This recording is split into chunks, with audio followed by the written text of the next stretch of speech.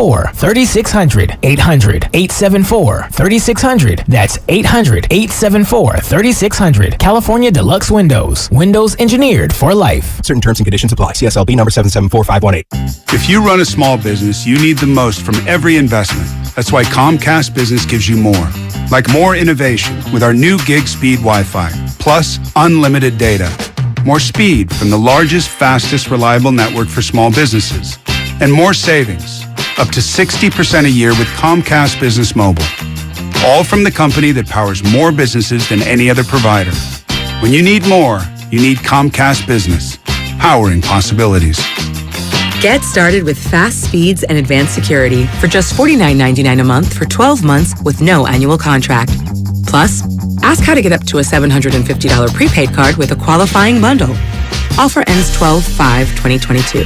Restrictions apply. EcoBill and AutoPay required. New 50 megabits per second internet and Security Edge customers only. Equipment, taxes, and fees extra and subject to change. Mobile Savings compares pricing of top 3 carriers.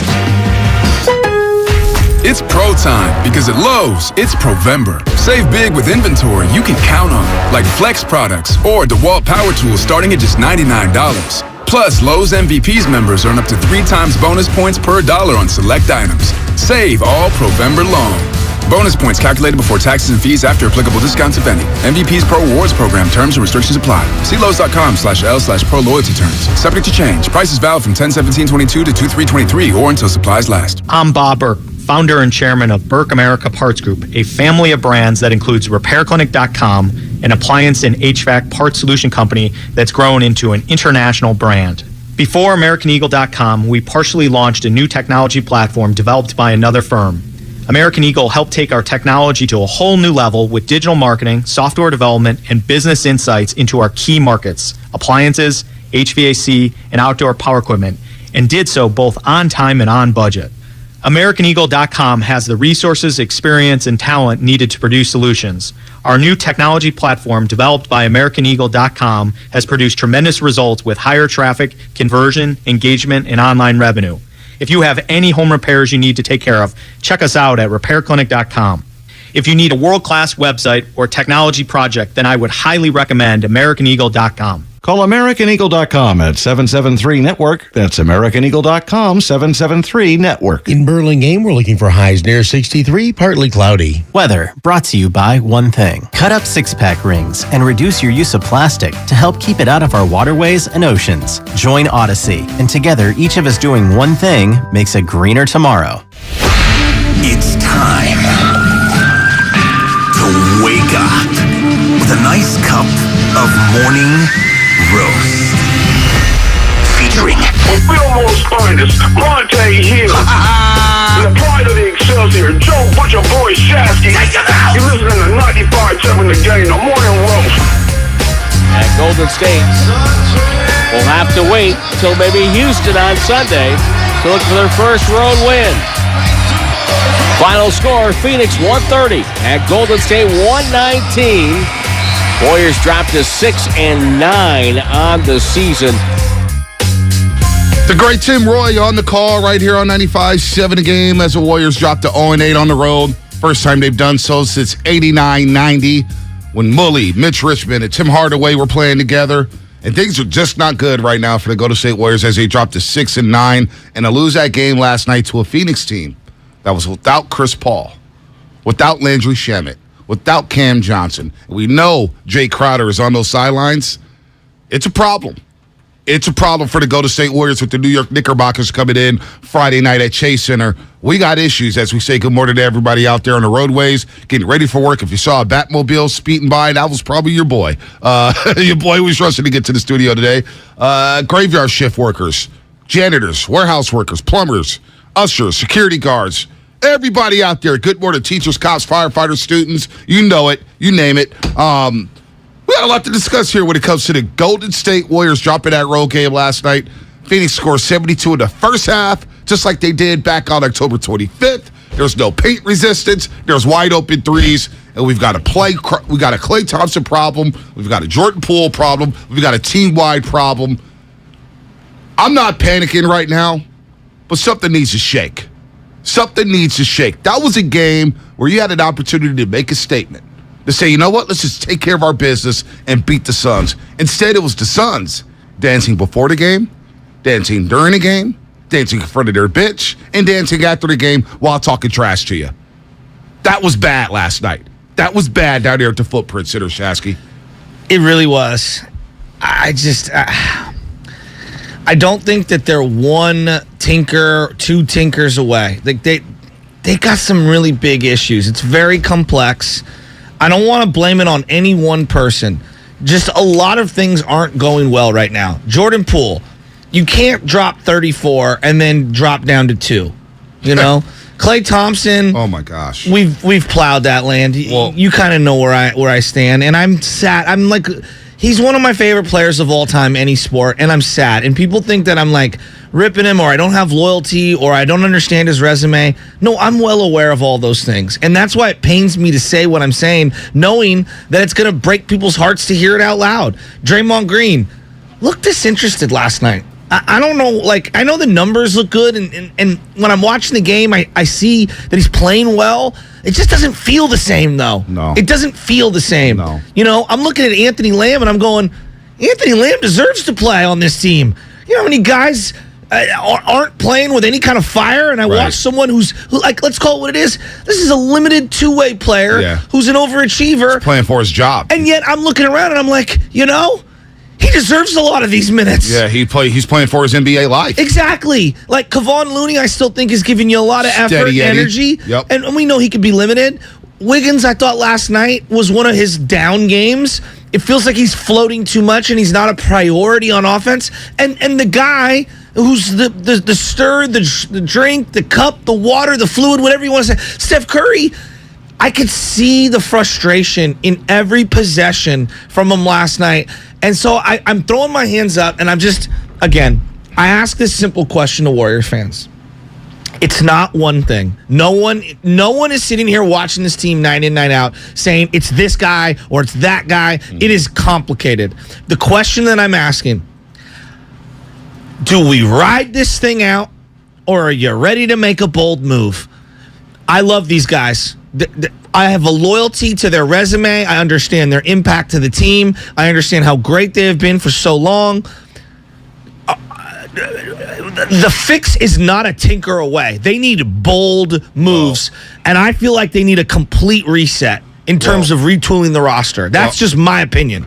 I'm looking at Klay Thompson. He scored 181 points this season on 185 field goals attempts. On 180, let me read that back. 185 field goal attempts for Klay Thompson this season. He scored 181 off of that. That is the opposite of efficient. No. All right, he shot 35% from the floor, 33% from three. And again, there was a sequence in the third quarter with the Warriors down 90-83, and Klay chucks up 2 straight threes. The second one in which Wiggins was wide open in the corner. He is shot hunting when Wiggins should be the number 2 option at this point. Klay Thompson, he's fighting it. I appreciate his loyalty. I appreciate everything that he's trying to do to get back to at least last year's version of Klay Thompson, last season's version of Klay Thompson. That was just in June. It's, you know, here we are in November. He's getting cooked defensively. He's taking terrible shots. I admire him trying to stay on the floor at the end of the game and playing garbage time to try to figure it out and get a couple shots to feel good about himself. But right now, it's just not cutting it.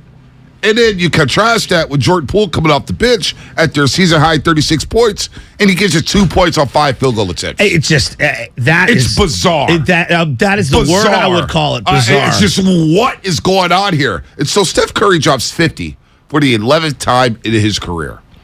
He's tied with Michael Jordan for second all-time for most 50-point games once you turn 30. All right? Michael Jordan with 6 50-point games when he turned 30. Steph Curry with 6. You know who's number 1? Ponte, that's incredible. You know who's number 1? That's incredible. Wilt Chamberlain with 7 after the age of 30, 50-point games. Steph Curry's in company with Wilt Chamberlain That is insane. and Michael Jordan. That is insane. And Steph Curry has dropped his third 40-point game just in the last week and a half. And we can't even enjoy it because his team can't play defense. It's like I don't want to pick on Klay. It just makes me really sad. I'm watching something go on. I don't know, mental, physical. I don't think it's over because I think he can still play in the league and play heavy minutes. Like we throw around, he's like so and so's washed, and it's like, no, I'm watching a guy. To me, he's like a 20 to 24 a minute night guy, depending on how he's rolling. He's just not going to be a 30-minute guy. And people could say he's got to get his legs under him. Even then, I think he's got to pick and choose his matchups, his spots. And I don't know if he's emotionally ready to accept that. And it makes me really sad. And I don't want to keep beating into the ground. Draymond Green. Look, I know the numbers, and I've seen like some of the play. It's there. I just don't feel the same spirit, the same fire, the same vigor that I'm watching. I don't feel that. Jordan Poole, what the hell is going on? How did this guy go from being saucy electric, every time he touched it, charismatic, something special is going to happen, I'm leaning forward, to now I feel apathy. It's bad. Like what? So it all goes back, and when I was driving home last night, and I got in the house, and I thought about this team. I love this team. I love the Niners. I love the Giants. We love this team. To see that last night against the short-headed Phoenix Suns team, Campaign scored a career-high 29 points and hit 6 threes, and he was wide open. He did whatever the hell he wanted to do. In the lane, finishing. 3-point line, finishing. I mean, and he was dancing. They were on the pregame show. They're dancing and feeling so loose. Bonte, forget Campaign, who I think is a solid player. Torrey Craig was getting anything he wanted. Anything he wanted. JaMychal Green couldn't finish around the basket. You couldn't play defense. He's not good enough for me to even rip. He's just not good. And I'm not even trying to rip these guys. No, we're just calling it what it is. We're assessing. We said the foundational six would have to carry this team early on. Because Kuminga's not playing. He was out with the illness, but somehow he was sitting on the bench. I thought he was ill. He's sitting on the bench. I don't even know. James Wiseman's back in Santa Cruz. Moody got like a little taste. What do you have, like a second? He didn't play till the fourth quarter. So I don't get it. So you send James Wiseman down to Santa Cruz because he needs to play. Can he look? I mean, can I just see him instead of JaMychal Green? Is it that bad? Is it that bad? JaMychal Green has zero IQ on the basketball court. He's not a defender. He's not a stretch five. Yeah. You think he's going to stay in front of DeAndre Ayton? Right. And he tried to go on a dunk last night. Okogie met him at the rim, and it was pathetic. I mean, I don't even want to beat him. He's the least of my worries, B. No, they have major problems. That's the thing I think. Like, we can argue about the bench not being good enough, which is factually correct. No doubt. They have deeper, more complicated issues than just tinkering with some of the bench pieces. To me, this is a major foundational reconstruction. So I'm looking at the Warriors right now, 12th in the Western Conference. And there's no reason to panic. We're 15 games into the season. We are 15 games into the season. I get all that. And I wanted to win last night in the worst way. I just wanted to play better. But look, the bright side is you're 4 games back at the Suns in the loss column. It's not the end of the world. It's a lot of time to make up ground. But Steve Kerr mentioned it last night. They have to somehow help Klay. Zaza Pachulia's quote yesterday with Steiny Guru saying, physically, Klay's there. Mentally, he's in a different place. Well, how do we get him into this place? How do we get him to have some better shot selection? He's trying to hit a grand slam every single possession. It's like, Klay, let others do the work for you right now. Please, the arc is bad. Defensively, he should not be guarding Devin Booker. That's Andrew Wiggins' job. Why is he guarding Devin Booker? Devin Booker gets into a nice little rhythm. He's fouling him early. He's fouling him early. He's fouling him early. 9 assists for Devin Booker. I know. He had 9 assists for Mikal Bridges. And to be fair, Devin Booker's excellent. He's one of the best shooting guards in the game. And there was times Klay Thompson did a good job on him. There was. I'll give him that. However, it's the one sequence that said everything about Klay Thompson and the struggles he's going through right now. And it pains me to say it. It's 90-83 Phoenix in the third quarter. It's a pivotal moment. Klay jacks up a 3 and maybe 2 feet behind the 3-point line. He breaks. Phoenix comes down. They make a basket. Klay gets the ball again. One dribble and pulls up again from 3. Was this the sequence when Draymond kind of stopped? Yeah. That's what I'm getting to. Okay, I'm sorry. Wiggins is right there in the corner, wide open. Wide open. When Klay shot that ball, looked down at the screen and Draymond Green just slumped his shoulders and kind of walked back like, really? Really? So there's a disconnect going on. And we're going to play a lot of Steve Kerr sound.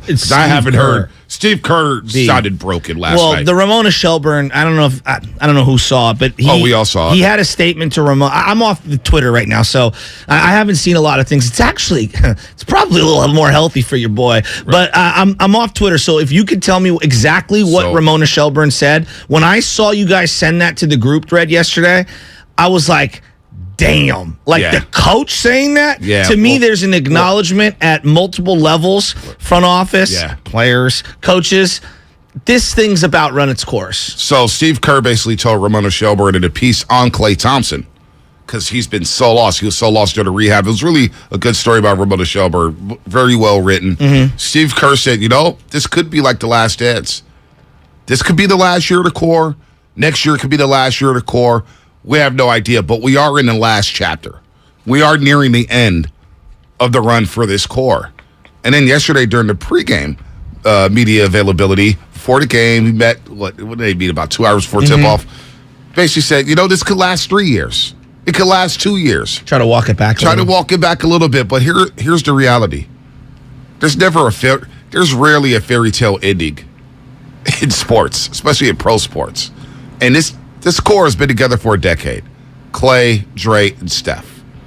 Steph is still playing at an optimal level. He's playing at the highest levels. Mm-hmm. He's one of the best players in the league right now.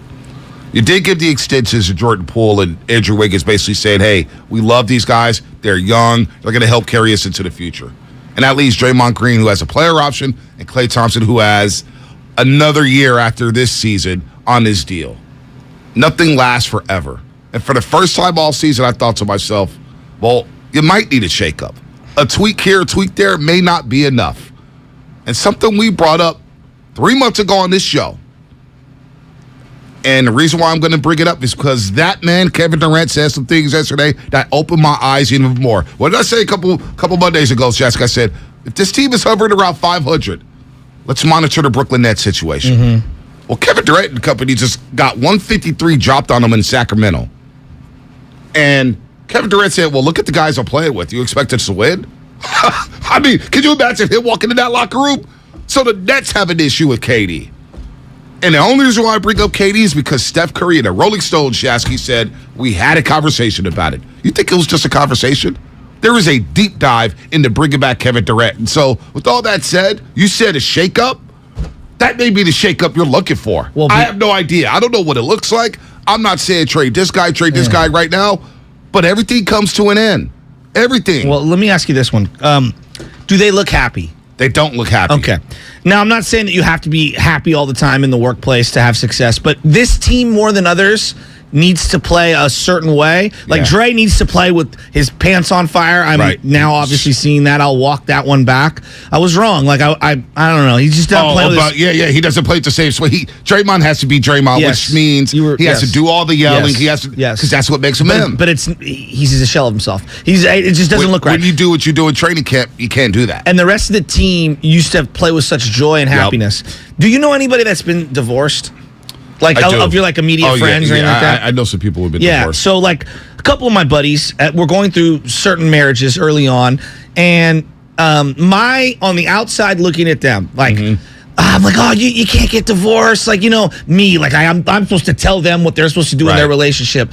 But, my friends that were in these situations, they weren't happy. They legitimately weren't happy, okay? Then they went through the divorce, all right? And everybody was sad. Oh, man, it's really sad. And oh, you grow attachments to someone's significant other and, whatever. But then you realize, oh, no. Oh, they weren't happy. Yeah. They legitimately weren't happy. And if you love your friends so much and you want to see that person be happy, then they need to go through the divorce to find happiness. And then they end up being a better person for it. And then hopefully they can find a significant other somewhere else. I look, and it's not a perfect analogy, but I look at the Golden State Warriors right now, specifically Steph Curry. If you're going to have loyalty to anyone or anything, it's to Steph. Because clearly he's still in his prime, and he's the stir, the drink, the fluid, everything when it comes to what makes the Warriors go. That's where the loyalty lies. And as much as I would love to have loyalty to all these other guys, if you want to hoist another championship or at least have a great opportunity to do so, You got to shake this up and you got to make the man happy. He cannot be miserable, dropping 50, frustrated because the rest of the team is not ready to go on a journey with him. This guy dropped 50 points, grabbed 9 rebounds, sank 7 threes, dropped 6 assists, was 17 to 28, 7-11 from the three-point line. I mean, this guy is playing at an unbelievably high level at the age of 34. It's incredible. Monte. And we couldn't even enjoy it. Kerr Burke said it yesterday in the postgame show, said it was just sad. Like, last night was a little sad because he did drop 50, and he's on the heater, and it's like, well, that's cool. You're down 15. He hit a 3, and he's guarding Damian Lee in the corner, and he's shaking his head, like, angry at the 3 or 4 possessions prior. I mean, because he's down 14 with 3 minutes to go or whatever it was. Dude, he's averaging 33. Nearly 7 rebounds, 6.5 assists. He's shooting 53% from the floor, 44.7 from 3. Can I give you another a sports metaphor here? No. Remember when like Belichick and Brady were up in New England and it was that final year and it just felt stale? It was bad. It felt stale. And they advanced to the playoffs and lost in the first round of Tennessee. But they weren't on the same page. No, and it was nasty. And like it feels like that whole team kind of like felt that way. You know what I mean? And then Tom Brady obviously goes to Tampa Bay and it's like rejuvenation for him. Right. And he needed a reset. He needed a new roster around him. Look, man, I know everyone wants to go down with the ship and they want to be loyal to Steph and Klay and Dre. And sometimes you got to make tough decisions if you want to have one of those guys stay. Right. Like I look at the San Francisco Giants, okay, and I ask, and there's a lot of overlapping fans, and I ask this question, like, how many Giants fans were super frustrated 2018, 19, 2020 because they hung on to Belt and Crawford? Everybody. A lot of people. Right? And then a lot of people. And so you can't have it both ways. Right. You're either going to be loyal and you're just going to have to swallow all of this and not complain, or you shake things up. Well, and let me say this before we go to break. We're going to get to the calls next segment. Coach, SFA drummer, Basic Kev, Larry. We'll get you coming up on the other side. Moving Klay to the bench does nothing for this team. Their problems are deeper. It's deeper. They're deeper than that. We've reached a point. Is Klay playing like a starter? Absolutely not. No. Absolutely. He's playing terrible basketball. And he's playing selfish basketball. It's becoming selfish with the shot hunting, 6 shots in the first 6 minutes of the first quarter. Steph Curry goes 2 for 2 right off the rip. Doesn't get another shot for 5 minutes. He's hot. Give him the ball. Get Andrew Wiggins rolling, because when you don't get Andrew Wiggins rolling, he starts getting lost and he looks aloof. He needs to get his touches. He's your second best player right now, Andrew Wiggins. No doubt. Both sides of the ball. He's your second best player. But he's not getting the focus that he should as the number 2. Exactly. Because Klay, there's a little selfishness there with Klay Thompson. He's taking the oxygen out of the ball. But going to the bench does nothing for the team in the grand scheme of things. Because all of a sudden you start Jordan Poole, say he's going off and he's going crazy. Well, Klay Thompson's come off the bench, and mentally, I know he can't handle that. Well, let me ask you this about Klay Thompson. Don't you think, like, him being a 30-plus a night guy, that might not be the maximum for him? Like, in terms of, I want the optimal version of Klay. To me, he could start. Yeah. I just think he's a 20 to 25 minute a night guy now. I don't know what he is. And I think he's more of a 3 and a 4 most nights against most teams than he is a 2. He shouldn't be guarding Campaign and Devin Booker. I mean, an occasional switch, you're going to have that happen. But you can't be coming out there full court, staying in front of Devin Booker. Right around him. He's not the same guy. It's sad to watch because we love him. He's one of our favorite players in Bay Area sports history. This isn't about people crushing him. It's sad to watch. It's sad to see our heroes depreciate. And it's sad to see Jordan Poole score 2 points. Yeah. Off the pitch. Unbelievable. So we're going to get to the calls coming up here. I promise you, Basic Kev, SFA drummer, Coach, everybody out there, 888-957-9570.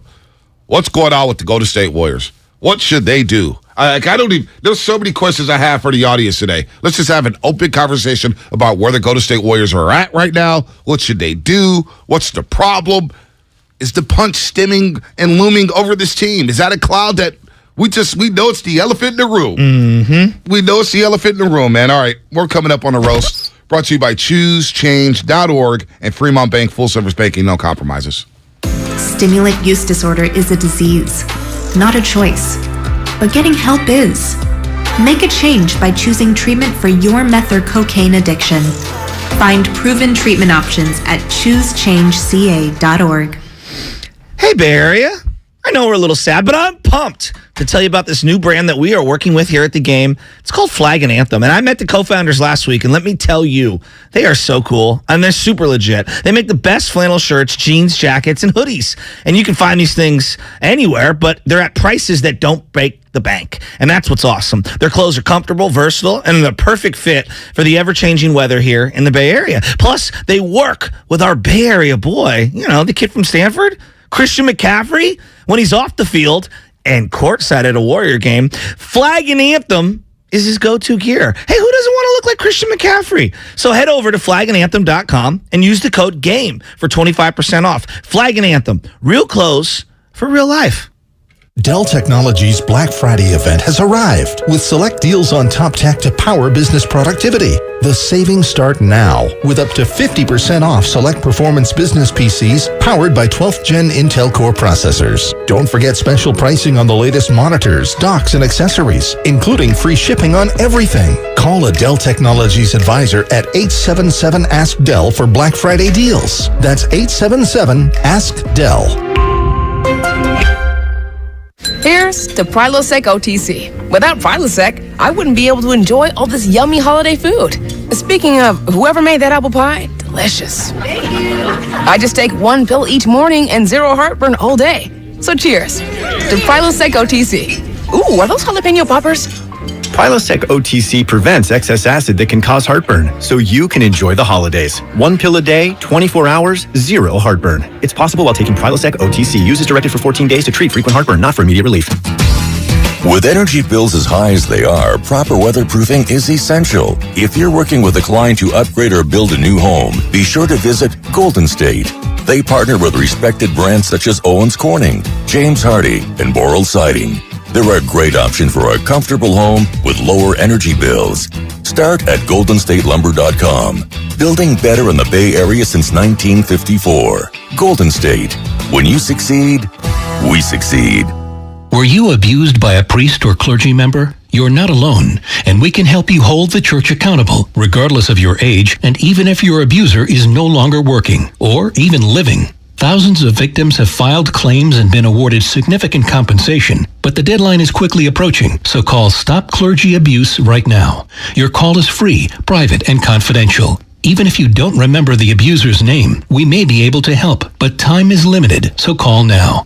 Catholic dioceses have paid more than $3 billion to victims, with the average national settlement at $268,000. In parts of California, the settlements are much higher. Call 800-230-5678 now, or soon you may forever lose your chance to file a claim. You can't change the past, but you can be compensated for it. Call 800-230-5678. A representative is standing by to help. Call 800-230-5678. That's 800-230-5678. AT&T Fiber presents a straightforward moment inspired by straightforward pricing. And now we just cube the pancetta as such. So what's on the menu tonight? This carbonara I found online. It's fire. You gonna love it, Mom. I hope you hold on to this AT&T Fiber, son. It's nice. Yeah, you should settle down now that you're a gagillionaire. Oh, I am. I finally found the one internet I've been looking for my whole life. So, no more one-year stands? No, I'm done with all that. With AT&T Fiber, there's no price increase at 12 months.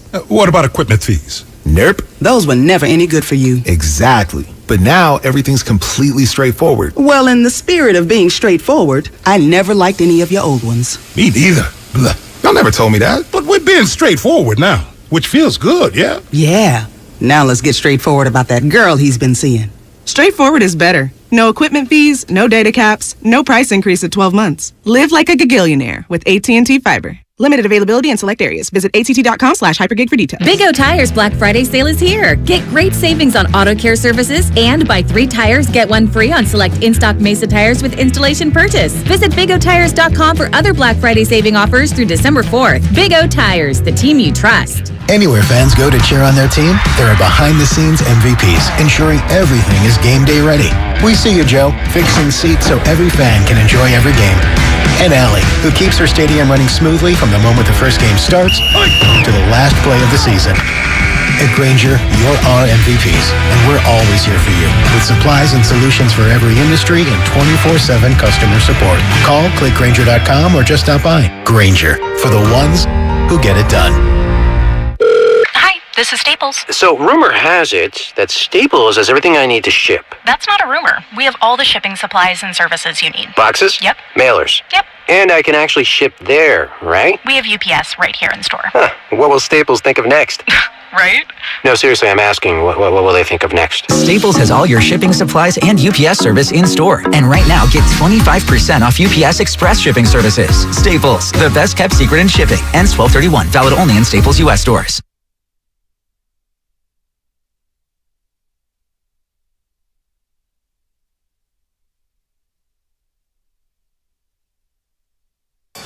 Every time the Suns score with Booker on the bench, that's a plus. Damian Lee, wide open three, left corner. Never going to panic.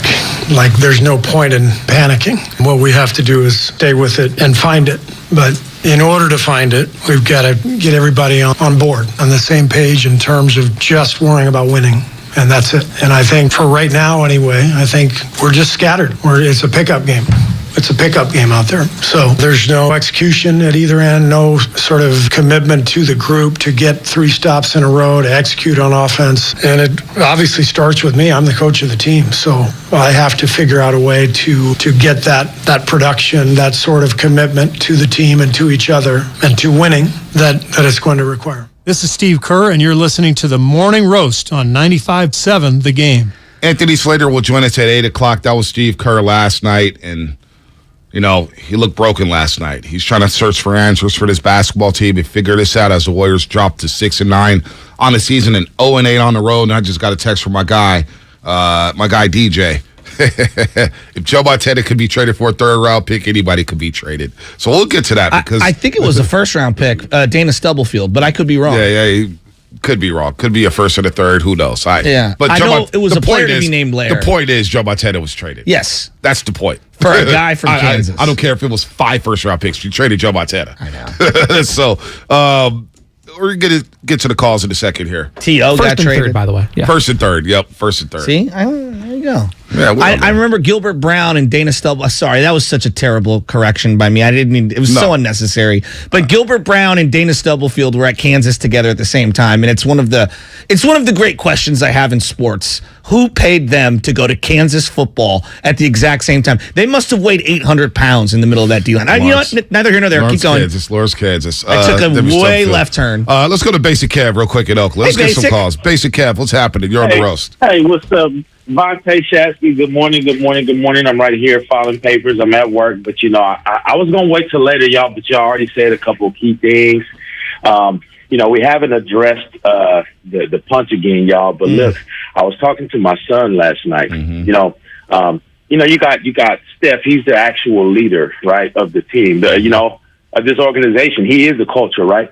And then you got Draymond. He's that lieutenant, he's the loud lieutenant, he keeps everybody in line. He conveys the message that Steph is laying out and exempling.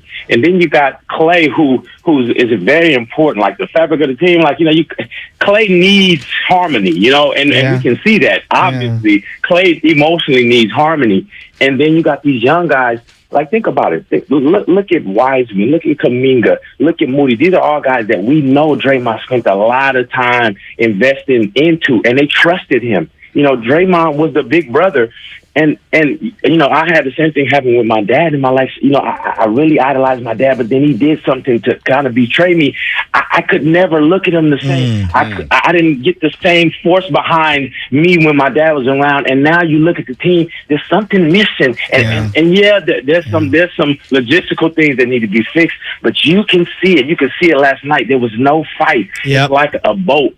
And that's lost the wind in its sails, and it's like you're looking around for an answer, but the answer is right in front of us. Look at Jordan Poole. I mean, come on, man. It's like this dude is trying so hard, like, to keep it in, man. But dude, he's pressing, and everybody is. Our fabric is torn. That's one of the best calls. It's one of the most vulnerable and best calls we've ever gotten here at 95.7 The Game. Well, in the morning, Russ. It's a great call. I know. I just want to give him some love. Like that's. I agree with. Okay, a couple weeks ago, I said something to the effect of, "It feels like their spirit is broken." Like they had this bond, this spirit, this style of play, and this joy that they had. Everything does feel off. Like, if you were saying, like, one of these two, you play free and loose and together, or are you playing on eggshells? Doesn't it feel like they're more playing on eggshells than they are free and loose and together? It was. And it's sad because coming out of Japan, when they went to Tokyo, Japan, it felt like they were on a high. It felt like everything was clicking. The mojo was good. The vibe was good. We're all excited. And then the punch heard around the world, it definitely took something away. I don't know how you can deny that's not the elephant in the room, because Draymond can't be the same. He can't lead the way he needs to lead. He can't yell the way he needs to yell, which some of these guys need to be yelled at defensively for the way they're trying to stop the ball and defend and stop dribble drive penetration. And then the youngsters, like, what do they think about this? Like, damn, we watched a veteran basically not get suspended. He punched one of our guys, because Jordan Poole is the leader of the youngsters. He's the leader for James Wiseman. He's the leader for Moses Moody. He's the leader for Jonathan Kuminga. Talks to those guys all the time. Looney talks to those guys all the time. There seems to be a disconnect now with the youngsters and the vets. And the youngsters took a lot of the heat early on. They took a lot of heat on that 5-game road trip. Well, last night we can't blame James Wiseman. No. James Wiseman's in Santa Cruz. Can't blame him for giving up 130 points. I don't want to question resumes, B, because we know what the resumes are. And this guy's a 4-time champion, and this guy's a 4-time champion. I'm asking you right now, currently, how many dudes they got? I'm talking about dudes who you know are as good as anyone else in the league when they step out on the court every night. Steph and Curry, Andrew Wiggins. I'm with you. Like, think about what they had, at times over the last couple of years. On any given night, you knew Draymond Green was a dude. You knew Wiggins was going to bring it, at least since that full season. To be fair, Draymond's played some good basketball this year. Yeah, but it doesn't. The impact is not. Yeah, you could give me the raw data being similar. I'm just going off the eyeball. My feel is like it's not the same. Friday night felt like Draymond. Yes, against Cleveland. That felt like Draymond Green. Last night, the guy, if I'm not mistaken, and he's fighting with Ayton. I'm like, dude, just play the game. Well, I don't mind that. Phoenix is a chirpy team. No, I know. Talking but they're kicking your butt last night. Yeah, but you know what? They ain't won diddly squat, so they could keep talking. Okay. I don't mind. They're a bunch of chirp. But you know what? Last night was their night. When I look at the box score and I look at the first half box score, Steph Curry scores 31 points for the 18th time. This is the 18th time he scored at least 30 and a half, right? It's incredible. 10 to 13. 7 free throws, 4 rebounds, and an assist. 31 points. And they gave up 70. 72 for the second time against Phoenix. They gave up 72 just like they did. Just like October 25th against Phoenix, they gave up 72. Draymond Green. With no Chris Paul. With no Chris Paul, no Landry Shamet, no Cam Johnson. Draymond Green, in the first half, he did drop 6 assists. Mm-hmm. He didn't attempt a field goal. He didn't grab one single rebound. Not one rebound from Draymond Green in the first half. Not one. Well, rebounding is a huge issue. I would say if you're asking me right now, like what the biggest issues are, right now, spirit is the top. Number 2, defensive effort in terms of staying in front of people, lateral quickness. Yeah. Number 3, rebounding. And they're all killing their defense right now. All 3 of those things. So the question, because that synergy is just not there. Yeah, my bad. Question of the day: should the Warriors make a move, or do you go down with this ship? Should the Warriors make a move, or do you go down with the ship? Coach SF Bay Drummer, Rich, we're getting right to you on the other side. Thanks for holding. Thank you for the patience. We will get to you and everybody else here on the Morning Roast on a Thursday morning. Boy, the Warriors got problems. They lose to the Phoenix Suns last night. Short-handed. The short-handed Phoenix Suns. They get blown out in the desert. They dropped 6-9 and 0-8 on the road. Listening to Willard and Dibs has never been easier with the Odyssey app. We play Monday, right? Against Wales? Yeah, I know it's we now. Oh, we? It's well, come on. Baby. It's always, right? I'm an American. We. Yeah, right. I believe that we will win. This is the Bay Area's sports station. 95.7 The Game. My husband and I live next door to a haunted graveyard. It's a little creepy, but we manage. Just like we manage without home internet. Do I wish my mobile hotspot was faster? Yes, but I make it work. Kinda. Just like we make it work sleeping next to a 17th century burial ground. Honey, can you move your hand? That's not my hand. It's mine. Not having home internet? It's not that bad. Grab my hand. Wait, okay. No, not up the stairs. We tried that last time. No. You can literally run through him. It is that bad. Don't settle for just mobile. Get Xfinity home internet for just $24.99 a month for 2 years with no annual contract and a free streaming box included. Go to Xfinity.com, call 1-800-XFINITY, or visit your local Xfinity store today. Restrictions apply. Not available in all areas. Requires paperless billing and auto pay with stored bank account. After 24 months, regular rates apply. Offer ends 12/21/22. If you own a business, this has been a bumpy ride. From pandemic to inflation, I'm sure you could use a break. If your business has 5 or more employees and survived COVID, you might be eligible to receive a payroll tax refund of up to $26,000 per employee. The challenge is getting your hands on it. Hi, I'm Howard Mackler, and that's why I founded GetRefunds.com to cut through the red tape and get you the money. The team of tax attorneys we have put together are highly trained in this little-known payroll tax refund program. We do all the work, charge not a dime up front, and simply share a percentage of the cash that we get for you. Businesses of all types can qualify, including those that took PPP, nonprofits, and even those that had increases in sales. We have helped return over $1 billion to businesses, and we can help you too. Just go to getrefunds.com/sports, click on Qualify Me, and answer a few questions. This payroll tax refund is only available for a limited period of time. Don't lose out on up to $26,000 per employee. Go to getrefunds.com/sports. That's getrefunds.com/sports. Black Friday is starting early at Fasteners Inc. Tool Outlet, and there is no better place to shop for all your power tools. Grab free batteries with tons of Makita products and many more of the year's hottest deals, November 21st through the 28th. Save $100 on Makita 18-volt rear handle circular saw kit and take home 2 extra batteries on us. Again, our Black Friday sale will be November 21st through the 28th. Check us out at 2897 Monterey Highway or online at fastenersinc.net. Someday, you might be with friends in the Bay Area, telling the story of how you navigated these complex times. The market was all over the place, so you reached out to a Merrill advisor, and with their help, charged ahead. And unlike your fishing stories, you won't have to go overboard. Find an advisor at ml.com/bullish. Merrill, a Bank of America company. What would you like the power to do? Investing involves risk. Merrill Lynch, Pierce, Fenner & Smith Incorporated, registered broker-dealer, registered investment advisor, member SIPC, a wholly owned subsidiary of Bank of America Corp. It's time to savor the season at Outdoor Supply Hardware. Osh has great deals to take your decor to the next level. Save up to $30 on select illuminated yard art and up to $50 off select pre-lit artificial trees. Find perfectly priced gifts. Up to $90 off select Weber propane grills. Up to $30 off DeWalt or Milwaukee tool sets. And up to $250 off select propane fireplaces. Get deals on Big Green Egg, Traeger, Carhartt, fountains, pottery, and more. Stop by for all your needs and get help from Osh. Osh, home, hardware, happiness. Hey, Bay Area, ready to cheer on the Mexican national team alongside Estrella Jalisco beer? Because other teams might have an Estrella on their crest, but none of them have the heart like ours behind it. Win or lose, Estrella Jalisco and Mexican starting forward Alex Vega are bringing fans together to cheer on our team. Let's go for the Estrella on our crest with an Estrella Jalisco beer in our hands. Estrella Jalisco. Vive tu selección. Vive tu Estrella. Enjoy responsibly. Estrella Jalisco, St. Louis, Missouri. Bear Robotics makes robots for restaurants. Automated servers to do the heavy lifting.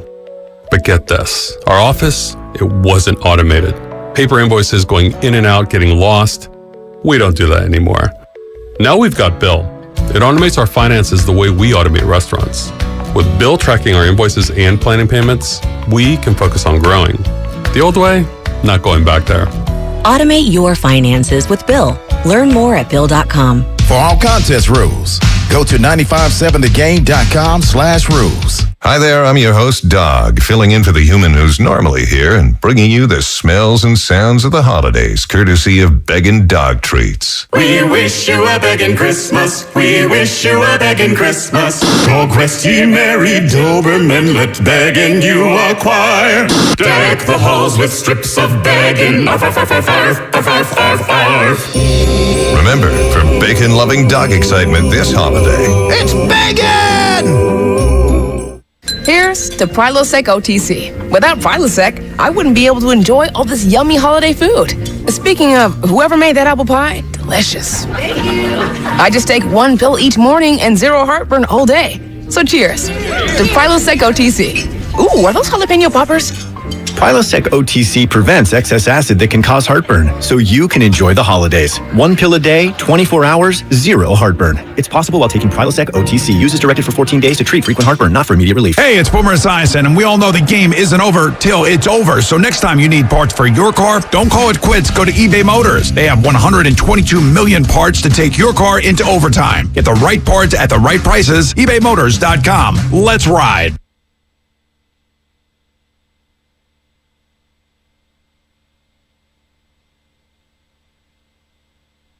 Booker dribbles in, stripped by Curry.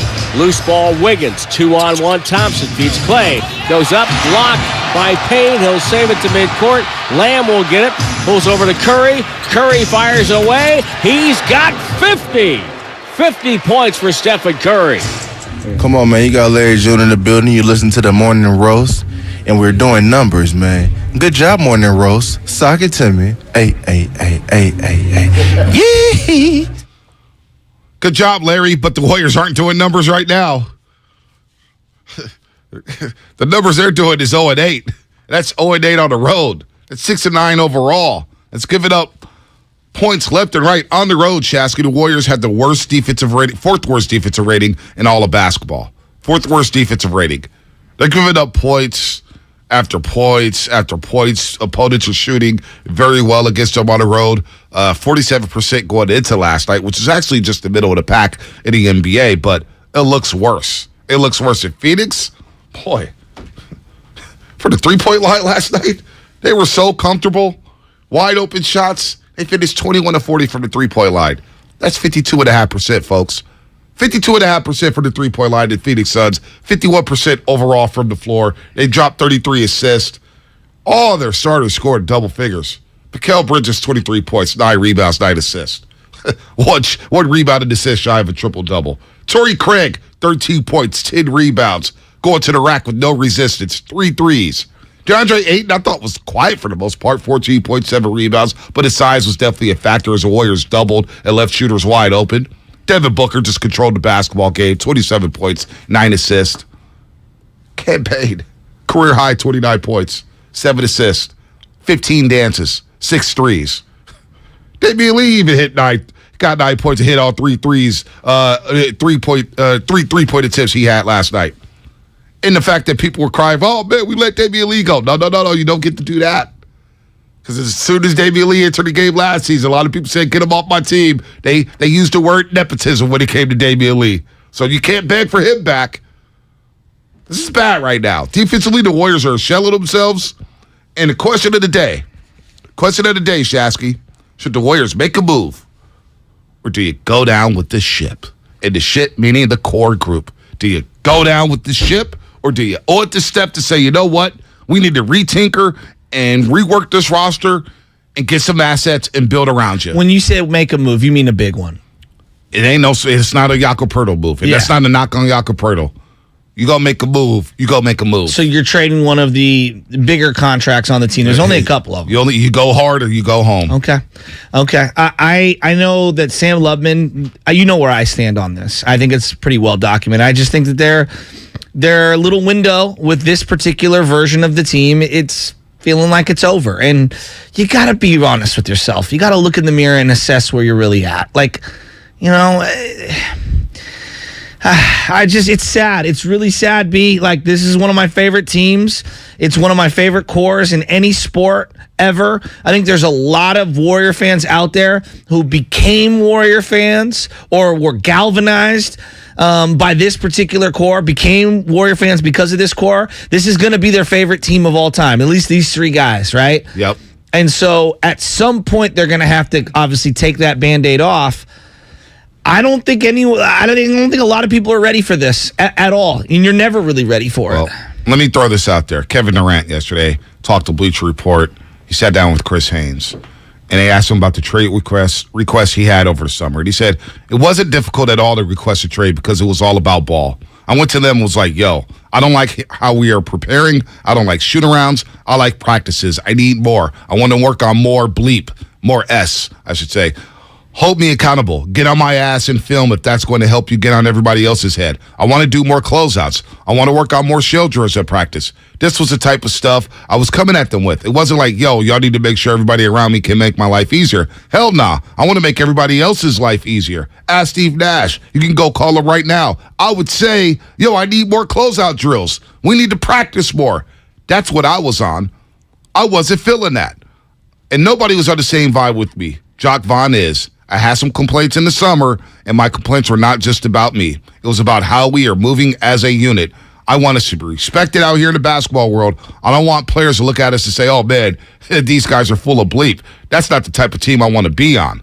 So that's why I requested a trade. Then later on, he said, look at our starting lineup.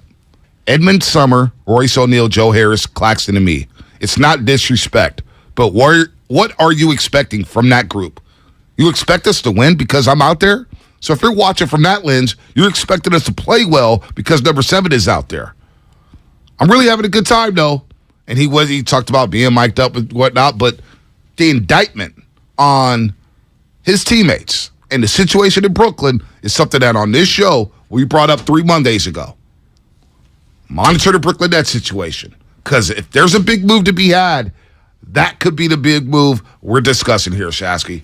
That could be the one. Well, I want him. I mean, but it's not just that. I wouldn't bring that up if Steph didn't go to the Rolling Stones and talk to the Rolling Stones and say there was a conversation about Kevin Durant this past summer. Well, and clearly they like playing with each other because KD at every single turn has referenced how great it was playing with Steph Curry. I think it's the greatest 1-2 punch in the history of basketball, offensively.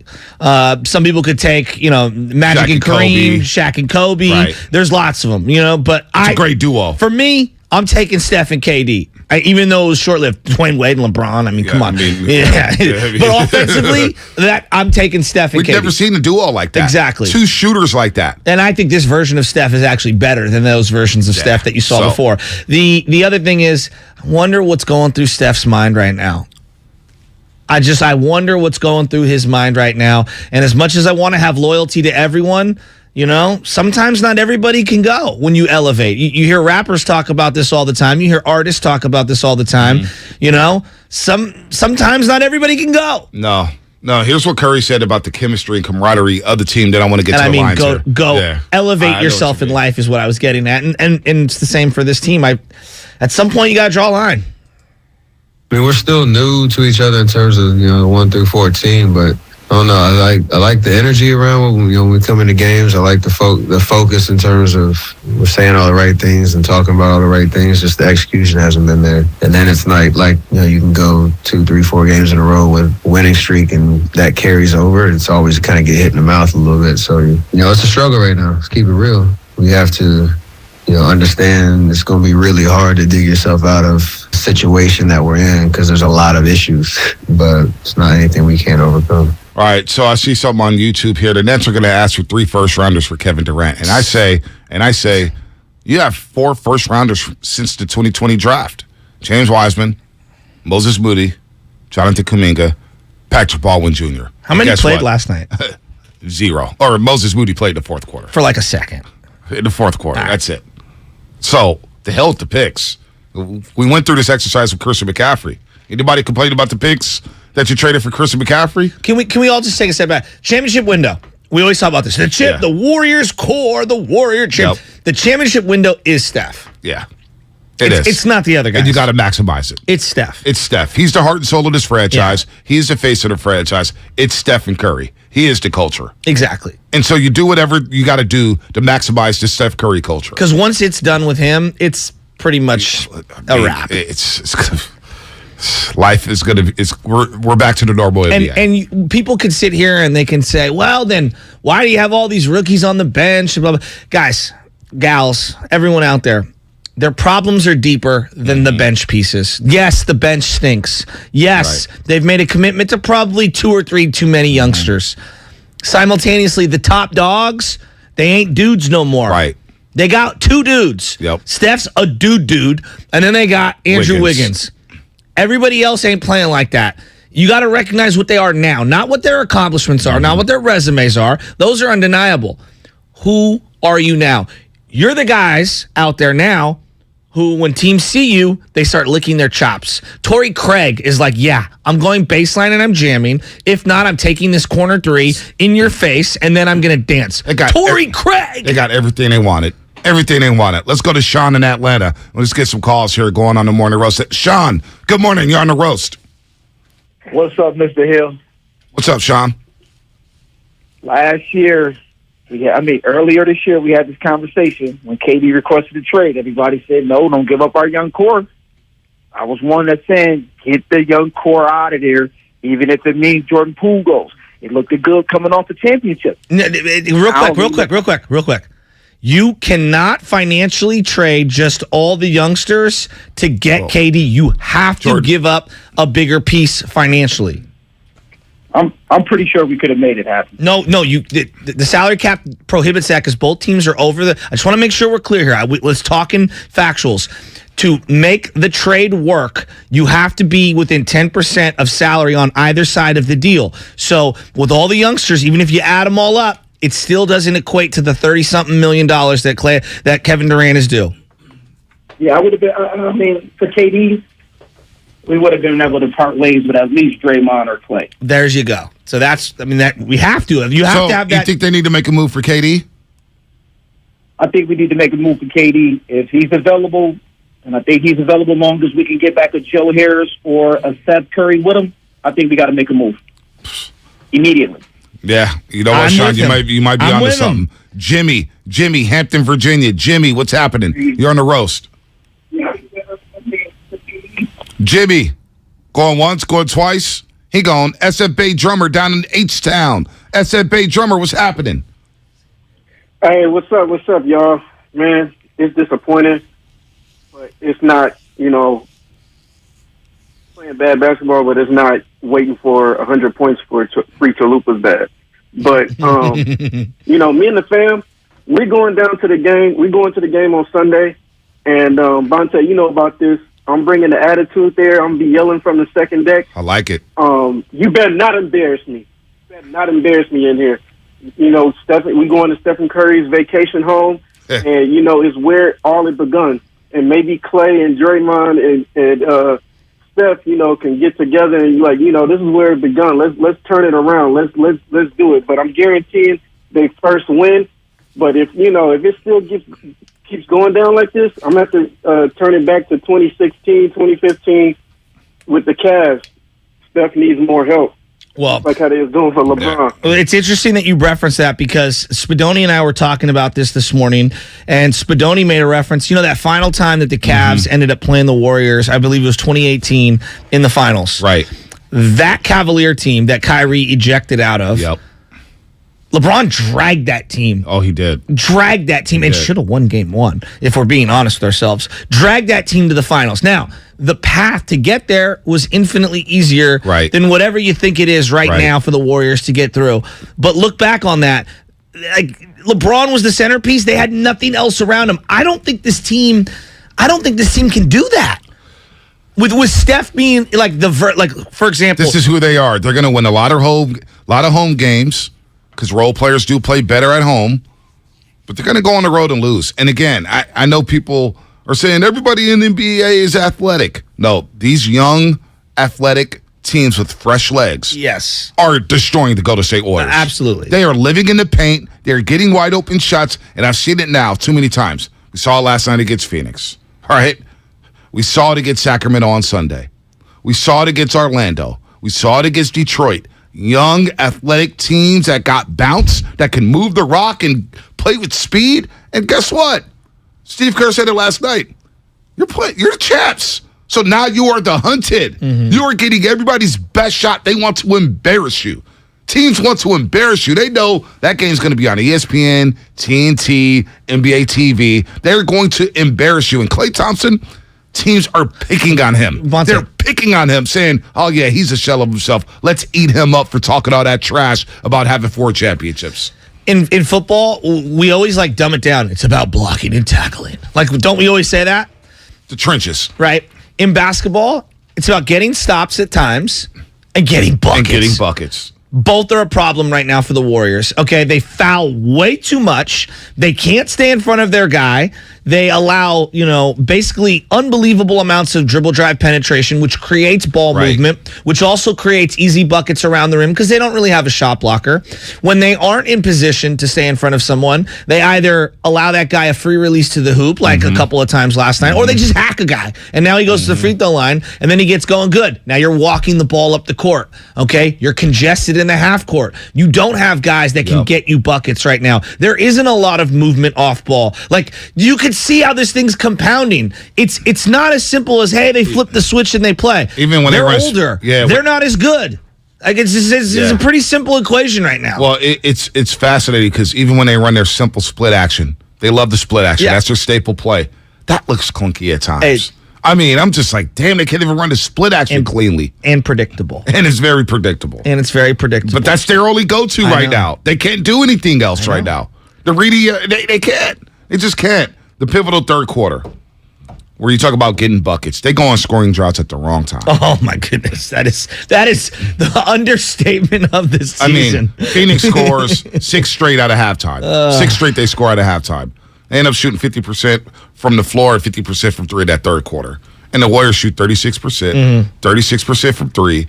And it was just, that was the moment for me where I said, boy, they're going to lose this basketball game. Because of that sequence, 90-83, and Klay Thompson chucks up 2 yellow threes, and to see Draymond Green just slump his shoulders, he didn't even get back on defense. He was defeated. I could feel, and I think Draymond's body language, reflected a lot of Warrior fans watching on their couch. Because I felt very similar. Really, dude?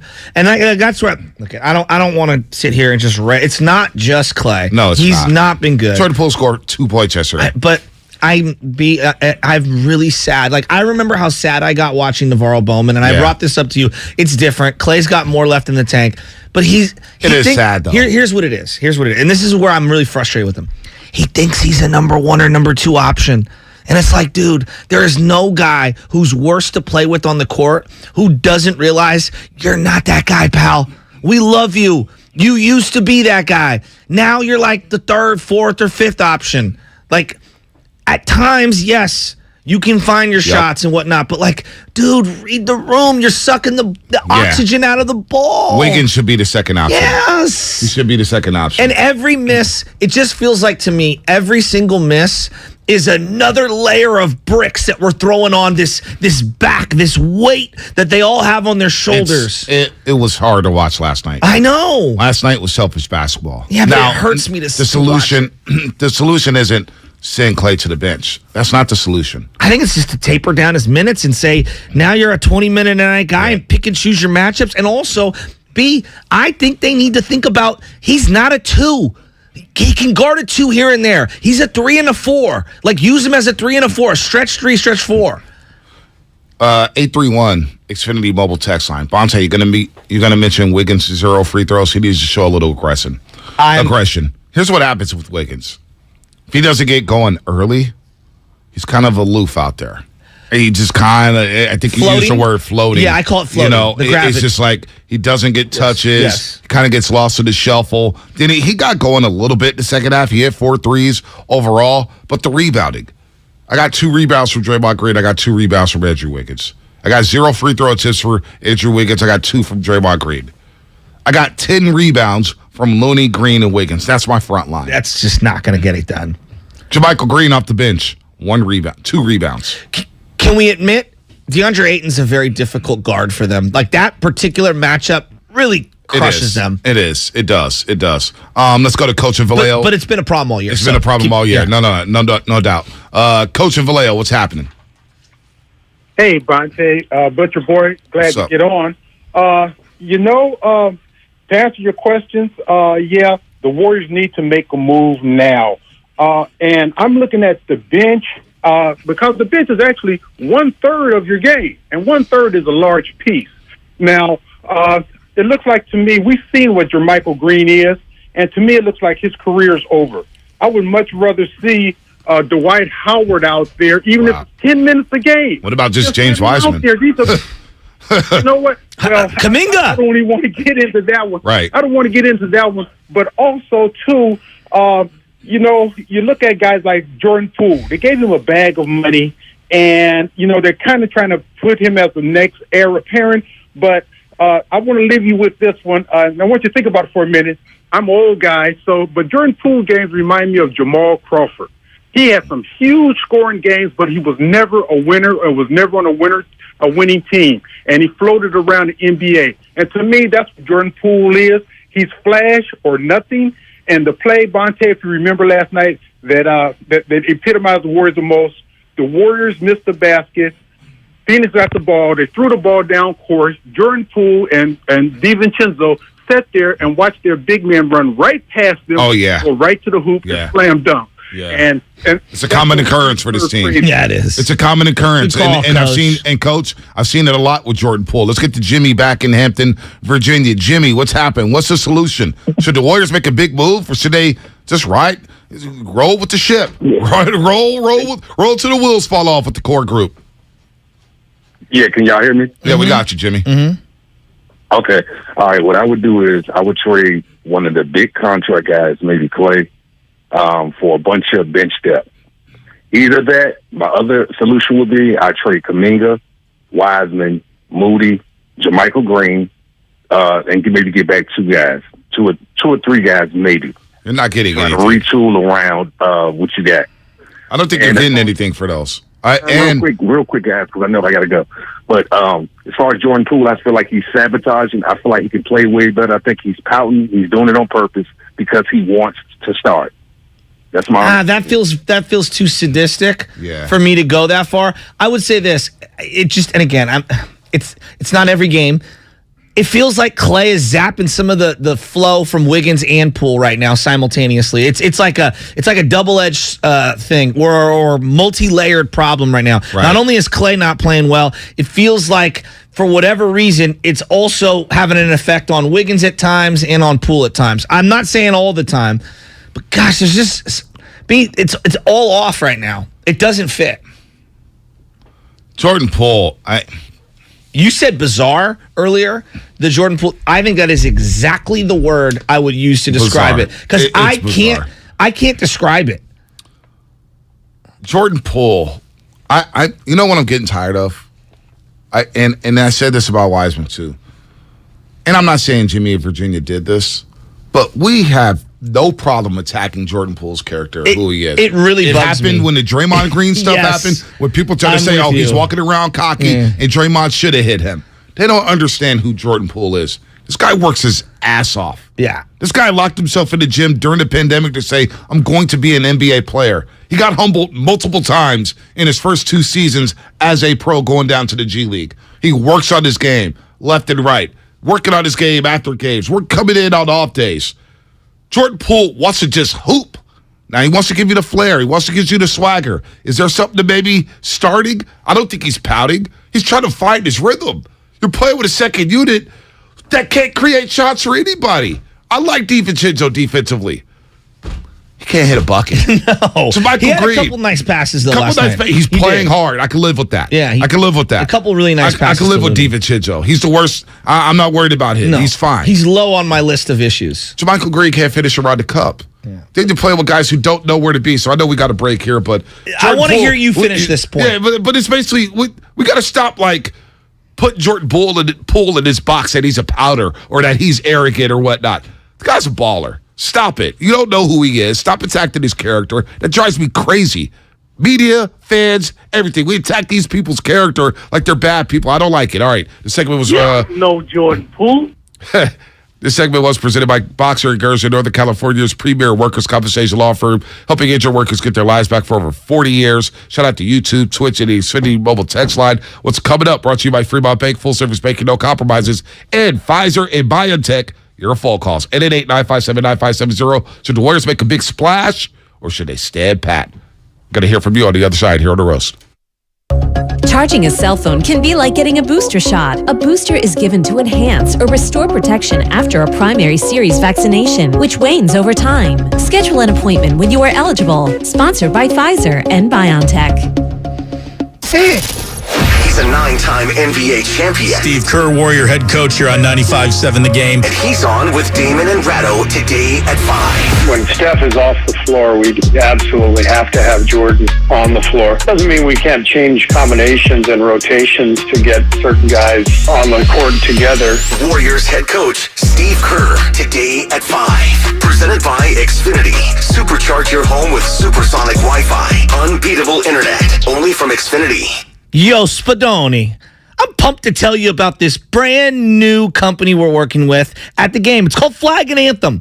And look, I got introduced to the co-founders last week on a Zoom call, and they are so down to earth and so legit. They make the best flannel shirts, jeans, jackets, hoodies that you'll find anywhere at prices that don't break the bank. And their clothes are comfortable, versatile, and are perfect for the ever-changing weather here in San Francisco. It's like 40 degrees this morning, and it's going to be 65 today. So I need layered clothing. Plus, they work with our boy, my man, number 23, Christian McCaffrey. When he's off the field, it's Flag and Anthem that's his go-to gear. And hey, who doesn't want to look like CMC? So head over to flagandanthem.com and use the code for the game, GAME, for 25% off. Flag and Anthem, real clothes for real life. Everything, our farm, our stand, our pop-up shop, it really all started when we discovered the benefits of local, raw honey for our family. And then we decided to turn it into a business. We were looking for something to help us get up and running. So we got the Chase Business Complete Banking Account. It's more than a bank account. It comes with Quick Accept, which lets us take card payments anytime, anywhere in the U.S. using the Chase mobile app. Plus, we get same-day deposits at no extra cost. For us, it's more than honey. It's about sharing a little sweetness with the world. Get the Chase Business Complete Banking Account with the essentials you need to help get your business going. Learn more at chase.com/business-complete-banking. Chase for business. Make more of what's yours. Quick Accept is not available in U.S. territories. Enrollment required. Usage subject to approval. Same-day deposits available for payments before 8 p.m. Eastern Time, Sunday to Friday. Fees and rates apply for checking and processing. Limitations and restrictions apply. Participants compensated. Merchant services provided by Payment Tech LLC and WePay Inc. Subsidiaries of J.P. Morgan Chase Bank and a member FDIC. My husband and I live next door to a haunted graveyard. It's a little creepy, but we manage. Just like we manage without home internet. Do I wish my mobile hotspot was faster? Yes, but I make it work. Kinda. Just like we make it work sleeping next to a 17th century burial ground. Honey, can you move your hand? That's not my hand. It's mine. Not having home internet? It's not that bad. Grab my hand. Wait, okay. No, not up the stairs. We tried that last time. Run over. You can literally run through him. It is that bad. Don't settle for just mobile. Get Xfinity Home Internet for just $24.99 a month for 2 years with no annual contract and a free streaming box included. Go to Xfinity.com, call 1-800-XFINITY, or visit your local Xfinity store today. Restrictions apply. Not available in all areas. Requires paperless billing and auto pay with stored bank account. After 24 months, regular rates apply. Offer ends 12/21/22. Science proves quality sleep is vital to your mental, emotional, and physical health. The Sleep Number 360 smart bed senses your movements and automatically adjusts to help keep you both effortlessly comfortable. And it's temperature balancing, so you stay cool. So you're at your best for yourself and those you care about most. Life-changing sleep, only from Sleep Number. It's our ultimate Sleep Number event. Save 50% on the Sleep Number 360 limited edition smart bed plus special financing, only for limited time. Special financing subject to credit approval. Minimum monthly payments required. See store for details. Universal Studios Hollywood is where the holidays come together. We've tested it. Festive food with refreshing Coca-Cola. Family, friends, and fa la la. Dazzling lights cranked up to maximum merriment. The Grinch and his dog Max stealing your tree. All the science adds up. It's the awesomest celebration of the season. Save $20 on a Coca-Cola 2-day general admission ticket. Offer ends 12/14/22. Restrictions apply. Details at universalstudioshollywood.com/Coke offer. AT&T Fiber presents a straightforward moment inspired by straightforward pricing. And now we just cube the pancetta as such. So what's on the menu tonight? This carbonara I found online. It's fire. You gonna love it, Mom. I hope you hold on to this AT&T Fiber, son. It's nice. Yeah, you should settle down now that you're a gagillionaire. Oh, I am. I finally found the one internet I've been looking for my whole life.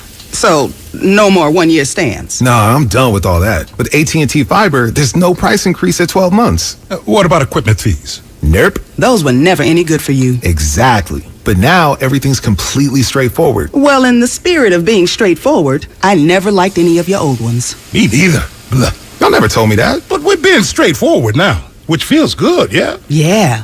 Now let's get straightforward about that girl he's been seeing. Straightforward is better. No equipment fees, no data caps, no price increase at 12 months. Live like a gagillionaire with AT&T Fiber. Limited availability in select areas. Visit att.com/hypergig for details. When people have a craving to explore new and traditional Asian cuisines, they head to PF Chang's, where scratch-made dishes come from the 2,000-year-old tradition of wok cooking. PF Chang's wanted to explore new possibilities for their website. They turned to AmericanEagle.com. AmericanEagle.com re-architected PF Chang's website, integrating multiple third-party systems to create a unified digital experience. The results? Improved page speed and performance, personalized content based on user location, intuitive online ordering, an increase in organic search visibility, and a 40% increase in new users. For scratch-made Asian cuisine, visit your local PF Chang's or go to pfchangs.com for website design, development, digital marketing, and hosting that produce efficiency, revenue, and results. Visit AmericanEagle.com. PF Chang's and AmericanEagle.com. Another example of the best businesses in the world. Turning to the best in the business for websites, go to AmericanEagle.com or call 877-WEB-NOW1. That's 877-WEB-NOW1.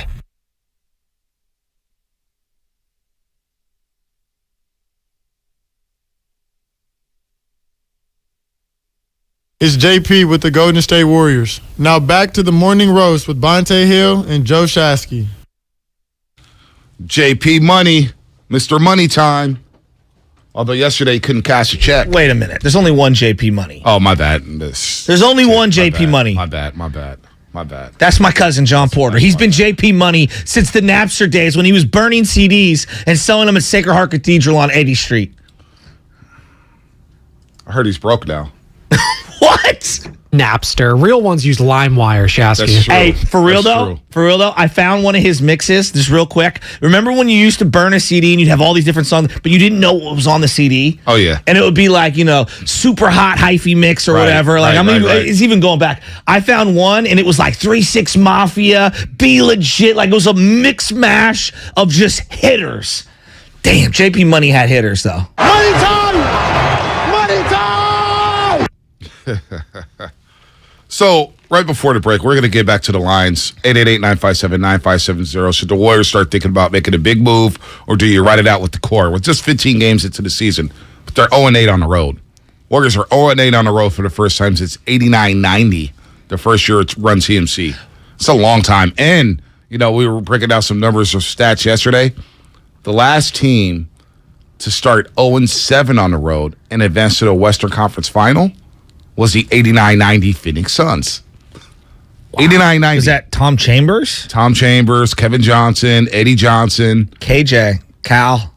Jeff Hornacek. Mayor of Sacramento. Jeff Hornacek. Oh, wow. Yeah. That was the last time. So when you think the historical aspect of losing your first 7-8 road games, it's not ideal. So then history's not on your side. I know you want to get back into just a thing about Jordan Poole for a second, but what do they do well right now? Just take a step back. Stop giving me what they did last year. I get that. They score points. I'm asking this year. They get buckets. They score the most points in the league.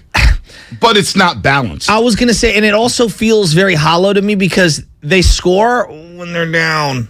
Like last night, they scored almost 120. They gave up 130. Yeah, but you know what? On that road trip, they scored 129 against Orlando. You lost. That's what I'm saying. Yeah, I mean, so like, but that's what I'm saying. I mean, like teams that score a lot but don't play any defense. I don't know like how to do the math there. They have a great offense. Offense is not the problem. At home, they're 6-1. The Warriors score 122 points a game at home. That's second in the league. Yeah, but what are they giving up? At home, they're a lot better. Okay. Defensive rating, they're 5th best in the league. At home. At home. At home. So we should schedule all the games at Chase Center. Yeah, let's get all 82 at Chase Center. So okay, so they're a good scoring team. You'll be 75-7. So outside of being hopeful, right? And I know people are gonna say you disrespected them last year, and they're the current champs. And blah. I'm asking what they're doing good this year. What is giving you optimism this year? Because I look at like you're talking about everyone going crazy about the bench. Kuminga, no idea whether he's ever going to play. If he's going to play a minute in the first half and none in the second half. He was out with an illness last night. Yeah, but I'm saying... And yet he was on the bench. I'm just talking about I know in general, but I'm just thinking... I was just saying it out loud just to let everybody know. He was out sick yesterday, but yet he was sitting on the bench. Yeah, I don't get that. And as I'm watching the coach of the other team wear a mask because, he's worried about CDC guidelines or whatever, maybe his own particular health. And you saw Dusty Baker wearing plastic gloves because he was worried about his own health. It makes no sense to me. I don't understand that. Moody, no idea where he's at. Jermichael Green, I don't think is very good. I think DiVincenzo's a contributor. I like him. I have no idea what I'm getting from Jordan Poole off the bench right now. When he starts, he looks good. When he comes off the bench, grab bag is like, it's just spin the wheel. I have no idea. You could say, Joe, he takes 3 shots. Joe, he takes 15 and he misses all of them. Right. I have no idea what to expect. So, that's what I'm saying. There aren't a lot of predictable things in a positive way for this team. Klay Thompson is clearly searching. Draymond Green, although I see at times he's there, it also feels at times he's going through the motions. And he feels a little clipped in terms of his emotions. Looney, I know exactly what I'm getting from Looney. I have no problems with Looney right now. He is not a problem on this team. Wiggins, I think, needs to be more of a focal point of the offense. Yep. Steph is amazing. That's not enough. No, it's not. They've got issues, man. It sounds like that's how you get to 6-9 to start the season. And the worst part is that's how you waste a guy who's one of the generational greats. Yeah, prime. That's a problem. He's playing at an all-time level, coming off a championship season. And when Joe Lacob's paying the tax that he's paying, you think he's happy? They're paying. It's just the numbers are astronomical. We all know the numbers of the taxes and the salary cap and everything. You got players making $30 million a year.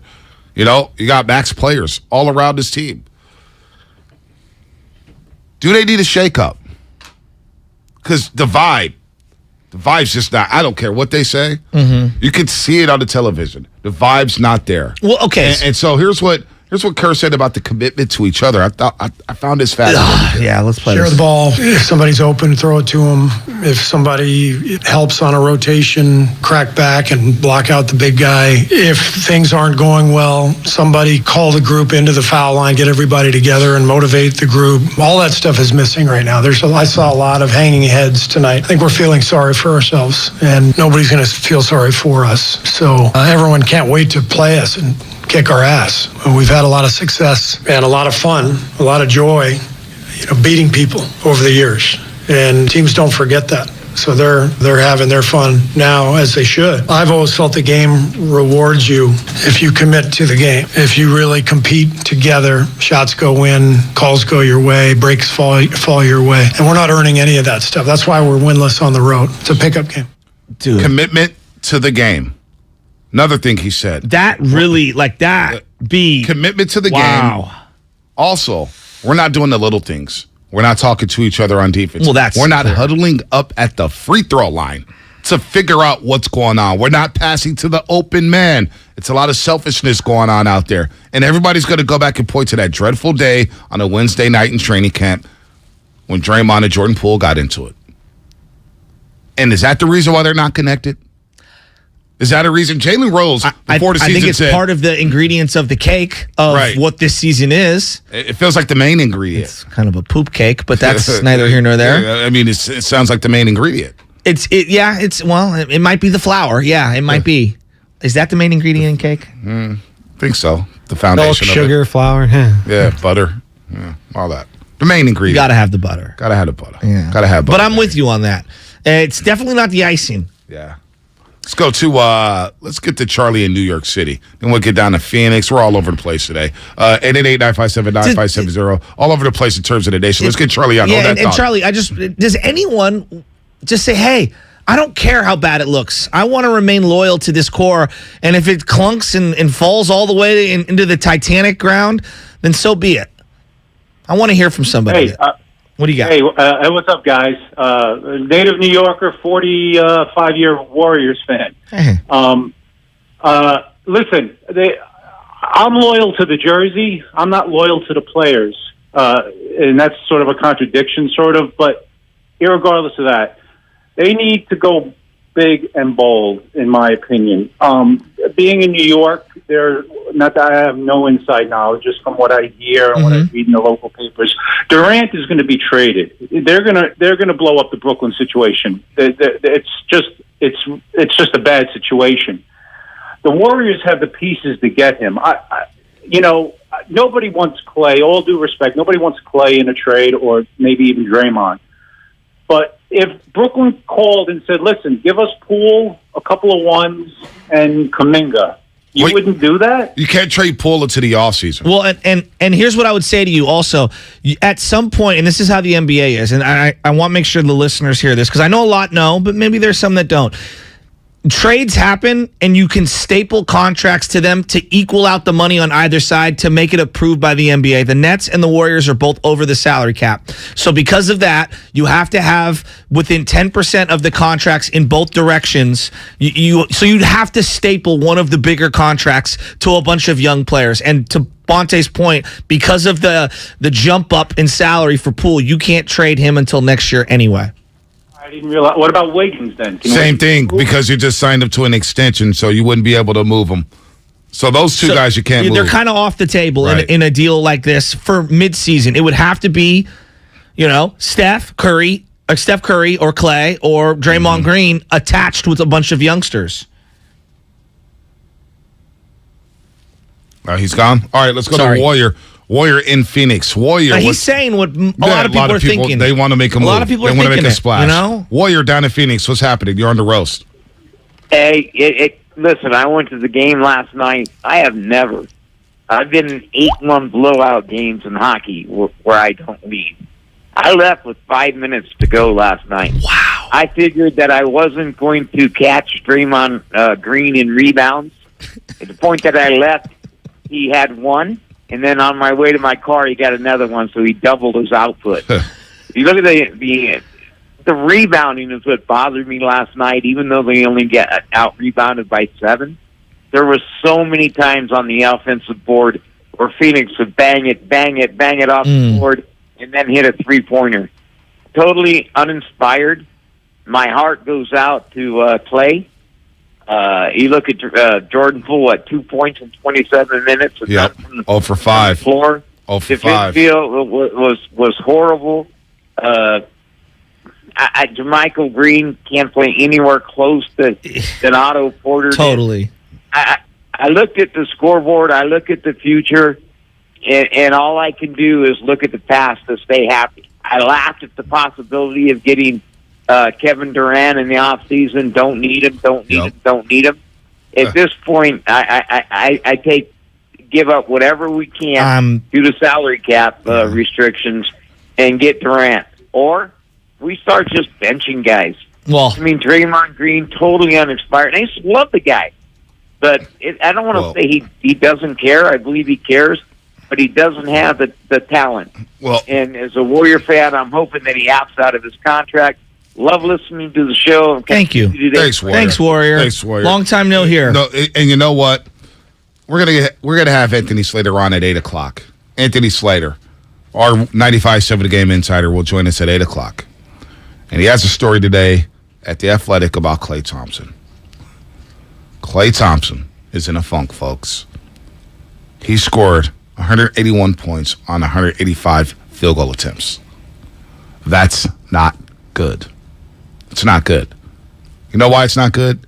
He has the 4th worst true shooting percentage in the league. In the entire league? In the entire league. Next to Killian Hayes, Jabari Smith, and James Bouknight. Bouknight I know from the draft. I don't know the other two guys. Killian Hayes and Jabari Smith. James Bouknight. Klay Thompson has the fourth worst true shooting percentage in the entire NBA. And yet, he is second on the team when it comes to field goal attempts. He's playing selfish basketball. I've come, and I was open-minded Monday because I asked you, said, okay, say if you start Jordan Poole, what does it look like for Klay? The hell, I can't worry about that anymore. I just can't. Not what I saw last night. The selfishness, the shot selection, getting blown by. I don't know what you do. Well, I don't know what you do. Because he needs the gravity of Steph and Curry. No, because if you put him on a second unit, he's going to shot hunt and shoot them out of the game. Well, I think if you want to go X's and O's for just a split second, what I noticed with Jordan Poole when he was on the floor last night, it was Wiggins and Poole at one time, and it was Klay and Poole at another time, with other of the bench players, if you will. There were three guys around any pick and roll that Jordan Poole was trying to set up with another player. There were two guys hovering around and playing off the other guy, and two guys on Jordan Poole at all times. Right. He gets no freedom with that second unit. Now, you could say, Joe, you start him, and then you're going to have a similar problem. For sure. I need to make Poole a better version. That's number one. Number two, we talk a lot about the enabling of the behavior of Draymond Green. What about the enabling of the style of play of Klay Thompson? And we've gotten to a point now where they have to try to rein it in. And I feel like because of a decade plus worth of, hey, you were that guy. Hey, yes, that is a good shot for you. No, that's not a good shot for anyone else, but that is for you. And not only that, I'm going to let you finish. You won a championship last June. For sure. and you were a big part of that. Right. I don't want to dismiss that. But now I got to try to rein you in, and I think that's a culture shock for someone like Klay Thompson. At what point have we ever started counting shots for Klay Thompson, saying not a good shot, not a good shot? We always say, oh, for him it's a good shot, for nobody else it is. And now every single pull up, I cringe, and I can't be alone on this. His teammates feel like they're cringing. You're not alone on it. And the reason why, I want to make sure I make this clear. It is gut-wrenching to watch Klay Thompson play if you love him even a little. And I love him a lot. No one's trying to run the dude out of town. I wanted him to be a warrior for life. I want all these guys to be warriors for life. I also understand that that's probably not reality. Second part of this is that I can't keep running them out there for the amount of times that they are, and I don't know what the solution is. I think positional change and viewing him more as a stretch 3, stretch 4 is a start, but I don't know where you put those minutes. And I'm not here to pretend that I got the answer. I know it's not working right now. Well, you don't have a backup shooting guard. No, not at all. You have no defense, perimeter defense. You have no perimeter, but you don't have a backup shooting guard. At all. I agree. So you're in a bit of a pickle here with Klay Thompson. Last night was selfish basketball. First quarter, he throws up 6 shots. He makes 2 of them, but he's shot hunting. Andrew Wiggins took 2 shots in that first quarter. And I'm thinking to myself, Wiggins has to be the second option. Ponce, the first 3 plays of the game, just for 1 second, I watched it back. The first 3 plays of the game were designed to get Klay Thompson going. Right, and he made 1 shot. But to me, we're doing way too much to get him going. I know. You got to keep the flow. That's not the flow of the Golden State Warriors. And that's where I'm going at. You're forcing this is deeper than him just not playing well. There's everyone on the court trying to get this guy going, and then when it doesn't go, it sinks them even more, because not only are other guys not getting their looks, there's a vibe and the aura. It's just all, it's clunk. Curry on holding Klay accountable for his tough start. It's a tough balance of trusting him to do exactly what he is capable of doing, what we know he's capable of doing, being himself, in the sense of Klay Thompson's shots have always been, ones that you wouldn't tell anybody else to really take, because of his skill set and the work that he puts in. And he's had, slow starts before in seasons, but the biggest thing is, again, I tell JP this, tell Klay this, tell myself this, you have to let the game come to you. Especially when teams know if you start get going, we're tough to beat, and they're probably going to have a heightened sense of awareness early in games, early in quarters when you're out there to try to take it away, because they're afraid of what peak Klay looks like. So just let the game come to you.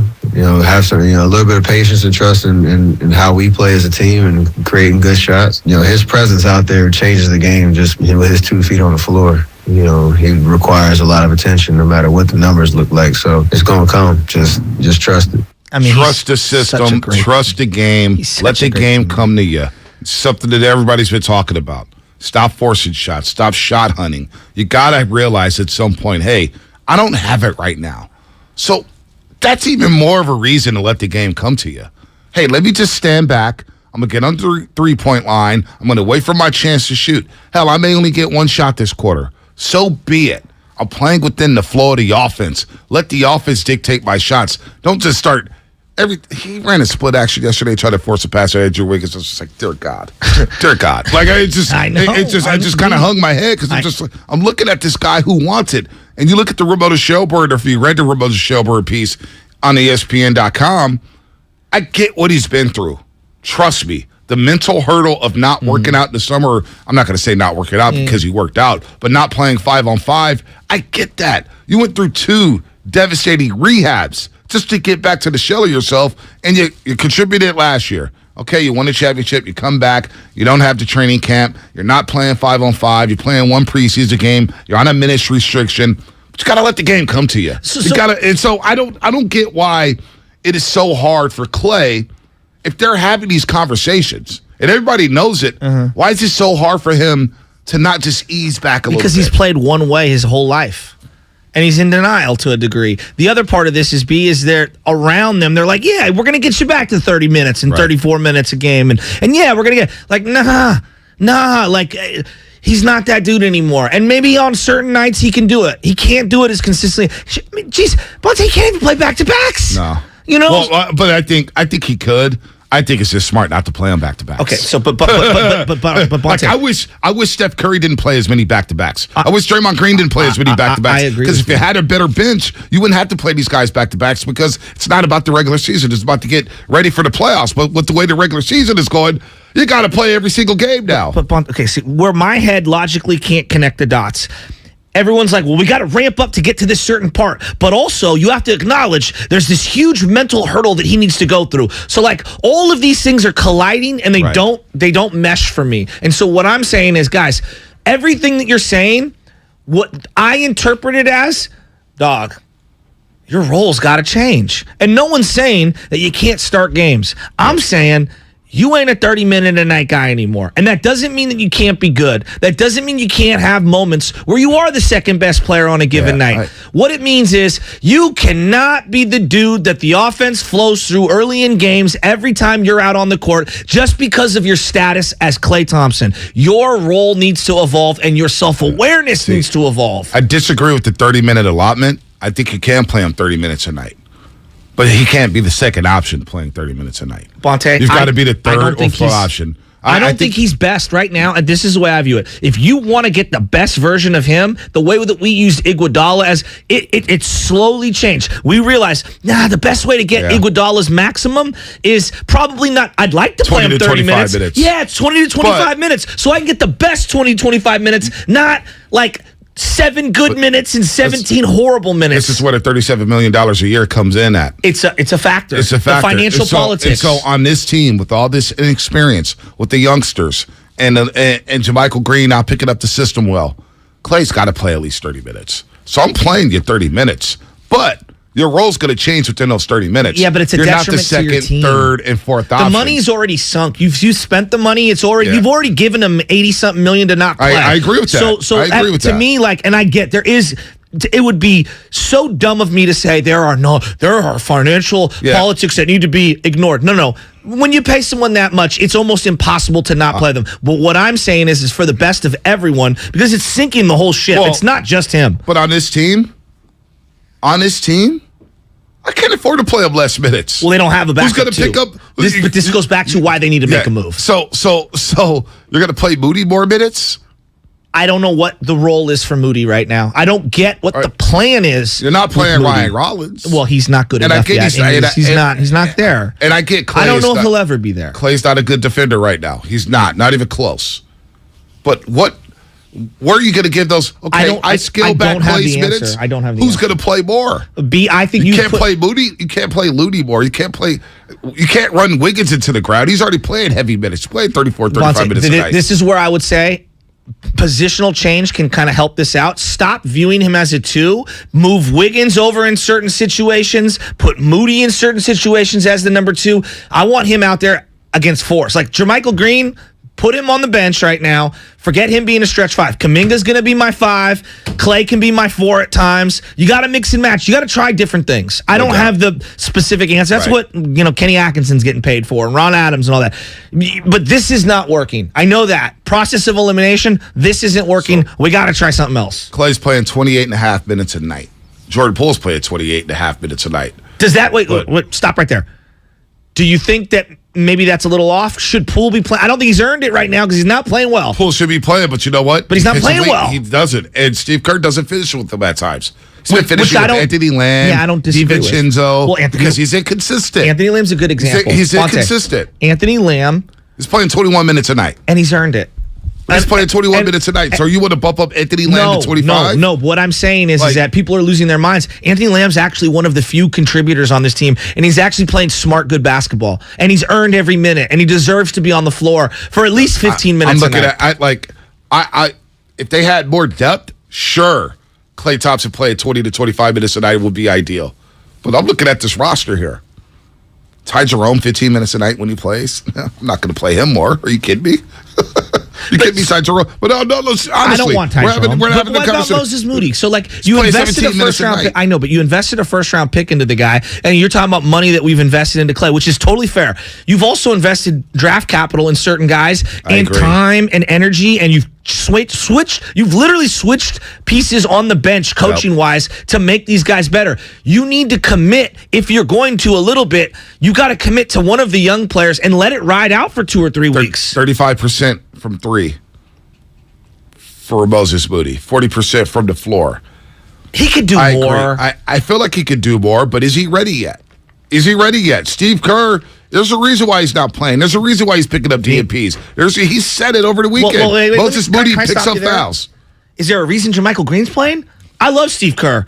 I don't agree with Jermichael Green playing. I think Jermichael Green's not very good. You need some size and physicality. You need some size and physicality. You know what? I would rather watch Kuminga struggle than watch Jermichael Green struggle. I'm not disagreeing with that. All right? I think Kuminga brings more to the table. So me and Kerr can disagree on that particular one. And I'm not Kerr's champion. He's one of the greats of all time. But I just disagree on that personnel decision. Yeah, that's his philosophy. But I'm with you. I wanted to see Wiseman Kuminga together. Yeah. And just let him play through it. Yeah. Let him play through it. Let's go to the lines, man. A lot going on here. Let's go to our man Tim in Raleigh, North Carolina. Tim, what's happening? You're on the roast. What's up, fellas? Yeah, guys. What you just said, Tay, I agree with 100%. I think if we could go back and do this from the beginning, the commitment should have been made at the beginning. Maybe Wiseman in the starting lineup, Kuminga coming off a bench with the rotation, with Looney backing up that second group with defense. I think if we could do it from the beginning and commit, we would have never basically just neutered and destroyed the confidence of the young guys. You talk about eggshells. They on eggshells like I've never seen before. 1 minute here, 2 minutes here. They make a mistake. They know it's over. Mm-hmm. We just completely took the confidence. And anybody that knows sports, once you do that, you really have a lot of work to do to put it back together. So, but I'm going down with the ship, Shasky, man. I honestly, why? You think back to the '98 Bulls, and what everybody always said is they just weren't given a chance to come back and do it again. Well, you know what? Our guys been given that chance, man, and they get a chance to go do it again, and they lay in an egg, man. And Joe Lacob this is where the commitment, I think, and the loyalty, this is where you give them that loyalty to let them run this thing back. And you know what? If it's a failure, with ease, the transition will be implemented to getting Poole in the starting lineup and integrating these young guys and making them be Tim, for 1 second, Tim, what if Curry, because he talked about already thinking about playing with KD. What if Curry isn't ready to stay loyal? Does that change your algorithm? But Shasky, you're going to get rid of every single young thing you have to possibly bring in a KD. You're going to be older. I know. You're going to have a possible 2 more years, possibly. and you're going to be older, and we're already talking about how these young teams are licking their chops when they see the Warriors. They're bringing it to the Warriors. You're going to sell it all out. I think there is a future integrating young guys when you do not destroy their confidence, and the karma on the team, Shasky, is shot. I agree. It started from the punch, man. Yeah. It started from the punch, and it has not recovered. And it is because of that, do you move Dre? Because that you just roll with Dre? Because if everything is shot, do you just ride it out then, even though it feels broken? That's a hard one to decide, because if you bring KD into this with a team that's already detached, what are you really doing? He's not the guy that's going to connect anything. Yeah. We already know that. Right. So, I mean, I almost think you're throwing gas to the fire. This thing is internal, combustible, because like you said, these young guys saw one of their own get smashed. These guys 21 years old, and we wonder why they're not jumping up on the bench and celebrating. Right. These guys ain't never seen nothing like that. No doubt. Tim, it's a great call. It's a great call, Tim. Call it's us a great more song. often, man. You're really sharp. Let's go to Anthony on 80. Anthony, what's happening? You're on the roast. You keeping the core together, or are you looking for a big move? I'm keeping the core together, man. I think Tim had great points, and I just kind of want to piggyback. I just don't see what would be the difference, or what would we wouldn't improve adding KD. Like, if you ship out 2 of the big contracts, or even 1 of the big contracts, and then you ship out the young guys, you're still giving up depth. The problem is we don't have no bench depth. And on top of that, we don't have anybody on the bench that actually know how to play the Warrior way. So we're going through a lot of the, growing pains of getting the young guys and some of the veteran guys integrated into playing Warrior basketball. On top of that, I'm with you, Joe, that my cousin and I always talk about Klay moving more to the 3 or to a smaller 4 position. You agree with that? Playing more in the low post. I do like that. Yeah. Because I always think about Rudy Gay. Yes. Rudy Gay towards the QBs. He came back and he plays more of that 3-4 position, and I like that. And so I do agree that somebody really does need to sit Klay down and be like, listen, man, you are hurting us a little more than you're helping us. But I also want to counter that with, he gave you 19 points.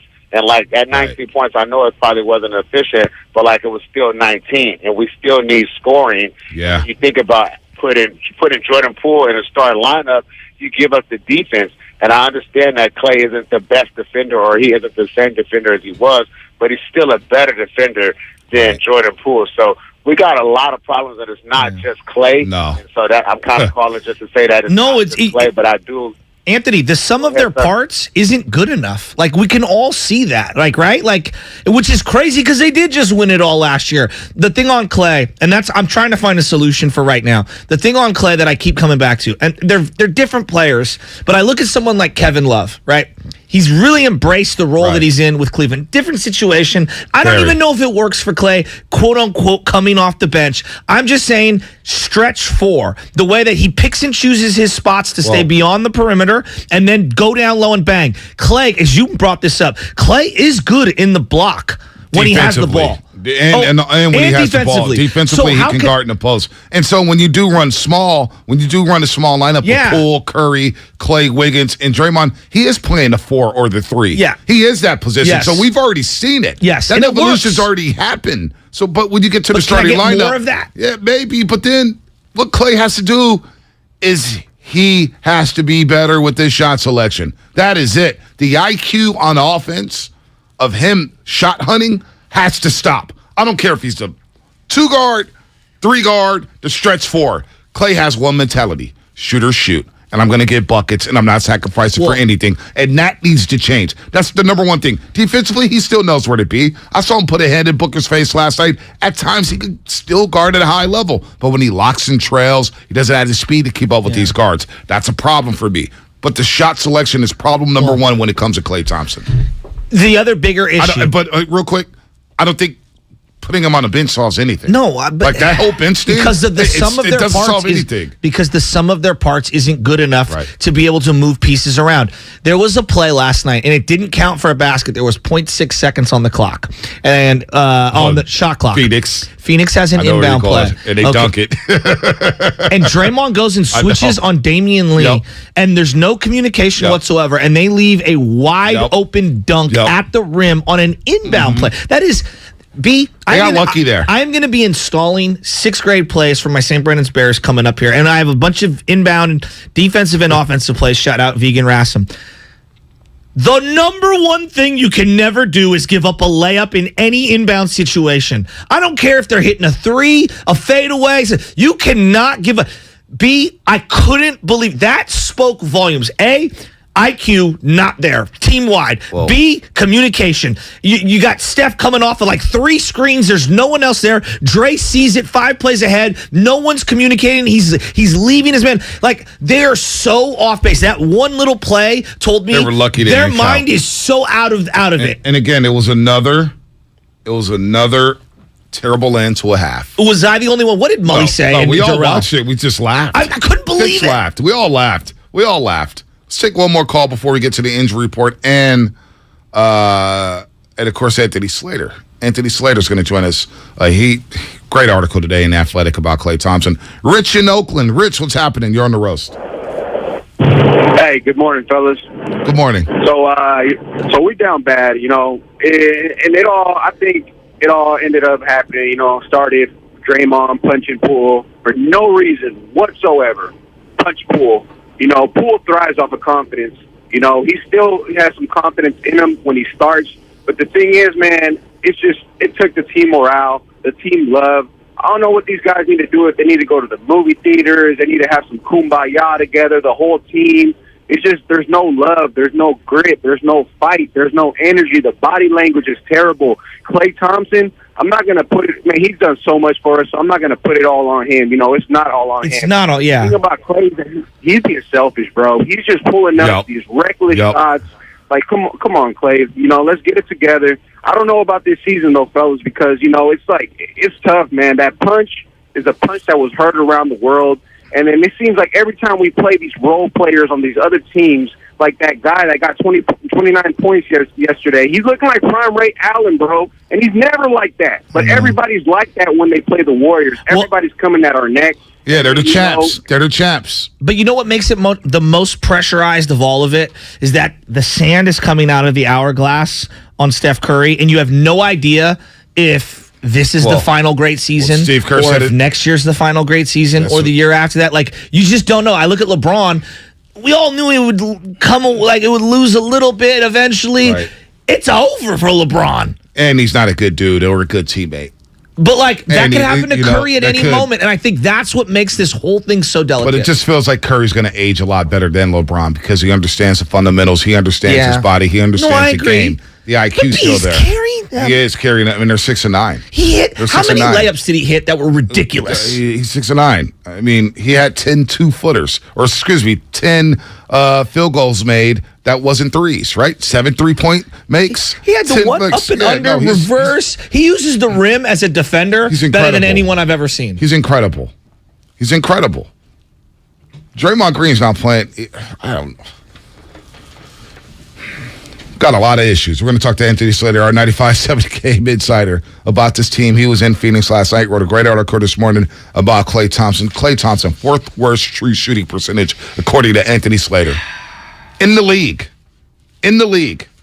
Jordan Poole, no show yesterday. Draymond Green, no rebounds in the first half. It's all bad right now for the Warriors. It's all bad. And guess what? The New York Knicks, physical, they play hard for Thibodeau. Say what you want about the Knicks and Tom Thibodeau. They play hard for him. And Julius Randle, whenever he says, dude, they do, man. I know. And when Julius Randle sees Draymond Green, he becomes a triple-double machine. He goes at him. Injury report time. It's time for the injury report. That really hurt. Brought to you by Boxer & Gerson, Northern California's premier workers' compensation law firm, helping injured workers get their lives back for over 40 years. I thought we was going to get some Niners talk in, but it's all good. They play Monday night. We're rolling on the Golden State Warriors because ship is sinking. As Steve Kerr said, mentioned in Ramona Shelburne, this could be the last dance for the core group. This year, next year, could be happening very, very soon. But the Niners will still be without their full complement of defensive linemen when they take the field in Mexico City for Monday Night Football against the Cardinals. Head coach Kyle Shanahan announced that Javon Kinlaw will not suit up against the Cardinals as he continues to recover from reconstructive surgery on his knee. Shanahan said that even if there was a chance he could be healthy enough to go, Kinlaw would still not play, citing the stress of travel plus playing at altitude as to why the Niners are elected to be cautious on Javon Kinlaw and his knee. No word on Eric Armstead, though. No word on him. We'll see if he goes against Kyler Murray this Monday night as well. The injury report brought to you by Boxer & Gerson, Northern California's premier workers' compensation law firm, helping injured workers get their lives back for over 40 years. What's coming up on the game? Sponsored by Fremont Bank, full service banking. No compromises. More of your phone calls, plus Anthony Slater, our 95.7 The Game Insider, here on The Roast. Big Thursday night action for free is available at takingvegas.com. Tennessee and Green Bay plus SMU Tulane. It's a 2-0 parlay Thursday night football action. Just visit takingvegas.com. That's takingvegas.com. Not only are these two picks for free, the next 30 days of our service is for free as well. It's a great test drive, and we are off an easy winner Monday night with over Philadelphia and Washington. We got a 2-0 sweep going on Thursday. Again, Tennessee, Green Bay, SMU, Tulane. It's free. All you have to do is visit takingvegas.com. That's takingvegas.com. Our weeknight pro football releases are now 17-5 for the season, and we are cleaning up in college football as well. Get a 2-0 Thursday night sweep absolutely free on the website. Just visit takingvegas.com. That's takingvegas.com. 1-877 Cars for Kids. KARS Cars for Kids. 1-877 Cars for Kids. Donate your car today. 1-877 Cars for Kids. KARS Cars for Kids. 1-877 Cars for Kids. Donate your car today. With car prices at an all-time high, our donors are now getting highest receipts ever. Donate at carsforkids.org, and your car can be picked up tomorrow.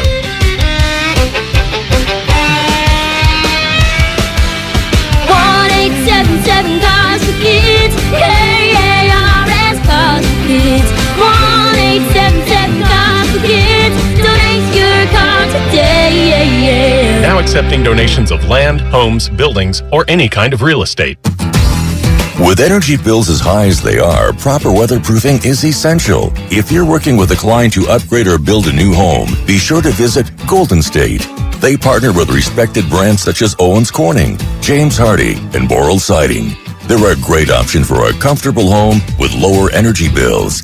Start at goldenstatelumber.com. Building better in the Bay Area since 1954. Golden State. When you succeed, we succeed. For 25 years, Buy Right Market in San Francisco has partnered with purveyors of deliciousness to bring you local food that adds a dash of unique to every meal and celebration. Hi friends, this is Jamie, Buy Right's head of product. And this season, whether you're planning an elaborate meal, watching the game, heading to a friend's, or cozying up for a night in, Buy Right will help you savor what matters most. Pre-order your holiday meals at buyrightmarket.com or stop by and discover something unique for yourself. Gather, share, and enjoy with Buy Right. No one knows where this market will go. Things could change tomorrow, next week, or next month. At Merrill, we've been here before, and history shows this is the time to stay focused on your future. Because through every market, the bull will always have your back. Find an advisor in the Bay Area at ml.com/bullish. Merrill, a Bank of America company. What would you like the power to do? Investing involves risk. Merrill Lynch, Pierce, Fenner & Smith Incorporated, registered broker-dealer, registered investment advisor. Member SIPC, a wholly owned subsidiary of Bank of America Corp. Black Friday is starting early at Fasteners Inc. Tool Outlet, and there is no better place to shop for all your power tools. Grab free batteries with tons of Makita products and many more of the year's hottest deals, November 21st through the 28th. Save $100 on Makita 18-volt rear handle circular saw kit, and take home 2 extra batteries on us. Again, our Black Friday sale will be November 21st through the 28th. Check us out at 2897 Monterey Highway or online at fastenersinc.net. Hey, this is Kenny Mayne, host of something called Hey Maine. That's a podcast. We're working busily on season 2, but let's not forget about season 1. Remember Roy Wood Jr.? Wow, opening for Ron White. I've arrived. He's such a nice man. Maybe he wants a ride.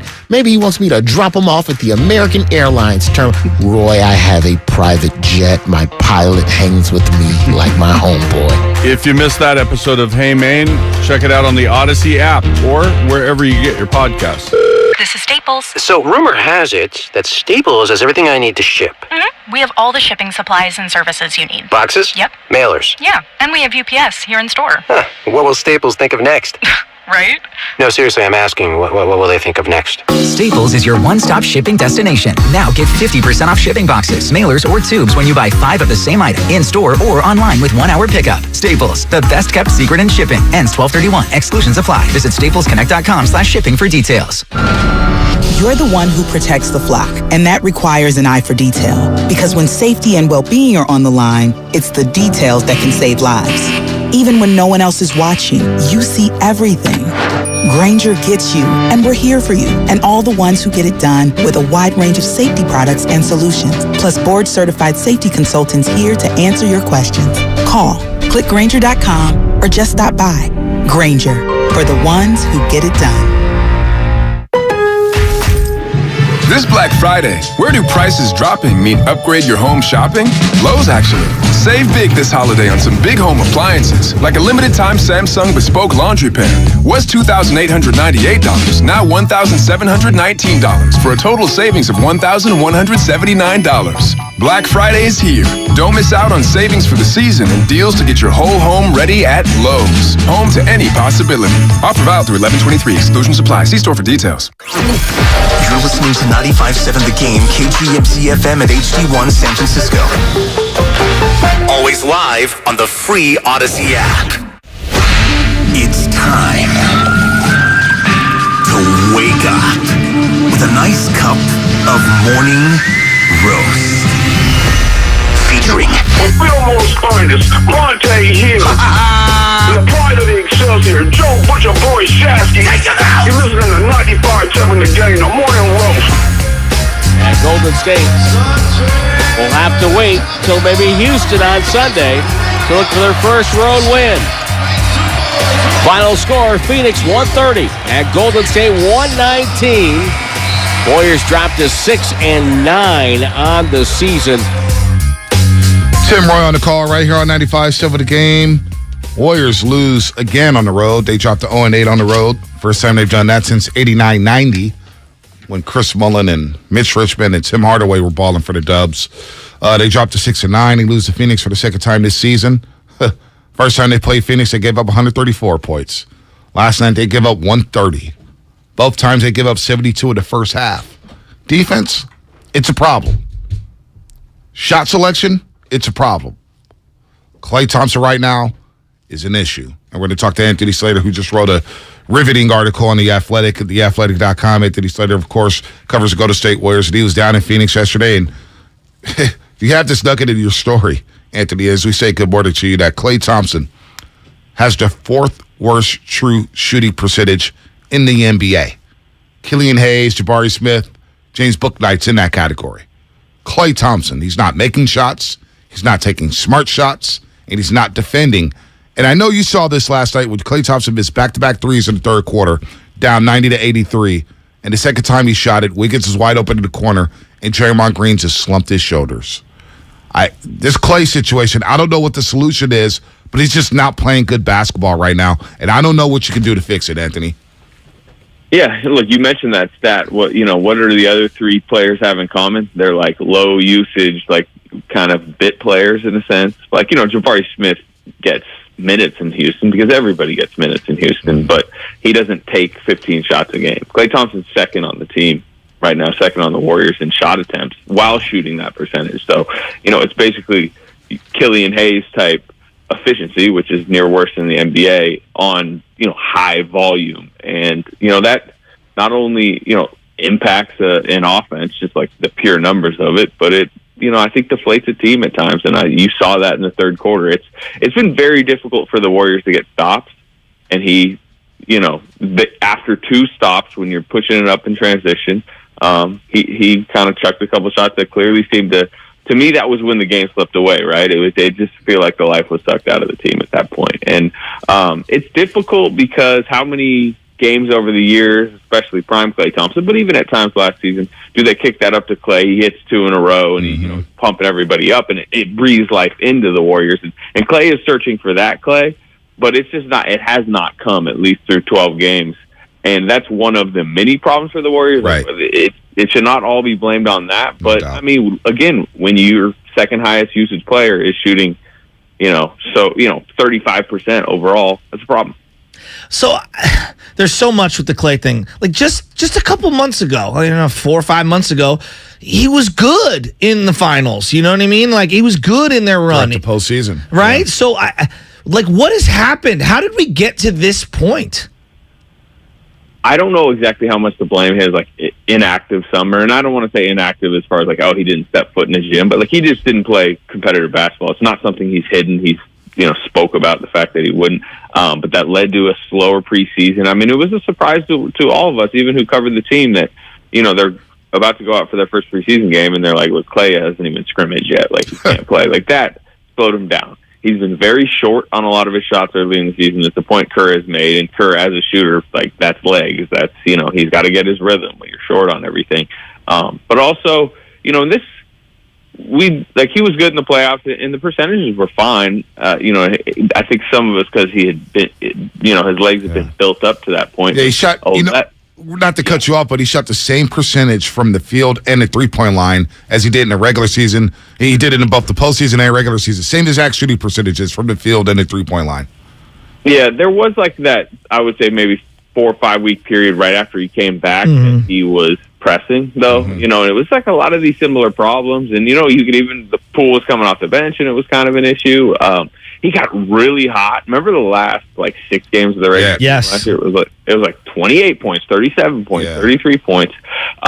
He's kind of searching for one of those stretches, but the problem, and we're seeing, is when he's searching for one of those stretches, he's so thirsty for shots. And this is a team right now, and we discussed it with the young guys.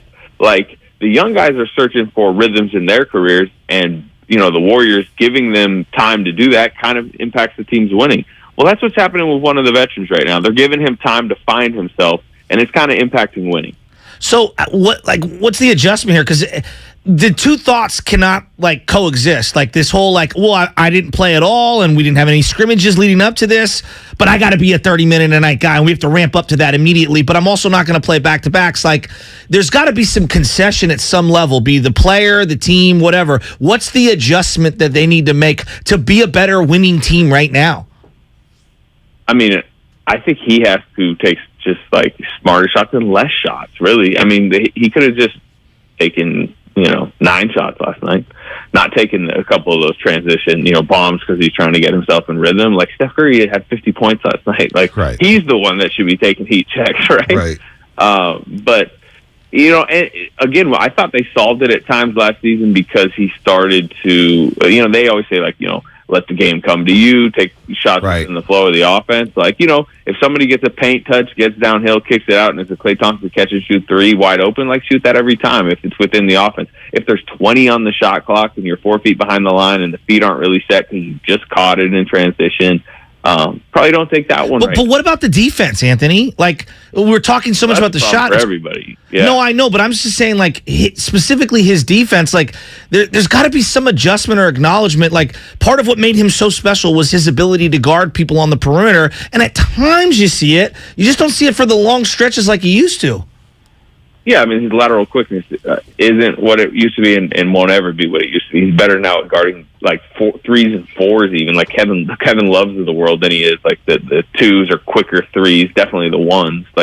You saw it against Memphis. They would not put him on Ja Morant. No. Not even. Yeah. No. And nobody's but go ahead. I'll let you finish your point. Well, I just mean, to your answer of or to your question of what the answer is, I mean, you're not just going to turn back the clock 4 years.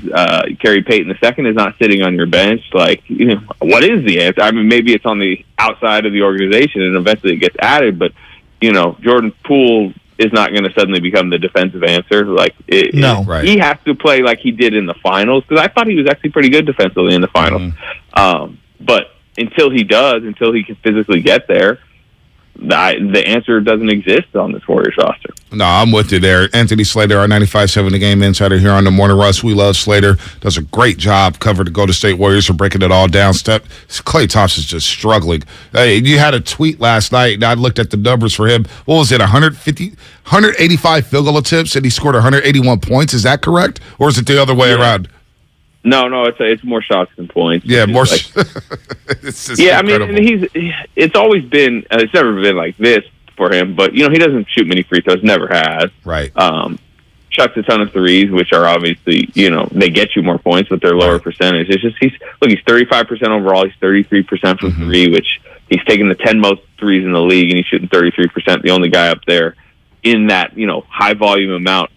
With lowest accuracies, Kelly Oubre. You remember? Oh yeah, we all know Kelly Oubre. Yeah, there you go. So, and again, I feel a little bad because he's one of 7 issues that they're dealing with right now. But to me, it was the loudest one last night. No doubt, it was the loudest one last night. Now, Look, I know there's been conversation with the fan base about bringing Klay Thompson off the bench. Steve Kerr's debunked that twice in the last week, saying he's not coming off the bench. And I don't even think that helps. I don't even know if that's the issue, because the starters, for the most part, have been good. But there was a lot of talk about connectivity, the chemistry, camaraderie. Steve Kerr mentioned it in this presser. He was downtrodden. I haven't seen Steve Kerr that down on his basketball team in quite some time, where he basically said, we need to get together at the free throw line and huddle. We need to talk. And I keep thinking back to the punch in training camp where Draymond Green punched Jordan Poole.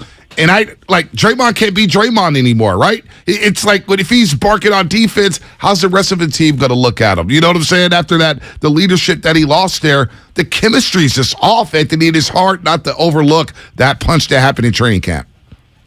Yeah, and, it's a very intangible thing to know. I could be around the team every day, and it's still how do you measure how much a situation that's, by the way, never talked about. You never hear people discussing the punch. Draymond, I think he's been fine behind the scenes, and I think he's had actually a pretty good start to the season, and he's playing mostly, last night not included, but mostly with a lot of energy. But I did see what you're seeing as far as last night might have been a type of night in Phoenix that early in the first quarter, second quarter, they're not, they're the bottom 5 defensive team in the league right now, and he's just not standing for that, right? He's yelling about every mistake. He's, getting on people on the bench. Or last night, remember when they cut back after that Klay sequence we mentioned earlier, and Steve Kerr's talking about, trust your teammates. It was a mic'd up segment. Draymond seemed like he was biting his tongue, right? He was kind of looking the other way. You could tell he was steaming, and I don't know how much he's thinking, hey, I can't, go off right now. Because in the past, you feel like he would have. I don't know how much that has to do with what happened in preseason, but that's there. And also, I think when I see the young guys moping around on the bench, not being fired up, to me, I don't think, that's because of what happened in preseason. I just think they're not playing good. Their careers aren't getting off to a good start. They're more frustrated individually with their own situations, whereas last year, JTA and Damian Lee might have been frustrated or not that they weren't playing very much, but they were fired up regardless every night. Maybe I'm looking too much into this, but Jonathan Kuminga was out yesterday due to an illness, yet he was sitting on the bench. They showed a shot of him sitting on the bench. What was going on with Kuminga? Was that a surprise to everybody that he didn't play last night? Yeah, I mean, it was a late scratch, so it was a surprise. I can't sit here and dispute what potentially might have been going on with him. I'm sure he was feeling under the weather. So, I mean, like I said, it was a late scratch. He probably would have played 12 minutes, 10 minutes anyways. I don't know. You said, hey, there's 7 things wrong going on with the Warriors right now, and Klay's just one of them. Jordan Poole feels like another big part of it because you're talking about Draymond Green and the defense in general. What the hell's going on with Jordan Poole? How do they figure this thing out? Yeah, I mean, it's just 3 nights ago, he scored 36 and was the best player on the floor. And obviously he started that night, and for whatever reason, I think he started 4 times this season. He's been his numbers are way better when he's starting. He fits better with the first unit. He seems to just bring more, decisiveness and aggressiveness, which last night he didn't have that. What was he, 0-5? Just kind of an empty night. I mean, they kind of need him to get himself going on a more consistent basis. He had stretches last year that he was this quiet, but now he's in his fourth year. Now he just signed a big deal. He's coming off of playoffs where I thought he brought it every night, even if the points weren't always there. Like, he brought it. You're not seeing that as much. Again, I don't know what the answer is. I think we know that Steve Kerr's answer will not be to put him in the starting lineup on a regular basis. He continues to, reiterate that. Do you agree with that? Yeah, because I think you might lose Klay a little bit if you tried something like that at this point. I mean, they continue to reference it last night, but like, you have to trust what Klay's done over the years, and also, because of what Jordan Poole's going to be making, like, they need him to juice up that second unit that's struggling, like, on a consistent basis. And they're trying to find combinations that work better for him. But Jordan Poole's still going to play a ton of minutes. It's not like you're sitting there on most nights, like, even if he's not starting, like, Jordan Poole's still got, 25, 30 minutes. Like, do more in those 25, 30 minutes on a consistent basis than he's doing. He still has good nights. No doubt. Anthony Slater, our 95.7 The Game insider here on 95.7 The Game. So, look, I don't know how this team continues to get better if Klay's going to struggle the way he is and Jordan Poole's going to be inconsistent, and they're not playing the youngsters. That's 4 picks since 2020, 4 first-round picks that's not playing. James Wiseman's in Santa Cruz. Kuminga's not getting consistent minutes. Moody didn't crack the lineup last night or the rotation last night until the fourth quarter. I mean, it's a lottery pick here. And then, of course, Patrick Baldwin Jr. is not ready to go. So, is there anything, you're around this team every single day. You have a good sense of the organization. And not to say that you know what's going on with the inner workings with Bob Myers and Joe Lacob and company, but do you think the Warriors would roll with the ship and just fall with, hey, you know what, this is a core group. They've won us a lot of games. Let's ride this out. Or would the Warriors do the unthinkable and break up the core mid-season and maybe make a move? They're very patient, right? Bob Myers is kind of the head of that. I wouldn't say Joe Lacob screams patience when he's over there sitting on the sidelines, agonizing over every possession. But generally, Bob Myers is like, I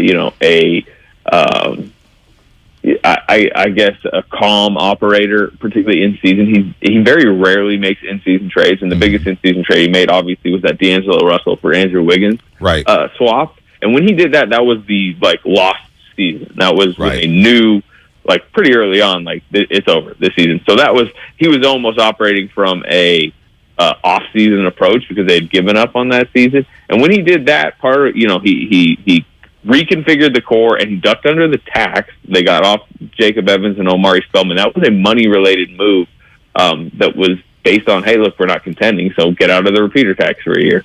Right.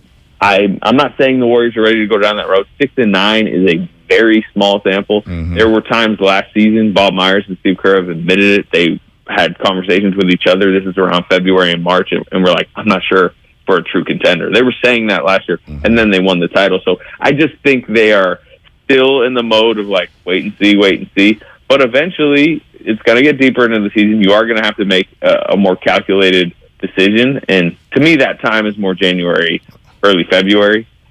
Because that's just when not only are you pivoting off your plan or not, you're deciding whether you should, but other teams in the league are much more willing to do they have enough time to wait that long? Is it, I don't know, that's the question I've got. Can they afford basically to wait that long?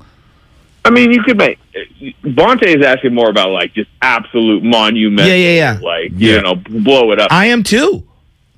Yeah, I mean, you got to you don't give up right now. You don't just go no doubt. It up. It's only 15 games. And Anthony, a few Mondays ago, I was mentioning how, you wait until January. I agree 100% with that. You wait until January. You wait until February. You see if you got a hot streak in you. You see if Klay Thompson can start to hit some shots. We'll see if Jordan Poole can pick up that 6th Man of the Year candidate.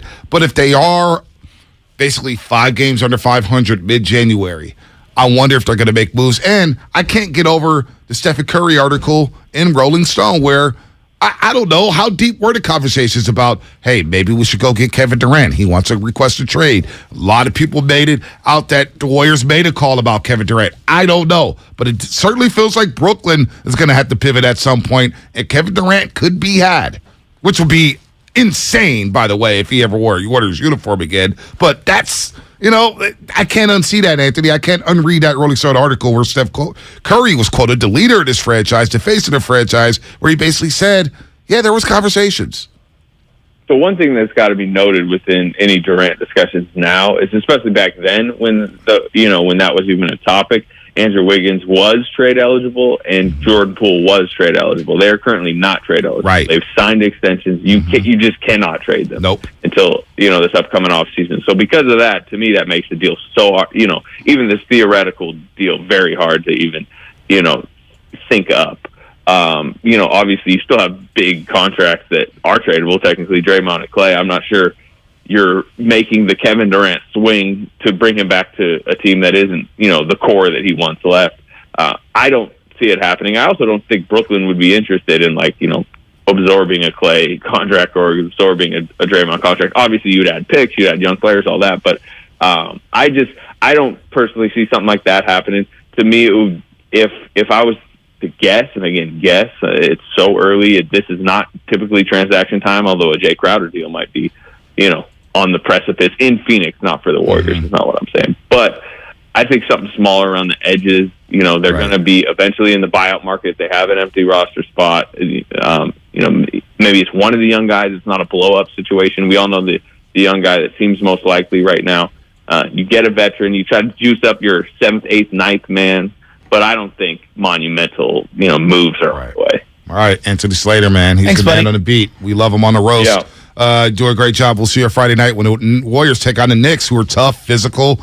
And Tom Thibodeau's going to want to win that game on a Friday night at Chase Center, so it should be a lot of fun. Anthony, always thank you for the time.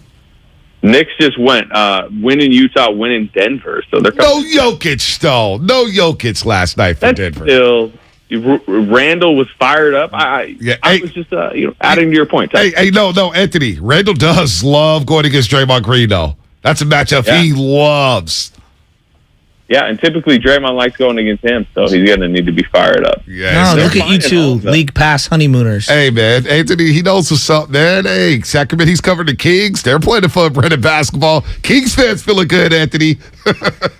Shasky's going to be yeah, they are feeling good up in Sacramento. Shasky's going to be watching the Knicks game like, wait, Tom Thibodeau, who's that again? Oh, come on. He looks like Mr. Despicable. No, Shasky's up here watching highlights of the Eugene Emeralds up in Oregon, the Giants minor league system. And Andor episode 11, which was out yesterday. Thank you, Anthony.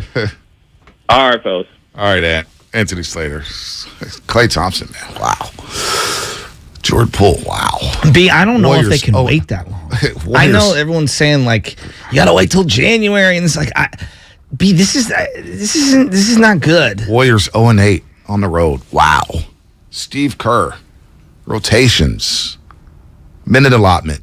It's just, oh my gosh, it's a nightmare. I don't see how you can expect Steph Curry to be exerting the energy and effort that he's exerting right now and the greatness that he's exuding right now and not think this is taking years off the back end of his career. He scored 50 last night. And looked furious. Kareth Burke yesterday on the postgame show was like, he scored 50 and it was sad. Yeah. It was set this guy. He slammed a ball out of frustration with his teammates taking bad shots. So since he's turned 30, since he's entered the 30s, Stephen Curry has dropped 6 50-point games. He's tied with Michael Jordan for second all-time for most 50-point games after you turn 30. Wilt's number 1 with 7. Think about that list. Wilt, Jordan, Steph. This guy's dropped 3 40-point games in the last 15 days, right? Just last 2 weeks, he dropped 3 40-point games. In all but 2 games, he's dropped 30-plus. Or is it 3 now? I don't know, but you get the point. He's having an MVP-type season, and he's 34 years old, and he's balling. There's been no drop-off, and yet there's inconsistencies from Klay Thompson. He's had his 10-game stretch has just been putrid. This guy has more field goal attempts than points, which is fascinating. Klay Thompson, really? Jordan Poole, 2 points last night. Nobody cares about the 8 assists because he went 0 for 5, and this league is about getting buckets. Monte, I can't. What's Steph Curry's breaking point? Well, at what point because we talk so much about loyalty, the core, and everyone just assumes that he wants to roll with this guy and that guy and this guy and that guy. The fact that he did do that Rolling Stone article, the fact that he did openly admit that he really wanted to play with Kevin Durant, I can't unthink about that. No. I got the article pulled up right even here. a thing that I just said? We can make up words. Forget It's about all it. good. I can't forget about that. Tim Hardaway Sr. made up words all throughout the broadcast Monday. If he could do it, you can do it. He's a Hall of Famer. Exactly. Well, you're a Hall of Fame radio guy. Listen. No. More coming up. 888-957-9570. 888-957-9570. More on the Golden State Warriors losing their 8th straight road game to start the season. They There's haven't a won drought the road yet. with this pool party and this Splash Bro stuff. There's a drought. There's one guy who's wet, and he's the waterfall. His name is Steph Curry. Is there enough chlorine? We're in a drought. I don't know what's going on, man. Well, we got Niners. This is not depressing. We got to fight through the problems, folks. Roasters. These are the defending champs. And it doesn't look good right now. They don't look like champions right now. We got to talk about it. So the Niners we'll focus heavily on the Niners tomorrow. We got to discuss this Warriors team right now. We got problems out here by the Bay. We got problems with our basketball team. And that's going to be brought to you by ChooseChange.org and Fremont Bank, full service banking, no compromises. Life is uncertain. It's okay to feel stressed, anxious, worried, or frustrated. CalHope can help. Access CalHope's free and secure mental health resources. Call 833-317-4673 or live chat at calhope.org. Hey, it's Dibs, and you know how big of a football fan I am, so naturally I can't wait for the World Cup to start. I'm going to be out at Mad Dog in the Fog Tuesday, November 22nd, starting at 7 a.m. until halftime, as Mexico takes on Poland. Then I'll head straight back to the studio for the great Willard and Dibs show. Come on out, let's drink some Estrella, and join me at Mad Dog in the Fog in the city at 7 a.m. on November 22nd. Kirby! They're your driveway mechanic, and they bring the shop to you. And our friends over at Kirby just won the Motor Top 20 Award for innovation, brakes and tire replacements, oil changes, and more. And they've just added Kirby's eco-friendly wash that barely uses any water and makes your car look brand new. They use all biodegradable products that provide the ultimate shine and protection to both the exterior and the interior of your car, all in the ease of your driveway. The ultimate convenience, easy booking, transparent pricing, on-time arrival, service in your driveway, no waiting rooms, no coordinated rides, none of that. Direct access to your mechanic, friendly, reliable service, no middlemen and no upsells. Get $50 off your first oil change with the code OIL50. That's OIL50, or use my code JOEWASH, JOEWASH, to get a free sealant treatment with the purchase of Kirby's eco-friendly wash. Use it, people. Check out Kirby.com. That's CURBEE.com. My husband and I live next door to a haunted graveyard. It's a little creepy, but we manage. Just like we manage without home internet. Do I wish my mobile hotspot was faster? Yes, but I make it work. Kinda. Just like we make it work sleeping next to a 17th century burial ground. Honey, can you move your hand? That's not my hand. It's mine. Not having home internet? It's not that bad. Grab my hand. Wait, okay. No, not up the stairs. We tried that last time. Run around. You can literally run through him. It is that bad. Don't settle for just mobile. Get Xfinity Home Internet for just $24.99 a month for 2 years with no annual contract and a free streaming box included. Go to Xfinity.com, call 1-800-XFINITY, or visit your local Xfinity store today. Restrictions apply. Not available in all areas. Requires paperless billing and auto pay with stored bank account. After 24 months, regular rates apply. Offer ends 12/21/22. Everything, our farm, our stand, our pop-up shop, it really all started when we discovered the benefits of local, raw honey for our family. And then we decided to turn it into a business. We were looking for something to help us get up and running. So we got the Chase Business Complete Banking Account. It's more than a bank account. It comes with Quick Accept, which lets us take card payments anytime, anywhere in the U.S. using the Chase mobile app. Plus, we get same-day deposits at no extra cost. For us, it's more than honey. It's about sharing a little sweetness with the world. Get the Chase Business Complete Banking Account with the essentials you need to help get your business going. Learn more at chase.com/business-complete-banking. Chase for business. Make more of what's yours. Quick Accept is not available in U.S. territories. Enrollment required. Usage subject to approval. Same-day deposits available for payments before 8 p.m. Eastern Time, Sunday to Friday. Fees and rates apply for checking and processing. Limitations and restrictions apply. Participants compensated. Merchant services provided by Payment Tech LLC and WePay Inc. Subsidiaries of J.P. Morgan Chase Bank and a member FDIC. Universal Studios Hollywood is where the holidays come together. We've tested it. Festive food with refreshing Coca-Cola. Family, friends, and fall along. Dazzling lights cranked up to maximum merriment. The Grinch and his dog Max stealing your tree. All the science adds up. It's the awesomest celebration of the season. Save $20 on a Coca-Cola 2-day general admission ticket. Offer ends 12/14/22. Restrictions apply. Details at universalstudioshollywood.com/Coke offer. The Prophetic Matrix. Unlock the secret code to your destiny. A new revolutionary book by Michael John Toste. The first ebook to make history by being filmed in space. Discover your unlimited future. Get The Prophetic Matrix now on Amazon.com and BarnesandNoble.com. With energy bills as high as they are, proper weatherproofing is essential. If you're working with a client to upgrade or build a new home, be sure to visit Golden State. They partner with respected brands such as Owens Corning, James Hardy, and Boral Siding. They're a great option for a comfortable home with lower energy bills. Start at goldenstatelumber.com. Building better in the Bay Area since 1954. Golden State. When you succeed, we succeed. Meet Joe A, Hi. Joe B, Hello. and Joe C. What's up? 3 everyday Joes perfecting their banking with Chase. Joe A is locking his lost debit card with the Chase mobile app. Joe B is cruising toward his new ride with AutoSave. And Joe C's Chase banker is helping him budget to go back to school. Tools that help protect, support for what's next. One bank that puts you in control. Visit chase.com/checking. Chase, make more of what's yours. Chase mobile app is available for select mobile devices. Messaging and data rates may apply. JP Morgan Chase Bank, N.A. member FDIC. The Wendy's $3 breakfast deal is here. Get a bacon or sausage, egg, and Swiss croissant, plus a small seasoned potatoes. That's a better breakfast for just $3 in 3 easy steps. 1, wake up. 2, get out of bed. And 3, head to Wendy's for your $3 breakfast deal. Choose wisely. Choose Wendy's $3 breakfast deal. Limited time only. Participating U.S. Wendy's during breakfast hours. Select a request $3 breakfast deal in order to obtain discount. Not valid for all carte or combos orders. Price and participation may vary in Alaska and Hawaii. In Burlingame, we're looking for highs near 63, partly cloudy. Weather brought to you by one thing. Don't buy plastic toys for your pet. Instead, look for natural materials like cotton, rope, wood, or bamboo. Join Odyssey, and together, each of us doing one thing makes a greener tomorrow. If you run a small business, you need the most from every investment. That's why Comcast Business gives you more, like our new gig speed Wi-Fi, plus unlimited data, all on the largest, fastest, reliable network for small businesses. Comcast Business, powering possibilities. Get started with fast speeds and advanced security for just $49.99 a month for 12 months with no annual contract. Plus, ask how to get up to a $750 prepaid card with a qualifying bundle. Ends 12/5/2022. Restrictions apply. Eco bill and auto pay required. New 50 megabits per second internet and security edge customers only. Equipment, taxes, and fees extra.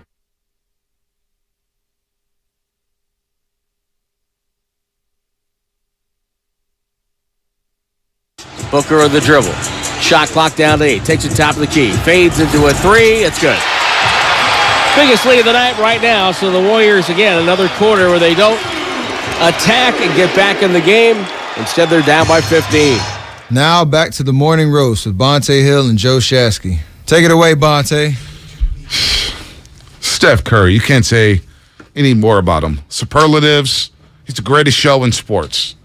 I mean, who comes close? Is it Mahomes, Josh Allen, Messi, Neymar, Mbappe? Who comes close to being the best entertainer in sports alongside Steph Curry? I don't even think it's close right now. I don't. This guy's dropping 50. Tom Hanks. You like that? You like that? Because Tom Hanks has evolved over time, and I feel like his movies are still great. What's the last movie he's played in? I mean, dude, he just did one on Apple Plus that was like him and a robot. I cried at the end. Really? Oh, my God. It was incredible. It was a what do they call it? Post-apocalypto type of a world. What was the name of that movie? Come on. Spadoni's nodding his head. Nobody cares. Oh. It's him and a robot. It's very good. It was basically a knockoff of Castaway, but this time it was in the future. So and with the robot. Wilson, and you cried? Bro, the connection between him and the robot, a tear did shed. It's a heart, a heartstringer or whatever they call it. Tugged at my heart. I was thinking about, you're talking about Klay. You need to watch more League Pass. That's what I'm cool. I was thinking about how special and unique Steph Curry is. How old is Steph Curry right now? 34. Yeah. So I was just looking at all these guards because we hear about guards and how unique it is to be this good this late in your career. Then why are we surprised? Because I do think there are people that are surprised about Klay Thompson. It's like, and I know he played good last year. I'm not dismissing that. Rip Hamilton, Chauncey Billups, Tony Parker. There are litanies of really good players that I would put in the category of Klay Thompson. You want to say Klay's more accomplished than some of those guys? Fine. But we're talking about like similar quality, high-level champions, okay? Who just fell off the map at 32 years old, and there was either immediate drop-off and then more drop-off or just a slow, big drip as it started to come down to the end. Why are we like all, like, oh, I can't believe this? Because I know he played really good last year, but like he is 32 and he's coming off of major injuries. No, but that wasn't a concern last year. Once we got through the playoffs, we all said, look at Klay Thompson. And he had the image during the parade where he's on the bus. Yeah, but he wasn't 26. No, but last year he was basically 31, 32. He was the same age. I know, but we're 4 months away. There's like a line of demarcation on guards, and I know we're just going on a date here. But what I'm saying is he just went through a postseason where he shot the same percentage as he did in the regular season, and the three-point percentage was the same as it was in the regular season. He had monster games. We cited the game log what Anthony was just talking about, Anthony Slater. Down the stretch, Klay was money. Yeah, but then he didn't play all summer. But that's the problem. So that's what I'm saying. He's 4 months removed, and so coming from that image of being at the parade, like, this is my world again, and to see him struggle, it's tough when you don't scrimmage. And I get why he didn't scrimmage in the summer. I get it. I understand. Yeah, you got PTSD. No, I know, but BB, if you understand that so much, then why is it so hard to take the next leap forward? Like, well, then that being said, you'll never be the same player. If your mentals are that messed up, for me to think that you can make through the grind of an 82-game schedule and the playoffs and log heavy minutes, that feels like a long stretch. But it just feels like he was just trying to get through the offseason healthy. This guy didn't have to rehab for the first time since 2018. All right? He didn't have to rehab. It was the last summer he had that was available, free, and he could go scrimmage. And the PTSD kicked in and said, I'm not going to go play 505.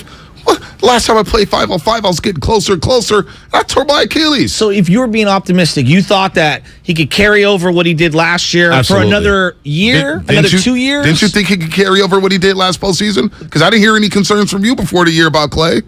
Well, I asked before the season started, what do you mean he hasn't played? And everyone's like, oh, no, it's no big deal. It's no big deal. And I kept throwing, I'm like, this feels like a bigger deal than people are making on. And I kept asking out loud. And now we're sitting here, and it is hurting them at the beginning of the year. No, I don't know what I thought. I felt like we were in uncharted water. That's what I felt. Even going into the playoffs, like, I beat his first 2 months back. I cringed every time he went for a layup or shot because I was afraid that he would get hurt again because I clearly have an emotional attachment to this guy. I don't know how long I thought it was going to go on, but to say that like we're starting to see a decline and whether it's a blip in the radar and he can regain it, I don't know. Well, I don't know. I look at most players in the NBA start to show wear and tear. What Steph is doing is an outlier. Unique. No doubt. It's an outlier. Unique. There's outliers. Tom Brady, LeBron James, Stephen Curry. There's outliers. Kevin Durant, for crying out loud, still being great after coming off the same injury that Klay had, an Achilles tendon, and still being great. There's no doubt about it. Yeah, but I didn't hear about because obviously because I know what you're saying about the emotional thing. But like when you give me that emotional information and it lands in my lap, I then cannot make the quick pivot to he'll just figure it out during the regular season and he'll find a way to play 70 games this year. Well, it's not. To me, it's not about playing 70 games. It's just becoming a solid rotational player again and being more consistent. And at times we saw inconsistencies last season. But the biggest issue I see with Klay Thompson this year, it's not like a drop-off in talent because I don't think there's a huge difference to what he was last season to what he is this season. But the shot selection and trying to work himself back into shape is killing the Florida basketball team. And the IQ offensively has dipped. He's got to realize, because he wants to be the player that he was in 2019, that's not happening. That's done. And I think we all kind of knew that. We knew he wasn't going to be the player we saw in Game 6 against Toronto where he was lighting it up, and I was like, damn, I've never seen Klay Thompson play better on both sides of the basketball. Damn, we're about to have a Game 7. And then Danny Green goes up for a dunk, and it ruins everything for Klay. Takes away his 2 prime years of his, and he has to work himself back. It's a different league now. The league is younger.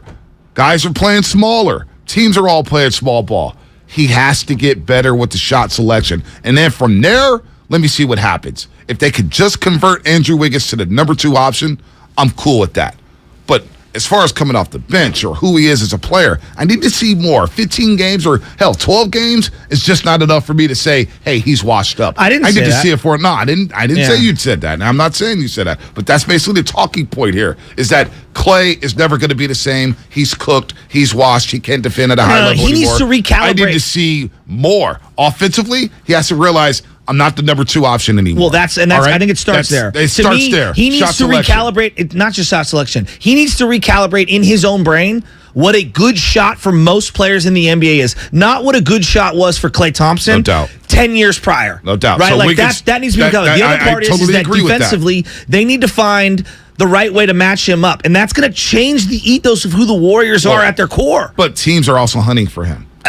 They're hunting for him. Yes, and you need to find a way to help him. They're looking at pick and rolls because one thing you got to do is still hide Steph at times. Steph's not guarding the best perimeter player. No, he's guarding Damian Lee. Right. But they can't And he's going to hide on the quarter in Mikal Bridges. And Mikal Bridges is now shooting over Stephen Curry and bombing threes. And he damn near dropped the triple-double last night. So it's not just Klay Thompson defensively. Draymond Green didn't grab a freaking rebound in the first half. I agree. But part of the beauty of what made Klay so valuable was the interconnectivity of being able to offset the deficiencies defensively of what Curry can do. Now that he can't bridge that gap. That's where Wiggins is.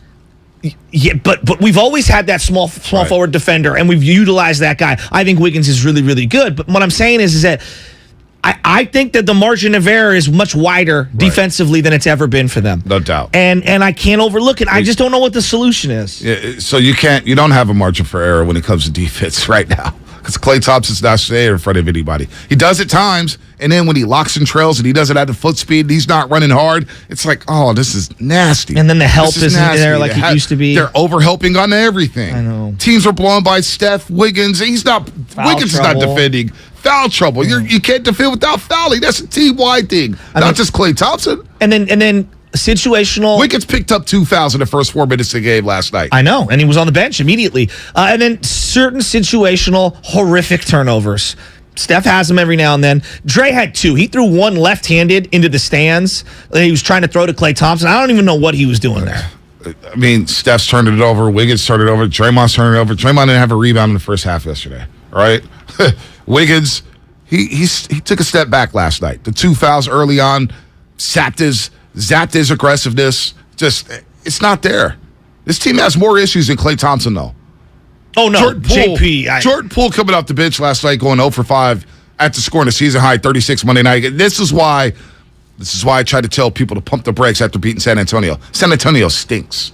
About the third worst defense in the league. You can't name 5 players of the San Antonio Spurs if you don't watch League Pass. And I watch League Pass, and I couldn't name 5 San Antonio Spurs. But this is why you can't get gassed up when the guy cooks a bad team. Let me see it against a quality opponent like the Phoenix Suns.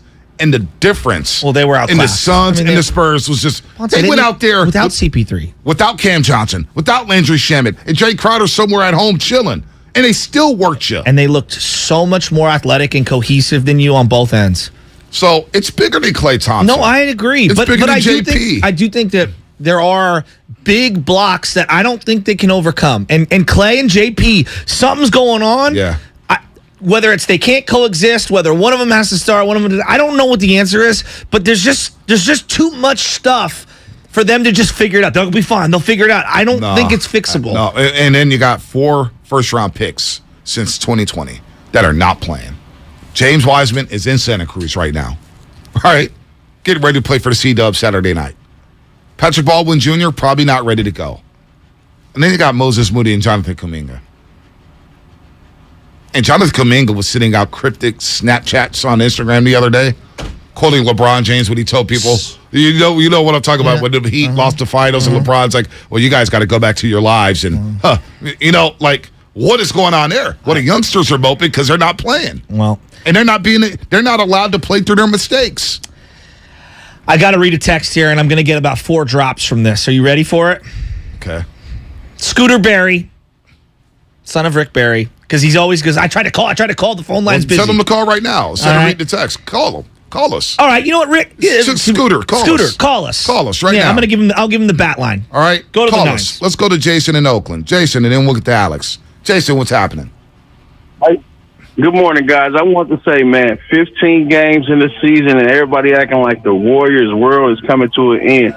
Don't forget about Boston last season when they wanted to trade a whole bunch of guys last season.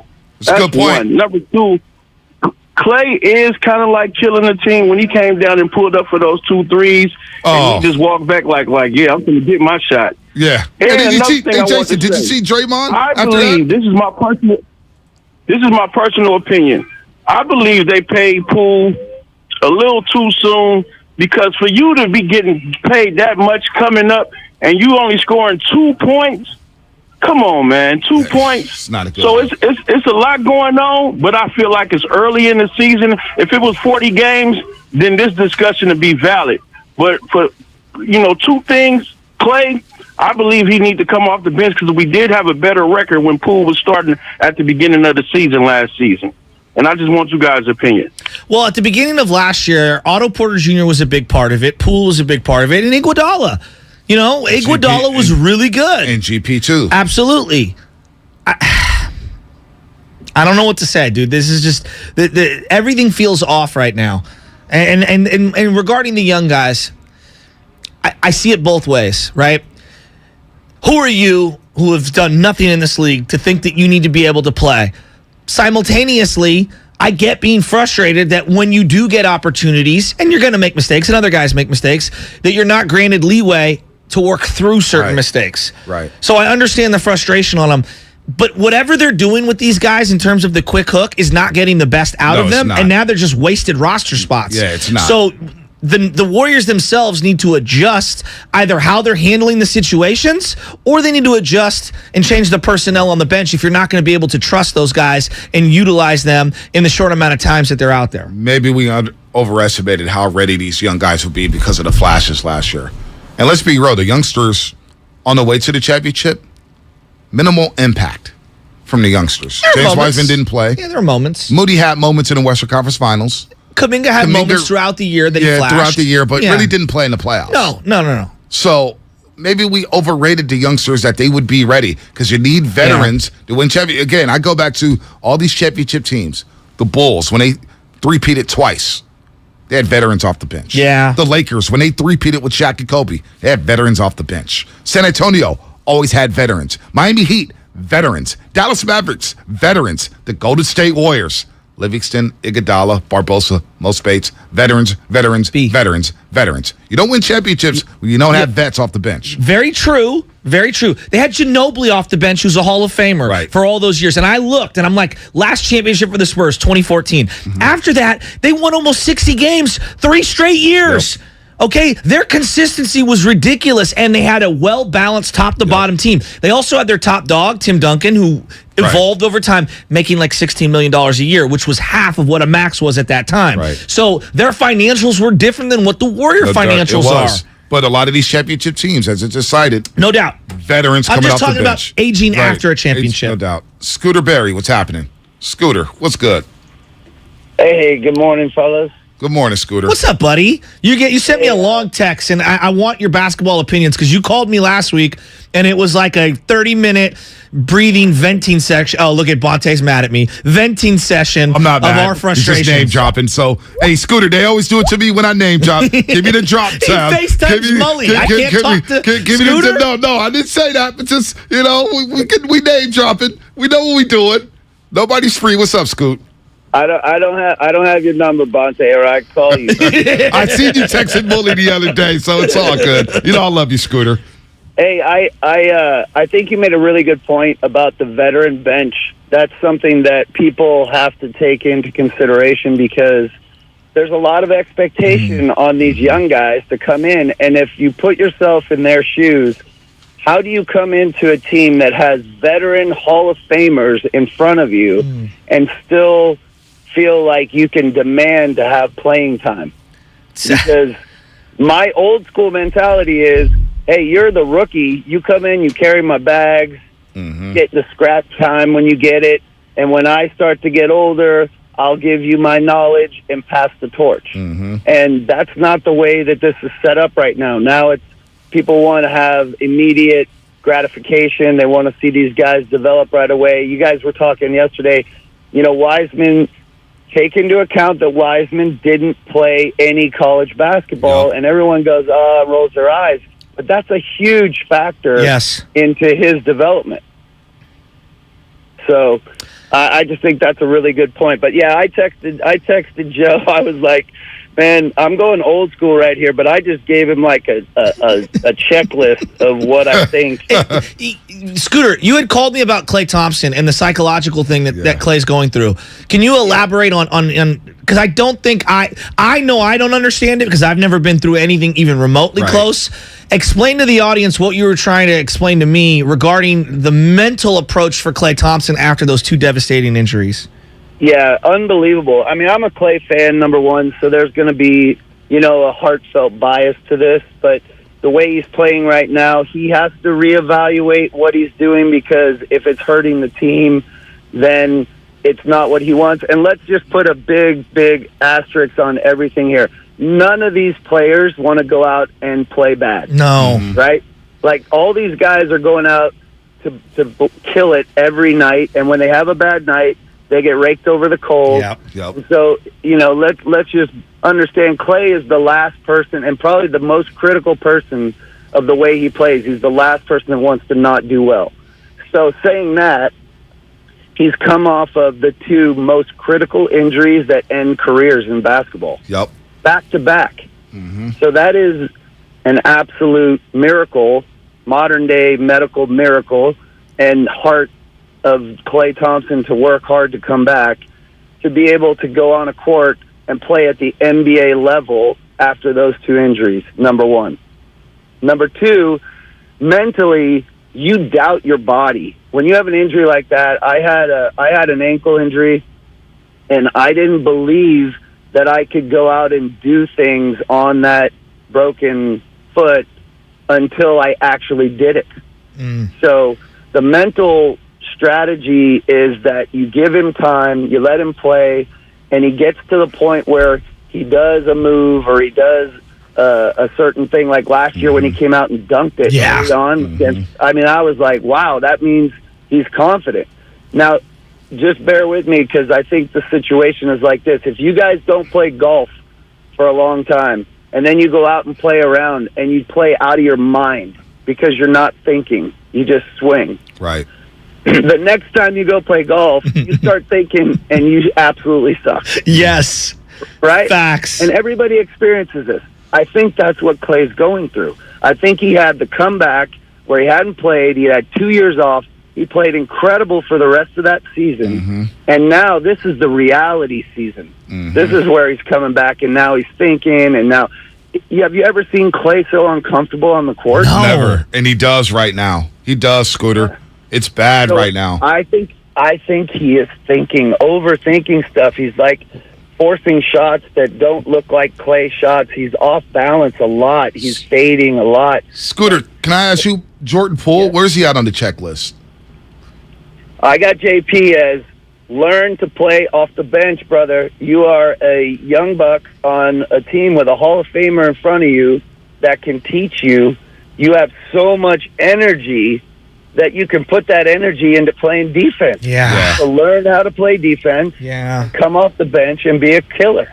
Yeah, I'm with you there. What about the youngsters, not playing the youngsters here? Because this is a big development. Wiseman's confidence is shot. He's down in Santa Cruz. I'm pulling for the young man. He's a great kid. And as you mentioned, Scooter, these guys have a bad game and their character gets attacked. The way Wiseman, and that's just online, it's social media, and it's not everything, but the way Wiseman has been picked apart and blamed for some of the losses, like, how can you play the young man? He's played 9 minutes a game. I get that he struggled, but man, he's back in Santa Cruz. Kaminga Moody's not playing. I mean, it's for the youngsters. Now you're not developing them, and you're losing games. Well, the other tough part is in the NBA, you don't practice. No. There's not enough time to practice. So even when those guys are up on the NBA circuit and they're playing back-to-backs or 5 games in 8 nights, they're not on the court practicing getting better with the vets. They're not learning from the vets in those situations. So sending someone down, and I hate the word down, but sending someone to play in the G League is what the G League is for. You're supposed to go get minutes. You're supposed to go be able to run in a competitive situation where you're working on the same system that you're going to play at the NBA level, and you're supposed to get better. So going to the G League is not a demotion. These guys should relish going to the G League and crushing it and getting better. Yeah, I'm with you. And Bat Signal's always open for you. We miss hearing you, Scooter. What do you think they should do? Real quick, Scooter, before we let you go and flex. Yeah. You think a major move is going to happen here if they continue to hover around 500? We get to January, February. What would you like? Is it time? Is it time to maybe tinker with the core? I don't know I don't know the answer to that yet. I think it's too early to tell. I get it. I think that that's definitely an option on the table. I think that that's something though that signing the extensions, like Slater was right. They just signed away the option to trade Poole and to trade Wiggs, and so now you're talking about giving away your young guys and maybe one or two of your main guys. Right. And I just don't know if they're going to make that. That's a bold move. That's like we're gonna redefine for their, we're going to redefine the team. Yeah, great. I think that they would prefer to pick up some vets like they did last year. Mm-hmm. I think you're starting to see, the GP3 is a missing link. Yeah, there's no doubt. They needed energy off the bench, but I think Jordan Poole could be that type of player to come in and boost the defense and give you his offense. And in that dunker spot, Scooter, I feels like Kuminga could play in that dunker spot like GP2 did and defend. You just got to let the kid play. Yeah, and Steve Kerr's with these guys every day, so I don't question Steve's decision-making, but from the outside looking in, Kuminga seems like a guy who's got the athletic ability. Mm-hmm. He's so raw. Yep. Like super raw. So he needs to learn a lot about how to play. Yeah. I would also love to see him get a little more emotionally involved. Yeah. In the way that it goes. And that's where you hope a Draymond would take him under his wing and start to get him on a positive, fire him up, get him excited. Like, if you had all that athletic energy in your body and you got excited, think about what he could do. No doubt. Scooter, you're the man. You can call us anytime you want and bug Shasky all you want. He'll name drop him for sure. Congrats for that new baby. I love listening to you guys. Thank you. It's always my morning entertainment, so keep it up. Absolutely, Scooter. Have You're a the good man. one, bud. Thanks, Scooter. Love that guy. Scooter Berry. Breaking it down. So, talked about Klay's mentals, which we've touched on. Yeah.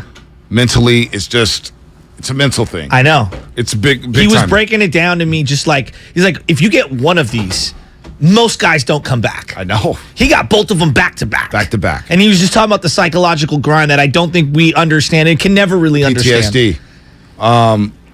What? Kyle Metz is in here. Oh, you want to flex? Oh, I'm sorry. Damn. Wow. Morning, guys. Yeah, let's flex. You got to make tough Baseball, decisions there's no clock. if you want to have one of those guys stay. Right. Like, I Over look at the 6 San and Francisco 9. Giants, okay, and I ask, and there's a lot of overlapping fans, and I ask this question, like, how many Giants fans were super frustrated 2018, 19, 2020 because they hung on to Belt and Crawford? Everybody. A lot of people. Right? And then a lot of people. And so you can't have it both ways. Right. You're either going to be loyal and you're just going to have to swallow all of this and not complain, or you shake things up. Well, and let me say this. Moving Klay to the bench does nothing against. Their problems are deeper. Yeah, it's deeper. The flex of the show, presented by Xfinity Flex, the 4K streaming TV box with voice remote and Peacock Premium, free with Xfinity Internet. Hey, we were flowing, and it just got people, hey, got to flex, get the hell out of here. So you know what? Changeover will be short, because your boy, I know Shasky was up late. I was up late.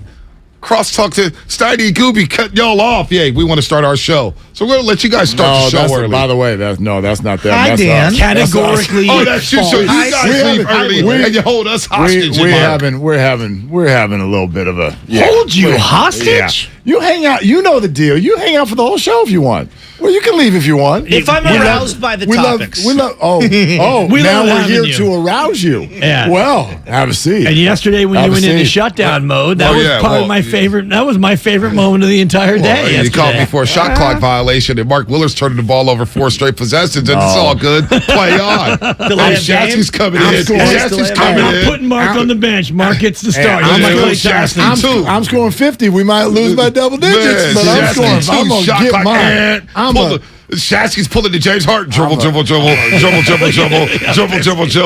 And all of a sudden, I want to have a heat check moment. It did. Nobody calls me out on it. By the way, you are listening to 95.7 The Game, KGNZ FM, and HD1 San Francisco. Always live on the free Odyssey app. Download the Odyssey app and favorite 95.7 The Game for the best and most up-to-date sports coverage. Don't forget that you can also watch us every single day on our YouTube and Twitch streams. Hello, YouTube. Hello, Twitch. Just log out to search 95.7 The Game. Be sure to like and subscribe to the channel while you are there. Willard Dibs in the building. You don't look aroused. Well, Are you not aroused anymore? I'm reworking. Are you not entertained? Just chew it and do it. Seriously. And I'm just, I don't think Bonte appreciates how much hazard that I take. I have to wear a safety helmet in here every single day because the guy's shooting at my dome. I mean, it's crazy. Hey, man, go hard or go home, baby. Shots are flying. Shots are flying. By the way, speaking of sports radio, has anybody checked out, especially with the Niners taking on the Cardinals on Monday, has anyone checked out mid-season Hard Knocks at all yet? Yeah. Colt Floyd, leader. You already watched the first? You finally watched the first episode? No, I've watched a few, but I just wondered if anybody had seen Cliff Kingsbury talk about sports radio. And what'd he say? Oh, yeah, he said, I don't listen to that stuff. My friends tell me all the time. No, but like the question didn't even get finished. And he was like, no, I don't go there. But I know what they're saying because if I get a bunch of text messages on Monday and be like, are you okay? Is everything? He goes, that's when I know it's bad out there on sports radio. And I'm thinking, in Phoenix? I hope. Dude, really? I hope. They get mad at Phoenix, at the Cardinals? Okay, I mean 4-6 is an improvement. I'll tell you what, the Cardinals win this game, though. They're back in action, baby. Are they the big? Or is it the Suns?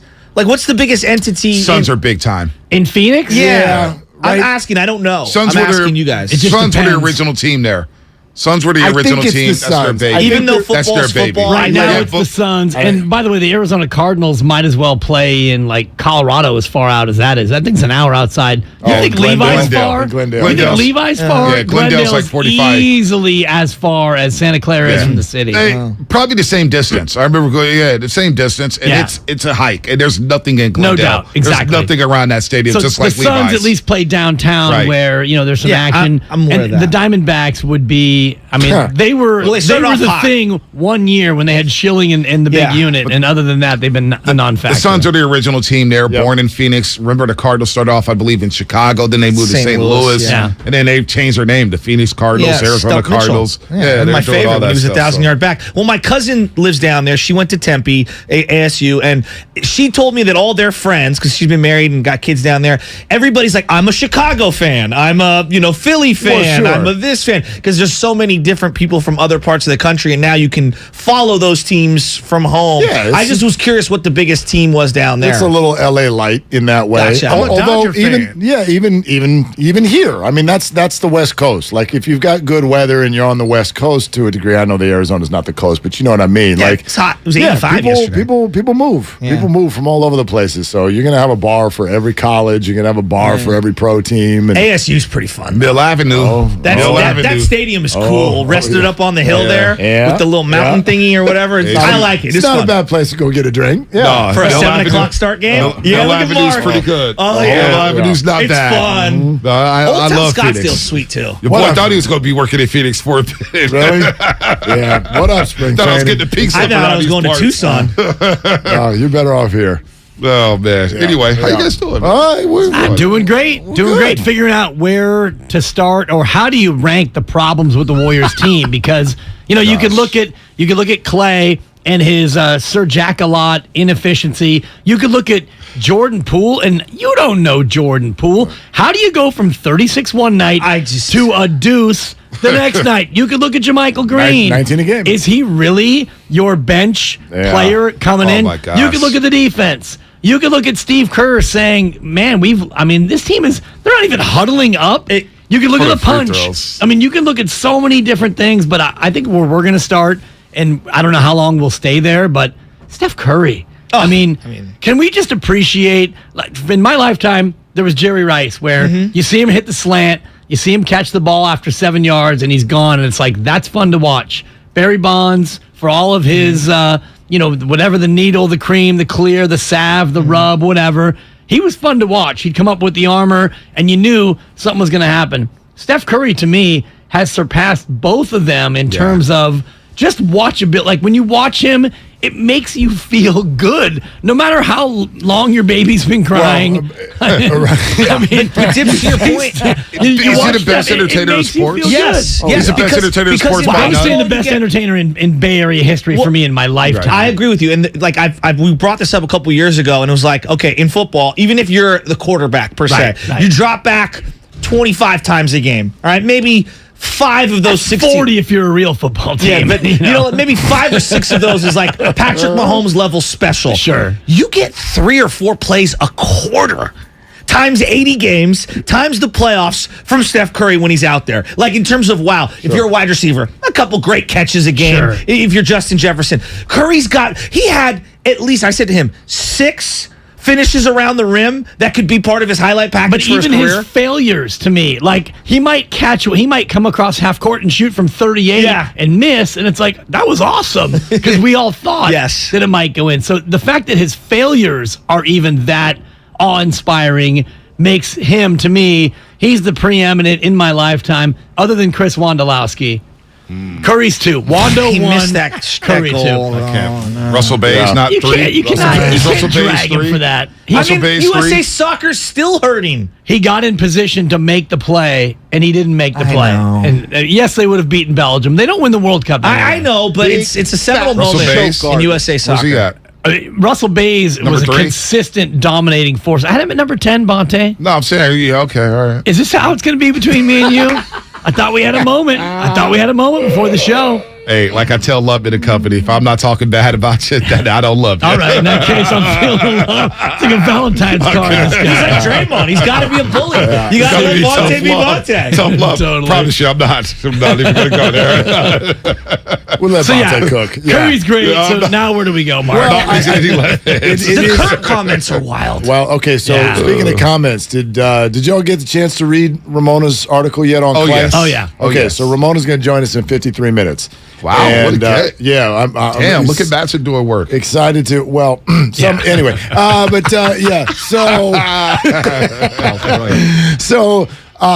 For those of you listening, if you have not had a chance to put 20 minutes aside and go read the inner thoughts and the background of where this story has been with Klay. Wait.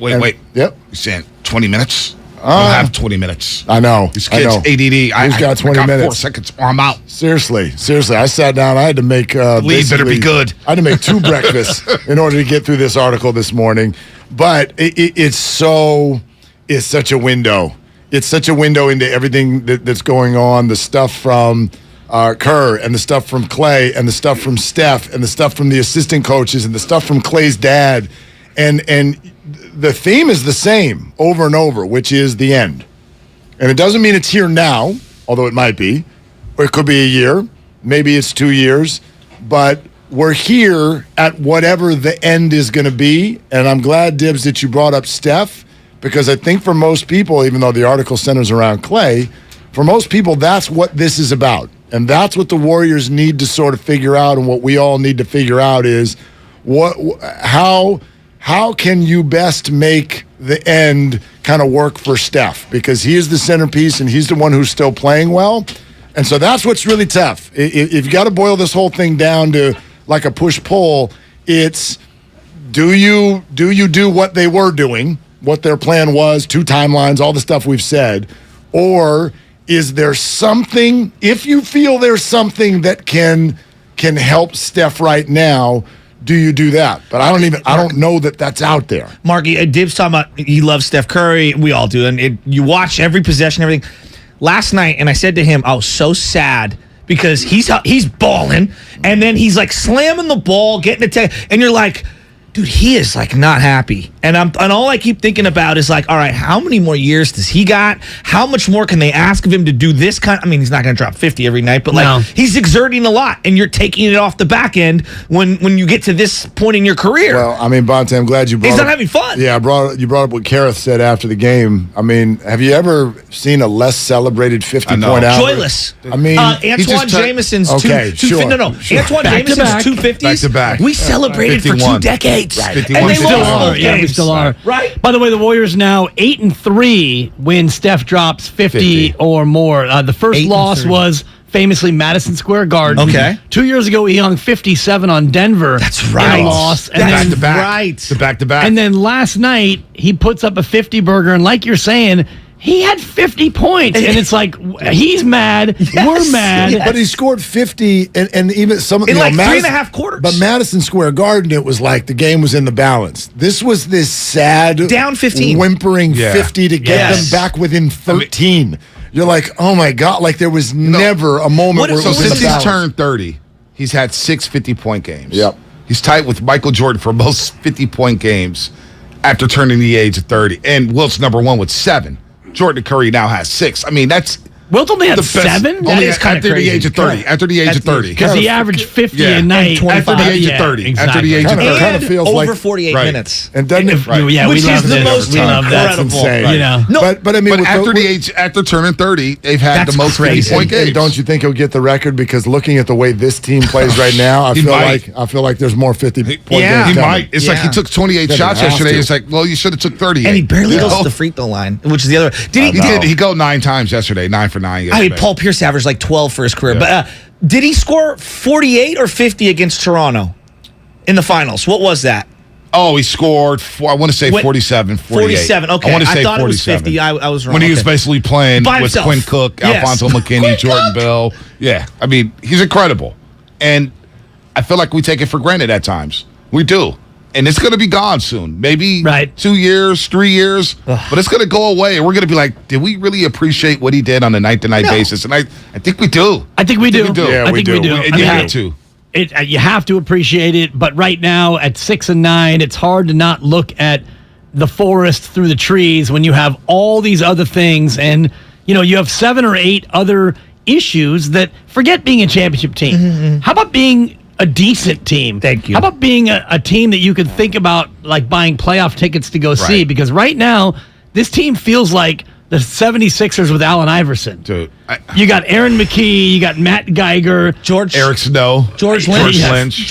I mean, that is how this team feels. This team doesn't feel like a team with multiple Hall of Famers. And we can talk about the fix, and we will. And by the way, you don't have just one roster spot. You have 2 roster spots. Iggy? He doesn't play. I know. Andre Iguodala, he needs to be immediately cut. Get him in a suit. He looks really good, dressed up. That roster spot is being wasted. So you've got a 13-man roster, but no, you have 12 because Wiseman can't play. But no, you have 11 because Kuminga can't play. So now you're talking about like an 11-man team, of which 6 of those guys are largely unplayable. Moody's only playing in the fourth quarter. Yeah. He's been going. Right? He's Michael Green. Oh, well, he's not playable. Patrick Baldwin Jr. Oh, well, he's not ready. The vibe. The vibe of this team is off. And I don't know if it's because of what happened in training camp or whether or not it's because of the 9 losses. But it's a lot. Just contrast that with Sacramento right now. And I get it. Sacramento hasn't gone to the playoffs but they're feeling great. But, man, when I'm watching them. Pro Sports. Dude, that's crazy. They're a fun watch, dude. And I'm watching them blow out the Brooklyn Nets on national TV. And I'm thinking about Casey and D'Lo and the fun they're having and Fox buying in and the way they're moving the ball. And I'm like, damn. That's the Warriors. That's what the Warriors have done. This is going to be one of the questions for Ramona because it doesn't get a lot of expansion within the article, but direct quote from the article. Green apologized to Poole and the team and has returned to the court in fine form, but the issues underlying the conflict are still present. Poole and 27-year-old swingman Wiggins are the future of the franchise. The only question is how clean the handoff to them will be. That's what a way to put it. Wow. Now, there's not a lot of expansion about that topic in the article, so I really want to ask her what the issues underlying the conflict are still present. I'd love to hear more about that. What time is she on? 10 o'clock. Nice. 10 o'clock. That's a good get. Yeah. The Iggy thing. So he's wearing a purple or pink sweatsuit the other day. My wife does not like Iguodala on the bench. She's like, he doesn't play. He's a coach. Why is he wearing street clothes? Why are they paying him to play as a player? She wants the team to win. She likes Iggy, right? But like, she's like, he's taking up a spot. Either you're a player or you're a coach. And like, she's triggered every time the camera goes to him and he's sitting there and he's got the whole outfit and everything. She's like, why doesn't he just put on the coach's gear? And I thought that there was no other person besides you and me that felt that way. Yeah. And then my wife stepped in. Mark and I mean, in the year plus we've had the show together, I wouldn't even say the man's name for a long stretch of time because not only what he did to Memphis, where he just didn't show up. I'm not showing up to Memphis, but just the amount of arrogance, and I'm not trying to be he was negative. Hanging out in Alameda. Guy's a Hall of Famer, and I've seen him on many golf courses, and I've seen him around, and I don't begrudge him for getting his. What I have a problem with is the fact that this team needs people. Yeah. They need playable bodies. I agree. He is a guy who's taken up a roster spot. They have an empty roster spot. And as we mentioned, there's 2 or 3 guys who are unplayable. So now we got a 9-man rotation, including a young player who just got a bag who doesn't want to shoot unless he starts, a starter who's trying to shoot his way back into form, even though he's having one of the 4 worst shooting seasons in the association. Mm-hmm. And you've got at the top of the whole thing a guy having an unbelievably singular, dominant season going to waste. I wonder how much of the youngsters soak up whatever Andre Iguodala is telling them or talking about. Because if I'm a youngster, I never played in the NBA, obviously, but if a guy's not playing, he's in street clothes all the time, and he's not playing, at some point I would think that the message would just become deaf to it. It'd just be, all right, it's going through one ear, going out the other. I'm not really listening to him. And I wonder if Kuminga and Moody and Wiseman or some of the youngsters just sitting there thinking like, man, you're not even playing, dude. I want to play. Giannis said that he didn't even know Jason Kidd played in the NBA when he first got there. And it was like, I had to Google who he was. And I was like, oh my God, that's who Jason Kidd is? So yes, to your point, I don't... Are there some that are students of the game? Right. Yes. But I'm sure there are many more that could give a rip. Isn't it wild? June was 5 months ago. That's the thing. You've been saying this, and it's been resonating. I keep thinking back to other, and it's so hard to do a comp for the Warriors. It's so hard.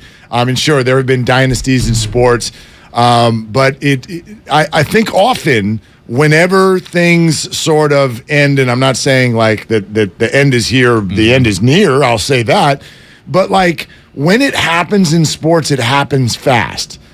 Tom Brady, for instance, has been this outlier for the last 5 years. We keep waiting for the time that he's going to finally look old. And even this year, I was like, I think it's now. And then the minute I said that, he goes on a 45-second drive to beat the Rams, goes to Germany and beats the Seahawks, and you're like, oh gosh, he's going to do it again, isn't he? So I think we've learned. And he looks 25 years old. Right, a lot of times, it's just what you hit a wall. Peyton. It was 5 months ago. So I'm looking. 5 months ago, there was confetti. So to your point, Mark, you got this graphic. And it's a list of the worst records by defending champs through 15 games. Number one's the Bulls in 98, 99. But we all know Jerry Krause. Everyone was last dance. Last dance. Boston Celtics 69-70. Dibs doesn't even remember that team. I was a toddler. I was there. Steiny's favorite team. The 02-03 Lakers started off 5-10. They didn't win the championship. The Warriors are fourth on that list, starting 6-9. And then the 06-07 Heat.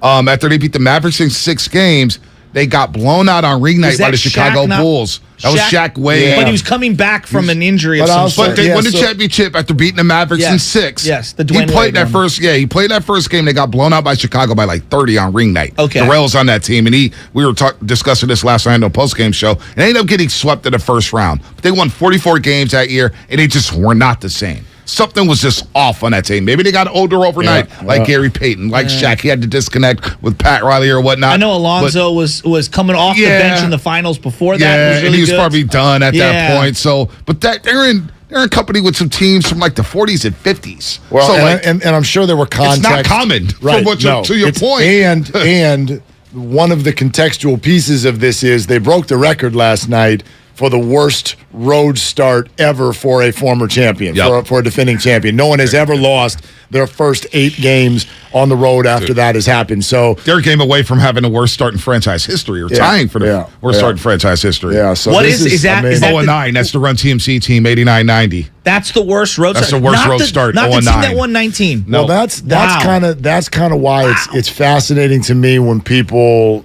talk about tweaks. Oh, we're going to send Wiseman down and we'll put Jermichael Green in, and it's like, you got to understand, there are 100 reasons, and this is intensely different than 5 months ago. It's not a little different. When did it change? It's not like, I love it when people are like, man, GP2.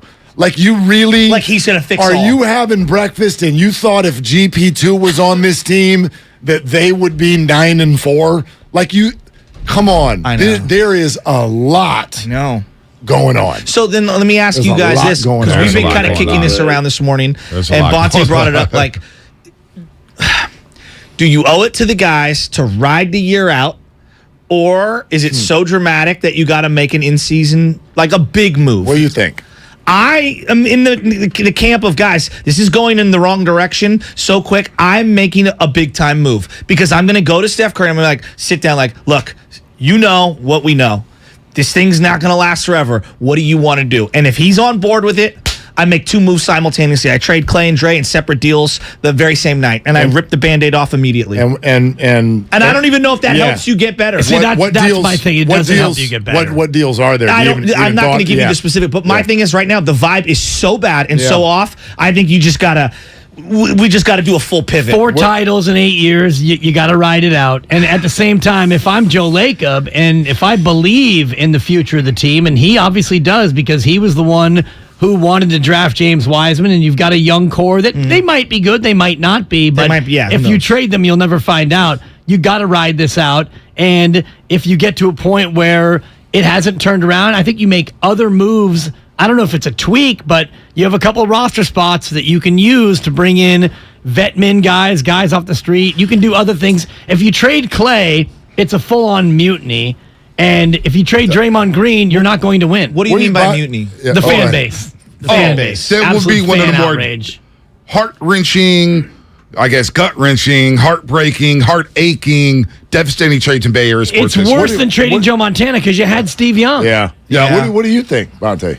What do you think? I floated this out. We floated this out a few Mondays ago. That if they are hovering around 500, or if they're 3 games under 500 by mid-January, and Lacob has said it, Bob Myers said it on Steiny and Guru's show a couple weeks ago, we believe we are a contending team for a championship. We believe we can win number 5. Joe Lacob is paying the tax. We know the money he's paying to pay for this basketball. He ain't paying for a 6-9 team. I guarantee you that. Well, and they need the $20-something million of revenue for each game in the playoffs to be able to afford the team moving forward. If you're around 500 mid-January, you may have to move off some guys. Okay. You may have to make it happen. I hate to have this be the follow-up question. What if you're not hovering around 500? What if you are 10 games over 500? What if you're 15 games under 500? See, that's what I worry about. Then... I mean, it's on the table, right? Yeah, like you're watching these games. Yeah, I don't think you could write this out if you're 15 games under 500. You got to start to think about the future. But when do you, like, see, to me, Christmas, I'm looking at, like, Christmas, it might be too late. Like, they might just be, like, 8-9 games under.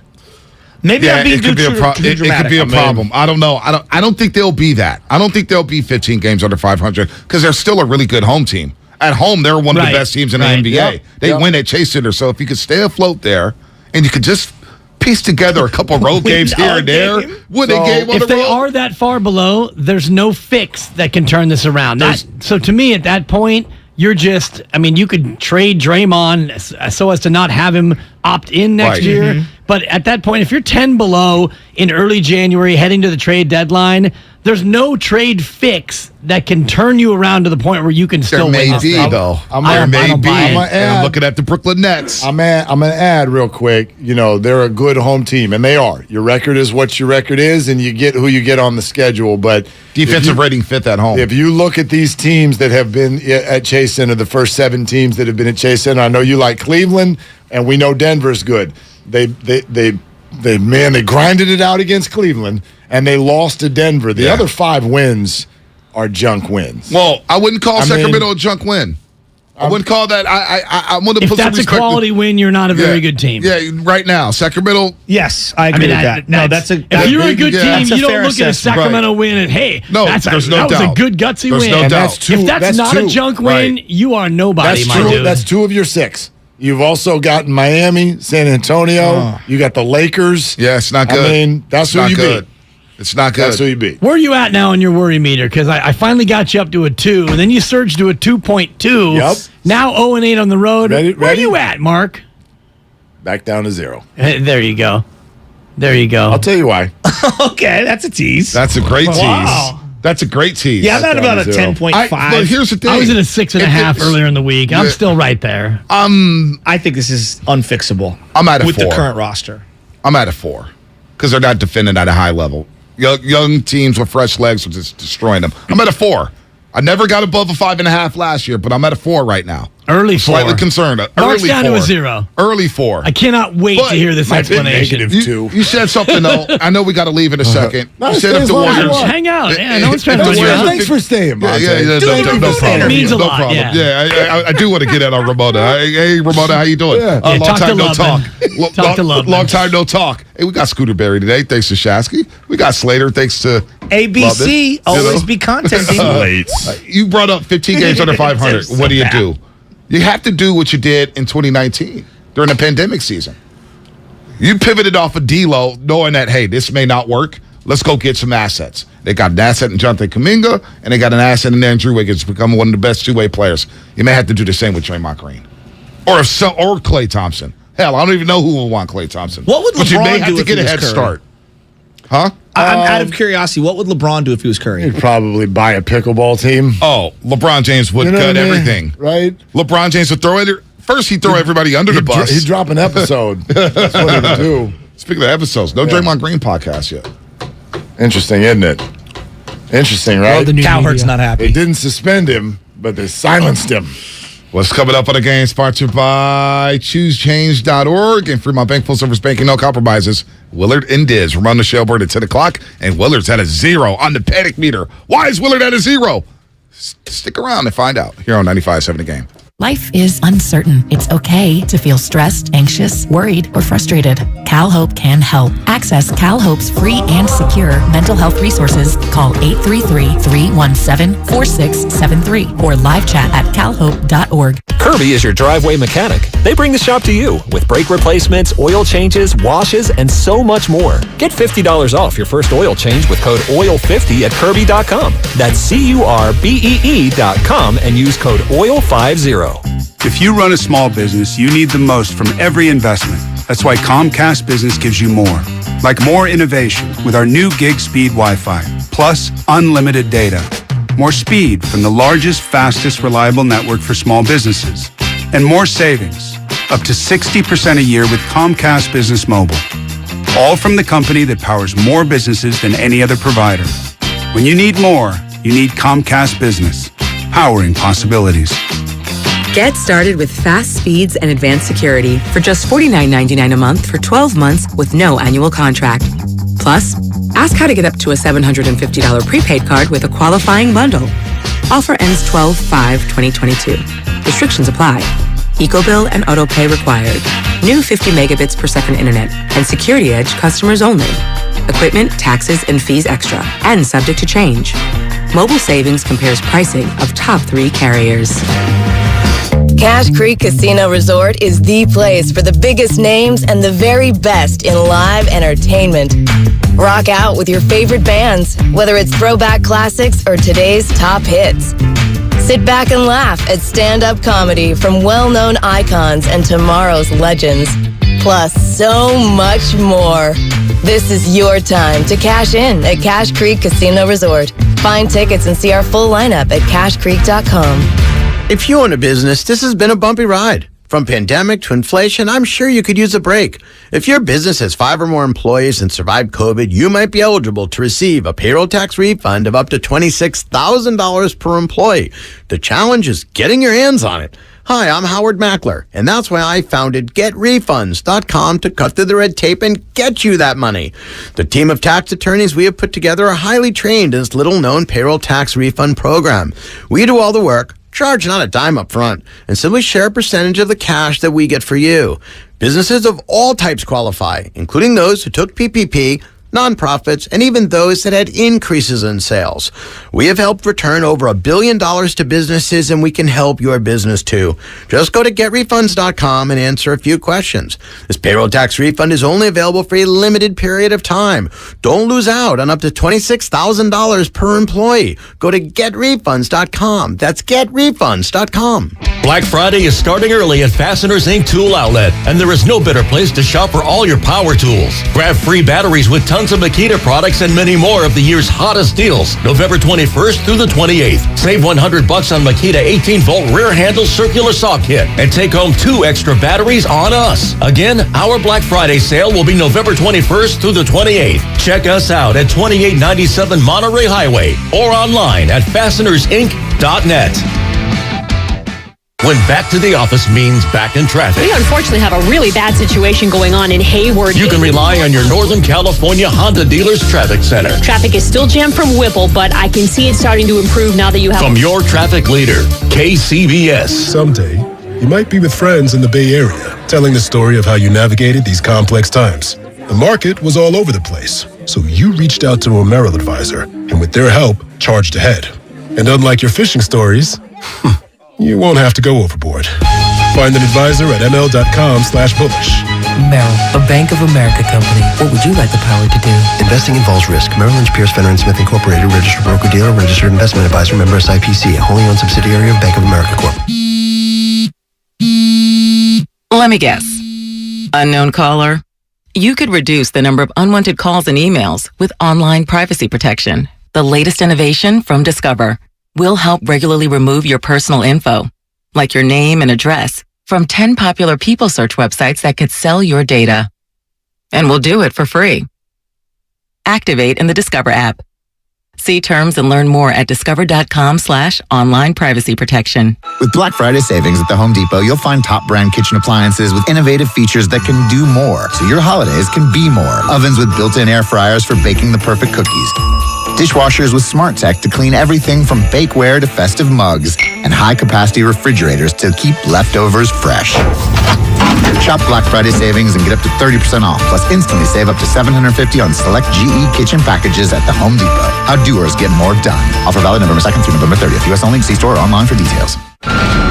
You're the one who protects the flock, and that requires an eye for detail. Because when safety and well-being are on the line, it's the details that can save lives. Even when no one else is watching, you see everything.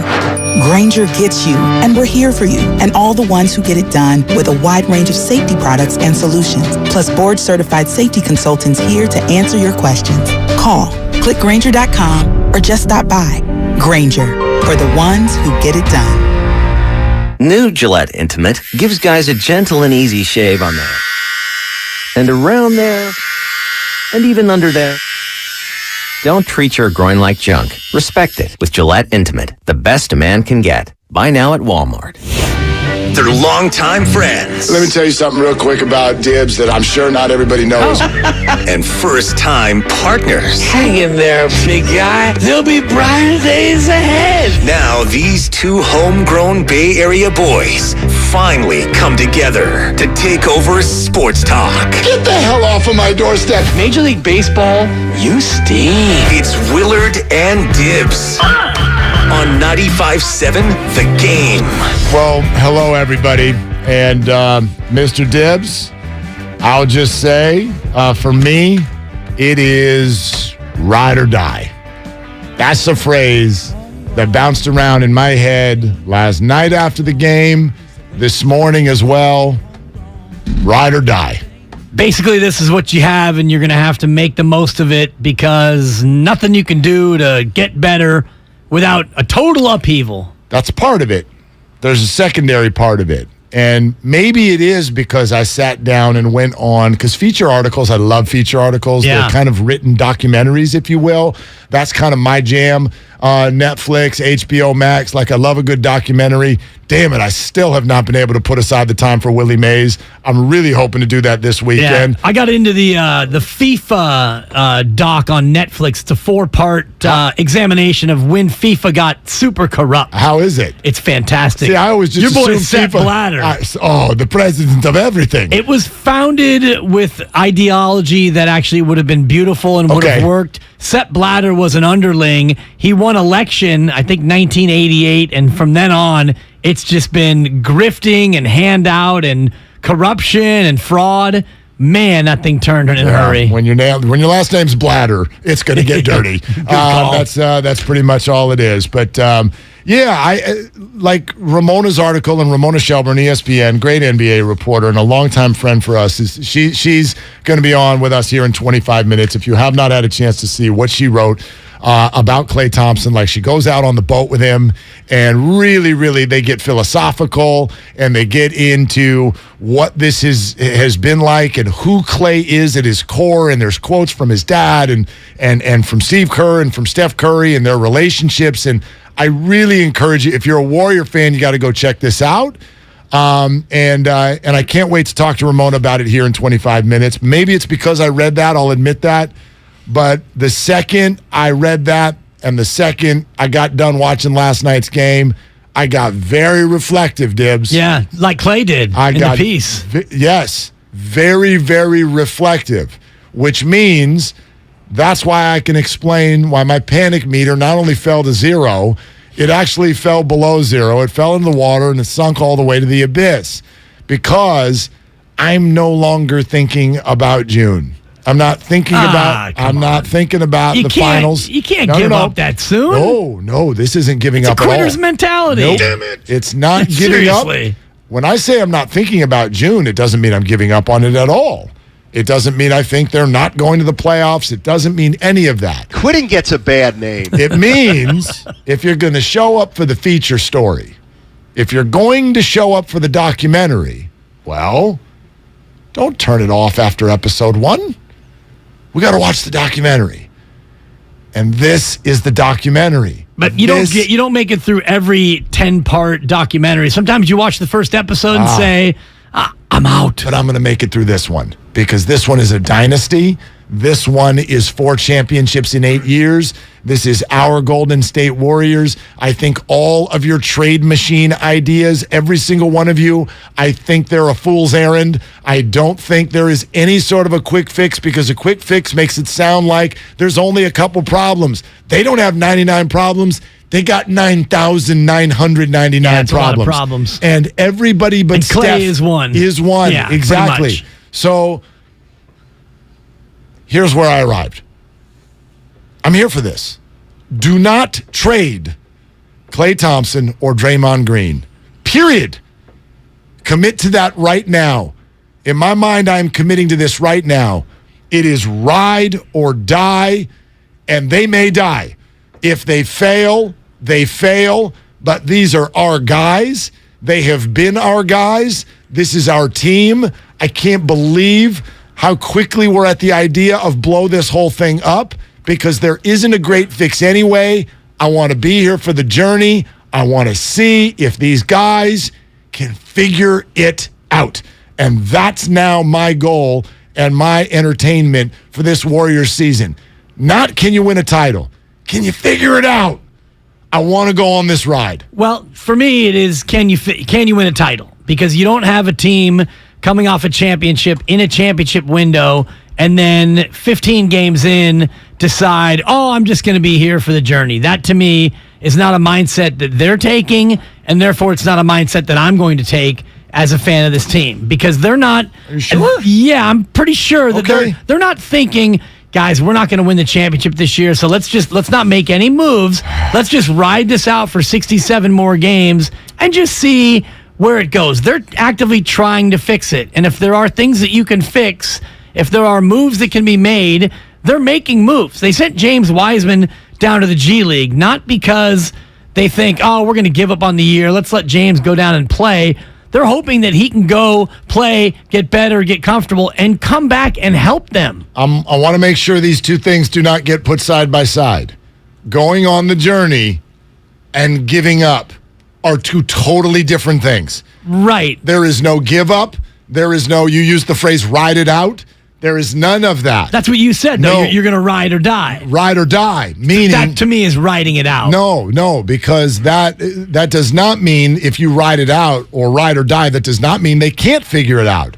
Maybe they can, but to me, as a fan of these players, as a someone who has been on this ride for a decade, and someone who has the utmost respect for so many different aspects of this organization, and most importantly, someone who doesn't really believe the trade market holds the key or the fix anyway. Well, what does hold the fix? I don't know. And if there is no fix, then you're resigning yourself to just ride it out. No, but again, to me, that's way too complete. Ride it out means it's not going to happen. Ride it out means let's just get to the end and we'll worry about it at the end of the year. I don't know that. I don't know what the fix is because, quite frankly, I don't know what the hell got them here in the first place. 5 months ago, I still think if we go to my bag. Oh, I have some in there too. There's confetti still in there. Absolutely. 5 months ago, there was confetti, and now look at this. So, you could see from then to now what has changed. Klay Thompson. A lot. Klay Thompson didn't play over the summer, and he came into the start of the season not ready. This is not an indictment on Klay. This is a reality of where he is coming off of 2 catastrophic injuries. Draymond Green punched Jordan Poole in the face. It's a problem. Jordan Poole has gone from money time, super confident player to not really feeling like he knows who he's supposed to be. 36 points one night, 2 points the next. James Wiseman got healthy and got worse. Jonathan Kuminga became suddenly unplayable, and Moses Moody, good Lord. Yeah. I mean, what happened to Moses Moody? Last year in the playoffs, he was a reliable piece, and now he's not. You replaced your bench with a bench that is largely unplayable and unreliable. The only thing that's the same is Andre Iguodala looks good in street clothes. and Steph Curry's unbelievable. Curry's awesome. Steph Curry's even better, by the way. You ever noticed that? It's hard to imagine that he is. There's game 4 Boston, but go back and look at the numbers of Steph Curry's regular season. He wasn't doing this. This is 17 of 28, 9 rebounds. This is as good as he's ever been, and maybe better. Right. If you just want to dive into him and analytics and data and all of that. Okay. So you just listed a bunch of stuff. I can't deny any of it. But if you arrived at all of those negative places that quickly, can you also leave all of them that quickly? I don't know. Yeah, I don't think you can. Probably not. Right. But that's the beauty of this question that everybody's waking up asking. How do we fix this? And every one of you, whether you want to admit it or not, you get the same answer. I don't know. They don't know. I don't know. They don't know, but I think they've got a better idea. I would hope. Of what led them here. And therefore, that gives them an idea of what to work on. But all of your KD dreams are not going to fix this either, in my opinion. I agree with you there. Okay, so that's number one. And number two is, this is Klay Thompson and Draymond Green. And I do not want this to end with January trades because you're chasing the 6th seed. I definitely don't want that. How would you all feel if you do trade Klay Thompson and 3 weeks later, click? Oh, crap. All of a sudden, he becomes Klay again. Oh, geez. A Claymaker game. Now he's hitting threes again, right? Playing for Indiana. Right. How's that going to feel?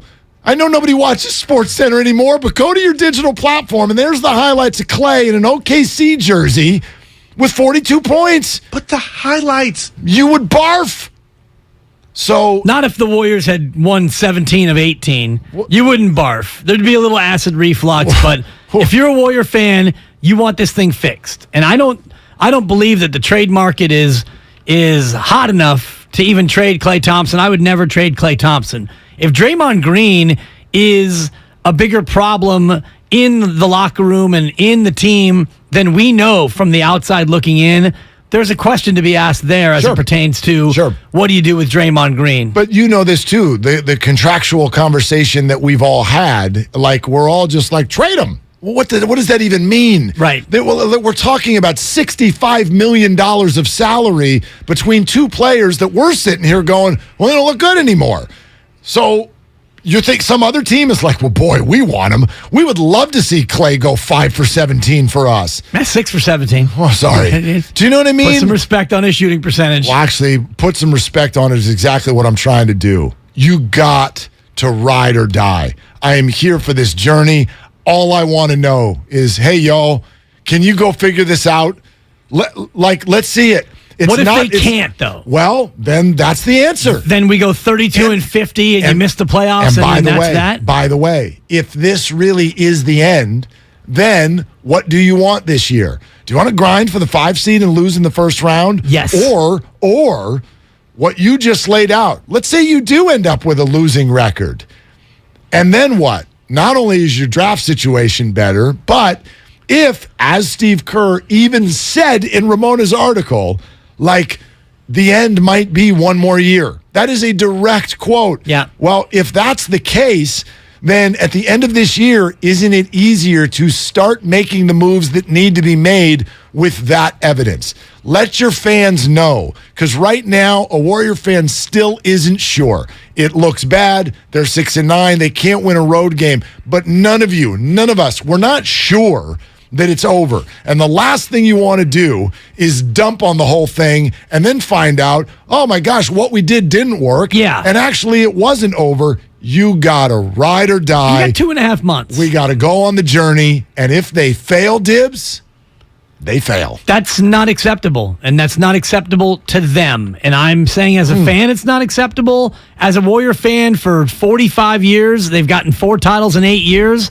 I'm not going to burn a jersey because they go 30 and 52. It would be a disappointing way for this all to end, but think about it. If you go 30 and 52, and right now you're trending toward having that kind of year, 35 and 47, whatever the exact number is, if you go through the year and you get to the play-in game or you don't, and you don't make the playoffs and it's over, well, Draymond Green can come back and Klay Thompson is coming back. So you really can't make that much change unless you then, at that point, make a trade in the offseason. And if you make a trade in the offseason, you're trading pennies on the dollar because Klay Thompson would have had this kind of year. And Draymond Green, this year would have gone south in part because of what Draymond Green did in the locker room. We've all said Draymond Green doesn't fit with very many teams. So what kind of a team is going to want Draymond Green in the offseason in a contract year? You're already there.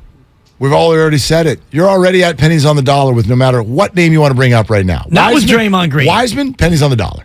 Kuminga, pennies on the dollar. Klay, pennies on the dollar. And actually Draymond, pennies on the dollar. Depends on what team you send him to. Yeah, if he goes to a good team, like if he went to Boston now. He can be part of a package, yes, but nobody is like, you know what, the last thing we need, the key to this all is the guy who we all just believed totally crashed the vibe of the greatest vibe in the history of sports.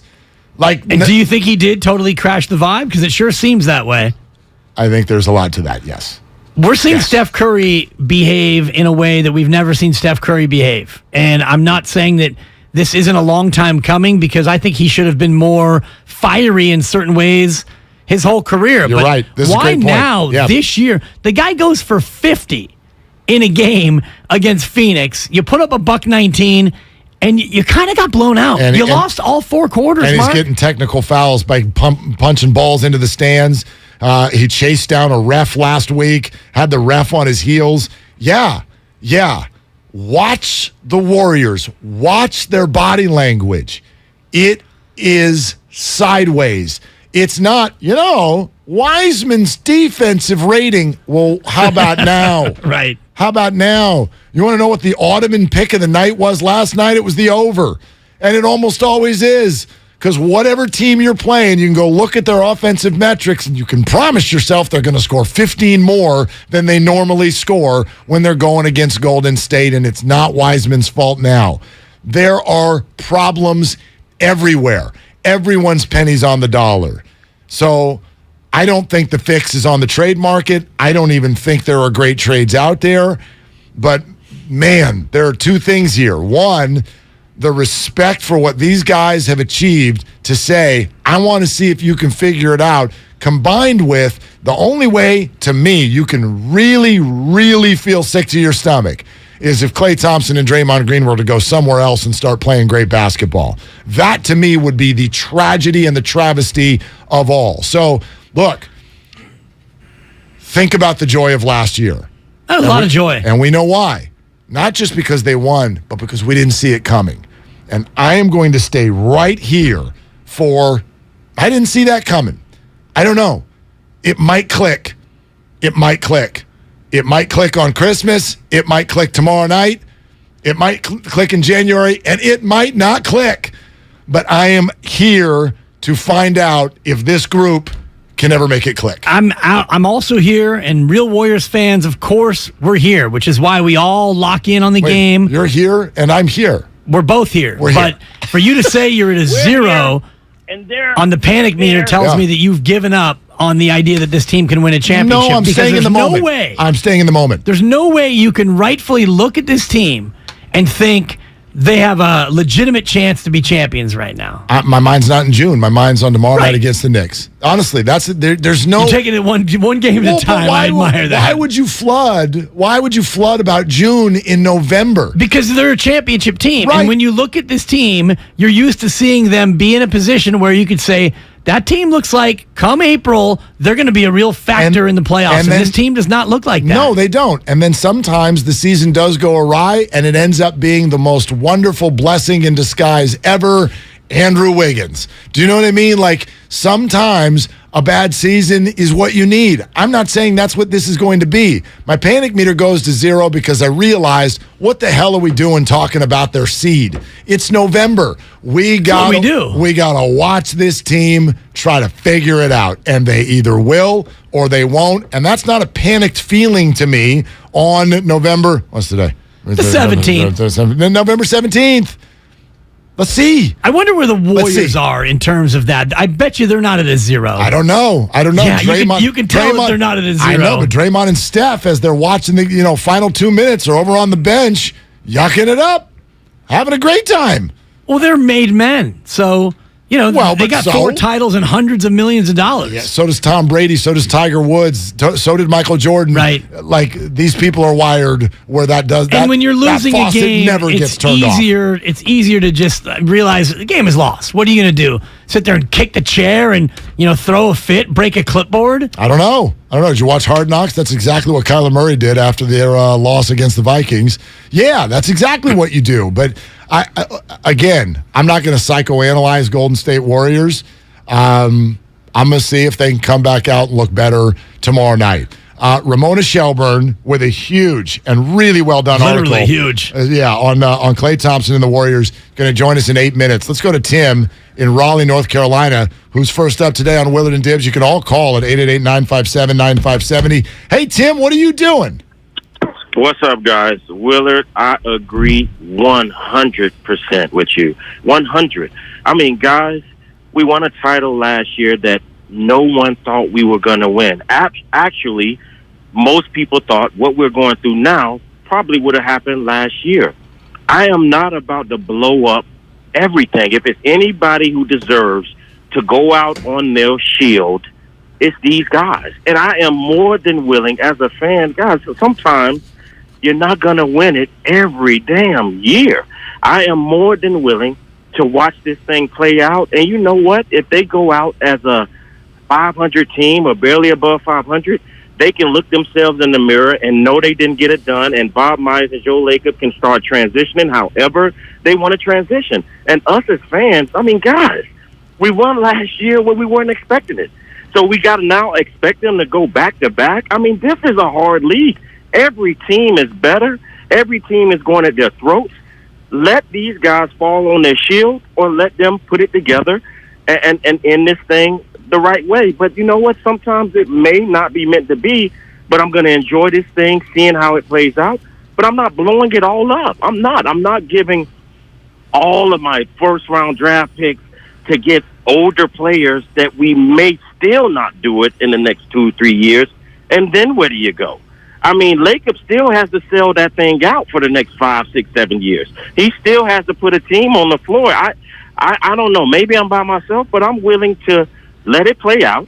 I'm a fan that is extremely happy to see guys that have got 4 rings in the last 8 years together. And you know what? They might not go back to back. Is that so hard to understand? That? Yeah. Tim? It's not hard to understand, but I think it's hard for them to stomach, too. It's hard for the Warriors themselves. I can't imagine Draymond and Steph, in particular, are looking at what's gone on and thinking, yeah, let's just ride this out. Let's get Wiseman back up here ASAP so we can ride this out. I think you're using that phrase to mean something that I certainly don't. That's not what I mean. It's not like there's no give up. It's like commit to the journey. And let's see where it goes. Steph Curry, from Ramona's article, and I quote, "There's not anything graceful about things ending, ever. We understand that. But you can't worry about that when you step on the court because it takes away from it. We wouldn't have won last year had we let that be in our thoughts."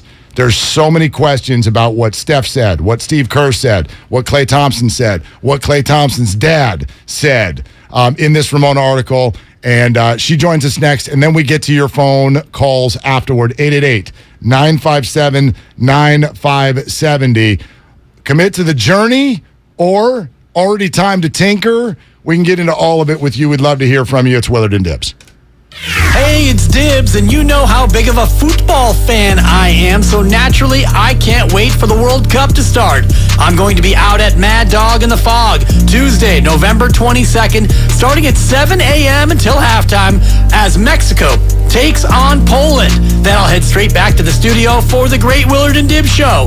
Come on out, let's drink some Estrella, and join me at Mad Dog in the Fog in the city at 7 a.m. on November 22nd.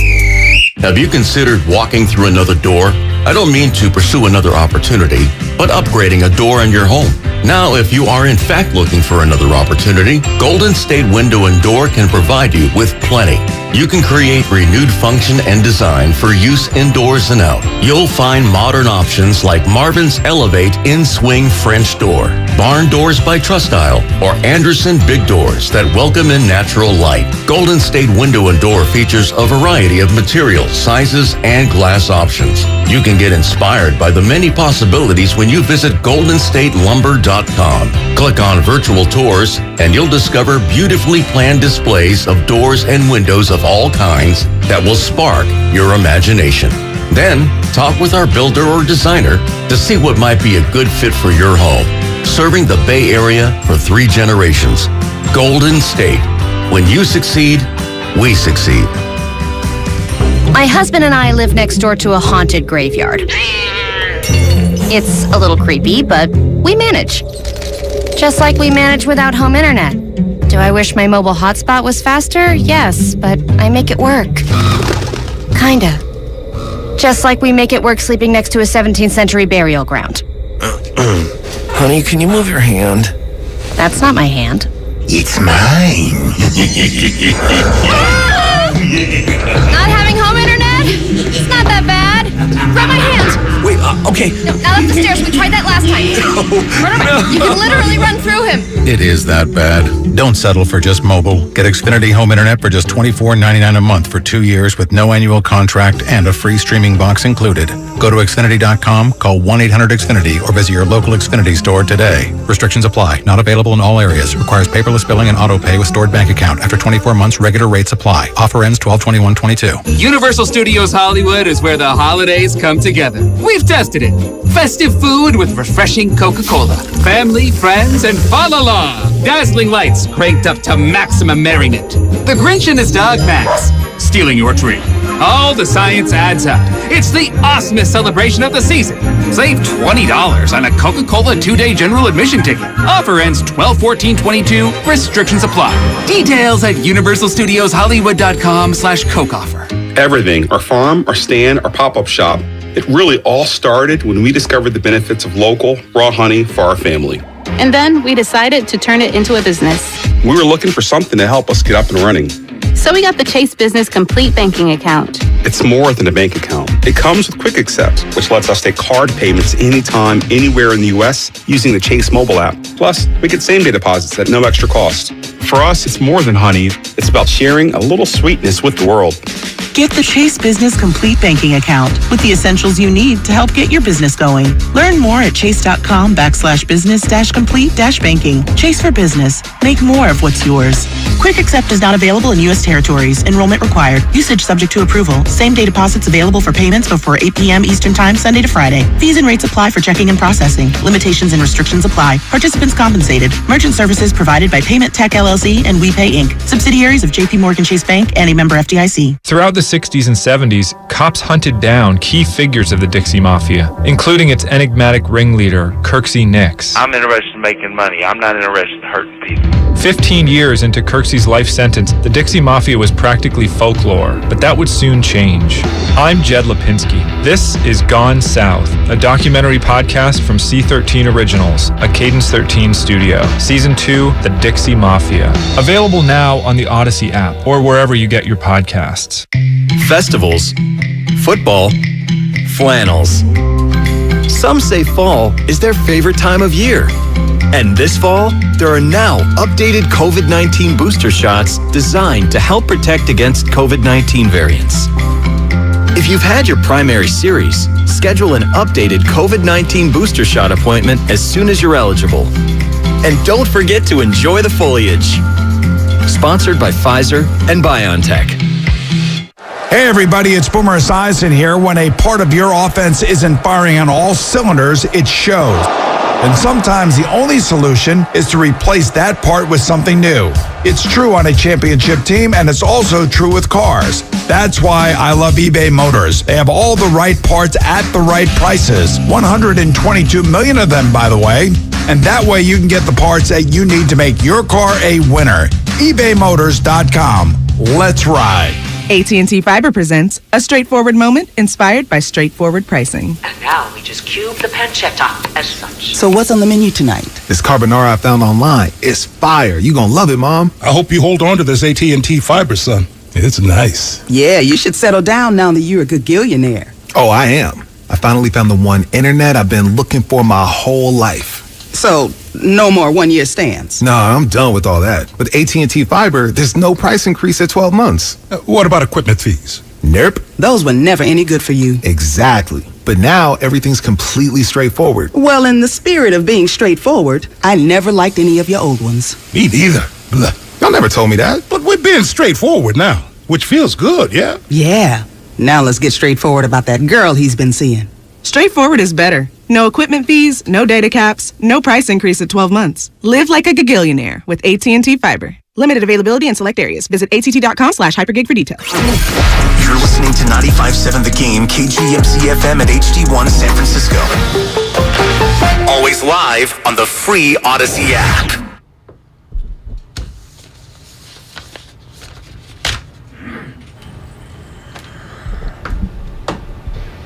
My offer is this.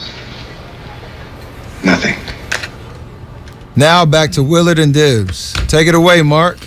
Okay, 50 Burger. Thank you. Appreciate that so much. It's Willard and Dibs. Man, it does. It feels like a one-man show right now, doesn't it? June feels like a long time ago. Yeah, it does. Like a long time ago. It's just crazy. We'll get back to your phone calls here. 50 of 119. It's almost like 5/12. How many which times? Is like 43% of the points. In the history of the NBA, how many times when you score 50 have you also been teed up in frustration and lost by double digits? Feels like that doesn't happen very often. My gosh, what a great person to talk it out with. I wish we could do 3 hours with you. But Ramona Shelburne of ESPN on her way to Around the Horn right now. What an article, Ramona. Great, first and foremost. Great job. That was a really, really interesting read. Thank you. I always love when we do these stories.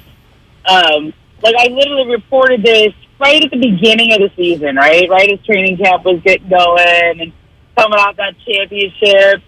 Right, everybody's in a good mood. And it takes a little while, right? Like you're putting together a TV story, it's 7 minutes long, and a written piece of 3,500 words. And so, like, it takes a couple weeks to write and edit and get all that stuff done. And you're like, oh, it'll be all right. It's not going to get old or stale. It's not going to change too much. And then come to find out, it changes a little bit. But any story that starts in Tiburon and involves the San Francisco Bay, the Golden Gate Bridge, and the city, it can't be that bad of a story, even though the Warriors have hit the skids. Look, this is one of those questions where you say, is this the championship hangover? Is this just everybody needs to find their new flow?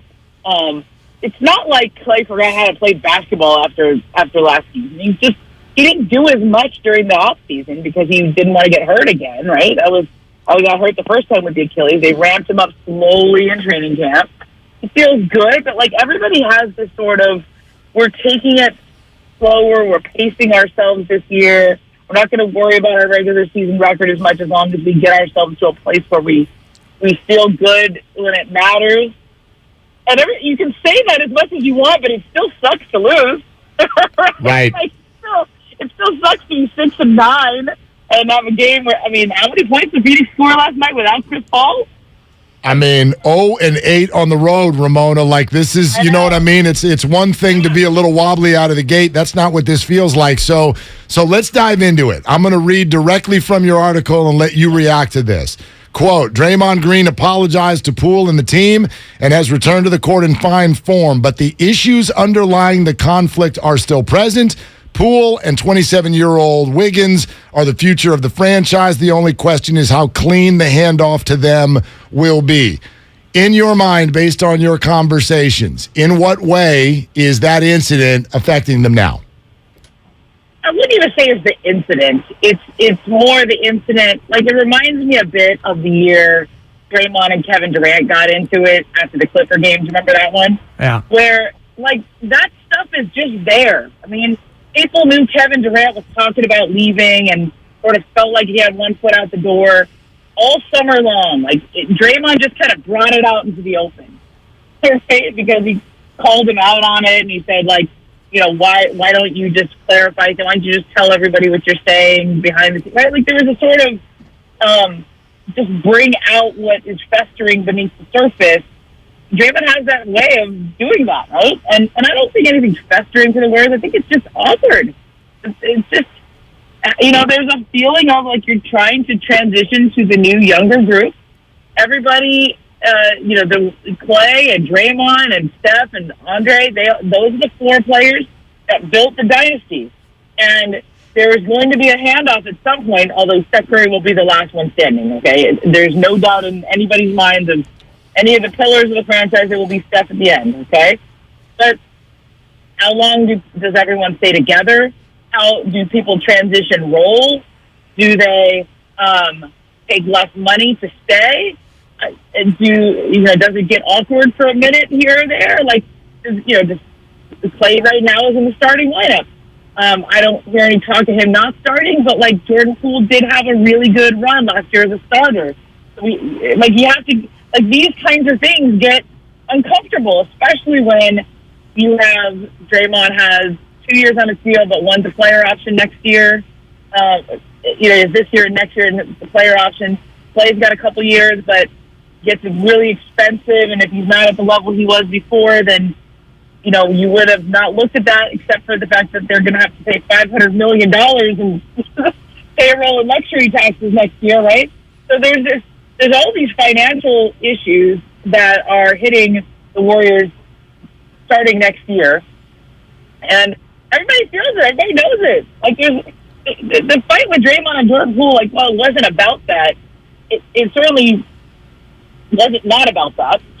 Yeah, right. And so I think that stuff is just there. And it's a question of can they compartmentalize. Look, year that Kevin Durant and Draymond got into it, Kevin was leaving. It was a very joyless, yucky season. They still went to the finals and probably would have won if Klay and Kevin didn't get hurt.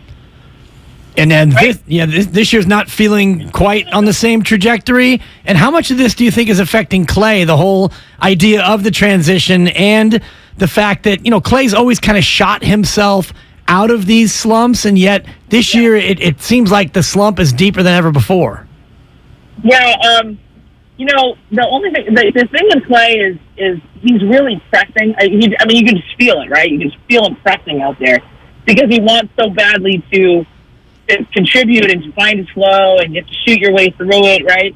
He's always been able to do that. It's just taking longer this time, and that's sort of what happens when you're in your early 30s instead of your late 20s sometimes, or you're coming off of 2 catastrophic injuries. I mean, there's just, the longer the slump goes, the harder it is to bust out of it. Then you add in the team dynamics that we just talked about, like that. It's hard not to contribute to pressure. And so much of being Klay Thompson is his ability to compartmentalize and to not feel that kind of pressure, right? Like he is, a lot of what I wrote about in the story is Klay is about getting that feeling. There's this feeling that some athletes would call it being in the zone. I think for Klay, it's less about getting in a zone. It's just about really letting go of everything in life and being able to completely focus on playing basketball. And that, the way he does that is through movement. He's incredible at just keeping it moving. Like the guy does not sit still.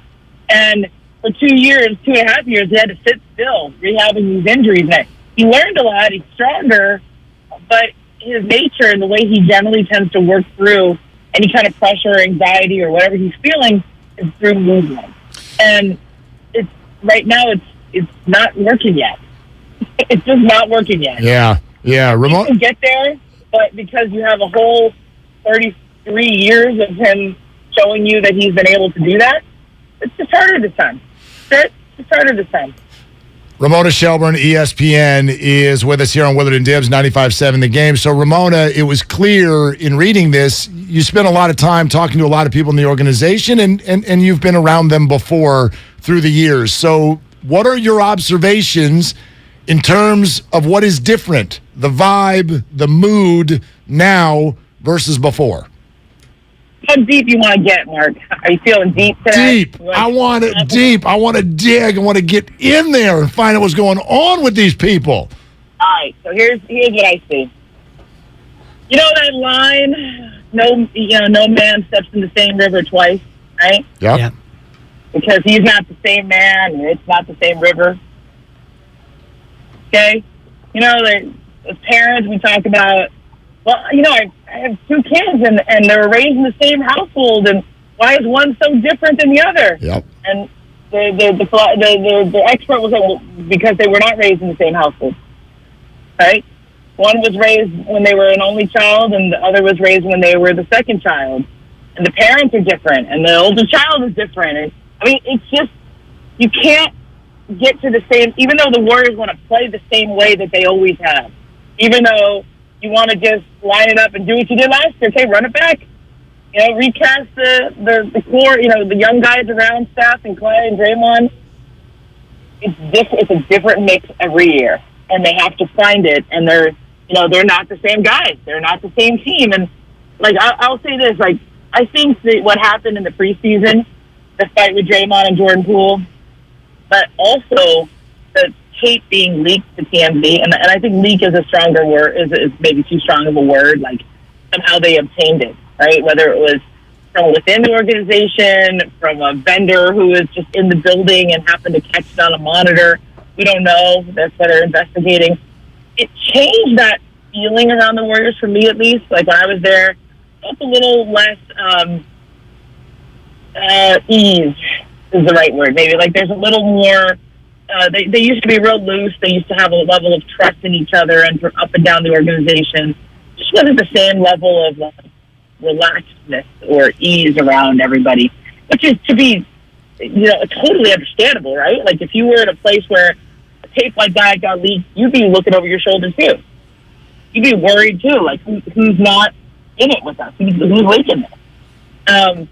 I think the fight was an ugly incident. I think that people are still kind of processing recovery, although it feels less about that and more about just trying to find the right roles, the right mix, the right feeling again. With a, we don't see it as a new group, but it is a new group. And even the people who remain are different than they were before. Steve Kerr's different. Klay is different. Draymond's different. I mean, it's just a different vibe around it, and they have to find whatever this year's team is going to be. And this year's team is defined by this whole two timelines notion, yet Wiseman now down in Santa Cruz. Kuminga barely plays, didn't play yesterday. Moody lightly playing as well. Can they really still try to thread this two timelines needle, or are they going to have to take a different approach as the season gets closer to the trade deadline? So that's a big question. I personally think they keep up with the two timeline thing, and you just have patience. I mean, you have to trust to quote the Sixers, you have to trust the process, right? Like you have to trust. This is your plan. It doesn't always go in a straight line. It doesn't always go smoothly, and I think you have to try and find a way to trust it, unless there are some huge red flags that you see. If there's some huge red flags, okay. But I haven't felt that or heard that. I think they're just experimenting and growing, and it's a little clunky right now. Is the right word, clunky? I like clunky. I mean, that's at minimum. I think that's a nice word, yeah. Yeah. The ball's not moving the way it normally does. Right. Like a lot of it, you can just look at like assist totals, look at pass numbers, like how many times is it moving in possession. I know it kind of seems like, Steph's going one-on-one, but there were moments like that last year too. There absolutely were. So real quick on that, Ramona, then to extend that, because this is the conversation we were just having, I've kind of arrived at, look, you got to ride or die and let them try, and if they fail, they fail. Is that where the organization is, or do you foresee the potential of a big trade down the road if it's not working? I would give it this year. I wouldn't do anything this year. Yep. Maybe after the season, if it's really not working and it's going to get real expensive, that's when I think you can look at that. But let's just remember how young James Wiseman is. He's so young, and you could have said this. If you looked at Jordan Poole at the same level of experience, you would have said the same thing. I don't see what are these guys seeing this guy, right? I mean, it's gonna let him play. You gotta let him keep learning and growing and developing. He's such a young guy, and I know it's hard because LaMelo Ball's out there and Anthony Edwards they're already kind of deep into their career and all that, but you gotta try to do that with James Wiseman and Moody and Kuminga. Like they're just scratching the surface here. And at the end of this year, maybe you have a long enough sample size. Maybe you feel like you've seen enough and you've evaluated enough. And the best organizations are able to make those talent calls early, right? They see enough and they're able to do enough early. But I don't think they're there yet. Zach Lowe and I did a podcast yesterday, and he was talking about you just can't waste Steph in his prime because he's so awesome right now. That's 100%. That's true. But if you've said we're committed to the two timelines thing, you got to roll with it for a while. Yeah, give it a chance. Ramona, just great stuff. Did you talk to Klay about the boat, or did you go on the boat? I went on the boat. You went on the boat? Yeah. What was it like on the boat? He's good, man. He does, my favorite thing, Mark, is that he does all his own work. He doesn't have a deck crew. He's not hiring people to drop the anchor and do defenders. It's not like the show on Bravo. He really is Captain Klay. He's out there doing the dock lines, and he's out there dropping anchor, and he goes and fills up gas in Sausalito. He does everything. I go, you could hire people to do this for you. And he goes, yeah, but that's so fun. This is like being in the Boy Scouts. I appreciate the below deck reference too. Yeah, it's one of my favorite shows. Momo, I'm not a jealous person, but I'm a little jealous. You went on the boat. It's pretty good. It's pretty fun. My favorite part was Klay's like this guy who, he really goes on the boat. This isn't just like a hobby or a prop that he takes reporters out on interviews with. He really enjoys going on the boat. He has a bed down there, and you can tell he obviously takes this boat out and goes for overnights wherever he goes. Right. He goes out to Catalina and he has a book on the nightstand, and he's got the New Yorker there. He's got a chess set. This is his place. He really is out on this, and he gets so excited about little things. At one point we're sailing across the bay. And he goes, hey, there's a seal. Yeah, seal? There's a jellyfish. Look at the jellyfish. Like super excited about all the boat things. Which I'm sure he sees probably every single time. But yeah. Gosh, being easily amused is a hell of a blessing in life. Ramona, thank you so much. Thank you. Thanks, Mark. All right, that's Ramona Shelburne, ESPN. She went on the boat, Dibs. Momo. She went on the boat. That's her nickname, Momo. That's what I used to call her back in the day. Whoop moment. Yeah. Not for me. She went on the boat. Yeah, she did. She went on the boat. Pretty cool. Take a good hard look at the Klay Thompson boat. You know what I'm saying? 35-footer. Yeah. He's like he's pulling up from 35 feet on most possessions. Look, that wasn't really in the piece because she wrote the piece before the season really unfolded. Right. But, this was about the great comeback of Klay Thompson. She wrote that when she didn't realize he was going to come out and miss most of his shots. Right, and take shots that he probably shouldn't be taking. And he, again, last night, you see it. He's hunting. He's jacking them up. He's taking bad shots. And I don't know at what point, as a coaching staff, you step in and try to make Klay play a little bit differently because Klay has always had license to play his way out of this, and almost every time he has played his way out of this. But this one feels a little bit different to me. This feels a little bit more like a player closer to the end of his real usefulness as an elite player. And yes, he's searching for it, and he's trying to find it, but you watch him play, and it seems like every single shot is short. So let's make the adjustment. Let's maybe try to get to the rim. I'm not seeing him attack the basket. I'm not seeing him post up like he used to. A lot of settling from Klay, and that's part of what Steve Kerr talked about, how it looks like a summer league team. It looks like a Drew League game with the way the Warriors are playing. I hear you. I really do. But it's such a conflicting thought, I think, for everybody because I think everyone also feels it's like, why have Klay out there if you're not going to shoot?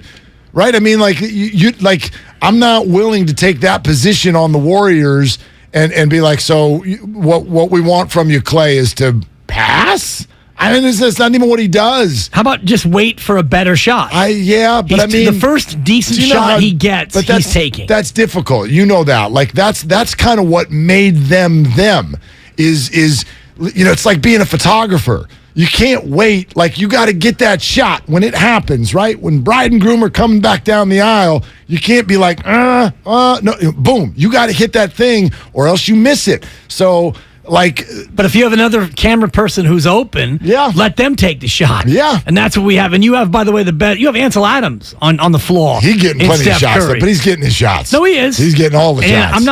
I'm more concerned about Andrew Wiggins going back to the old format. K-Wig. That's fair. 5 of 11. I mean, is he even out there? These are times when you need to take over a basketball game. And Jordan Poole, 0 for 5. Well, to me, I don't know what's going on there. Klay, no Jordan. I know. I don't know. I wish I knew Jordan Poole because I would call Jordan Poole talk to him, maybe. and I would talk to him and say, "What is it, Jordan?" Because however you're processing where you are on this team, whatever you're going through, whether it's fallout from the punch, whether it's you got fat and happy off a contract, hurt feelings because you're not starting, whatever it is, let's address it because you can't go 2 points one game, 36, and then back to 2. That cannot happen. Well, no, not for $35 million a year. That's not what the job entails. Even for the vet men. I mean, how does any player do that? I mean, imagine that would that would be like having a quarterback go 21 of 22 one game. Oh, and then the next game you go, 1 of 6. We didn't want to let Jimmy throw it. There's a lot going on, obviously. It's mental, But is it all those prongs? Which of those prongs is it? Because if it's, hey, I really need to start, I don't feel comfortable coming off the bench. Yeah, I mean, that's a tough one to deal with. It is, and I don't. He hasn't said that. I don't think he will say that. But yeah, I mean, the stats would mete out the fact that he seems to play better with the starting unit. And maybe it's because he doesn't have that same pressure of being the ball handler. I get it, yeah. And better teammates around him and all of that stuff, right? Less attention is put on him. Let's go to Bird in Sacramento. Hey, Bird, what are you doing? Hey, what's going on, guys? What's cooking? Wanted to, on my way to go see my grandson, and my daughter and her boyfriend and just go visit before I head out of town for work. Just wanted to talk about parity in the league. Okay. So we are only out of the number 1 seed by 4 games. So I'm with you, Willard. I'm at a 0 on my panic meter. We're 15 games in. I do believe, and I knew this in the beginning, it would take a little bit longer this year.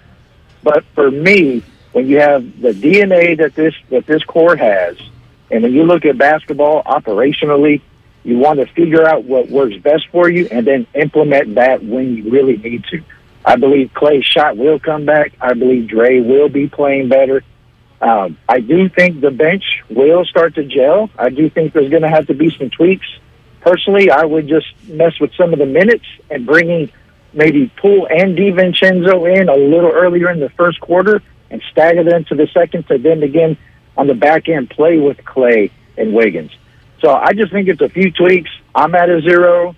Remember last year in January when Boston was 3 or 5 games under 500, they said blow it up.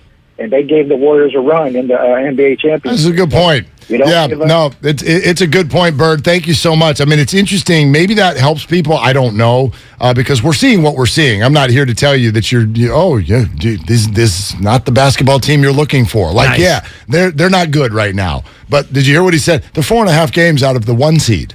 They're 1 game out of the playoffs right now. They are 0-8 on the road. Right. So you can, whatever numbers you want to use. Yeah, we can play the numbers I'm game. going to agree with you.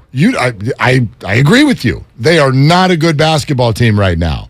But to say that this is not salvageable, to say that there aren't things that you could try before we get anywhere near the whole blow it up thing, especially because even if you mentally get there, you can mentally get to blow it up, and you don't have any options on how to blow it up. I know everyone's got KD dreams, okay? I'll tell you this.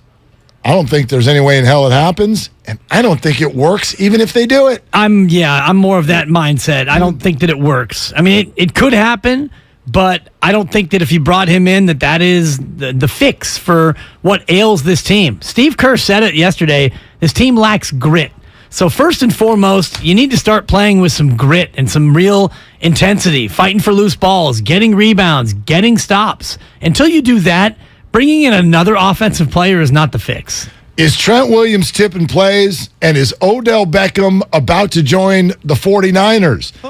That's what's up next on The Game, brought to you by Fremont Bank Full Service Banking. No compromises, in the form of Mike Silver joining us live from Colorado Springs, where the 49ers are working out right now as they get ready for Monday in Mexico. Willard and Dibs also sponsored by Lucky California. After that, we get back to your phone calls on the Warriors and more at 888-957-9570. It's Willard and Dibs on 95.7 The Game. Lucky California makes hosting Thanksgiving easy with delicious, complete holiday meals that serve 6 to 8 people. Just buy online, pick up in store, or order at the deli counter. And you can get incredible deals to make it yourself. Eat, drink, and save at Lucky California. He's a 9-time NBA champion. Steve Kerr, Warrior head coach here on 95.7 The Game. And he's on with Damon and Ratto today at 5. When Steph is off the floor, we absolutely have to have Jordan on the floor. Doesn't mean we can't change combinations and rotations to get certain guys on the court together. Warriors head coach Steve Kerr today at 5. Presented by Xfinity. Supercharge your home with supersonic Wi-Fi. Unbeatable internet. Only from Xfinity. If you own a business, this has been a bumpy ride. From pandemic to inflation, I'm sure you could use a break. If your business has 5 or more employees and survived COVID, you might be eligible to receive a payroll tax refund of up to $26,000 per employee. The challenge is getting your hands on it. Hi, I'm Howard Mackler, and that's why I founded GetRefunds.com to cut through the red tape and get you the money. The team of tax attorneys we have put together are highly trained in this little-known payroll tax refund program. We do all the work, charge not a dime up front, and simply share a percentage of the cash that we get for you. Businesses of all types can qualify, including those that took PPP, nonprofits, and even those that had increases in sales. We have helped return over $1 billion to businesses, and we can help you too. Just go to getrefunds.com/sports, click on Qualify Me, and answer a few questions. This payroll tax refund is only available for a limited period of time. Don't lose out on up to $26,000 per employee. Go to getrefunds.com/sports. That's getrefunds.com/sports. Black Friday is starting early at Fasteners Inc. Tool Outlet, and there is no better place to shop for all your power tools. Grab free batteries with tons of Makita products and many more of the year's hottest deals, November 21st through the 28th. Save $100 on Makita 18-volt rear handle circular saw kit and take home 2 extra batteries on us. Again, our Black Friday sale will be November 21st through the 28th. Check us out at 2897 Monterey Highway or online at fastenersinc.net. Were you abused by a priest or clergy member? You're not alone, and we can help you hold the church accountable, regardless of your age, and even if your abuser is no longer working or even living. Thousands of victims have filed claims and been awarded significant compensation, but the deadline is quickly approaching, so call Stop Clergy Abuse right now. Your call is free, private, and confidential. Even if you don't remember the abuser's name, we may be able to help, but time is limited, so call now.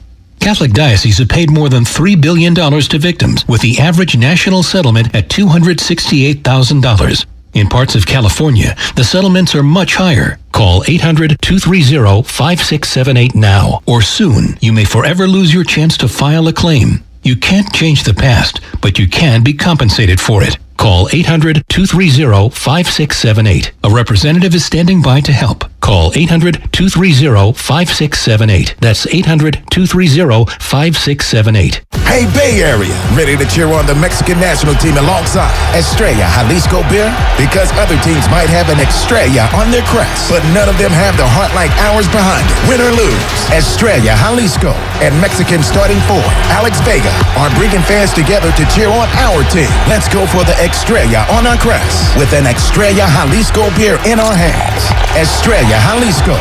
Vive tu selección. Vive tu Estrella. Enjoy responsibly. Estrella Jalisco, St. Louis, Missouri. No one knows where this market will go.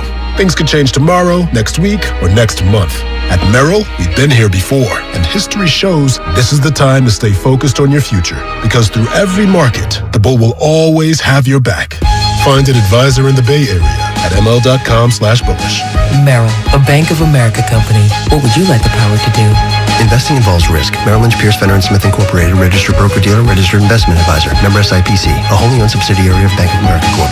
It's time to savor the season at Outdoor Supply Hardware. Take your decor to the next level and save on yard art and select pre-lit artificial trees. Plus get deals on Big Green Egg, Traeger, Carhartt, fountains, pottery, and more. Stop by for all your needs and get help from Osh. Home, hardware, and happiness. Prescription products require an online consultation with a healthcare provider who will determine if a prescription is appropriate. Restrictions apply. See website for full details and important safety information. Subscription required. Hey guys, did you know there's a generic form of Viagra that works just the same but is 90% cheaper? And you can get it online? Go to 4hims.com/joy. At Hims, you'll get a free medical consultation and discreet shipping if prescribed. You'll love your results. To start your free online visit, go to 4hims.com/joy. That's FORHIMS.com/JOY. Without the ones like you, who work tirelessly to keep things running, everything would suddenly stop. Hospitals, factories, schools, and power plants, they all depend on you. No matter the weather, emergency, or time of day, you're the ones who get it done. At Grainger, we're here for you 24/7 with supplies and solutions for every industry and access to product specialists ready to help. Call, click Grainger.com, or just stop by. Grainger, for the ones who get it done. Hi there, I'm your host, Dog, filling in for the human who's normally here and bringing you the smells and sounds of the holidays, courtesy of Beggin' Dog Treats. We wish you a begging Christmas. We wish you a begging Christmas. Dog rest ye merry Doberman, let begging you acquire. Deck the halls with strips of begging. Arf, arf, arf, arf, arf, arf, arf, arf, arf. Remember, for bacon-loving dog excitement this holiday, It's begging! What's worse than calling your groin your junk? Treating it like junk. Respect your pubic region with Gillette Intimate. Gentle and easy pubic hair care from America's #1 trusted men's grooming brand. Gillette, the best a man can get. Buy now at Walmart.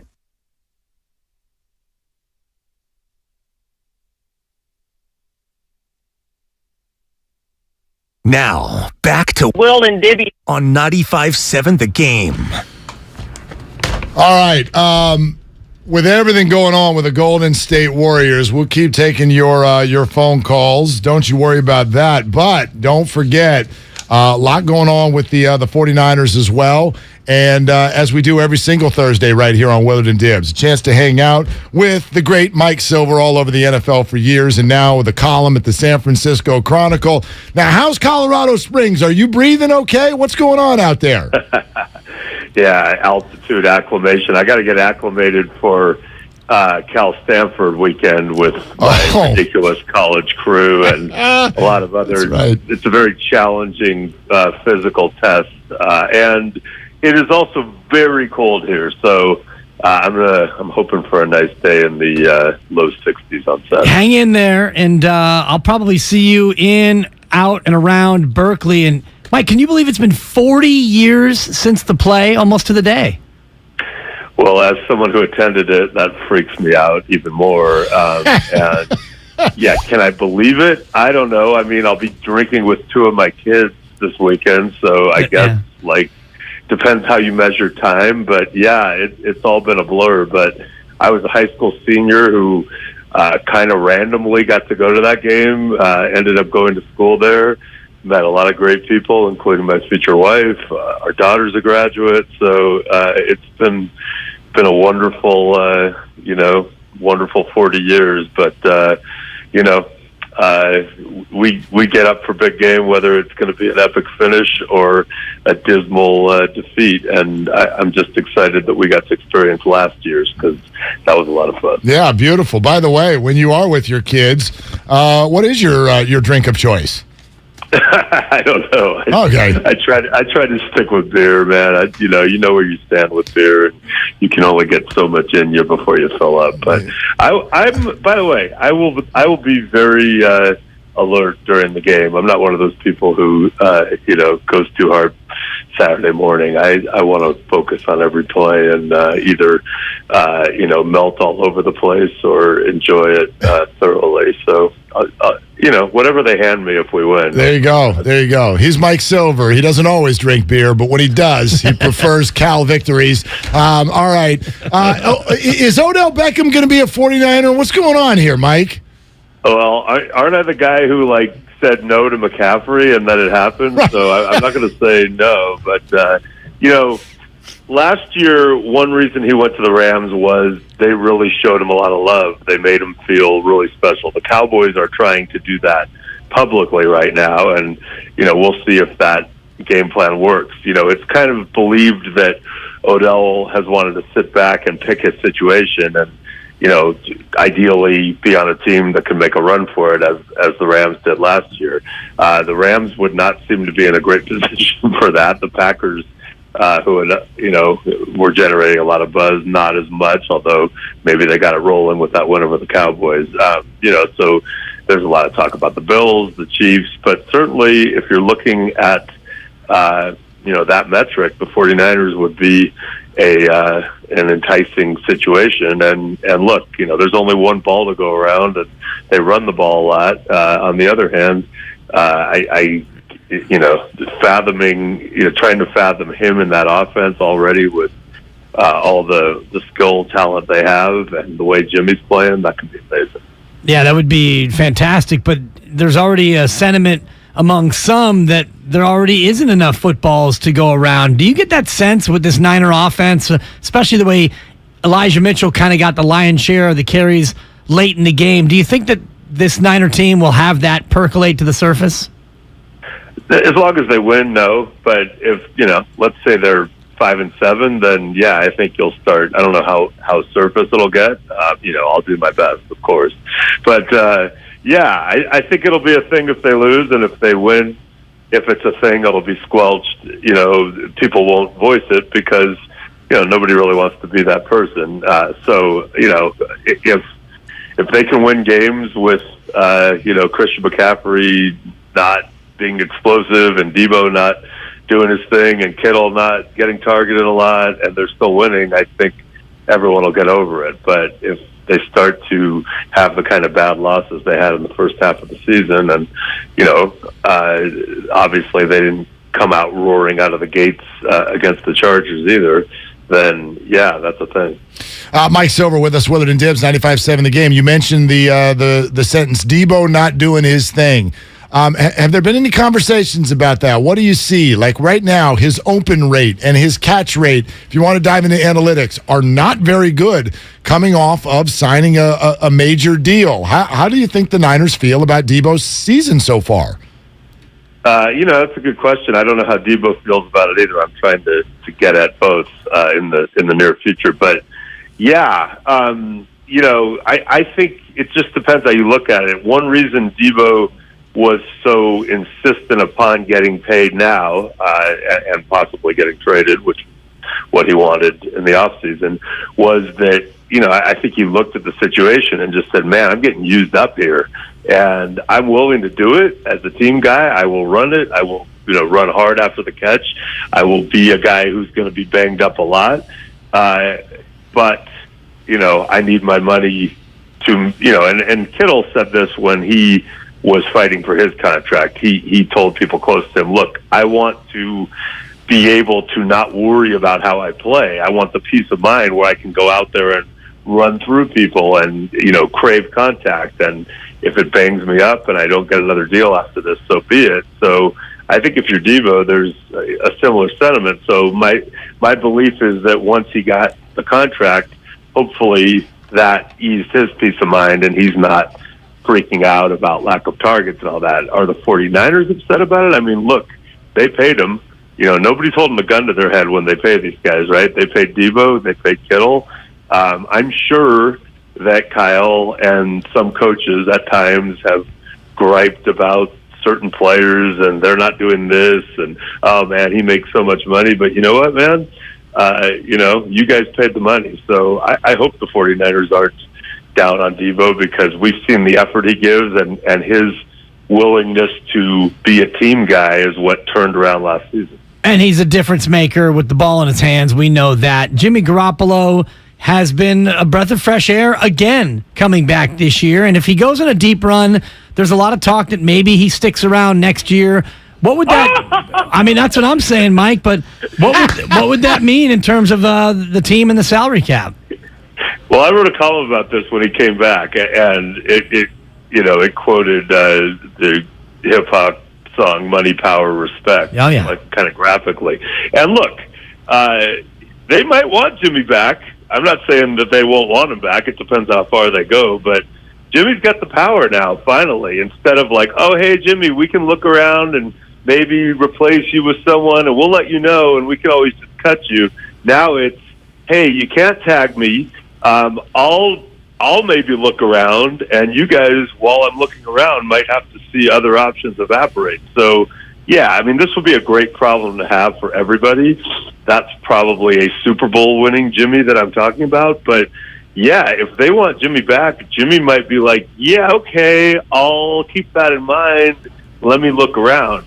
I do believe this. Probably he's gone after this year, and you cannot go into next season with Trey Lance as option A and the only option, right? Just because you haven't seen enough and he's now coming off an injury and it's only year 3, you're going to want Trey Lance to step up and be that guy next year. That's your plan, but you better have a plan A too. And, whether that's a veteran probably or maybe somebody that you've identified as an up-and-coming person who's been in the league a few years, hasn't had a shot, or a big-ticket free agent signing, probably not. But they're going to have to come up with some sort of other scenario besides Trey Lance heading into next year. And again, if things go really well this year, these are all good problems to have. Fascinating. Mike, is there not even a tinge of a Draymond Green sort of a factor going on with Jimmy? And here's what I mean by that.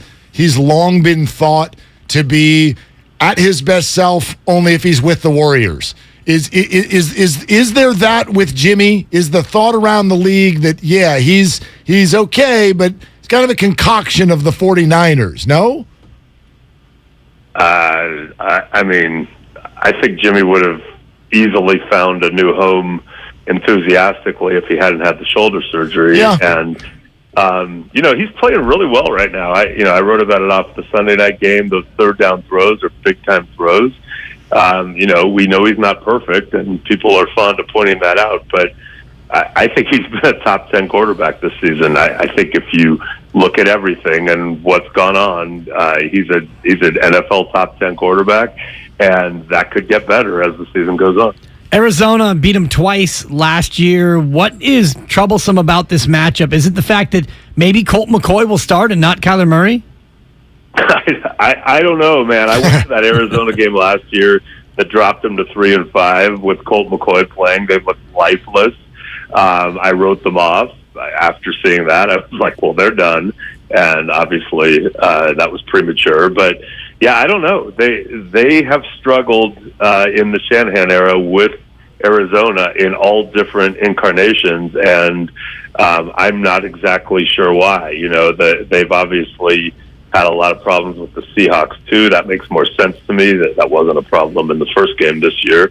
And they've had a lot of success against the Rams, which we've talked about a lot. But, yeah, I don't know why they've struggled against Arizona, but if they are who they believe they are right now, and they're certainly all in based on the McCaffrey trade, et cetera, if they're that team, they'll roll this team in Mexico. And I know they're going to be acclimated to the altitude because they're spending all this time in Colorado Springs and making me acclimate to the conditions for my important test on Friday, Saturday, and possibly Sunday if the axe remains in Berkeley. Man, Mike, good luck with a hell of a week. So it's Colorado Springs, then back home for the big game, and then do you go? Are you going to Mexico?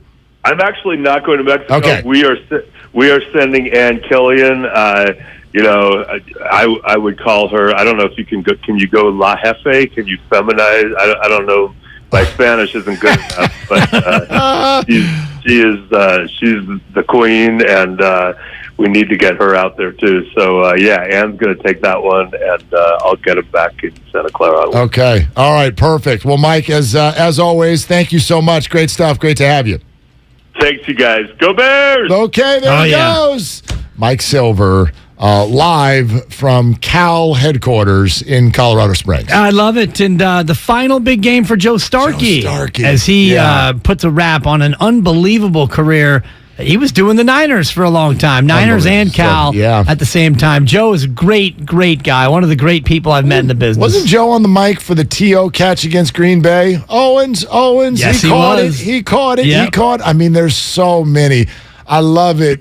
The soundtrack of the Bay Area doesn't live without Joe. Yeah, and it doesn't live without Joe. The play, 1982, November 20th, 1982, a great call in which he said the word lateral a grand total of 0 times. Really? He never says, and there's another one, and another one. He never says lateral. If you go back, and hopefully we'll play that call maybe tomorrow because the anniversary will be on Sunday. Yep. But one of the most unbelievable calls, punctuated by the band is on the field. The band is on the field, and then the band was on the floor. Yeah. Because remember, and I don't remember the names involved, but the Cal player who dropped the hammer in the form of a football right on the tuba player. Trombone, whatever. Yeah, targeting nowadays. Yeah, it is. They would have thrown a flag. Imagine? No touchdown. That would have been, first of all, we got to review it. Exactly. It's targeting on a band geek. Can you imagine? I mean, I know this was the discussion for years, and there should have been flags. Everywhere. There should have been flags everywhere. Can you imagine after that, if you we're going to replay the down. It's going to take us about a half hour to get ready. Seriously. I mean, gosh, that's unbelievable. But no doubt. That was an incredible call. We should play that side by side with the famous Steve Young run against the Minnesota Vikings where Lon Simmons gets away again. That's a great one. Gets away again. How many times did he say that in that run? One of the great moments. So I'm glad Mike brought that up to our attention.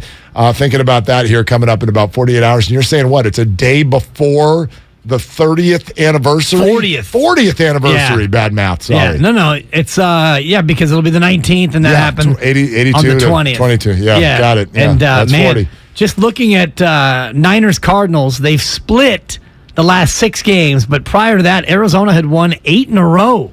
So Arizona's won 11 of 14 in the series. Yeah, I don't know what it is, but he's right. Like the 49ers, if this is one of those classic Denny Green, may he rest in peace. If you are who we thought you were,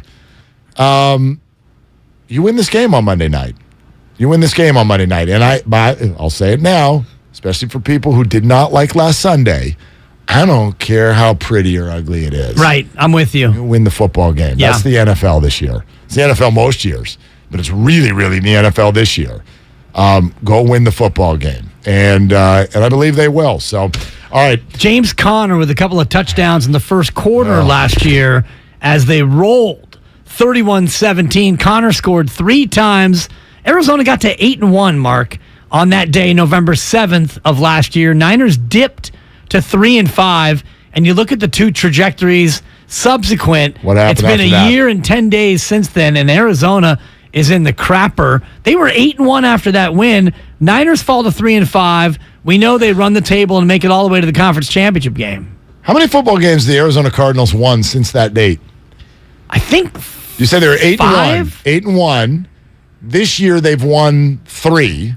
And they won 3 last year. They won 4. Well, yeah. What was their final record? 11-6. They were 11-6. So they won 3 more last year than lost in the playoffs. 4 this year. They've won 7 games since a year ago. Yeah, 7-11 in their last 18. Wow. 7-11. Yeah, they're not good. No, they're not good. No, but yet again, we talk about but they're styles make competitive. fights, and Yeah, this they're matchup. competitive. I mean, this is the matchup that kind of scares you because Colt McCoy, 22 of 26 for 249. James Garoppolo, 28 of 40, threw for 326. Yeah, and he's had, even though some of the wins that they've had, right? The Jeff Wilson catch, Halloween, whatnot. I mean, they've been tight. Yeah. They've needed some heroics late in games. And you look at the Cardinals, this is a team that brought the Philadelphia Eagles earlier this year to the brink. 2017 game, missed a field goal late that would have won the game, and they didn't get it. They played a 1-score game against Minnesota. Obviously they beat the Rams last week. So, I mean, look, they're going to give the 49ers a game. I have no doubt about that. But he's right. You got to go win. If you are who we thought you were, you got to go win this football game. All right. Let's get back to Golden State and everything going on with the Warriors. Great to have Ramona Shelburne on earlier. Suggests that all of you should go check out Momo's work because it's in depth and it's deep. Like, let me throw a couple quotes at you and then we'll go back to the phones, 888-957-9570. We already mentioned the Green Poole dynamic. She says the issues underlying the conflict are still present. But there was one other phrase that kept popping in my head. It's just a 2-word phrase, if you will. Kept popping in my head as I read the article, Dibs. And the phrase is this: the end. This is the end. The end of the world as we know it, maybe. The end kept coming up. It kept being a theme. And that doesn't mean that this is the end. It doesn't mean this is not the end. What it means is it just feels like a thing that they're all carrying around. It's constantly there with all the conversations. And may I remind you, as you pointed out, these quotes came before they started the year and went 6-9. Yeah. They were already thinking about it. Quote Steph Curry, there's not anything graceful about things ending ever. We understand that, but you can't worry about it when you step on the court. It takes away from it. We wouldn't have won last year had we let that be in our thoughts. Steve Kerr, quote, it can only last so long. We know this isn't going forever. This could be the last year. Maybe next year is the last year. We're in the final stages. We know that. We want to make the most of it. The Warriors have reached this very reflective stage. Klay Thompson at the front of the line. And I don't know if that's great for the standings this year. It's not great. It is what it is, but I don't know if that's great for the standings. It's very difficult to stay in the moment when you realize that the end is near. And I think about this in terms of life because we just talked about the play 40 years ago. Michael Silver joined us, and he talked about how he was a high school senior that day, which puts him at either 57 or 58, unless he was some sort of a Doogie Howser and he was in high school as an 11-year-old. I don't think he was. So Mike thinks about things in terms as a guy in his late 50s. I'm in my mid-50s. You're knocking on 50's door. Knocking on 50's You're getting door. not quite knocking, but you can see the door. I see it. It's over there. You can see the I door. ain't knocking on it. You're walking down the pathway yelling at it. to the door. Get away from me, door. Seriously. But you talk about the end. And, for us, older guys, it's the end of days. And so you can get real wrapped up in thinking about, oh, my God, I only have X amount of this left. Or you could try to stay in the moment and enjoy every day the best you can. For an NBA team, they know the end is near. And when Draymond Green knocks Jordan Poole into tomorrow, and you've got all these young guys, and we talk about 2 timelines, and we know the young guys are coming. You got to play the young guys. I love the young people and all that. The veterans know the end is near, so it's hard not to realize that and also at the same time grind in the moment. That's interesting. More on that in a moment with regard to old players and young players and relating to one another. But want to definitely hear from all of you. Andre in Berkeley, next up here on Willard and Dibs. Hey, Andre, what are you doing? What's going on, fellas? I'm just kind of, mobbing around doing a little work, but I had to chime in a little bit. I think you guys touched on some of the things that are my point, and it has to do with... What? Andre, and gone. Gone. There goes Andre. All right. There goes my Andre. It's Usher.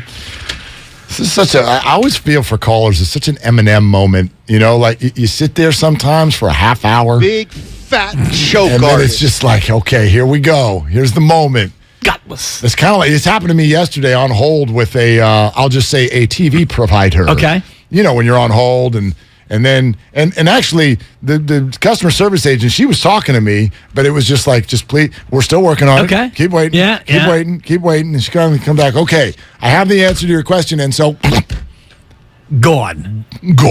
You're like, half hour of my life. And did they flash? Did they call you back? No, they've been amazing. There was no callback number? There was a callback, and then I called back. And then they have been like the most responsive and helpful. Good. Yeah. Awesome customer service. How often do you get to say that? Well, when you do get it, doesn't it just change the whole tenor of your day? Completely. When you get that customer service, it's like, oh, I can help you. A, B, C, D, boom, you're done. Thank you.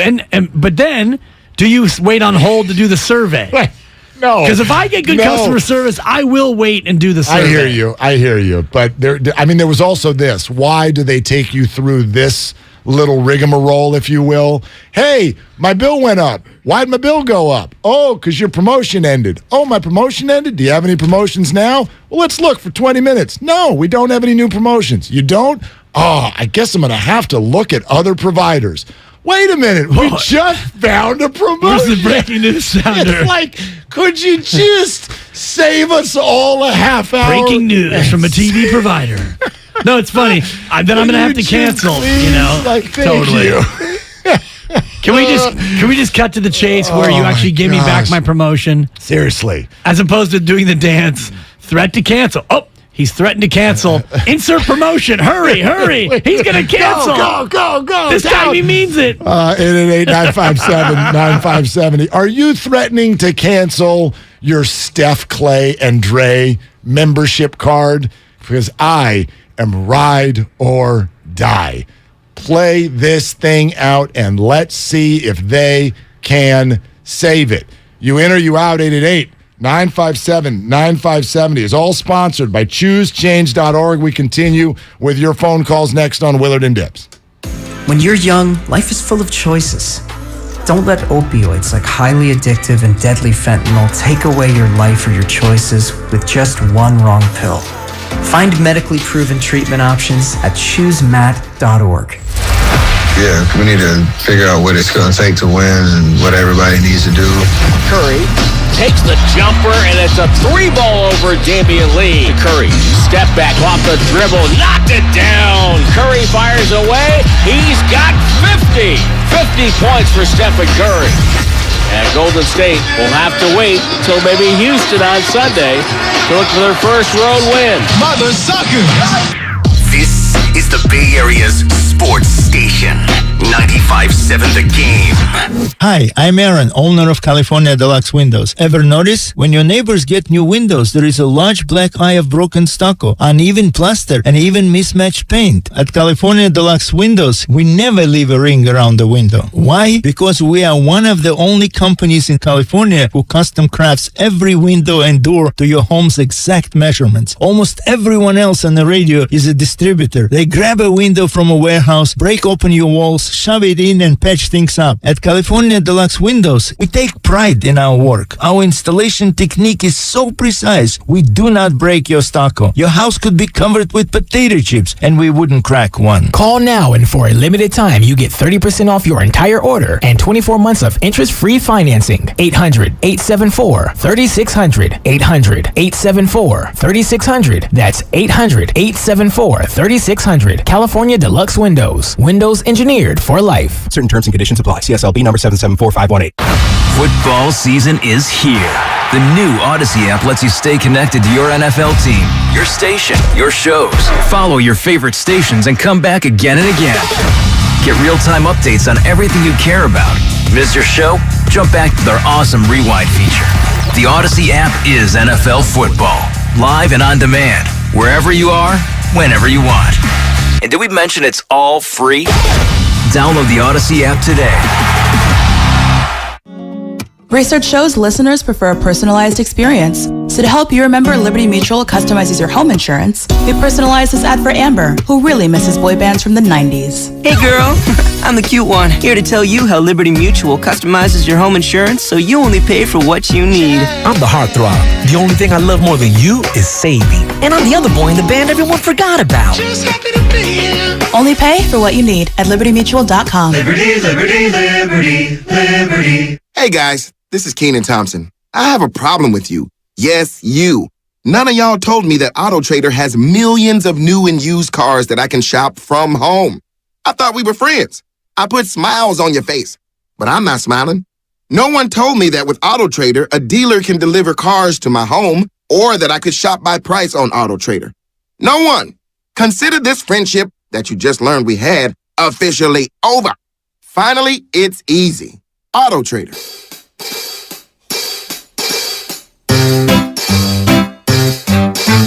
1-877 Cars for Kids. KARS Cars for Kids. 1-877 Cars for Kids. Donate your car today. 1-877 Cars for Kids. KARS Cars for Kids. 1-877 Cars for Kids. Donate your car today.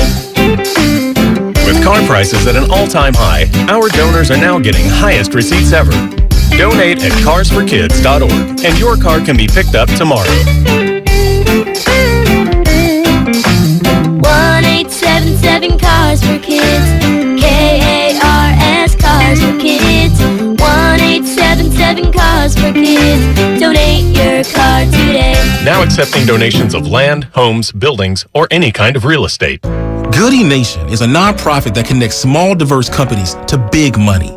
At one point, we had to send millions of dollars to 76 companies overnight, tracking every penny all on paper. I know, right? We don't do that anymore. Now we've got Bill. It knows where the money's going. Once we automated that process, we got more time back with our community. Bill is accurate, and that gives us confidence. Automate your finances with Bill. Learn more at Bill.com. The following is an attorney advertisement. If you get sidelined by a workplace injury, the workers' compensation attorneys at Boxer & Gerson can help get you back in the game. Our team of skilled attorneys will fight by your side for the treatment and compensation you deserve. We care about justice for injured workers. That's what makes us Northern California's premier workers' comp law firm. Call Boxer & Gerson at 510-345-2341 or visit boxerlaw.com for a free consultation. Boxer & Gerson, your life is worth the fight. If you own a business, this has been a bumpy ride. From pandemic to inflation, I'm sure you could use a break. If your business has 5 or more employees and survived COVID, you might be eligible to receive a payroll tax refund of up to $26,000 per employee. The challenge is getting your hands on it. Hi, I'm Howard Mackler, and that's why I founded GetRefunds.com to cut through the red tape and get you that money. The team of tax attorneys we have put together are highly trained in this little-known payroll tax refund program. We do all the work, charge not a dime up front, and simply share a percentage of the cash that we get for you. Businesses of all types qualify, including those who took PPP, nonprofits, and even those that had increases in sales. We have helped return over $1 billion to businesses, and we can help your business too. Just go to getrefunds.com and answer a few questions. This payroll tax refund is only available for a limited period of time. Don't lose out on up to $26,000 per employee. Go to getrefunds.com. That's getrefunds.com. You're listening to 95.7 The Game, KGMC FM and HD1 San Francisco. Always live on the free Odyssey app.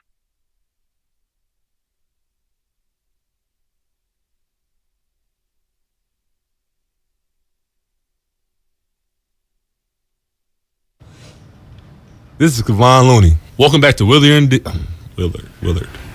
Welcome back to Willard and Dibs on 95.7 The Game. Kevon, you take as much time as you need, brother. Okay? Bounce, turn, pump fake, lay it in.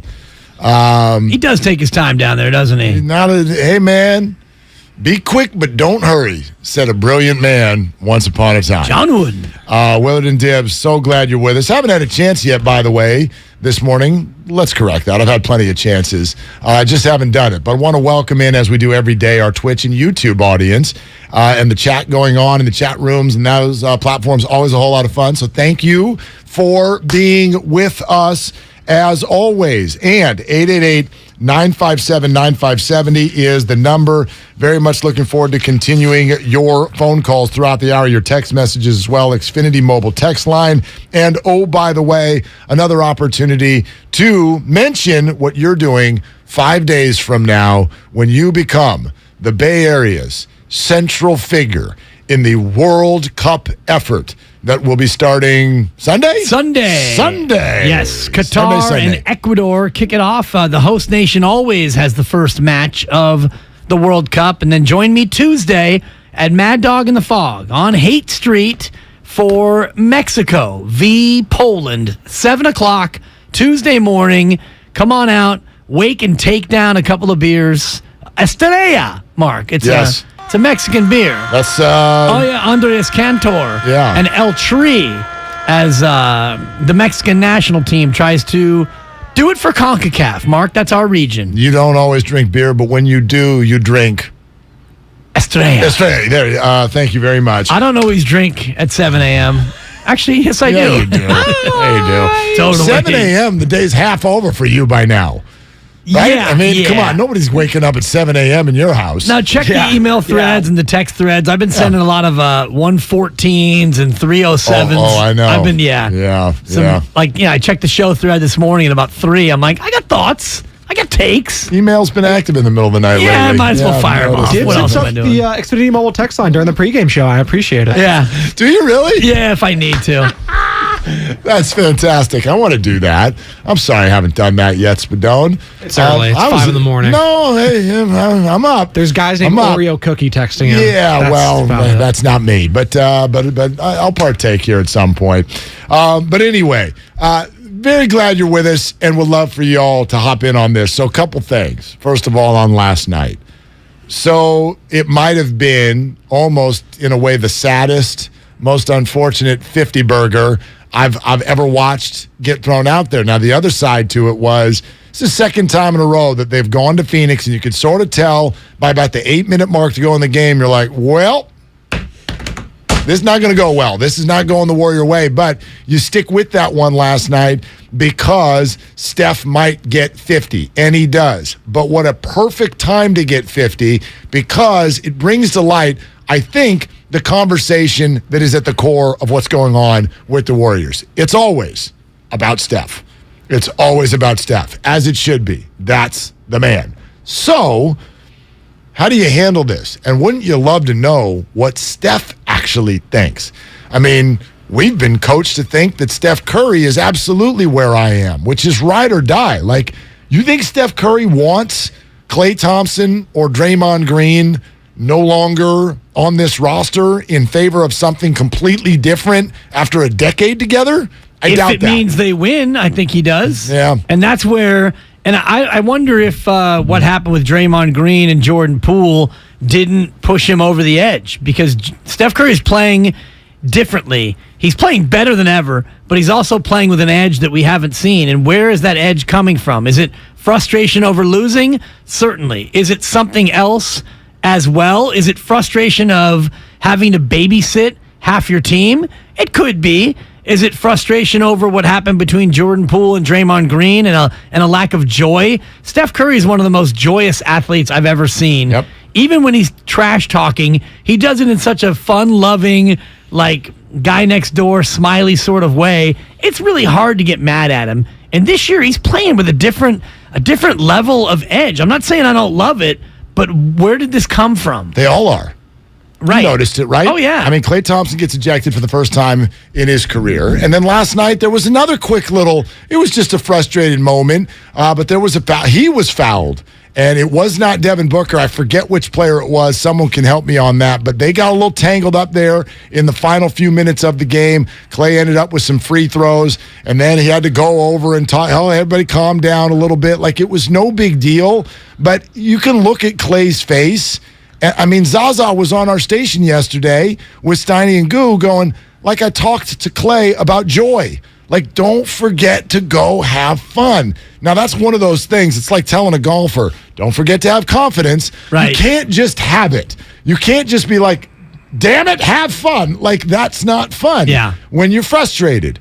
But you're absolutely right. You can see it on every level of this team. Steph Curry is getting technicals. Klay Thompson is getting ejected. The bench, James Wiseman was often called out for looking like a dead fish after good plays. There's no bench mob. Draymond Green can't be himself. Jordan Poole does not look like he's having a good time. He looks like the pressure is the weight of the world on his shoulders. The ball movement that Ramona mentioned is not there. That's the overall vibe I get. I watch the game. I think, how long ago was 5 months?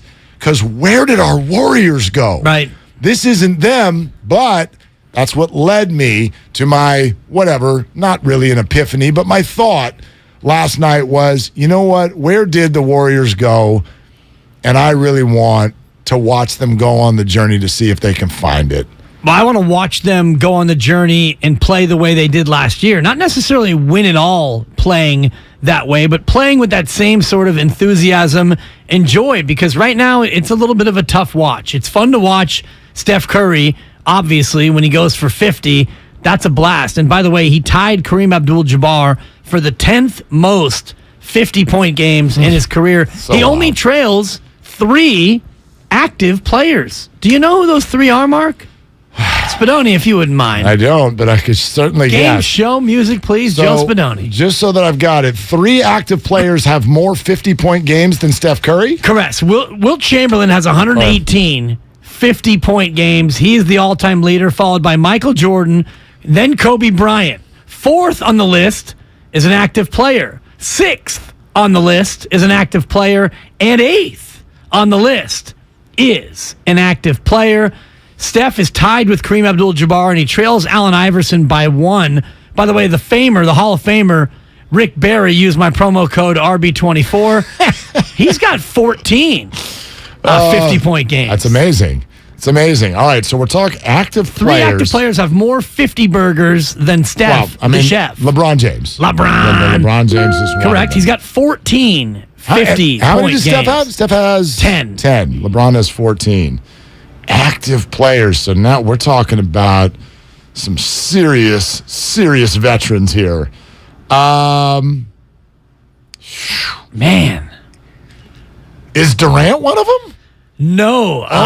Durant has 9. He's got Great 9. guess, though. Thank Durant you. is 150 burger behind the chef. I appreciate that. Yeah, I'll give you one more incorrect before we go to a review. Can I phone a friend? You can. I'd like to phone a friend. I'm going to go to the other room for another guess. Yeah, thanks, Mark. Yeah, Kyle, hi. Yeah, hey, I'm going to guess James Harden. Yeah, that was it. Yeah. 23 okay. 50 burgers. Does he really? Yeah, he's fourth all-time in 50 burgers. It Really? goes Wilt, MJ, Kobe, Harden, Elgin Baylor, Rick Barry, LeBron, and then... How is James Harden on that high on that A lot of list? free throws. Half of those points were free Good throws. points, Benone. That's a very good point. There's one more active player All in the right. top 10, In the top 10. all-time 50 burgers. I mean, I there's a name in my head, but I'm like disgusted to even say it out loud. But let me just sort of let me look. Let me look. do my Sam Kinison. Is somebody hiding on a bench somewhere that I'm not thinking about? California. No, don't Thank shout you. out Oakland. Yuck! Is it Westbrook? Oh, it's Spadoni, play that Who drop is one it? more time. Who is it? Shout out Oakland, California. Damian Lillard. Dame Dalla has 12. Really? 50 burgers. Surprises me. Wow. Yeah, Yeah, Westbrook's got 5, by the way. Yeah. You got me. I thought that'd be a fun way to get away from the woe is me talk on the Warriors because Steph had 50. That's pretty. Yeah, it's incredible. good. It's good. But they lost. They lost by double digits. They got blown out. And he got a tech in frustration. So I guess they're 7-3 in Steph's career when he has 50. I said 8-3 earlier. I think it's 7-3. Okay. So Because they lost at Madison Square Garden famously when he had the 50 burger. Yeah. They lost last night, and I think they lost 2 years ago against Denver when he had 57. I have another quick escape from the Warrior doldrums, if you want. We got breaking Escape news. room. Yeah, we got breaking news. We got Ndamukong Suh on a 1-year deal to the Philadelphia Eagles. Really? Ndamukong Suh, Philadelphia Eagles, who are starting to get banged up a little bit. Yeah. And so they're bolstering up that defense. I think they see a championship window sort of opening, and everything's fine on offense, but they'd like a little bit more on defense. Ndamukong Suh, Philadelphia Eagles, on Adam Schefter, a 1-year deal. Man, okay. That's something. And back to Warriors. It was Dallas. The Warriors lost to Dallas February 6th. Steph had 57. Oh, okay. Yeah, that same year he had 62 against Portland and 53 in a win over Denver. So a 50 burger does not always mean a Dubs win. And of course not. I mean, usually that means somebody is feeling like they've got to put a team on their back for a reason, and that probably means the game's not going perfectly, right? I mean, famously, Kobe Bryant's 80-point game, it was in the balance until there was like 2 minutes left to go. Like they needed every one of his 81 points to beat the Raptors that night. So that's not always a perfect line to a victory, but the guy is so incredible, and I get every Warrior fan is fighting that feeling right now of, oh my gosh, are we wasting the rest of Steph Curry's career? So here's a couple of things. Whether it be that you feel the Warriors core has earned it, whether it be you don't even see a real deal out there that would help, whether it be that the rest of the league is not interested in Klay Thompson and Draymond Green, or that, as you said earlier, it's pennies on the dollar right now anyway, because all of these guys are a shadow of their supposed former selves. Whatever the reason is, I really got there last night where I was like, what are we doing? Especially after 15 games. Why are we having this conversation? The conversation to me should not be about June, and it shouldn't even be about April. It is this simple for me right now. The best path for the Golden State Warriors, especially, these are our guys. This is the most beloved team ever, and you can see it on Klay Thompson's face on a nightly basis. He is offended to his core that this conversation is happening about him being a lesser player or should he be on the bench. He's offended to his core. He's making $40 million, so I don't feel bad for him. That's not what I'm saying. But right now as a fan, what I want to see is I'm going to forget about the playoffs right now, and I'm going to dive in on a night in and night out basis, and I want to see if this group can do it. I want to see you go on the journey. I want to ride or die. Can you figure it out or not? And Dibs, if they fail, they fail.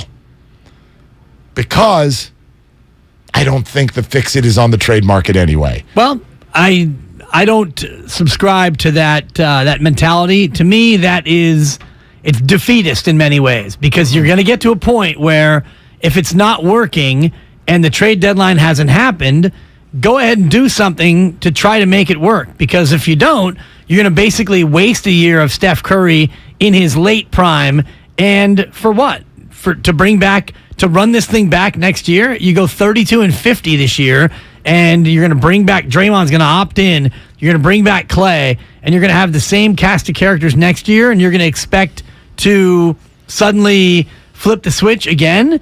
If it's not working for a number of tangible reasons, and you need to try to fix that, in my opinion. I don't think and they said it themselves, we're not just going to sit here and watch this thing go down and go up in flames. But those are two different things. Making moves, trying to fix, make tweaks, adjust is very different than trade Klay Thompson or Draymond Green. You're not going to trade Klay Thompson. That is an overhaul of epic proportions, and to me, I just think it is literally, we use the word core so much, it is taking this thing from its core and just ripping it right out. And there's no way in my mind that that's going to suddenly snap fingers and turn into a victory. I love what one of our callers said earlier. Don't forget the Boston Celtics, January 23rd, last year, the Boston Celtics were 24-24. And the next night, on January 25th, they went out, they blew out Sacramento 128-75 to get to 25-24. Boom. Shot put through the rest of the schedule, and it ended up, as we know, 2 wins shy of being NBA champions. So that's a young, vibrant team. No doubt. I'm not like this doesn't feel like that team. I want to be sure that I'm saying there's two things that I sort of feel like you're thinking maybe I'm saying, and I want to make sure everyone knows I'm not saying that. A, this is not give up mode. Ride or die, run it out does not mean who cares? And it also does not mean I'm over here in Disneyland going, you watch, they're going to be great. I have no idea. But I want to see him play the Knicks tomorrow night, and I want to see if this group can make it click. I think it's their best chance anyway. It probably is, but at the same time, ride or die, and so we're all going to ride. We're going to ride with this team against the Knicks. We're going to ride with them all the way to the end. But if you ride with them for 25 more games and you win 10 of them, you lose 15 of them, now you're 16-24, well, now you're not riding or dying, you're dying. And that's the way that goes. And this team is not going to sit idly by and watch this thing shrivel up and die. Now, short of trade everyone, you got to overhaul the roster in a day, there are incremental moves that need to be made. And that's fine. That's fine. Part of the incremental moves are, for one, figuring out the rotation. Because right now, and I put some of this on Steve Kerr, he doesn't know who he can turn to and in what spots. He can't trust Jordan Poole right now. Jordan is a starter. But you have he's an to. all-star. But you have Jordan to. is a reserve. He's largely unplayable. Right, but you're not. But you're not going to You don't have the option to not play Jordan Poole. No, but you have the option of figuring out how you can get the best of Jordan Poole. Klay Thompson right now is hunting for his shot. He's shooting too much. Do we ride or die with Klay? Of course we do. Yes. But at some point, you need to make some sort of an incremental move and a change to fix that. Andrew Wiggins is playing more like a wallflower like he did last year than he is playing like a dominating presence that he was in the postseason.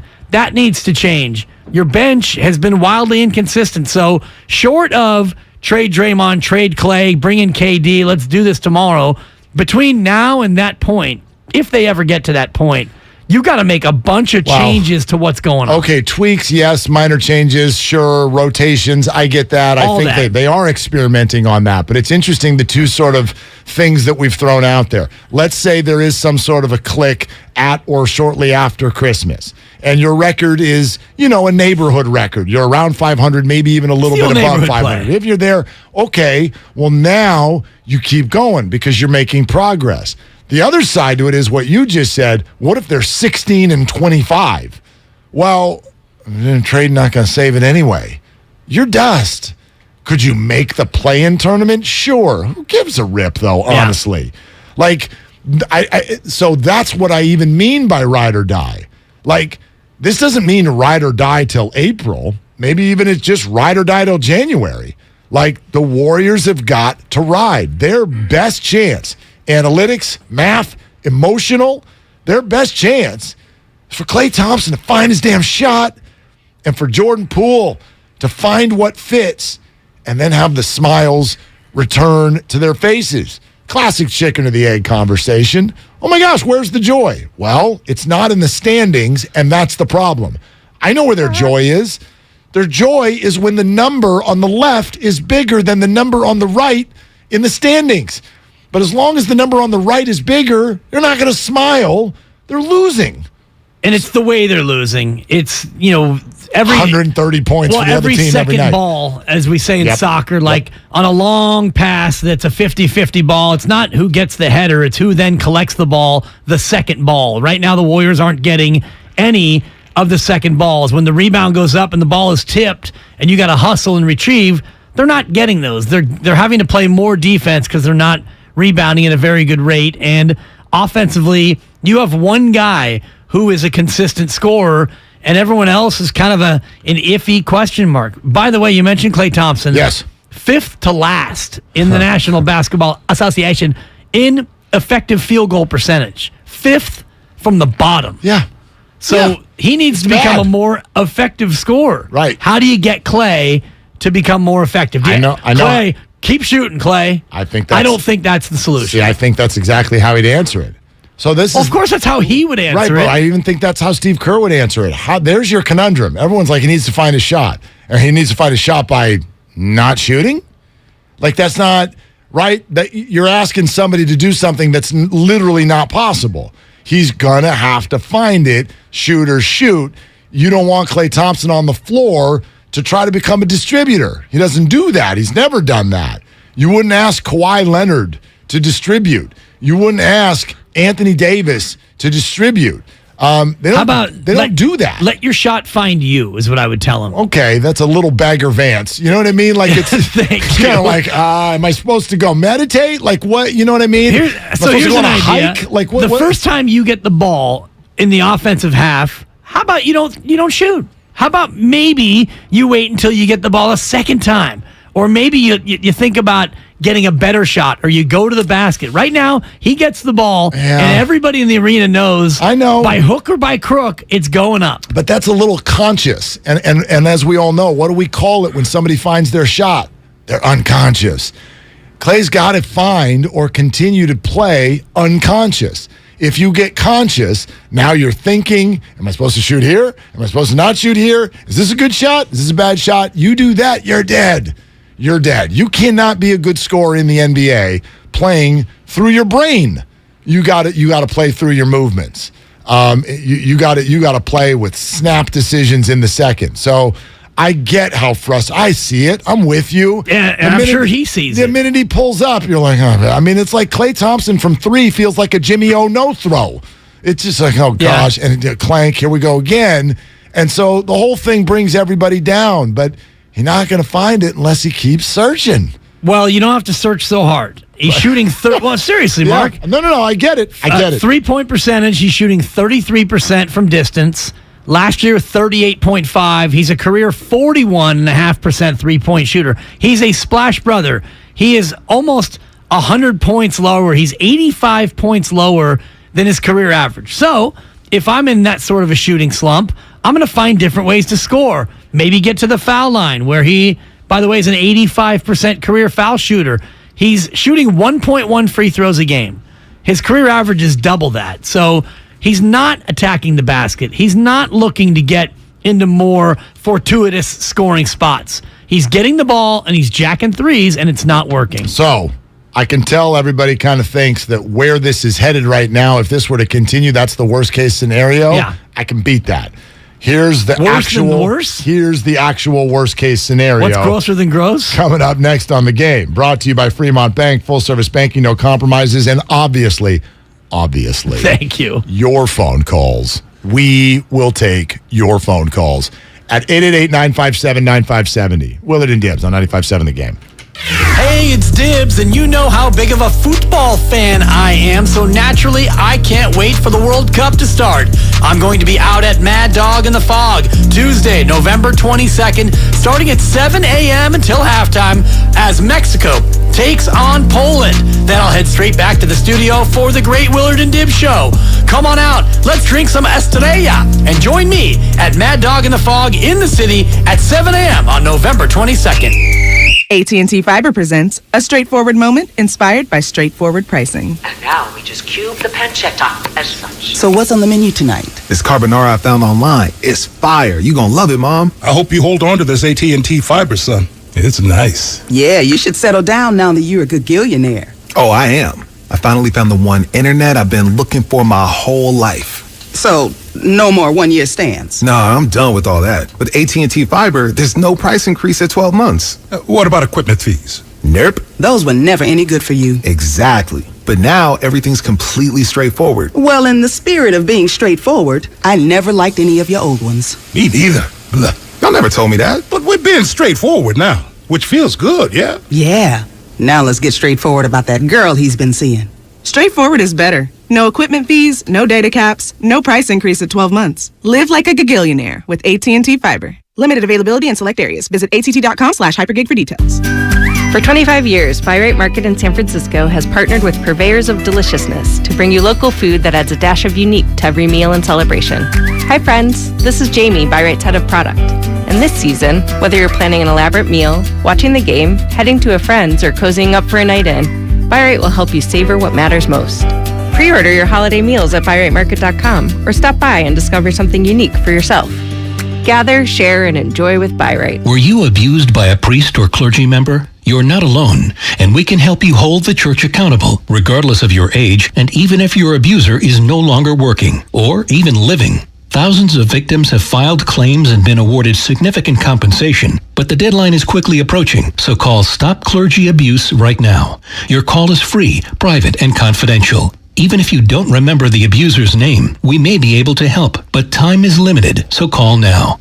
Catholic dioceses have paid more than $3 billion to victims, with the average national settlement at $268,000. In parts of California, the settlements are much higher. Call 800-230-5678 now, or soon you may forever lose your chance to file a claim. You can't change the past, but you can be compensated for it. Call 800-230-5678. A representative is standing by to help. Call 800-230-5678. That's 800-230-5678. Hey, Bay Area, ready to cheer on the Mexican national team alongside Estrella Jalisco beer?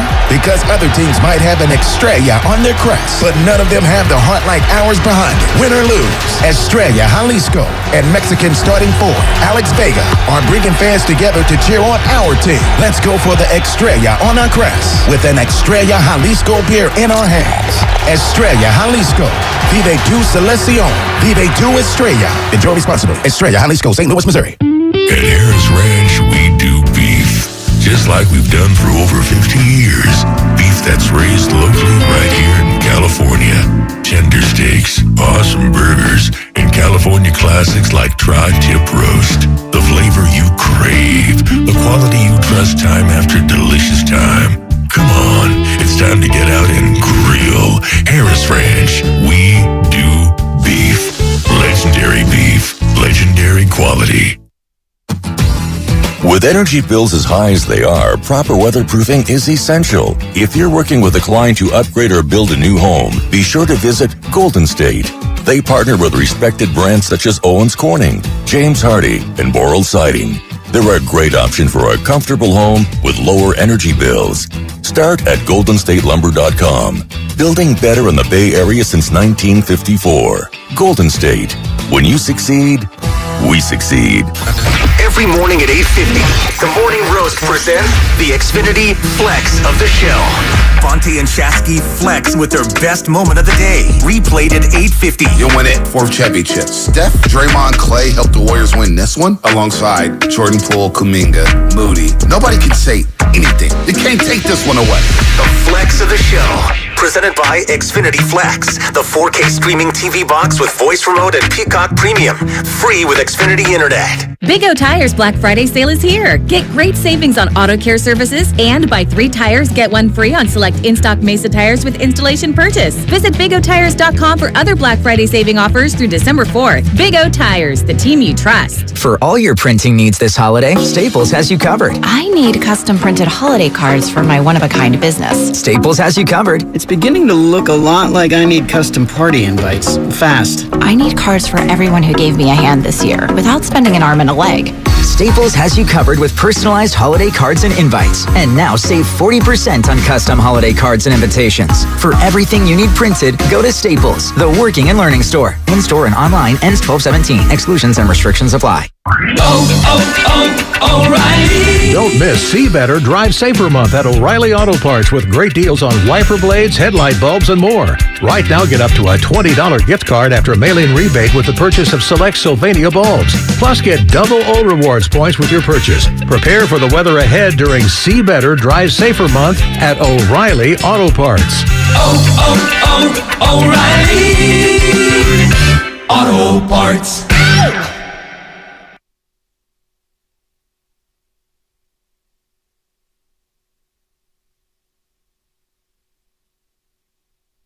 Now, back to Willard and Dibs on 95.7 The Game.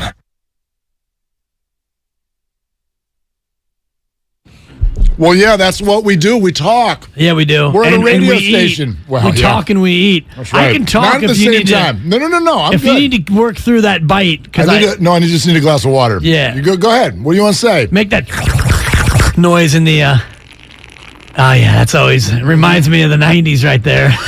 You almost spit out your. It's like it feels like college in here, dude, all over again. What are you doing, man? Totally, bro. What are you guys doing? Man, the 4-foot gurgler. Shout out the Mean Machine. Hang in there, big guy. Seriously, let me rider days ahead. A lot of 2-button Nintendo back in the apartments on Zelza. Seriously, shout out Bad Brad and the Meaner. Whoever developed video games, right? They were high. Yeah, and right? that Nintendo, the 2-button Nintendo came out when I went to Cal State Northridge in the late 80s, early 90s, so you can just throw the book out. Wow. My textbook. Yeah, exactly. I love that it was the 2-button because what we had before that was the 1-button Atari. Oh, yeah. The joystick. I still have it. By the way, you could not get away with calling something a joystick now. I just want to mention that. I think we dumped that, actually. We better have. Just chew it and do it. There you go. 888-957-9570. That is the number here on Willard and Dibs. Thank you so much for being with us. We're going to get to your phone calls here in just a second. I said there's a worse scenario than the way this is going, and I truly believe this. I'll give you a worse scenario, okay? You do make major changes. You make major changes. You give up on your future pieces. You give them away. And you give up one of your veteran, beloved core members. And it still doesn't work. And then you watch Klay Thompson on the Indiana Pacers. Oh, boy. Averaging 22 a night. You watch James Wiseman develop into a good player. You watch Jonathan Kuminga flying through the air for the Oklahoma City Thunder. And you still sit there as the 9 seed or whatever. I just want to caution everybody. This is part of. It's one of my list. It's not the reason. It's one of the reasons why I sit here and go, it's ride or die. I just want to see if this group can make it click. Can they figure it out? And I'm here for that experience. I'm here for that journey because what I really do not want to see is wholesale changes that give up both timelines. Forget the which timeline? How about neither? How about they don't win now? It's possible that it's possible that will be the case. Absolutely. Even if you ride or die. Absolutely. Your future pieces right now don't look like they're trending toward being a championship core in and of themselves. Right, but that's inherent. That's inherent in sports. We don't know if the future is going to work. Right. We don't know that Marco Luciano is going to be a star. We don't know if Trey Lance is a great player. Young players. Yeah. And, you leave Wiggins out of it because you know what he is. He's an established star. He's an all-star in this league. But if you talk about Poole, Wiseman, Kuminga, and Moody, the likelihood of all four of them morphing into Steph, Klay, Dre, and I'll just say Wiggins or Iguodala, whichever one you want to pick, the likelihood of that is unbelievably unlikely. Sure. That the four of them become the four of them in any way, shape, or form. That's true of any four players ever. But even if this one is of the dynasty, one of the four became that level of player, you would be over the moon happy with that in terms of results. I know it's not a great day to say this, but I believe Jordan Poole has already established himself as a good NBA player. I know he scored 2 points last night. I don't know if he's a great player, but how many All-Star games will he make when his career is all said and done? Right now, if you put that at over under a half, the correct bet in the moment would be under. For his whole career? Yeah. Wow. Yeah, All-Star games in the NBA, that's a very, very exclusive club. It's a tight, close circle. And you usually need to be seen as either, you have to have championships or you have to be seen as one of those guys that's averaging 28 a game, night in and night out. The guy doesn't even start.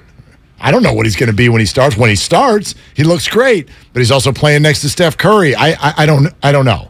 I would take the over on a half of an All-Star game. I mean, can he be a player like Donovan Mitchell, for example, or Devin Booker? Can he be that level? Could he be? Donovan Mitchell's made 3 All-Star appearances. That's what you're hoping. But the answer is usually no when you ask, can a player get to that level? Usually the answer is no. Or Ja Morant, another one of these young. That's a next level thing now. Jordan's not there yet. Could he get there? Sure, he could get there. He's shown glimpses of it. And my issue with Jordan Poole right now, and it's more of a question than an issue, is what's going on? Because if you look at his last 6 games, we did this yesterday, 2 points, 18, 18, 36, 2 points. That's not a normal trajectory for a guy who's, willing to scream money time and pool party, and he plays with such great confidence, but where is that player? 0 for 5 yesterday. Yeah, no field goals. Really odd. 888-957-9570. Here we go. Reginald in Dallas here on Willard and Dibs. Hey, Reginald, what are you doing? Reginald? And gone. Next up. We got BPA action. Really? We got BPA. What are you doing? Dibs, you know what time it is? It's time for you to shower me with praise and adoration. Dibs, it's time to get better, baby. It's time to get better. Hey, look, I don't want to trade the core away, right? And if I were going to trade the core away, if there was one player, if you had to move with some of the young guys, if you were taking on a significant amount of salary back, it would be Klay, and that's just easy. And the reason why is because Klay can't guard guards anymore. Period. He just can't. I mean, he's a turnstile defensively, and that would be the biggest incentive to keep him in the starting lineup over Poole.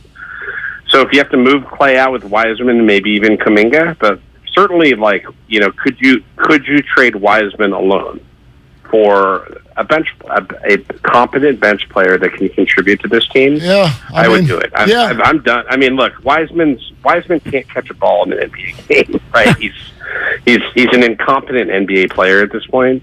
I don't think he's ever going to get there. Maybe he will, but to me, risking Steph's late prime so that you can hold out the sort of delusion that James Wiseman's ever going to be able to catch a ball in an NBA game, that's bad business. Yeah, so B, here's the rub on that, because I get this conversation. I think there's smart people can be on both ends of this. There are a ton, especially big men, who when they're 21 and 22 look like baby giraffes on a basketball court, and 2 years later they are very, very serviceable players. Plus, the idea that trading, as you even put it, Brian, trading James Wiseman for a serviceable bench piece to save Steph Curry's career. Steph Curry's career is not going to be saved by a serviceable bench piece. Understand that right now about the Golden State Warriors. This is one of the reasons I'm now fascinated by the lab. I want to see what they do, because they're not a serviceable bench player away from anything. There are 100 problems. So many things. That is one of them, though. Yes, it is. And they probably need 2 serviceable bench players. Because they have a 13-man roster right now. Serviceable bench players. They need their starters to play better. They need the bench players they do have to play better. They need everything not named Steph to be different than it is. So trading away James Wiseman for one serviceable bench player, it doesn't do anything. The net result of that is...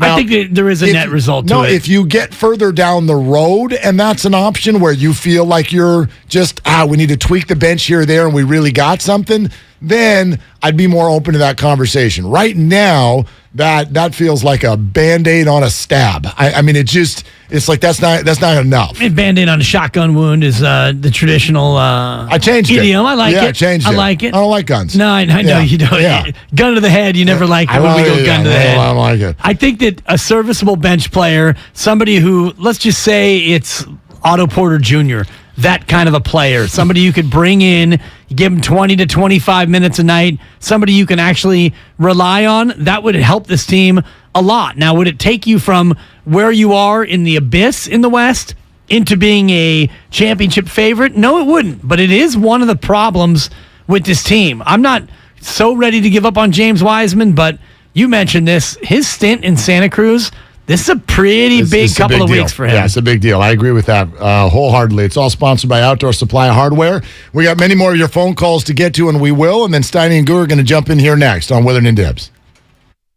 It's time to savor the season at Outdoor Supply Hardware. Take your decor to the next level and save on yard art and select pre-lit artificial trees. Plus get deals on Big Green Egg, Traeger, Carhartt, fountains, pottery, and more. Stop by for all your needs and get help from Osh. Home, hardware, and happiness.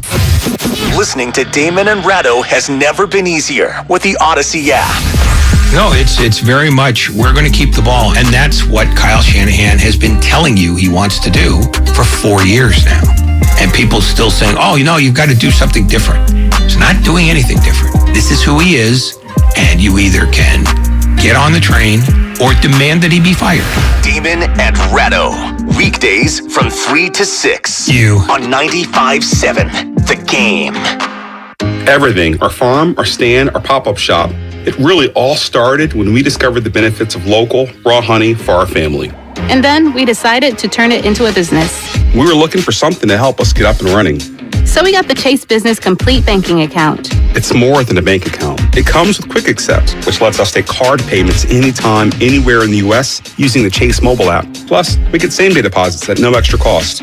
For us, it's more than honey. It's about sharing a little sweetness with the world. Get the Chase Business Complete Banking Account with the essentials you need to help get your business going. Learn more at chase.com/business-complete-banking. Chase for business. Make more of what's yours. Quick Accept is not available in U.S. territories. Enrollment required. Usage subject to approval. Same-day deposits available for payments before 8 p.m. Eastern Time, Sunday to Friday. Fees and rates apply for checking and processing. Limitations and restrictions apply. Participants compensated. Merchant services provided by Payment Tech LLC and WePay Inc. Subsidiaries of J.P. Morgan Chase Bank and a member FDIC. My husband and I live next door to a haunted graveyard. It's a little creepy, but we manage. Just like we manage without home internet. Do I wish my mobile hotspot was faster? Yes, but I make it work. Kinda. Just like we make it work sleeping next to a 17th century burial ground. Honey, can you move your hand? That's not my hand. It's mine. Not having home internet? It's not that bad. Grab my hand. Wait, okay. No, not up the stairs. We tried that last time. You can literally run through him. It is that bad. Don't settle for just mobile. Get Xfinity Home Internet for just $24.99 a month for 2 years with no annual contract and a free streaming box included. Go to Xfinity.com, call 1-800-XFINITY, or visit your local Xfinity store today. Restrictions apply. Not available in all areas. Requires paperless billing and auto pay with stored bank account. After 24 months, regular rates apply. Offer ends 12/21/22. O'Reilly. See better and drive safer with Rain-X Advantage wiper blades at O'Reilly Auto Parts. Right now, purchase a pair of Rain-X Advantage wiper blades and get a $15 gift card after mail-in rebate, plus 2 times O Rewards points. Our professional parts people will even install your new wiper blades for free. Stop by O'Reilly Auto Parts or visit O'ReillyAuto.com. O'Reilly Auto Parts. Black Friday is starting early at Fasteners Inc. Tool Outlet, and there is no better place to shop for all your power tools. Grab free batteries with tons of Makita products and many more of the year's hottest deals, November 21st through the 28th. Save $100 on Makita 18-volt rear handle circular saw kit and take home 2 extra batteries on us. Again, our Black Friday sale will be November 21st through the 28th. Check us out at 2897 Monterey Highway or online at fastenersinc.net. Universal Studios Hollywood is where the holidays come together. We've tested it. Festive food with refreshing Coca-Cola. Family, friends, and fa-la-la. Dazzling lights cranked up to maximum merriment. The Grinch and his dog Max stealing your tree. All the science adds up. It's the awesomest celebration of the season. Save $20 on a Coca-Cola 2-day general admission ticket. Offer ends 12/14/22. Restrictions apply. Details at universalstudioshollywood.com/Coke offer. You're the one who protects the flock, and that requires an eye for detail. Because when safety and well-being are on the line, it's the details that can save lives. Even when no one else is watching, you see everything. Grainger gets you, and we're here for you, and all the ones who get it done with a wide range of safety products and solutions, plus board-certified safety consultants here to answer your questions. Call, click Grainger.com, or just stop by. Grainger, for the ones who get it done. Hey, I'm Andy. If you don't know me, it's probably because I'm not famous. But I did start a men's grooming company called Harry's. The idea for Harry's came out of a frustrating experience I had buying razor blades. Most brands were overpriced, over-designed, and out of touch. At Harry's, our approach is simple. Here's our secret. We make sharp, durable blades and sell them at honest prices for as low as $2 each. We care about quality so much that we do some crazy things, like buy a world-class German blade factory. Obsessing over every detail means we're confident in offering a 100% quality guarantee. Millions of guys have already made the switch to Harry's, so thank you if you're one of them. And if you're not, we hope you give us a try with this special offer. Get a Harry starter set with a 5-blade razor, weighted handle, shave gel, and a travel cover. All for just $3 plus free shipping. Just go to harrys.com and enter code JOY at checkout. That's harrys.com, code JOY. Enjoy. In Livermore, partly cloudy today, highs near 64. Weather brought to you by One Thing. Cut up 6-pack rings and reduce your use of plastic to help keep it out of our waterways and oceans. Join Odyssey, and together, each of us doing one thing makes a greener tomorrow.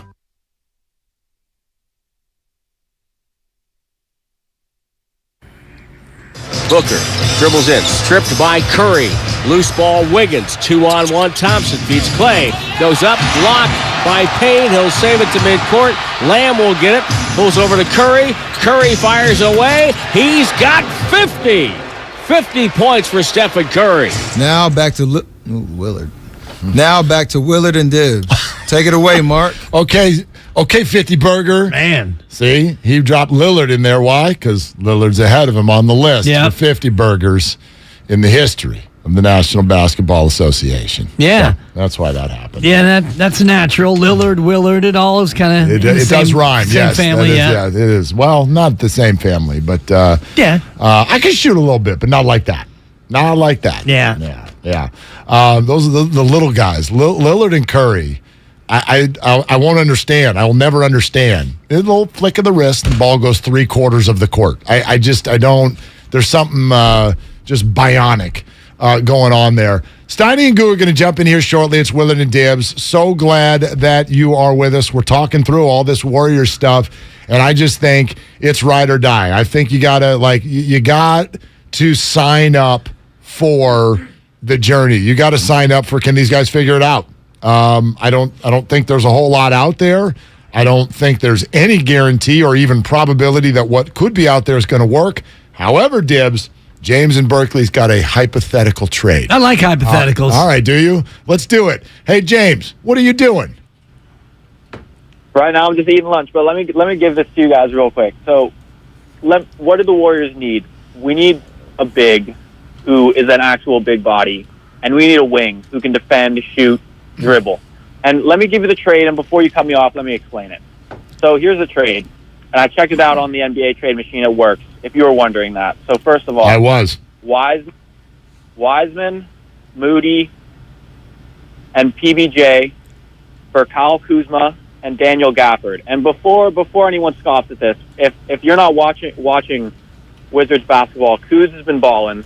And then Gafford, he's a big body. He can block some shots. So you look at that, and you have your starting five. You keep Poole, you keep Kuminga, and you add Kuz and Gafford. So I think that I would pitch that to Bob Myers. I don't know how you guys feel about it. I'll give him your number. And, thank you for that. And you can pitch it to him directly. I think anytime you're talking about any sort of a trade, and certainly this one, Kuzma's a guy who's played long enough, and Gafford, 24 years old, mostly a lightly played journeyman. 5.5 points, 3.5 rebounds. Yeah, you didn't have to Google it. I knew you knew that off the top of your head. I do.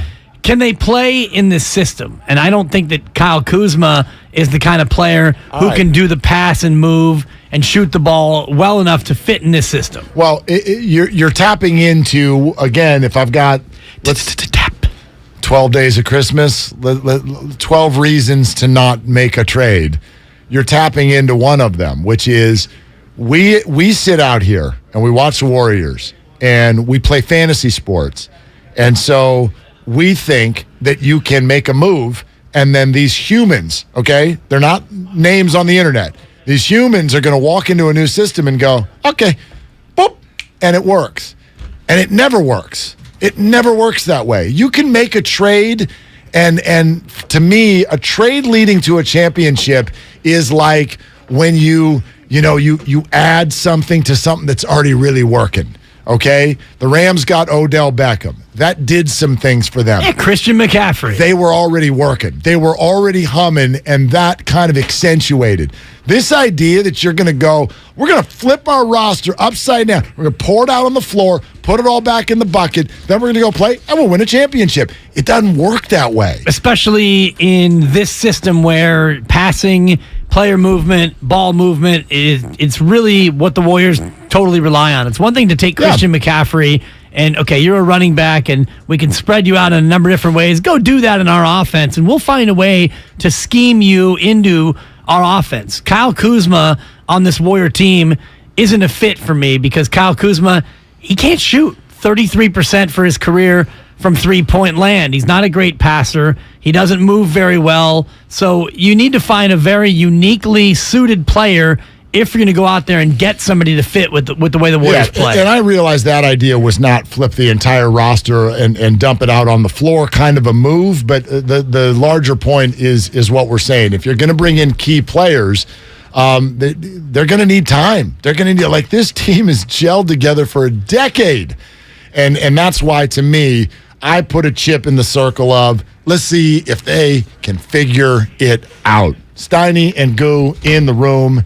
Hello, gentlemen. How we doing? What's up, baby? What's cooking? Yeah, they can't. Okay. I don't think so. All right, I'm going to go home. Seriously, show up. Good night, everybody. Hey, Mark. No, please drive home safely. Totally. We all see Thank you, San Francisco. Okay, we all see what's happening here. We've got a team that's not very good, and clearly a best player who's just looking to put up numbers. Oh, God. That's really what we've got here. He's a me guy. Yeah. It's West Steiny at the Improv. It's West Brick 3 years ago. Redo. No, yeah. What do you guys think? What do you guys think? I'm shocked. I don't know what I'm watching. I know coming into the season, I was loud. I wasn't afraid. I said it with my chest to you all.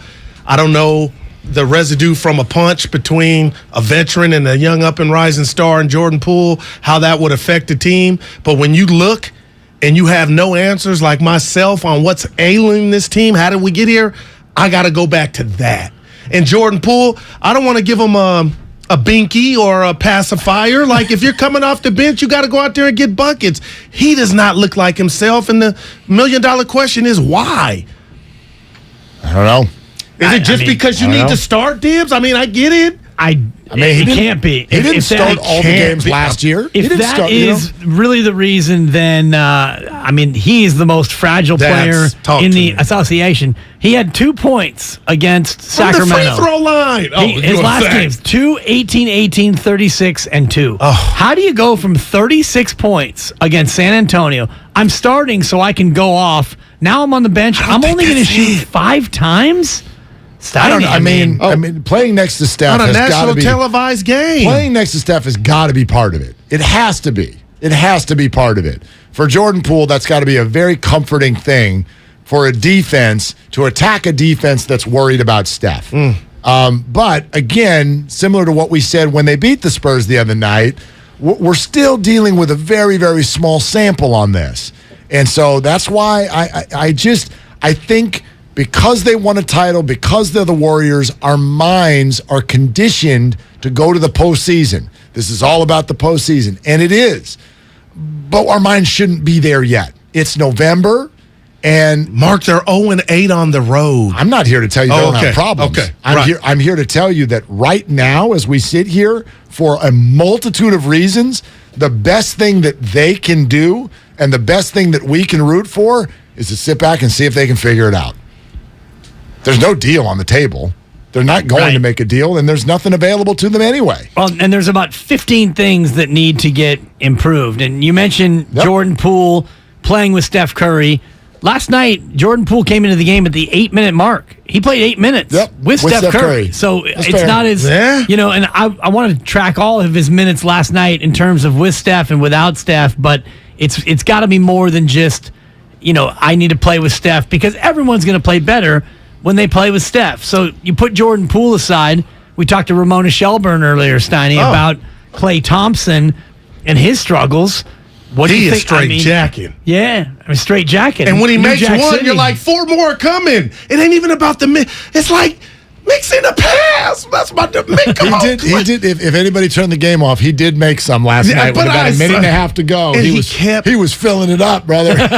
He was. How many points he scored in the last 2 minutes? He scored about 9 points. Anyway, sorry, go ahead. Do you think they're afraid to even say, hey, cut back?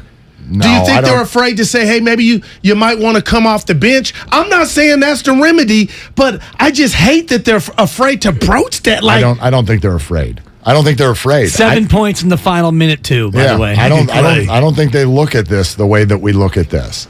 I think that they've been this has been someone they go to work with every day for 10 years.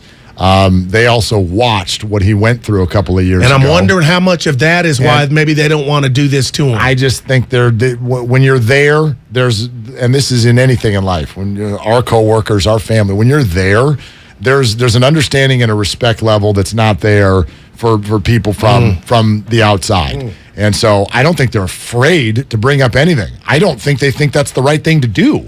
If they thought it was the right thing to do, I think they'd bring it up. I don't think they think that's the right thing to do. The bottom line is some of those shots are going to have to start going in, or this season isn't going to a very good place. That's the reality. Yikes. All right, Jordan Poole. JP. You'll love this one. Here we go.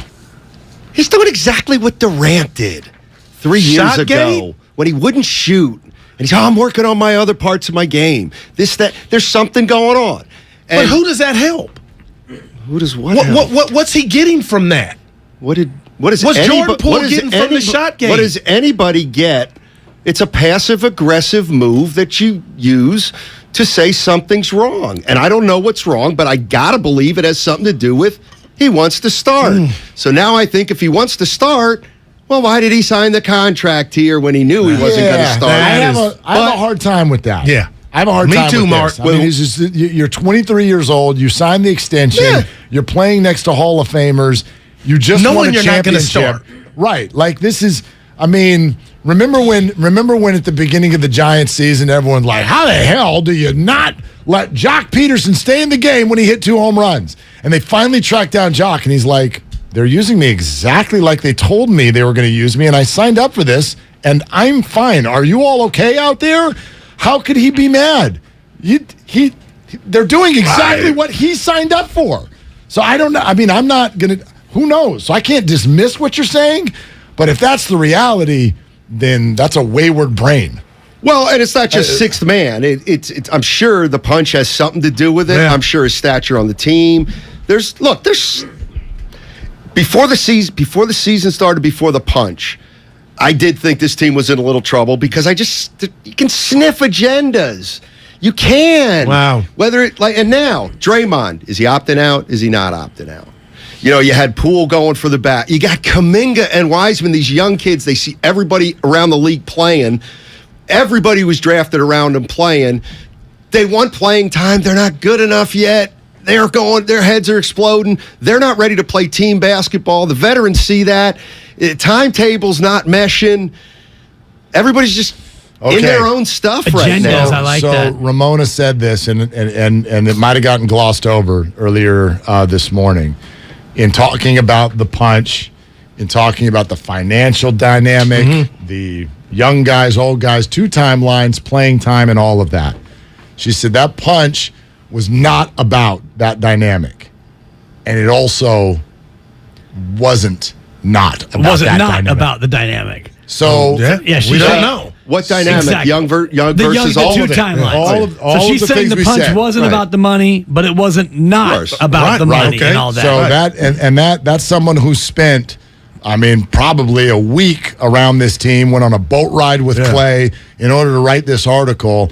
And it was like, it's not about that. And it's also not about that. And what did Klay say when they were overseas, right? He said that he was kind of giving Jordan Poole a hard time for... It'd be good for him to be humbled. Yeah, exactly. Good for him to be humbled. The prevailing notion of the 2 timelines is kind of the rat on the table for this team.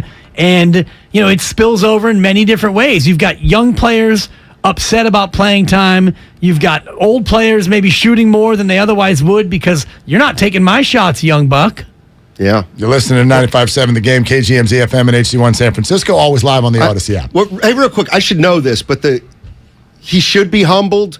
What was the context of that? That certainly wasn't after the punch. They had a 3-point contest overseas, and it was playful. It was playful, but Jordan tried to be a reporter, and he goes, he's doing that too. So Klay said that to the masses, so everybody ran with that. He's an irritant. He's doing too much. It wasn't just he's good to be humbled, but yes, when he would grab the microphone, Klay said, he's trying to take your jobs too. Okay. As in, he's also trying to take two mine. things that had me a little nervous. Yeah. Don't you think? Yeah. I know you based on what's happened now. Well, I just I get it. People be like, what are you guys talking about? It's so stupid. Well, it's not really stupid. No. And what about 20 little things? I'm sorry. If there's 20 little things, and then suddenly you have one punch thrown, it becomes one big thing. And I'm a Mark Jack. I love him. I thought he was in his bag last night with his commentary. But for Steve Kerr, if we could go through all the mic'd up ones that they shared with the fans, for him to basically say it's Drew League like Warrior basketball is a culture. You don't have to. He kept basically saying you're not one, and then Mark Jackson alluded to, and I thought this knocked me out the chair. When a coach and he ain't saying Steve was doing this, when he has to beg for effort, it's a wrap. It's over. But it took me back to why does he keep going to the? I'm so glad you brought up that made me nervous about this. This may be bigger than we all thought. But a couple things. Did anybody else notice? Because I think most of us, yes, there's mic'd up stuff, but we don't know exactly. No eye contact. Well, we don't know what goes on a bench. Oh. And in fact, there have been times through this greatness where they're just like, "Hey, Iguodala, you call the play." Like the coach is just sitting there with a cigar with this roster, right? Steve Kerr on one of those mic'd up moments last night. I'm like, he is not a basketball coach. This man is a hired psychologist. Dude. And he's talking to 3 of the greatest players the game has ever known, and he's sitting there trying to talk them off the ledge. Like, you guys, it just has to come from deep within, and you got to find your zen, and then we're going to... And I'm like... And they're nodding, and I'm like, you got to tell those guys that? Is that where we're at? That's where we're at. That's what stuck out to me, is he said you got to tap into your inner competitiveness. Your so that tells me, they're not playing as hard as they know they have to play to win a game. It's all effort they stuff. They all know it. Defense and rebounding. What is it? You said it 2 weeks ago. This effort. How are you getting out-rebounded all the time? How? And part of this may be just physical with Klay. Well, Steph's an outlier, but how can't ask Draymond Green for a championship level effort in November. You can't. Nope. Not after 10 years anyway. So to me, that is a clear thing that's going on.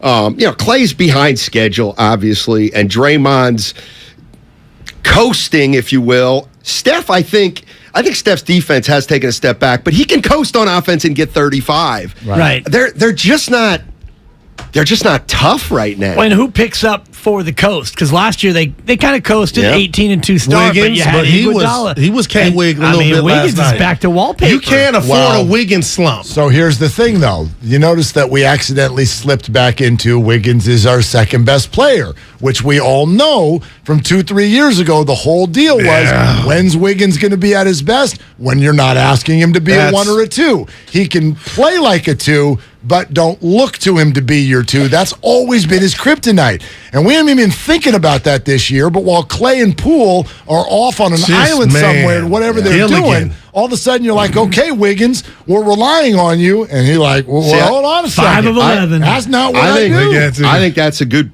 chunk of it. I think another part of it is, like, this is kind of who Wiggins always has been. First of all, let's talk on the court. Yeah. Well, everybody's kowtowing to Klay and Poole. And so in that instance, Wiggins is just going to float. He is not going to make waves.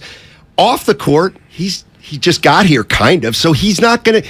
You can't expect him to be a leader either. And you can't expect him to play like he did in June every night. That's just when he smashes on Luka Doncic. He's the only one smiling. Like, that's to your point. Like, he's just like, I don't even know.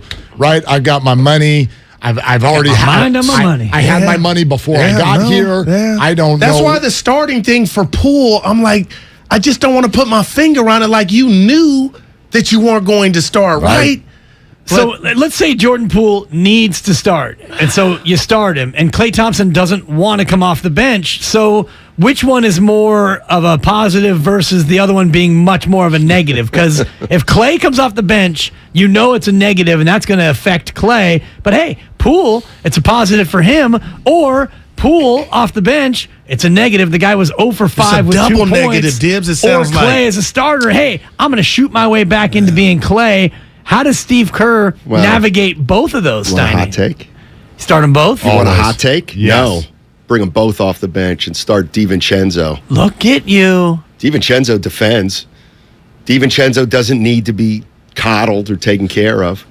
It's a hot take. I know. Okay, it is a hot take. Too hot for the changeover. I'll tell you what. When he hit those 2 threes in a row, the lovely Christie's like, well, now who is that? The only problem is it doesn't look like the only problem is it doesn't look like Poole and Klay can play together. And we're talking about shots with 2/5 of your starters that don't shoot. Looney and Dre. So it ain't like you got 8 of 9 last night combined. There's so much pie to go around. Yep. Why are we? But it's bad. That was 0-8. Yeah. Let's concentrate on the 6 and 9 last night. Okay, no Chris Paul and Cam Johnson. By the way, seriously, dude. That's yeah. Transition D non-existent. I mean, just keep betting the over until they figure it out. Just keep betting the over. Here we go. Close. Steiny Guru, good call. He brings the passion. For what? I want to know now. I'm mentally invested. Don't tell me to pray and you don't say what for. He brings the perspective. Yeah, I think they both have a great point. Get off me, text line. He's truly one of a kind. That is wow. Oh, my God. And he's doing a great job. I need you to man up and say what you really want to say. Simon, you're doing a great job. And together, they're Steiny and Guru. Yeah. On 95.7 The Game. Yeah, you wish, Guru. You wish. I heard what you said to Dibley. Snitches get stitches now. You said something's going on. Yeah, you wish. And more than one thing going on. Yeah, man. Had a lot going on. Man. Mm-hmm. Shocker last night. Was it? No, it was. No Why? Chris Paul. No Cam Johnson. Phoenix I don't recognize this team. I don't know if anybody in the greater Bay Area does. Hey, what are you going to tell me? It's early, Steiny? Dude, no. I'm panicked, man. I am. You should be. Wow. Well, you know what? Okay. I appreciate the honesty.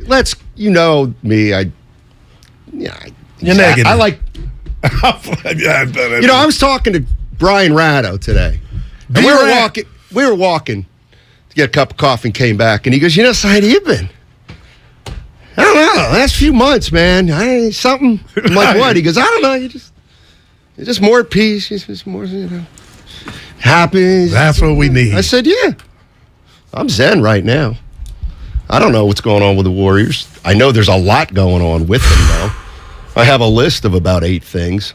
I swear to God, as I was driving, I know Bay Air's not going to believe me, but as I'm coming in today, I'm like, geez, I don't, are we going to do 3 hours of doom and gloom? This team's in trouble? Right. So the one thing I was thinking about is, let's talk about what we're really talking about. Are we talking about, because this is very disappointing if what? If it continues. Well, I was thinking it's disappointing because the goal is to win a back-to-back title. No doubt. All right. So do the expectations need to change? You know what I'm saying? Well, that would be a nightmare. It's not like that's waving the white flag. Okay, but let's just say hypothetically, look at this roster. That's not a championship team. They keep it together though for the season. They're 500 or they're 45-37, but they don't run the table because they're not as good of a team as they were last year because they had everybody healthy in the playoffs last year. I mean, if this team ends up being a 6 seed, we may look back at it at the end of the year and say, yeah, that's about what they were. That was, they didn't underachieve because they weren't really a championship team in the first place. So I kind of just, I don't want to judge. I said this about the Niners. It's like, well, man, if they don't win a Super Bowl, does that mean it's the year stunk? And I guess, if we're talking about the Warriors like that, I guess we have to talk about the Warriors because. Yeah, I don't think they're going to win it. Yeah, you had 2 of those. You didn't appreciate that's too strong. You didn't think the timeline with Trey Lance, it was Super Bowl or bust. You didn't think that was fair. And then when Jimmy came back, it was like, okay, I get that. But I'm sorry, Steph Curry is being wasted through umpteen games. And this is not football or baseball. One guy can almost get you there, especially if you're defending champ. You just got it done in June. Steph is balling his ass off right now. So the questions aren't, I overestimated Looney. I overestimated Dre. Something's going on with the closeness, the unity of this team, and it could be prime example, Draymond hitting Jordan Poole in the kisser, and maybe we just underestimated the fallout from that.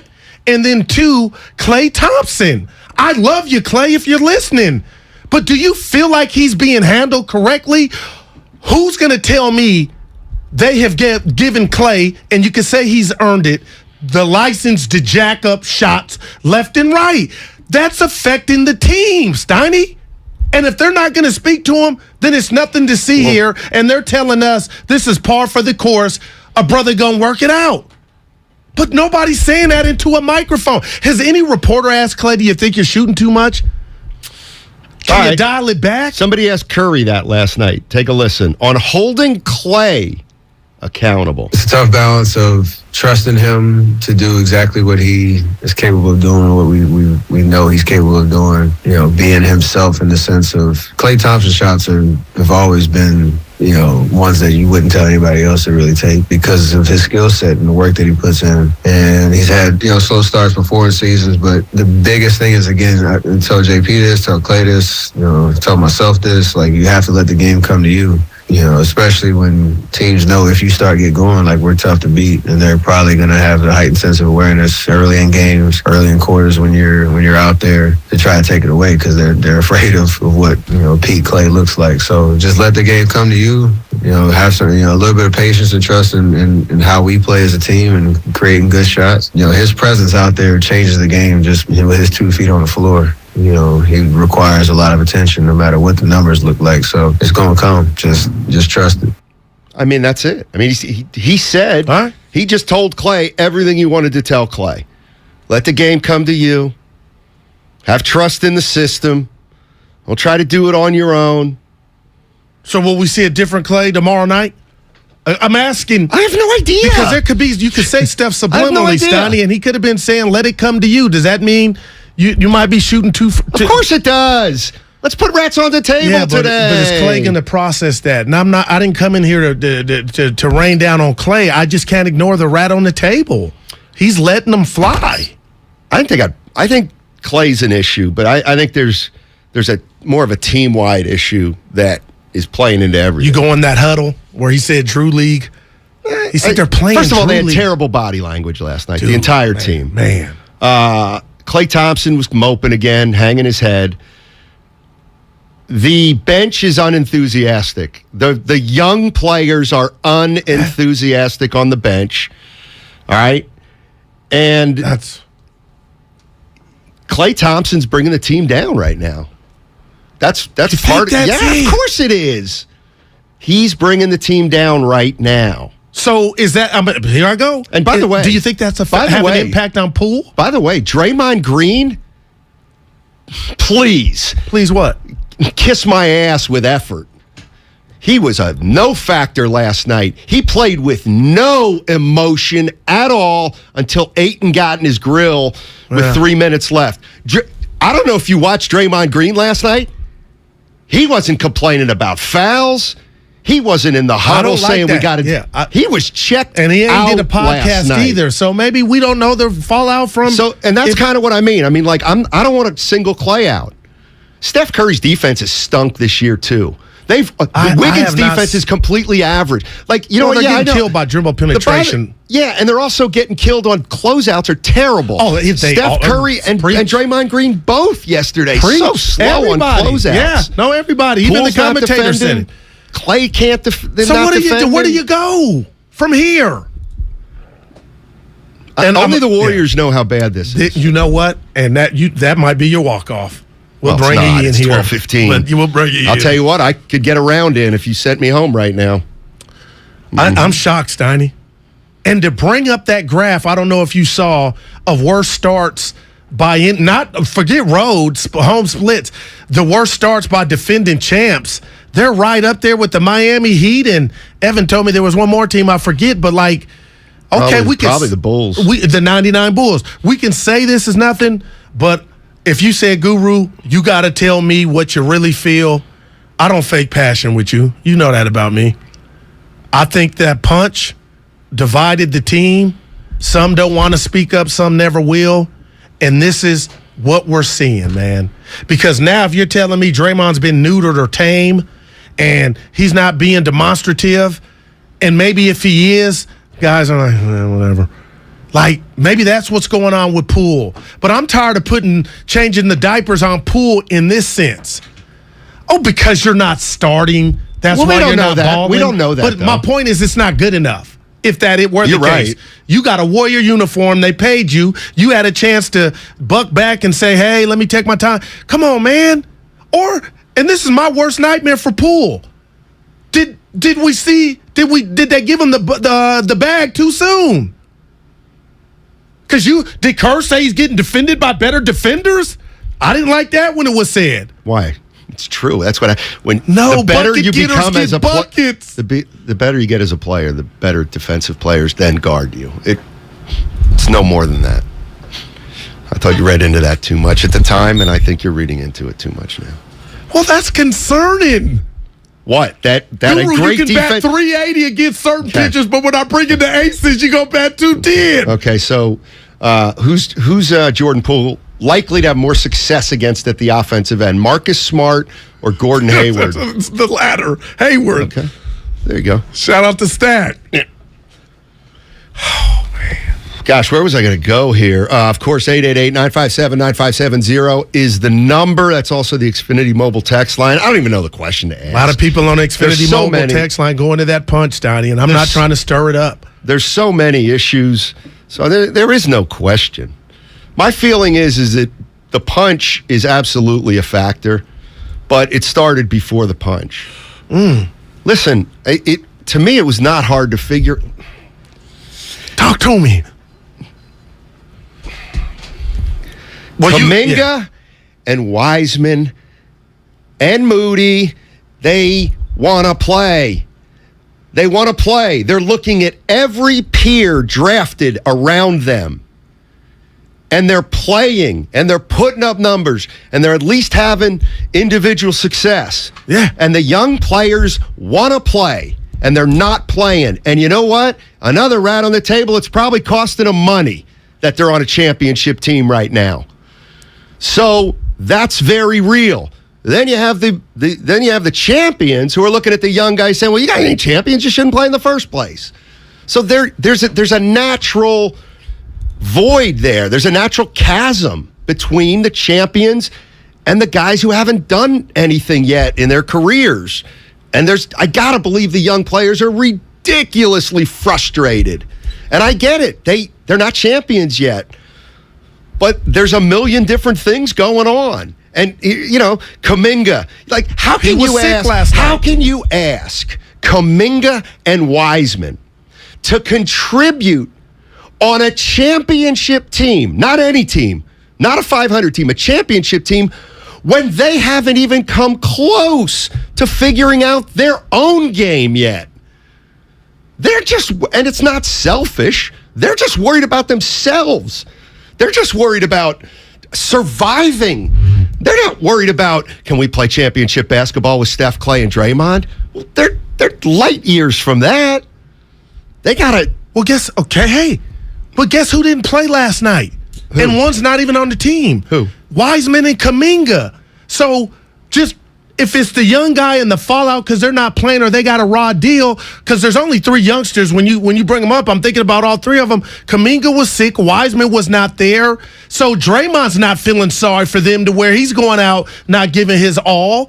It doesn't explain the rest of what I think we're not seeing. And Steve Curry just said yesterday, they're not playing hard. Draymond's not playing hard. But it's not and because Klay's not playing hard. Yeah, but the question is why? It doesn't matter. Well, I'll tell you why. It's because they won a championship 4 months ago. So they're not going to. They can't expend championship level energy this early in the year. Klay Thompson What's is not. Curry doing? I'm asking. Curry's Curry. He's an outlier. Not everybody's Curry. I mean, forget Curry. That's why Curry's so much better than anybody else. He's the leader. That's right. And he's doing everything. What are you saying? Why can Curry do it? Nobody else? I'm saying Draymond's plate is not as great as Steph's plate. So if Steph's plate is, you two are going to just lag until December or January, and I'm seeing the captain go out and bust his ass by himself, who the hell is Dre or anybody else to say, okay. No, my point is, and they're not even asking Dre to score. They're incapable of doing it. Don't you get it? They're incapable of doing it right now. I don't see Dre coasting, Steiny. I see him coasting. I saw him coast last night. Do you think Draymond Green is as invested in this team as he's been in the past? No, and I believe that's because of what he did, punching Poole. I agree with 415. I don't think the punch divided the team as much as it exposed the division on the present team. I'm kind of with you there. And somebody said to me, hey, what if they would have never had the punch? And some guys started saying, they might be. You know what? Something else would have happened. That's the way that works. Okay, so Draymond Green wouldn't have punched Poole in the face. Yeah. Something still would have happened at some point in the season. But Steiny, okay, on that note, a disagreement, an argument, an almost fight is different than what happened. Well, what we saw. And now we're wondering what's up with Jordan Poole. And we go back to what you if and Jordan Poole's sitting there saying, I'm better than Klay Thompson? It doesn't go any deeper than that. You know what? Why am I not starting? He very well could be saying that. Do you think he might be the only one? I don't know. Man, I don't know. And I told you yesterday I'd never second-guess Coach Kerr, but I told producer Evan this. I didn't like how early in the season, when you haven't won a road game, his quote, and they're his words, so who am I? But I didn't like, this thing's not going to last forever. I kind of think you say that at the end of the road. I'm going boys to men, maybe on the eve of the playoffs. But to say it, which we know what it is, and it's not going to last forever this early on, and then go out and have a half-hearted effort. Maybe he's tired of hiding it. Man, he's tired of the subterfuge. That's what's bothering me, because ain't no fix for that if that's what it is. And what Mark, he's telling Drew League, he kept saying Drew. I said, You want to give me $50 right now? We'll call off that bet. I had to get gas. Bet 5. Go ahead. Oh, we bet $100 on the. You said the Warriors were going to win the title. I said they weren't. If you give me $50 right now, we'll call the bet. Hang on. It's too early. All right, because they can make a move. That's the next thing we're going to talk about. They could make the move. Could they really make a move? And if they can make a move, how good of a move could it really be? Hey, the 95.7 The Game merchandise shop is live. Go to 957thegame.shop.com to get the newest Steiny Guru gear. Our boss was rocking it around the office today. 957thegame.shop.com to grab your gear today. Hey, it's Dibs, and you know how big of a football fan I am, so naturally, I can't wait for the World Cup to start. I'm going to be out at Mad Dog in the Fog, Tuesday, November 22nd, starting at 7 a.m. until halftime, as Mexico takes on Poland. Then I'll head straight back to the studio for the great Willard and Dibs show. Come on out, let's drink some Estrella, and join me at Mad Dog in the Fog in the city at 7 a.m. on November 22nd.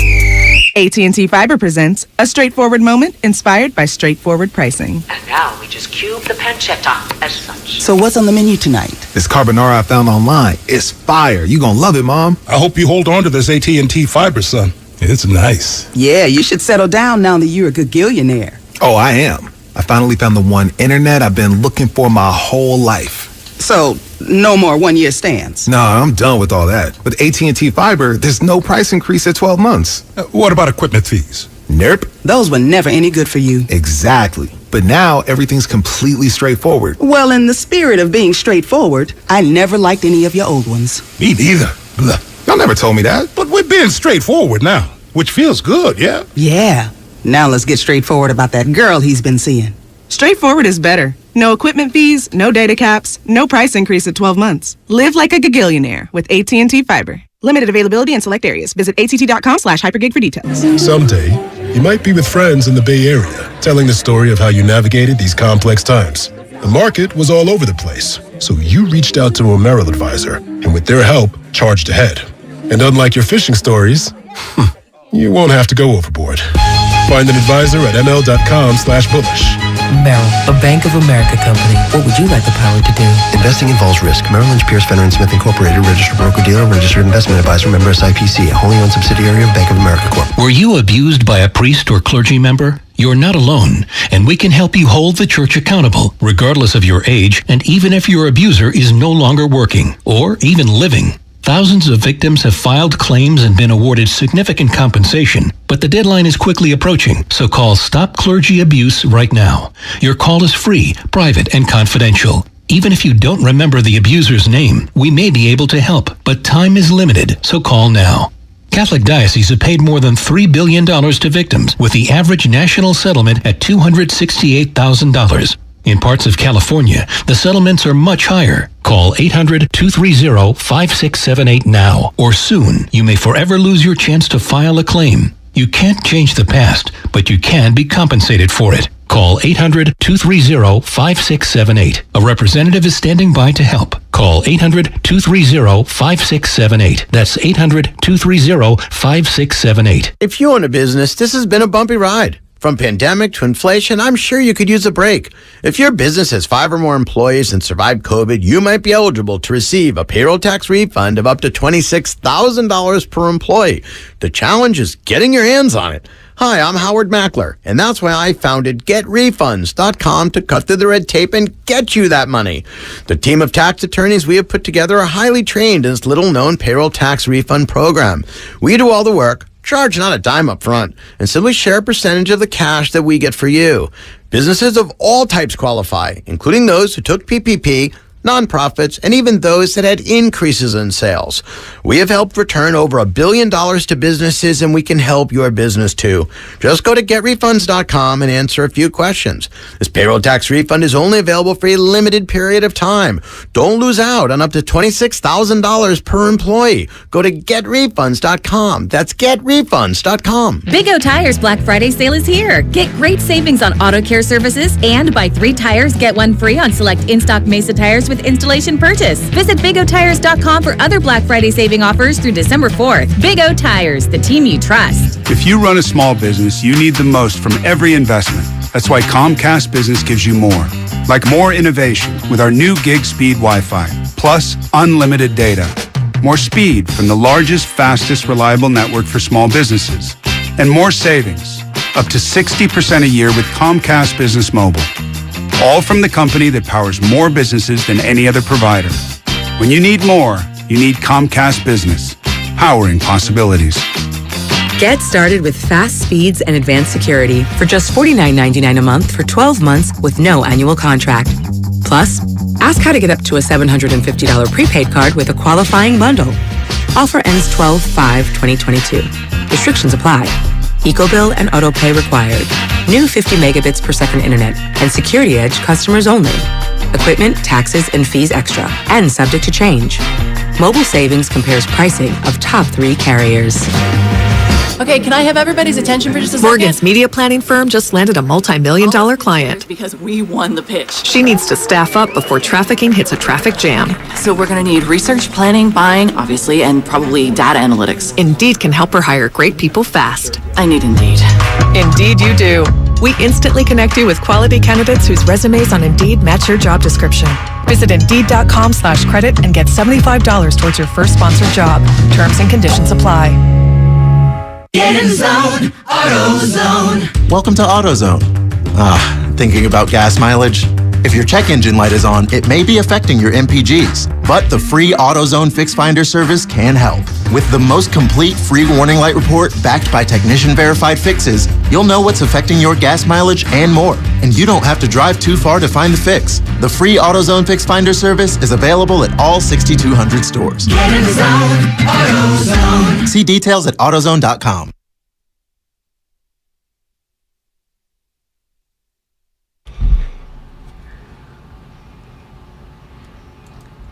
This is Kevon Looney. Welcome back to Steiny Guru on 95.7 The Game. Take it away, Steiny. Matt Simon Style, the Guru Johnson with you. Goo.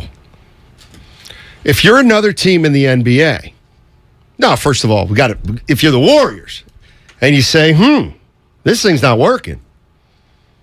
Okay. Now you're another team. You look at the Warriors. Who do you want? Who do you want on the Warriors?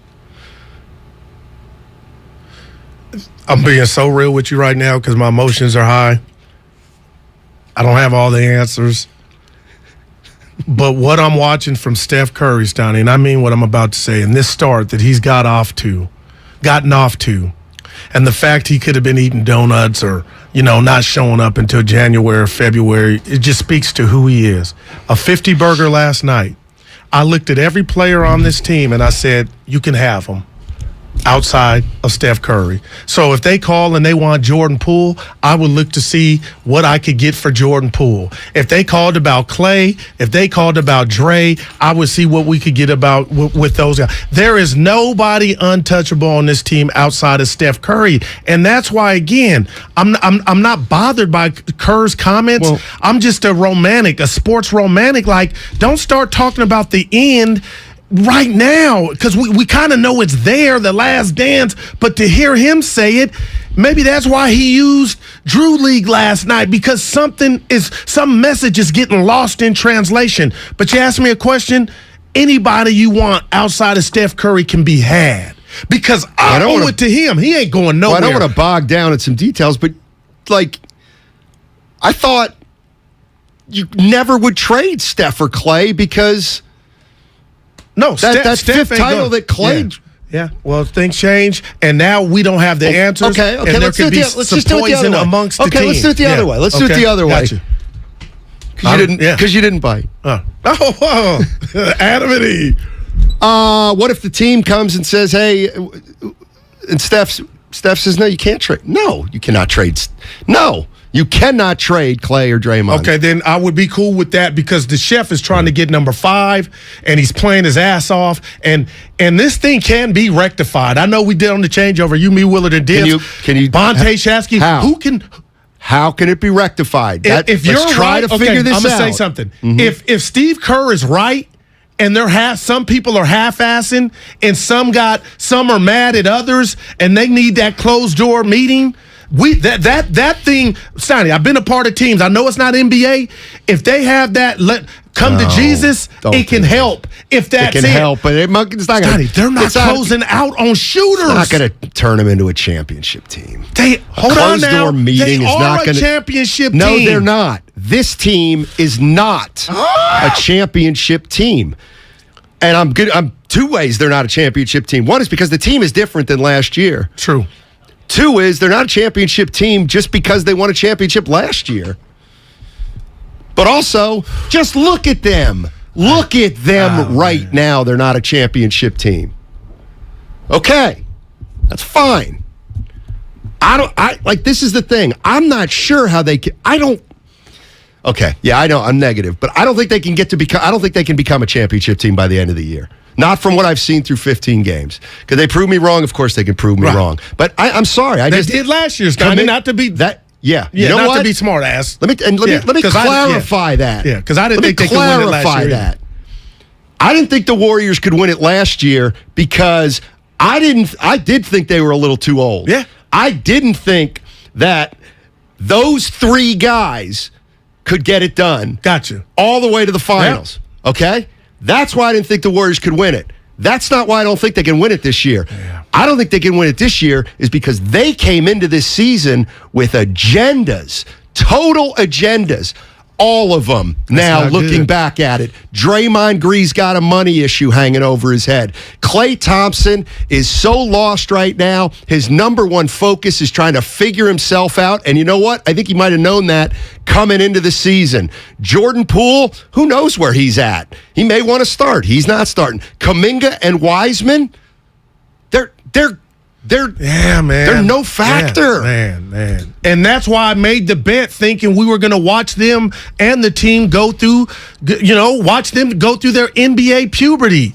And then by the time April rolled around, they would be seasoned like good spaghetti sauce. But now if you're telling me that's off the table, and technically it's not all the way off, but Wiseman, I mean, you betting that he'll figure it out? What's bothering me now is I think it's mental. I think it's personal. And I hope I'm wrong, but I watched that game. I said, when was the last time you watched a Warrior game? They could lose, and they're not closing out. You just swing the ball now around the perimeter on the Dubs. You're getting a wide open three. Well, part of it's because the first guy's getting beat like a drum. Let's bring some people in here. Yeah, go ahead. I'm throwing a curveball. Doc Gooden.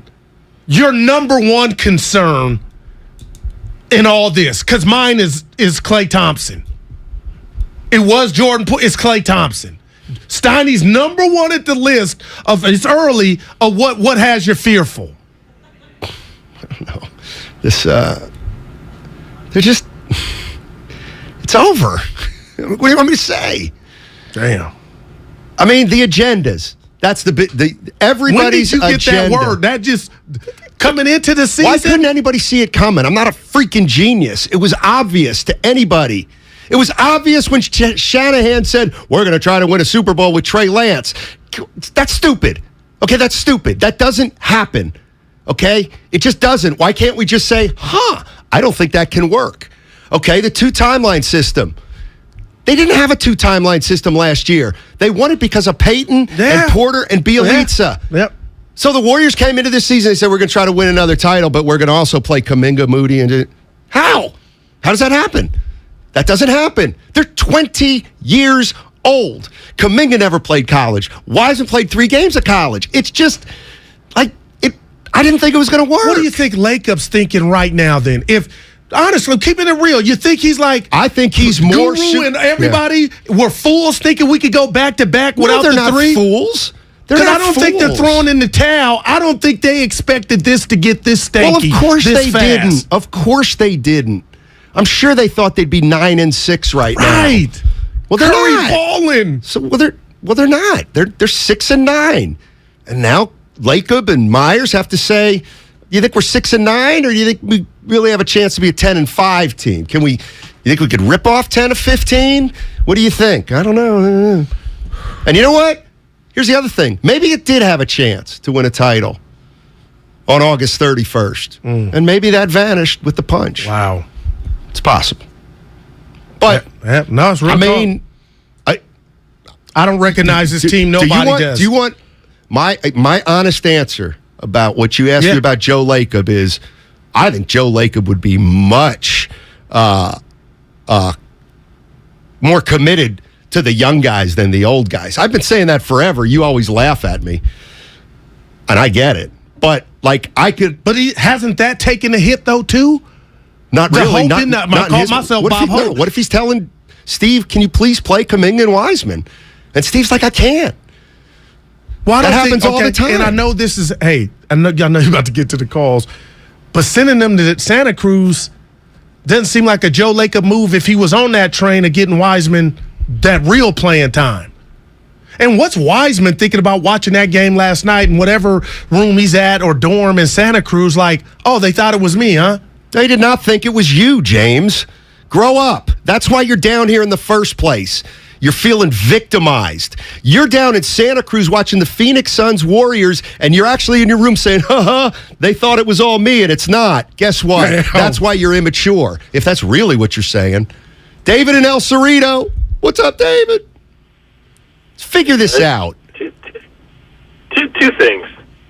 Last night, Draymond forearmed Ayton. Yep. Then ran up the court and dropped some F-bombs on him. And then almost lost his mind that he got a technical. Like, is he so unaware of himself, or is he just so full of it? Like, I'm almost like, because I know when I did sketchy things when I played sports, like, I knew, and I got caught. But he acts like I'm the victim. You're like, bro, we all saw it. We all saw it. And then on top of that he's on the end of the bench at the end of the game laughing. Man, I tweeted that out, man. Curry was laughing too, man. That bothered me, Steiny. Did you catch that? Yes, and I try to never, ever put stock in that. They play 82 games. They're veterans. For all you know, like, you know what most... Would you laugh at a funeral? Yes. No, you would hold it in, Matt. Is it a comedian? Because... Who's dead? It don't matter. Goo. You would hold it in. Not if Draymond leans only goes... All right. You know what? I didn't come in here with this today. No, hold on. Seriously. Here's how it can happen. Okay. They're sitting at the end of the bench, and they're both just like, oh, my God. And Draymond goes, dude, we're the Oklahoma City Thunder. That wouldn't make you chuckle? We're the Oklahoma City Thunder. We're the team that we've beaten for the last 10 years. Holy hell, do we have work to do? We stink. That's one example. It could be a self-effacing laughter. And you always say, you're the Steph protector. But, Steph, I didn't like it. Or it could be this. All hell has broke loose, and Kerr has more on his hands from an attitude standpoint than we all thought. Because sometimes, and kids do this, the actions are words. So them smiling, knowing the camera's on them, hey, man. Did they know the camera was on them? That was a bad look. Nothing would have been that funny to me, man. Not even a good dad joke? Because let me tell you something, Goo. When you're down, I'll give you a dad joke to cheer you up. Do you know that surgeons, and Panja can verify this, do you know that surgeons, when they're doing like a brain surgery, they're part of a team, that it's so tense. You know, the atmosphere's so that they joke. They tell jokes. Yeah, I watched the Scrubs. To try to just lighten them, just to bring it down a notch. I'll take a step back. I get you. Go. I'm more. You know what I'm more concerned with than the veterans laughing? The young guys sitting there like statues. Where is the... Hey, man. Hey, I got real quick. Why'd the tomato cross the road? To catch up. Mark in Houston. How did he know? What's going on, Mark? How you doing, buddy? I'll tell you what. Man, let me tell you what. You don't cross roads. Get it? Nobody's ever crossed the road in Houston. You know why? They only have highways. In fact, there's only highways in Houston. They don't have regular streets. Go ahead. That's the way it always feels when I go to Houston. What's up, Mark? Catch up. Yeah. Go ahead, man. Yeah. I was saying I had a chance to look at the game last night, and I've said this before. The problem is this. Number one, you have no one in the middle that can protect the rim, and you have no one that can stretch the floor. and I've said this before, you make the move to get Miles Turner from Indianapolis. And the reason why you do that, he's a free agent. Indianapolis is not going to re-sign him. He wants to leave there. If I had an opportunity, and I know Joe Lacob. Joe Lacob, bottom line, he wants to win. Money has never been an issue with this man. So if you have an opportunity where you can get a 26-year-old Miles Turner and you can trade away Wiseman and also commingle with that package and bring in Buddy Hield, that solves two problems. You have a rim protector at center. You have someone that can stretch the floor, and you also have Buddy Hield who can come off the bench, and he can also add scoring. It's very simplistic. Somebody else has to go for the Warriors in a deal like that, I would think. Yeah, but Miles Turner. Who would it be? Who was the first one? Well, okay. It's got to be Kuminga or Wiseman. What? For Miles Turner. They got to be included, one of them. Well, if he's talking about Hield and Turner, I didn't hear another. Okay. I got to look at the numbers, but what's Turner making? 20? Man. Hield's making 25. He's trying to get out of there so bad, he told the Lakers to come get him. Well, here's where I disagree with Mark in Houston. Not that it might not help him on the court, because it might. But money does matter now to Joe Lacob. He said it. Well, he ain't getting his bang for his buck. He said it. Right now. Exactly. Yeah. So you want him to increase the payroll of a 6-9 team? Well, the bottom line is this. Early. Miles Turner is a free agent at the end of the year. I got you, man. And I don't think Joe Lacob's prepared to give him the bag. So I just can't believe what I'm watching. Or what we're watching. And there's Iguodala. Why does he get me hot? Well, like if you were this savant that they say you are, and Bob told us on the executive show, this wouldn't be happening behind the scenes if something's really happening. Because I put you on that pedestal of you were the bond, the blend between the old and the young and the new, the young and the old. And then I'm looking at his I gotta stop. But this shouldn't be happening, Dre, on your watch, especially if you're not playing. You know what's happening. And then when the punch happened, this is what I don't like. I keep going to this. The punch happened. Y'all don't mess with my rook. That was a tweet. Pro Jordan Poole. I'm riding with Dre to the end. Pro Draymond. Which one is it? Real leaders do the uncomfortable stuff. And people think Steph, you know what? This is the Brady Bunch vase, and water's coming out left and right now. And I thought they could plug it up and everything would be good. But Steiny, something is jumping off, and I don't know what it is. It ain't right. And Andre, I'm blaming you too. Because you were supposed to, Dre will do this, Dre will talk to this, Dre will do this. Well, do something. What's up with Poole? Get him and Dre in a room. Maybe that's happened. Maybe they can't play for, I don't know. Dre, no podcast either for Dre. So was that on the Kyrie list of things you got to go do, but they gave you things you can't do? I don't know, but Dre, Steiny, he ain't barking. yeah, you're right. You're right. You're right. So I'm here. I'm a fixer. I'm like Wolf in Pulp Fiction. The best character in movies in the last 20 years. Got to sit tight. Got to sit tight right now. You got to. First of all, I'm not looking 4 months ahead. You got to sit tight right now. Still early then. What else are you going to do? Why can't anybody get it through their head that nobody that Draymond, Klay, Kuminga, and Wiseman do not have value right now? Damn. Wiggins and Poole are very difficult to trade, particularly Poole, whose salary is going to go from $4 million to $25 million. All right, so those guys are all tough to trade. Kevon Looney, who cares? Who does another team want where they would actually give up a big-time asset? If I'm the Brooklyn Nets right now, maybe Kuminga and Wiseman intrigued me in August. Not now. Not now. So you got to sit tight. You got to hope Klay gets better. You got to hope Poole settles in. What you have to do is hope this team starts playing more to its potential so you can assess them. Because I think they're so lousy right now. They're not a 6-9 team if they're playing better. But I don't think they're a I don't think they're a championship team. You think effort is a question Absolutely. right now? Absolutely. Wow. Never. It's easy to say, Goo, but Klay Thompson and Draymond Green have played 11 and 12 years in this league, and it's November 15th. You can't play 82 games out of your gourd. Let's go to. So, anyway, what I'm saying is you sit tight. You see if you can start playing better. You start reaching a level where you say, okay, you know what? We're starting to reach our potential. If the potential is a chance to repeat, then you keep rolling. If the potential is, you know what? It looks like we're going to be a 6 seed. Okay, then you're a 6 seed. Now, how do we get from 6 back up to 3? Like, I think you got to sit tight right now. Yeah. I mean, I don't see a move out there right now.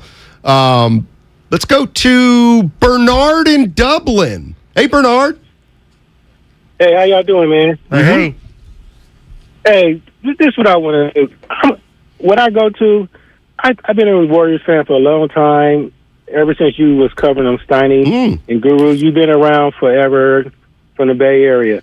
I think we got so spoiled over the last 10 years.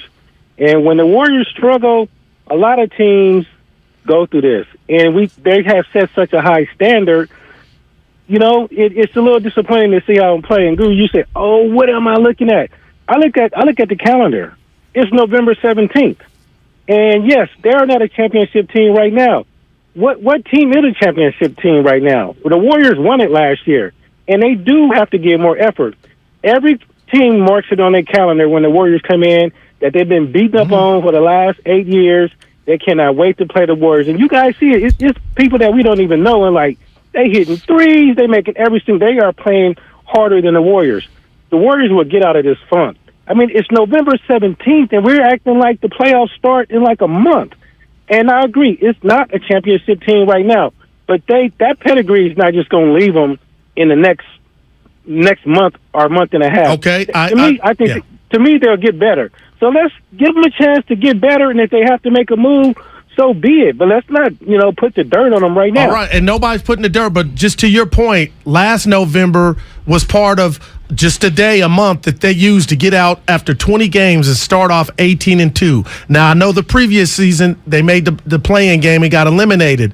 But, Steiny, if that's what you're going to hold on to, I'm not going to rip that from anybody, but I just hate hearing you, who's covered and been in the Bay as long as I have, saying that the effort is not. That's just not a trait from the Golden State Warriors, even when seasons aren't good. So really? He's saying they're playing the calendar.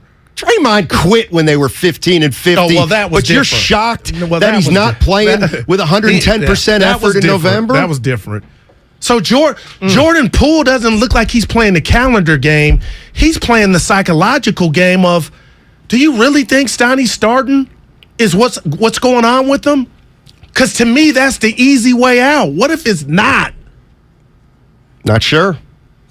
Somebody here, the 650 says, Green has a lot of value for a contender. Mm-hmm. Yeah. I'll say he's got value to a contender, but first of all, you can only trade Draymond to about 6 teams. But, okay, let's just say Lakers aren't. Yeah. Okay. Milwaukee. Okay. Yeah. Who do you want?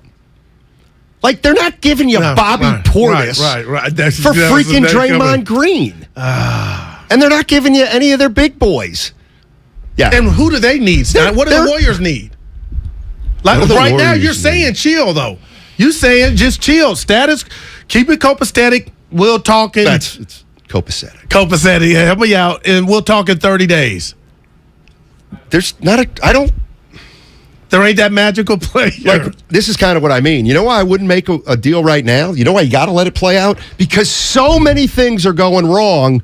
I actually don't think you're getting an accurate view of this team. They're not this bad. All right.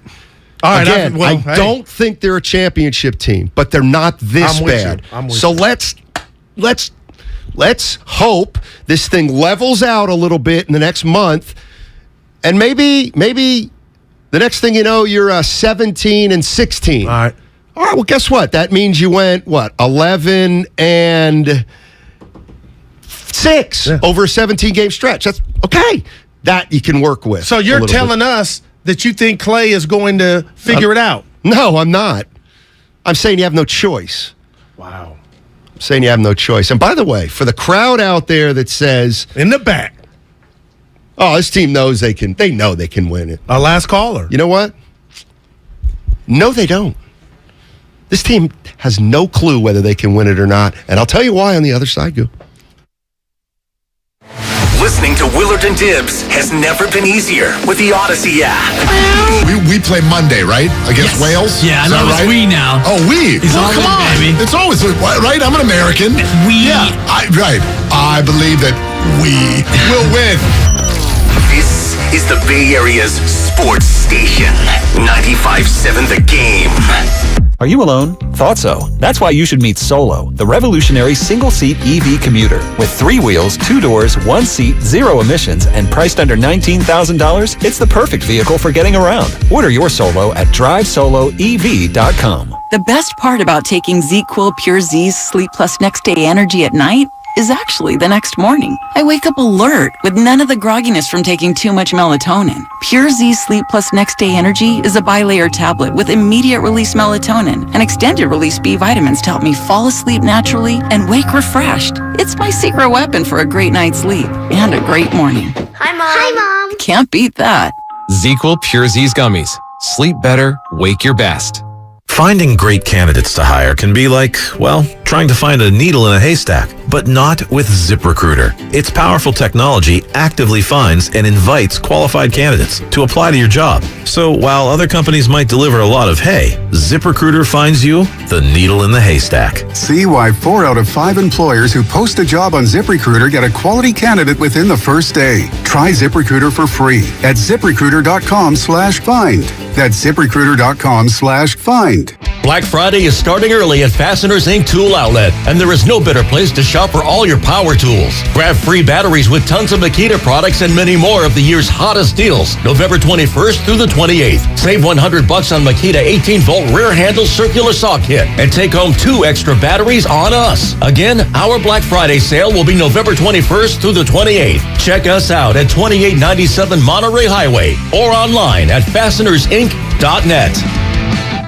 Hi, I'm Aaron, owner of California Deluxe Windows. Ever notice? When your neighbors get new windows, there is a large black eye of broken stucco, uneven plaster, and even mismatched paint. At California Deluxe Windows, we never leave a ring around the window. Why? Because we are one of the only companies in California who custom crafts every window and door to your home's exact measurements. Almost everyone else on the radio is a distributor. They grab a window from a warehouse, break open your walls, shove it in, and patch things up. At California Deluxe Windows, we take pride in our work. Our installation technique is so precise, we do not break your stucco. Your house could be covered with potato chips, and we wouldn't crack one. Call now, and for a limited time, you get 30% off your entire order and 24 months of interest-free financing. 800-874-3600. 800-874-3600. That's 800-874-3600. California Deluxe Windows. Windows engineered for life. Certain terms and conditions apply. CSLB number 774518. You could save big when you bundle your home and auto with Progressive, but when we just come out and say it, it feels like it falls a bit flat. So instead, we're going to hire a professional voice actor and pay him absurd amounts of money to say, I like this product. Not sure why that was better. I mean, I'm a professional too, but we didn't pay him to say the business part, so back to me. Save big when you bundle your home and auto with Progressive. Sorry, I know hearing me say it was a bit of a letdown. Progressive Casualty Insurance Company and Affiliates. Discount not available in all states or situations. Anticipation is building. The holidays are just around the corner, and at the Home Depot, we can't wait. With Black Friday savings all through November, you can count down to Christmas early with a Santa Countdown Inflatable Special Buy, only $69.98. Or anticipate when friends and family come to visit with an entrance full of LED lights that will welcome them and the holidays with open arms. Get the holiday magic started early. The Home Depot, how doers get more done. When you can't stop, there's Vicks VapoRub. Vicks VapoRub sends powerful medicated Vicks vapors right to the source of your... so you can experience cough relief and breathe easier.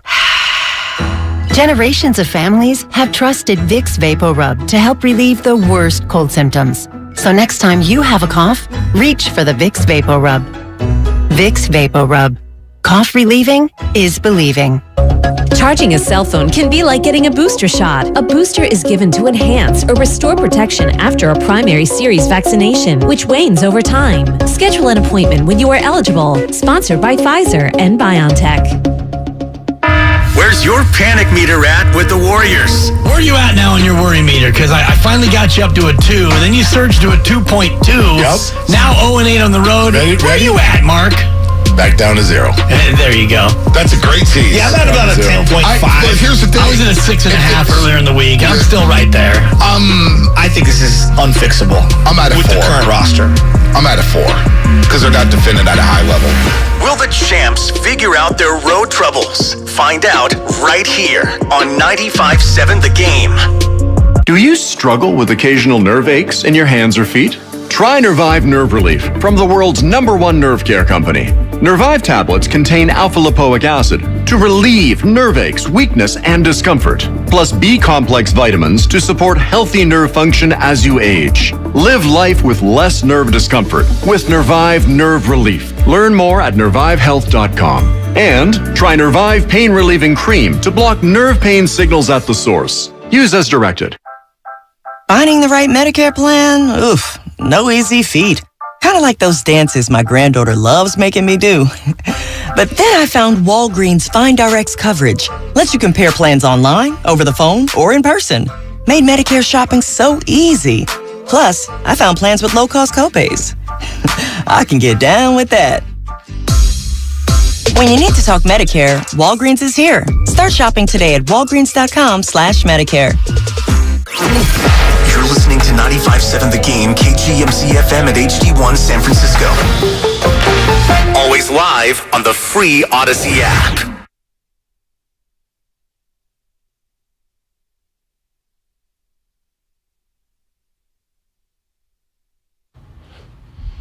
This is James Wiseman. Now back to Steiny and Guru.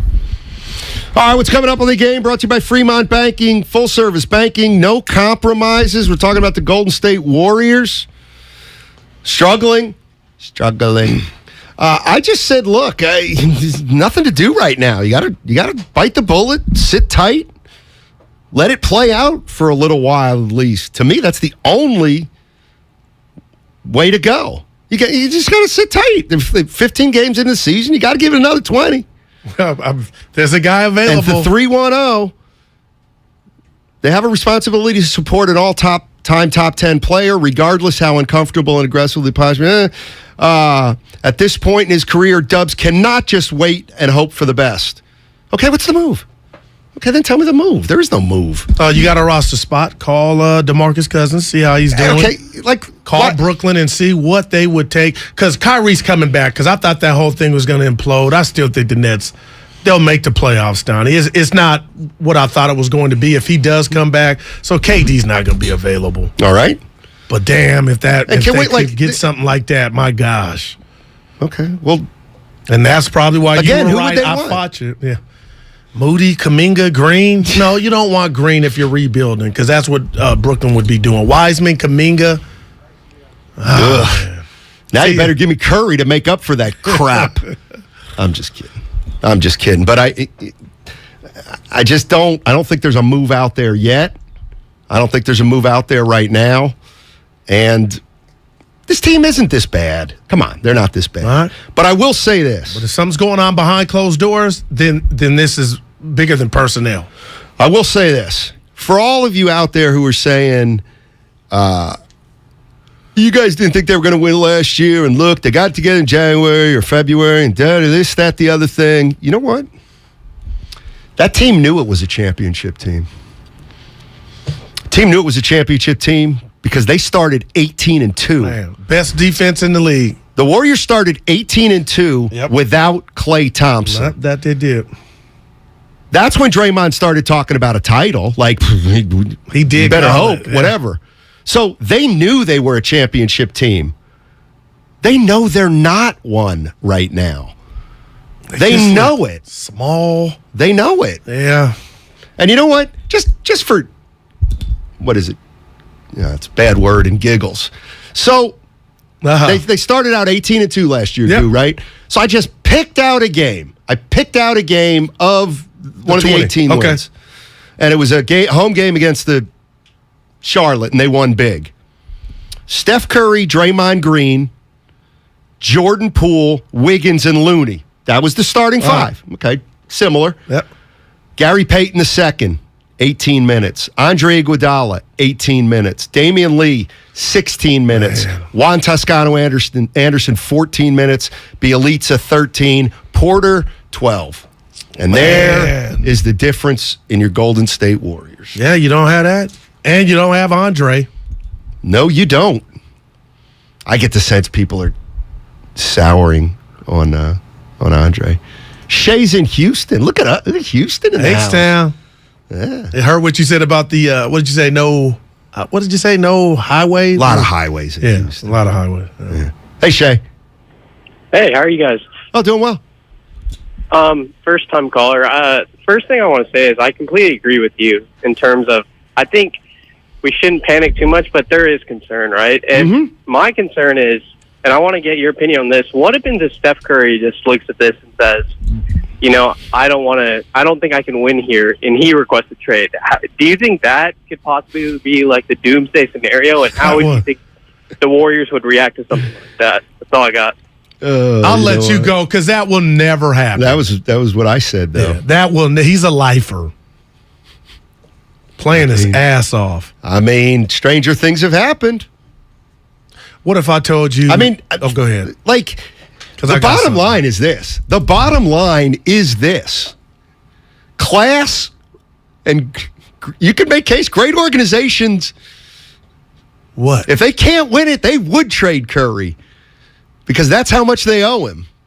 Yeah, they owe him. Like, there's pressure in the building. You could say Joe and... For example, like, and I know it's not the same, but like, okay, Brooklyn's in trouble. Well, nobody wants any of their players other than Durant, so Durant's got to go. Yeah. I was just Jermichael Green, good NBA player, Steiny. Average NBA player. It's not about because he won say one for his time. It's just not a good fit. Yeah, I don't know that yet. Yeah, just not a good fit. I thought he was helping earlier, a little bit earlier. That's funny, though, my guy from Houston. I mean, I'm just saying. Chase would be burned down if they moved. What if you got Wembanyama? That's just a pipe dream. This is Muhammad Ali. Don't you get it? This is bigger than Jeter. This is Joe Montana. Yeah, he got traded. Well, they had Steve Young. He got traded. You know what I mean? Jerry Rice. The point is it is not uncommon for a team to appease a superstar if that. Oh, you think Kerry? You think Curry would want to be? Nah, they're going to do right by him. Right, but he might say, "Can you please send me somewhere where I have a chance to win a 5th title instead of this dumpster fire?" It ain't that yet. You said it's kidding. I know. See, that's when I kid around. I hope people don't think I'm serious. I know Bob Myers and Lacob don't think I'm serious. Well, we got Bob Tuesday. They know I kid around. After they play Houston, they better be Houston. Well, they got New York tomorrow. Play the Pelicans too. After Houston. You're right. They got that, but Houston would be the one if they lost. Like, okay, now something's going on. Steiny, New York is a problem. Okay, Leo in San Francisco. I think we're gonna hear a version of Leo's comedy. What's up, Leo? How you doing, buddy? Guys, fine. How you doing today? Doing well. Hey, well, first of all, let me just say I think this is much ado about nothing. I mean, we're not even at Thanksgiving, gentlemen. Come on, really. And everybody wants to push a panic button. We're talking about trading people. Everybody's available except for Steph. What's going on? Last year they got a great start, 18-2, but then they started to come back down to earth after the first of the year, right? They came back down to earth playing maybe 500 ball there for a while if they were lucky. So at this point in time, there were a number of things that I've heard, for the last hour. One thing I agree with, there's a number of reasons why I think they're having some issues right now. First of all, they are having a hangover. They played a lot of basketball last year. They're missing some key guys, especially Peyton, who was just a defensive demon that brought that intensity once he came on the court. So it's going to take them time to, kind of reconfigure the team and get back into a groove. And I don't think you can expect them to do that, especially with young guys. You can't expect them to do that. In other words, have to make a decision. I agree on the young guys. Are you going to go ahead and say, you know what, we're going to settle for a 4 or 5, maybe even 6 seed just to get the young guys experience and be ready for the playoffs? Or are we really going to push hard here at the beginning of the year, you know, to try to get some wins? And I don't think you can do that with this team. You're not going to, I don't care what Kerr says, you're not going to inspire these guys with some speech on the sidelines about them playing, you know, like in the Drew League. That's not going to happen. It's going to be self-inspired. Good stuff, Leo. But the whole point is the fact that Kerr tried to play that card. He had to play that card of giving them that speech. Okay. So I love the caller, Leo, but you're delusional if you think this is just going to fix itself. Draymond told us the other day, we got real problems. Now, I get Leo and you saying it's still early because you're right. Don't do that, But call a spade a spade. This team is bad defensively everywhere you look. Dr. J's not coming through that door. Well, he can't guard anybody either. So he'd fit on this team. Chris Webber's not coming through that door. Even worse of a defender than Gary Payton II. Thank you. Bielitsa. How you like that? Porter Jr. The Warriors made some decisions that right now look like, maybe that wasn't the right way to go. I don't want you to characterize me as saying there's nothing to see here. I think this team's got problems. I said before the year, I didn't think they were going to win a title. I think they have far too many agendas. Dang. So I don't think I think they're in a really tough spot. Big time pickle. That's what I think. By the same token, there's nothing to do now. You have to let this team play together for a little longer because I don't even think you can evaluate it because they're so lousy and we all know they're better than this. So I agree with Leo. Ask me if I think it's going to get better. You think it's going to get better? No. Now that. But I still got to let it play out longer to make sure that I'm right. I got to be right on that, and time is on my side if I want to be right. I wouldn't make a rash decision. Okay, well, let's double back to Draymond Green. If you are correct, and he is a champion, a current champion, and he's kind of going through the motions, if he has an agenda, he's basically, he's trying out. He ain't got time to look lackluster on the court. He doesn't look lackluster. Yeah, right. So that it would do him well to be balling out and I feel like I don't know what I'm not looking at, Steiny. I'm blaming everybody else for him not jumping out on my screen. But I do not like him less demonstrative, and I don't know if that's coming from upstairs. He brought that on himself. Exactly, but him getting technicals and knocking somebody down. Now I'm like, where's that at? He got a tee last night. Yeah, he got into it with Ayton. Ayton looked like he had bad. But here's intention. the thing: it's not. You're not either quitting on your team or not playing hard, or playing championship basketball. There's a million degrees between it. A million. Like, can you watch Draymond and say he's not playing hard? No, but he's not playing like we know how. Like, we've watched Draymond play for 10 years. That's not Draymond that we were looking at this year. He's not quite as demonstrative. He used to have a chance against Ayton. Dude, he had no chance against Ayton. Man. I've noticed a play where he's late coming out on a closeout. Well, guess what? That might be age. That might be a little bit of athleticism. That may be a little bit of focus. Like, you know what's funny? Lucas out there said Alexander. He said, they have Steve Kerr at 5 o'clock. By the way, Steve Kerr 5 o'clock. Yeah. Damon Ratto. He said, what would you ask Steve Kerr? And I said, my first question would be to Steve, how can you think that Draymond and Klay are going to be playing super hard in November? Like, why would you expect that? They just won a championship and they played 4 years ago. Why would everybody, or why would you expect that they're going to come out guns blazing? There's no reason. Like, they can't. Well, they both. You want them to come out 29 minutes. You want them to come out guns blazing? 30. They'll be done by March. No, I want you to get a gun first for Klay. You talking about guns blazing? You got to get something. Yeah, you got to get some. You know what I mean? Well, that was a bad. Yeah. Whoa! Can I correct on this? But by the way, did you hear what Stephen A. Smith said about Klay? I call him Screaming A. We should get him on. Don't you? Friend of the show. It ain't like you would do it. The boss. What do you mean? Do it. I'm mad at the boss. Why? the merchandise has your name on your saying, Matthew Steinmetz, and then my saying, the rat on the table, says Steiny Guru. Where's the Daryl Johnson? You know what? See, I don't. Just like the Warriors. You're Klay Thompson. I'm You're selfish. You're selfish. That beautiful just like red Klay. tee. You want to hear Stephen A? Yeah, I do. All right, Stephen A. You better be careful. Stephen A. on Klay Thompson. Klay Thompson, my brother.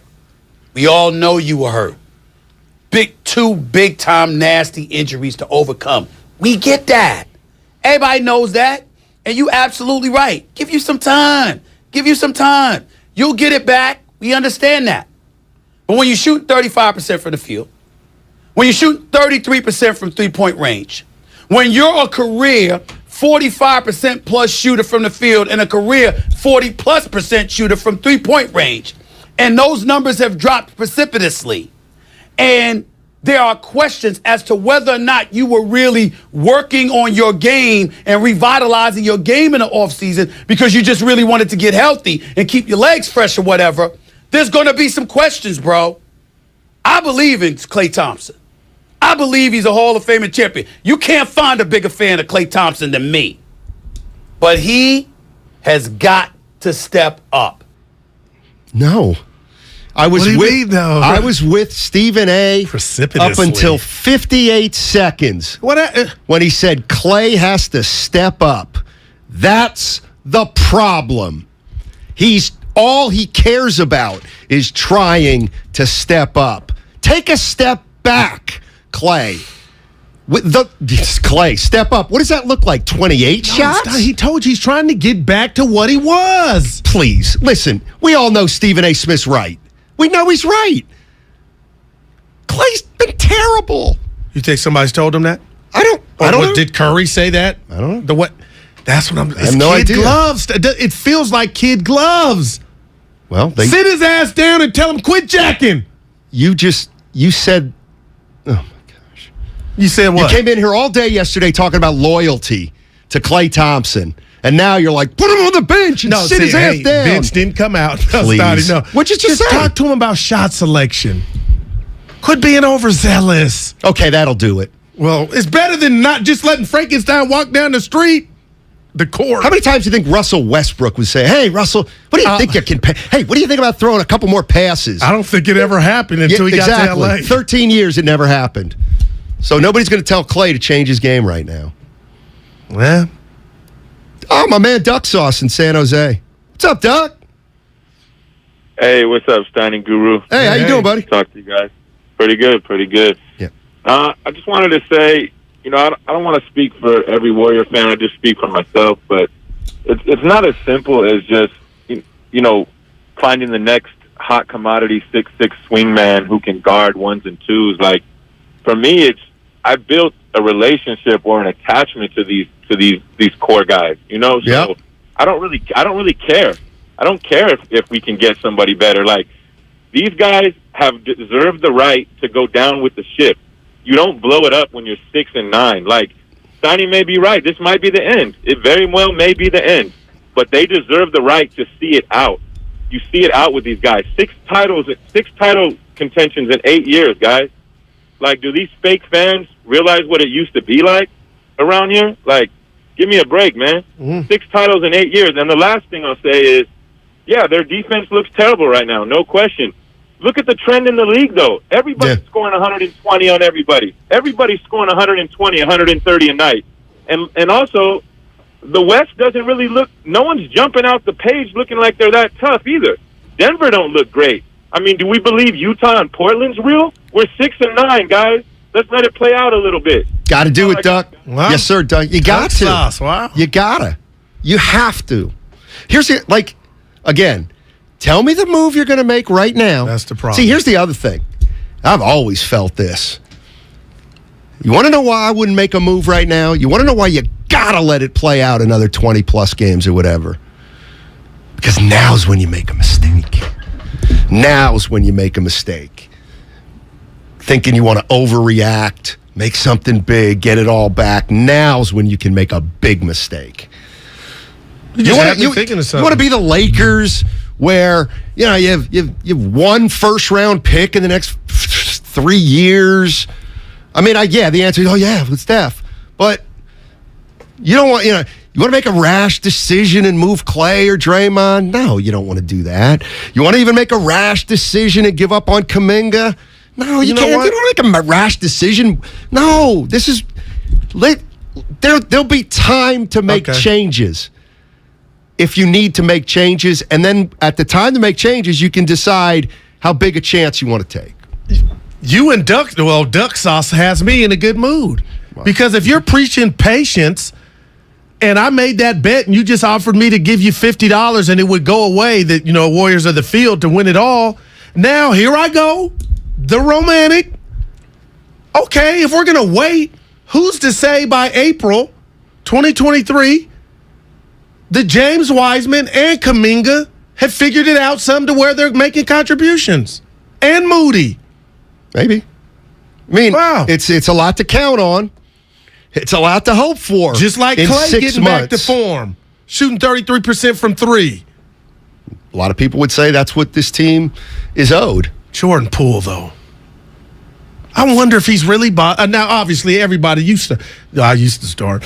Everybody wants to start, but when he signed that contract, he knew what was in front of him, and he knew that Klay was going to get the benefit of the doubt, or he knew what Klay signaled. Like, he's been here. But you're assuming he's mad because he's not starting. Right, but I don't buy that one.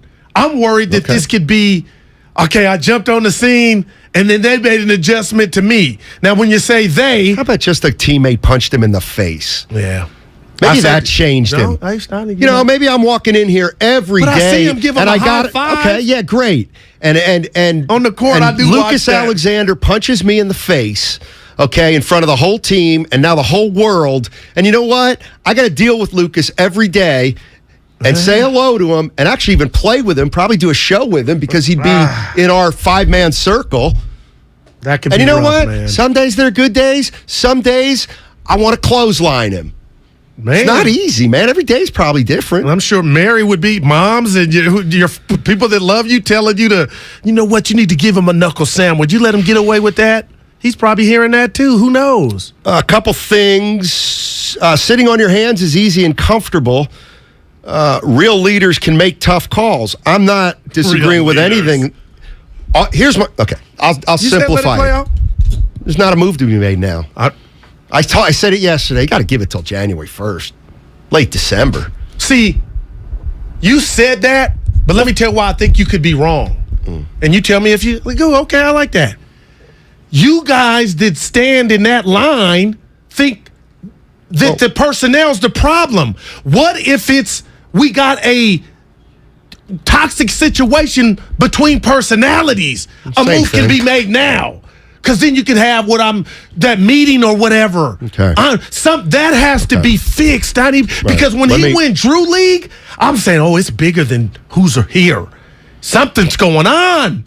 But that can be fixed sooner. So let's play. This is why. Talk to me. This is why it's just things. So they're 6-9. Let's say Steph Curry has gone in or goes into Lake of Admirers and says, God, what do you guys think? I don't know if we have it this year. I don't know if we have it there this year. What do you think, Steph? We owe you a lot. What do you think? What do you think we should do? You know what? Can we get a couple veterans in here? You know what? We'll try to do that. It doesn't happen the next day. Even if that's happening, it doesn't happen the next day. In fact, you got 4 months to do it. No trade happens in the snap of a finger. No, I meant the trade market. The point is just because they're probably working on something right now.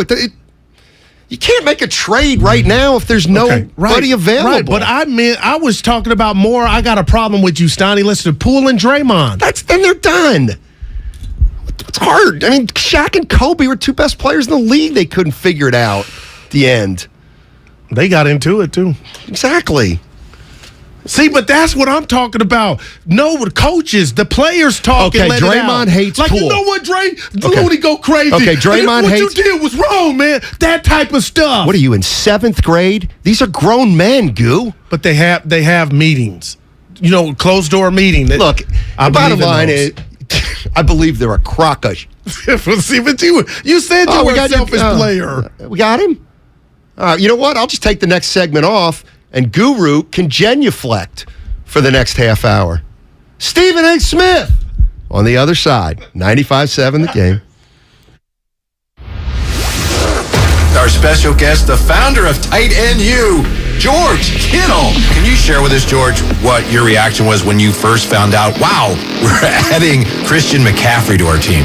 I've been speaking this into existence for about 2 years.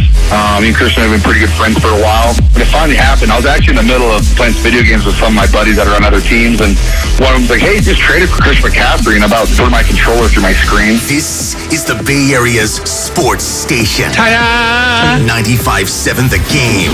It's time to savor the season at Outdoor Supply Hardware. Osh has great deals to take your decor to the next level. Save up to $30 on select illuminated yard art and up to $50 off select pre-lit artificial trees. Find perfectly priced gifts. Up to $90 off select Weber propane grills. Up to $30 off DeWalt or Milwaukee tool sets. And up to $250 off select propane fireplaces. Get deals on Big Green Egg, Traeger, Carhartt, fountains, pottery, and more. Stop by for all your needs and get help from Osh. Osh. Home, hardware, happiness. At Harris Ranch, we do beef, just like we've done for over 50 years. Beef that's raised locally right here in California.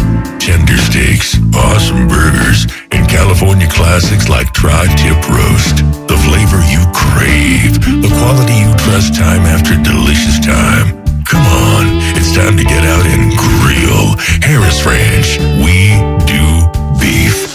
Legendary beef. Legendary quality. The following is an attorney advertisement. If you get sidelined by a workplace injury, the workers' compensation attorneys at Boxer & Gerson can help get you back in the game. Our team of skilled attorneys will fight by your side for the treatment and compensation you deserve. We care about justice for injured workers. That's what makes us Northern California's premier workers' comp law firm.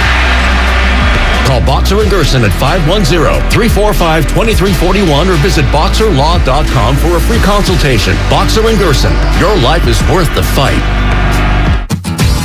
With energy bills as high as they are, proper weatherproofing is essential. If you're working with a client to upgrade or build a new home, be sure to visit Golden State.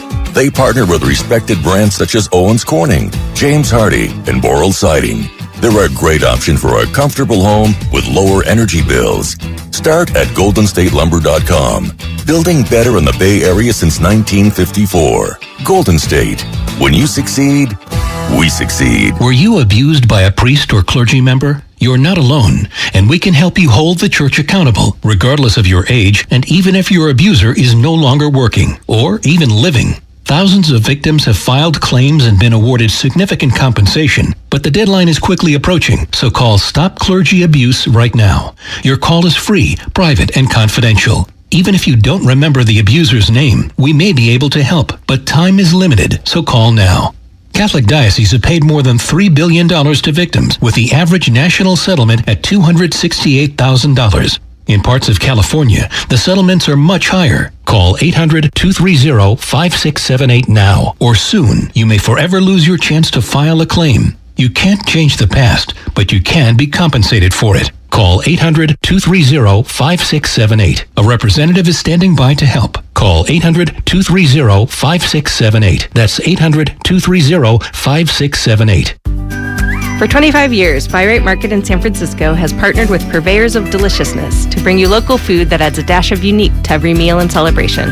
Hi friends, this is Jamie, Buy Right's head of product. And this season, whether you're planning an elaborate meal, watching the game, heading to a friend's, or cozying up for a night in, Buy Right will help you savor what matters most.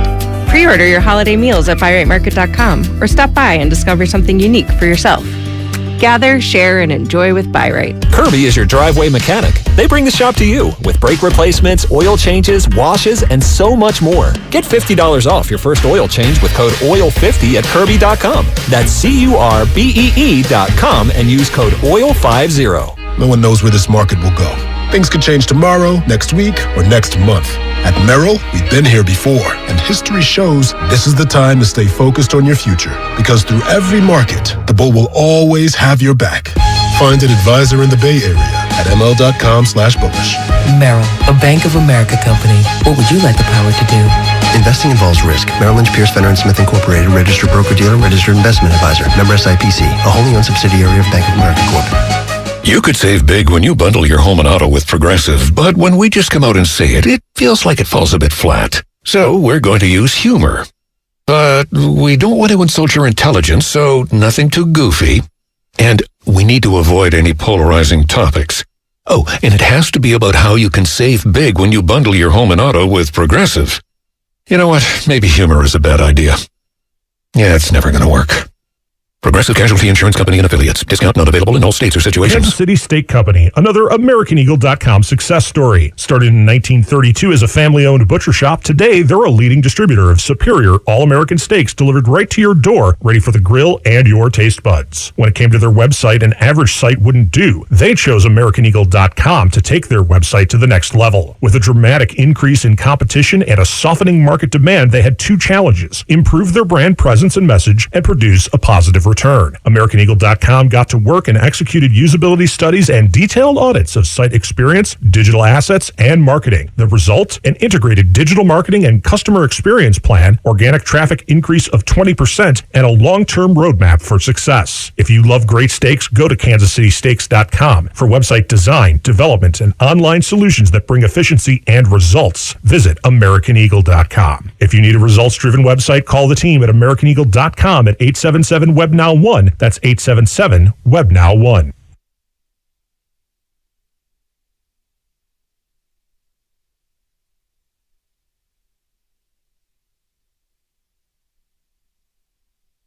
This is James Wiseman. Now back to Steiny and Guru. Let's get right to it. ESPN First Take and then some. Stephen A. Smith joining us on 95.7 The Game. If you thank you for joining us, Stephen A. My pleasure. How y'all doing? How's everything? We're dynamite, man. We're dynamite. We played your commentary on Klay Thompson, how you were disappointed in him, and it was a 59-second clip, and I agreed with 58 seconds. You ended with Klay Thompson's got to step up, and I'm thinking, I think that might be the problem, that he's trying to step up instead of letting the game come to him. Well, I mean, you're playing with semantics. We know that's what the hell I mean. You know what I mean? You ain't got to be serious. Wow. I mean, the bottom line is that, and I said this before. I said this last year when he came back and he was struggling. And I said, he's forgotten he's a champion. And what I meant by that is, look, we ain't questioning your abilities and what you can't do. We damn sure ain't questioning your heart. You're walking out there like you have something to prove. You've already proven it. Just play. Just play. And so, even though he struggled on and off, he had enough good moments and enough big moments to assist in delivering the fourth championship for the franchise in this era. Okay, so now we fast forward to this year. And what are you doing? You're reacting to Charles Barkley and you're upset and it's disappointing. Stop that. Stop it. You're a four-time champion. As far as I'm concerned, one of the top 5 shooters in the history of this game. You're a surefire, first-ballot Hall of Famer. You're constantly being candid and speaking truth. How the hell you forget the truth that applies to you? You are Klay freaking Thompson. Be Klay freaking Thompson. That's all anybody needs you to be. You don't have to jump higher than anybody else. You don't have to run faster than anybody else. You don't have to be a defensive player of the year like a Marcus Smart or somebody, or even Mikal Bridges who got my vote. You don't have to do that. All you have to do is be Klay. Go out there, shoot 40% from 3, okay? Shoot 45% from the field, play good defense, and that is enough to remind people who the hell you are and to instill a level of fear that you are more than capable of still instilling in people. Because I got news for you. I don't give a damn how many people get in the gym and practice. You don't just wake up being able to shoot better than Klay Thompson. And you can practice all your life, and 90% of the people in the world can't shoot as good as Klay Thompson. But what good does it mean, damn it, if you've forgotten that and you don't know that about yourself? Stop paying attention to critics that are questioning you. They're only questioning you based on a standard you established.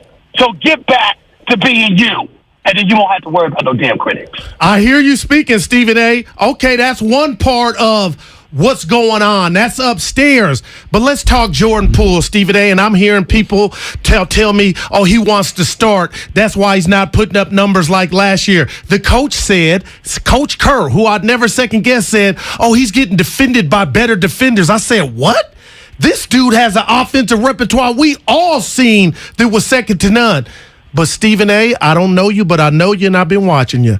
The man got hit in front of America by Draymond Green, and I don't know who he could talk to on how to come back from that. And when I watch this Warrior team like I do every night, something is not right, Stephen A. Do you think it could be residue from the punch? I don't.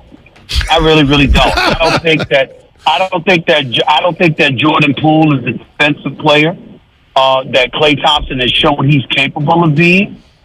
Jordan Poole is streaky, and he's got mad skills.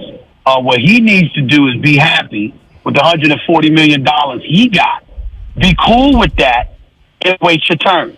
He's a champion. He gets plenty of playing time. He's capable of being on the court with both Steph and Klay when they go small. There shouldn't be this insatiable appetite to suddenly start because you got your first big contract. Wait a minute now. There's two guys that play in front of you in a backcourt that had 3 rings before you ever got one. Show that respect. Now, if you weren't playing and you were riding the bench and it was compromising your ability to get paid, you'd have a different argument. But since that's not the case, clearly, you shouldn't have anything to say. Go out there and earn your money as it pertains to the punch. Let's understand something about this, okay? You might be salty with Draymond Green. We all know that's justified because Draymond himself has admitted he should not have done what he did. We all know that. I love Draymond. That's my brother, but it can't be defended what he did. But here's the flip side to it. It's not like you stepped into the ring or engaged in a street fight with somebody your size and you got knocked the hell out. What happened is you shoved him, and you never thought that he'd jack you, and then all of a sudden he did. And not only that, he got you by about 40 or 50 pounds. So you might be salty about it, but if you Jordan Poole, it ain't like you some sucker that threw your hands up against somebody who was your size and got put on your ass. That's not what happened. All that happened is that you got surprised because essentially you got sucker punched. Because you didn't expect that he would wail off on you the way that he did. That's what's happened. That's something that you can overcome. I don't believe that the residue that everybody thinks exists is what's existing. Here's the problem. You got young dudes that haven't stepped up and lived up to our expectations. That's Kuminga, to a lesser degree Moody, and to a definite degree James Wiseman. You 7 feet, bro. This franchise won titles with Andrew Bogut and Jaja Pajulia. How the hell you can't play? Why you in the G League? There's something you ain't doing. And that's the problem. Because when the starters, for the most part, were on, they didn't have a problem stopping anybody. They weren't the 27th ranked defense. It's the fact that these young bloods came off the bench and they can't seem to do a damn thing for you defensively. That's the major reason why the Golden State Warriors have been having their problems, on the road specifically. Stephen A. Smith joining us on 95.7 The Game. Here's what like a contrarian would say. You say Klay's got to get back to 40% from 3, 45 overall, play solid defense. He can't. Stephen A. can't right now. I disagree. I believe in Klay Thompson. And guess what? I believe in shooters. Let me tell you something. If you were a guy that hit open shots and then suddenly somebody all up and they draped all over you, I got you. How many years we watched Klay Thompson shooting contested shots? It doesn't faze him. Shots that he was making, he's missing. Fact. He's still launching them. He's not getting a shot blocked. He's not contested any more now than he was in the past. He got open shots, sure, but he also made contested shots. I'm going to tell you what I think the problem is. I think there's been a mistake in his off-season regimen. When he talked about barely touching a basketball and just barely working out and trying to get himself healthy, I think that was a mistake. You got a ball. You got to go out there. You got to run up and down the court. I don't give a damn if it's just by yourself and somebody's sticking a broomstick in front of your face, or a broom, rather. You got to go out there and work on your game. You don't take days off. There's a difference between getting ready and staying ready. Steph Curry is a superstar who's playing like a superstar because people forget this about Steph, or they're fooled by him. They see him doing public appearances, and he's the babyface assassin, and, he's playing golf, and he's laughing it up, and he's having a good time, and he's got his wife and his beautiful children and his family, and all of this stuff is great. What they're missing is Steph Curry does not stop working. He is always working. Look at him, guy. Does that look like a guy that took time off? Does that look like a guy that did work out in the off season? Does that look like a guy that rested on his laurels and said, you know what, I'm just going to rest my legs, and I'm going to rest my arms, and I'm not going to work on my game? No. That's a champion who knows everyone's coming for him and never dropped his guard. If there is an indictment, albeit unintentional, that Klay Thompson deserves, is somewhere along the line he dropped his guard. And what he's trying to get there rather than living there. Steph Curry lives there all the time. That's why he's ready, and Klay Thompson doesn't look that way. Period. But I believe in Klay. And I ain't shredding my belief in Klay one bit, because you don't teach a stroke like the one he's got. It is natural. It is God-given. It is innate and a part of his DNA. He just got to get back to it. Simple and plain. I'm going to say this to you, Stephen A. I hear you. I'm a 70s baby. I seen Jordan. I seen Kobe. I seen some of the greats, Bird, Magic. But Steph Curry at 34 years old could arguably be playing his best basketball, and you're giving him love. But has it dawned on you that it's incredible? It's not an argument. It's the best basketball I've seen him play. Without question. Without question. And by the way, again, guys, Steph Curry, LeBron James, people like that. Here's where Kobe, MJ, here's where our love for them is no limits.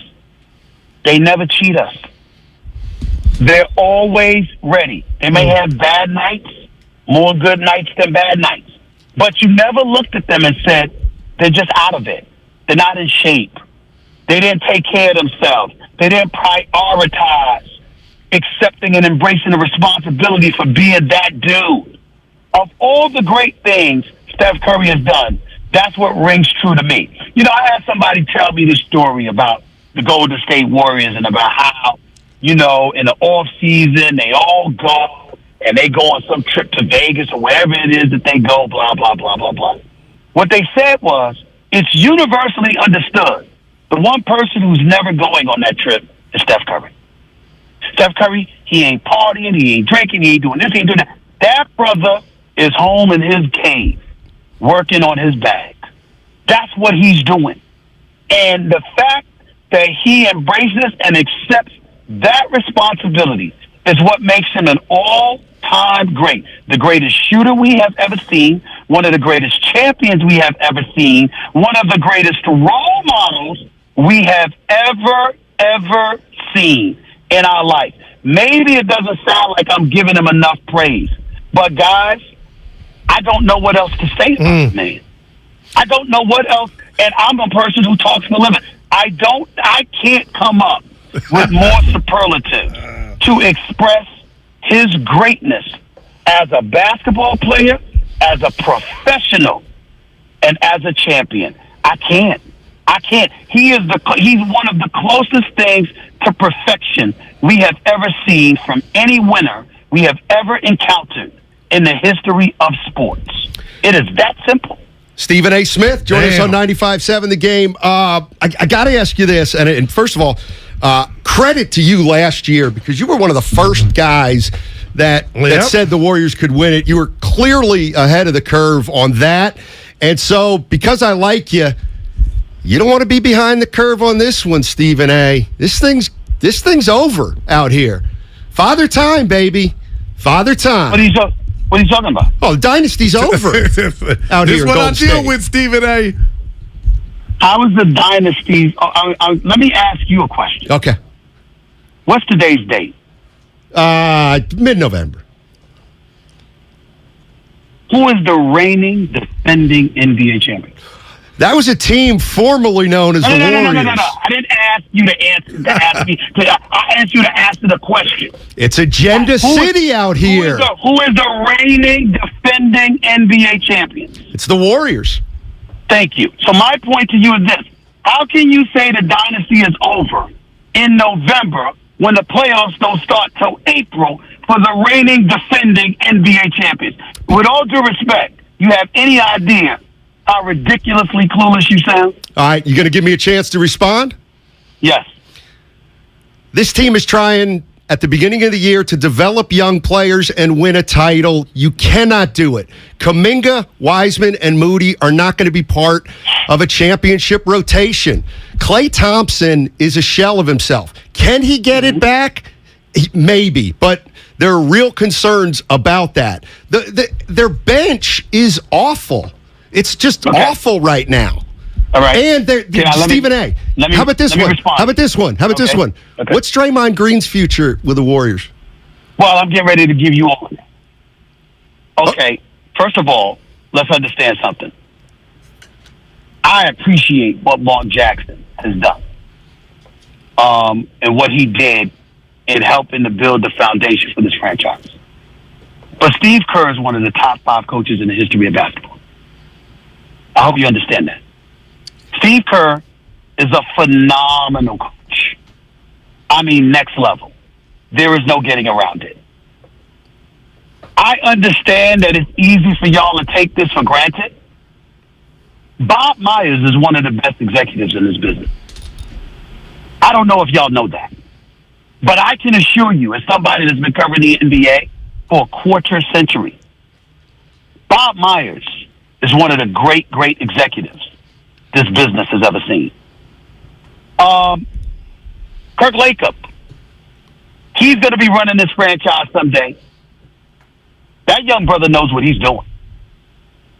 Their developmental staff is revered throughout the league.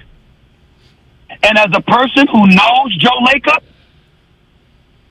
2 of my all-time favorite owners is George Steinbrenner of the New York Yankees, God rest his soul, and the other one is your guy, Joe Lacob. You can't talk to me. Nobody can talk to me about Joe Lacob because I know he's committed to winning, and he's going to do whatever it takes. So here I am. I got Steph playing at an all-time level. I got Klay, who we're lamenting, shooting 35% from three-point range, which, by the way, is still better than half the league. Okay? And I've got a guy in Draymond who probably won't be here after this year. But we know he can defend. We know that from a mind perspective, he's one of the brilliant basketball savants out there, and he's a 4-time champion. And I got a bunch of young bloods that a plethora of teams would want. It is not beyond the realm of comprehension that if I'm the Golden State Warriors, I can go out and get Kevin Durant to come back. It's not beyond the realm of comprehension that I can trade or package some of these young bloods to get at a more experienced superstar. So when you say it's over, you're forgetting the trade deadline. Yeah, thank you. You're forgetting the organization you're talking about. I should have said with this particular group. You're right. Listen. Okay, but you did it. Go ahead. Hey, by the way, I got one for you. You know, Kevin Durant had an opt-out clause, and Draymond Green blamed him for not letting everybody know what he was going to do for messing up the season. So did I. Why doesn't Draymond Green owe it to his team to say if he's going to opt out or not? Because Draymond Green doesn't want to leave. Really? Draymond Green wants to get paid. And he's willing to leave, and he's willing to leave to get paid. But Draymond doesn't want to leave. Draymond wants to stay. He just wants to get paid. He's got a player option after this year for $27 million. But he wants to get 100. Steven, would you give him 100? So what's he gonna do if he doesn't get it? Will he opt out? No. I think it's possible that he may opt out. I can tell you that the Warriors are prepared for him not to want to be here after this season if he can't get paid. But you wanting to get paid is entirely different than wanting to leave. Kevin Durant wanted to leave. Kevin Durant was going to get paid no matter where he was, but he wanted to leave. Draymond doesn't want to leave. He wants to get paid. And if he's not going to get paid, he's willing to leave. There's a difference. And if you're Joe Lacob, when you've got luxury tax dollars in excess of $500 million freaking dollars, because you paid Wiggins and you paid Poole and you already paid Steph and you still got Klay and Draymond and others on the books. I mean, we can't look at Warriors management and Warriors ownership and blame them because they can't pay everybody. When I cover a league and I hear half the league owners and executives complaining about the exorbitant amount of money the Warriors pay to keep their team intact because they don't think it's fair to them because they can't afford to pay what Joe Lacob and the Warriors pays. So you can't blame the organization, but you also can't blame Draymond Green for wanting to get paid. This dude has won 4 championships. He's been a part of a team that went to 6 championships in the last 8 years. You damn right he should want to get paid. But he's not wrong for that. And Lacob and the organization ain't wrong for potentially having reservations about paying him beyond this year to another long-term deal. Stephen A., I'm hearing you and my partner, and he's heard me every day because we've taken calls. Warrior fans have called this show and said they want Klay Thompson on the bench and Jordan Poole inserted in the starting lineup. We're all rooting for him. We know the dark days that he shared with us, the things that he went through to get back. But if this were to keep up, let's just say we're in an all-star break, Stephen A., could you see the Warriors making that move? Or I told my partner, it's loyalty. Even if they wanted to do it, they would never swap out Poole for Klay Thompson. What do you think of that? This message is directly to all Warrior fans out there who want Klay Thompson benched in favor of Jordan Poole. Kick rocks. Kick rocks. That's asinine. If you have a guy like Klay Thompson who is proven as a shooter, this is not a guy whose success has been predicated on his athleticism. That's different. That's why Russell Westbrook's coming off the bench. Because he can't shoot. His success was predicated on athleticism, and now that he's a bit up there in age and his jump shot is suspect, he's better to come off the bench. That is not Klay Thompson. Shooters find their stroke. They can last longer than guys whose success is predicated on athleticism. Klay Thompson, 32 years old. He ain't 37, 38. His shot is not falling. You're not looking at a guy and saying he's slow, he can't do this, he can't do that. You're looking for his shot. If Klay Thompson is averaging 18 to 20 a game and shooting 40% better from three-point range, are we having this conversation? The answer is no. Steven, so now the question is, can he shoot? Steve, forget the Warriors for a minute because we got 2 minutes and I want to make sure to get this in. The No Mercy podcast. Stephen A.'s new podcast available on the Odyssey app. It's not just sports. Dave Chappelle joined him in the latest episode. I remember this guy. I remember this guy wrote for the Philadelphia Inquirer, and I was living in Reading, Pennsylvania. Look at you. Yeah, I like him now. Well, I was talking about Dave Chappelle. Dave Chappelle did not appear. LL Cool J came on. Snoop Dogg came on. Gotcha. Chris Cuomo and Sean Hannity came on.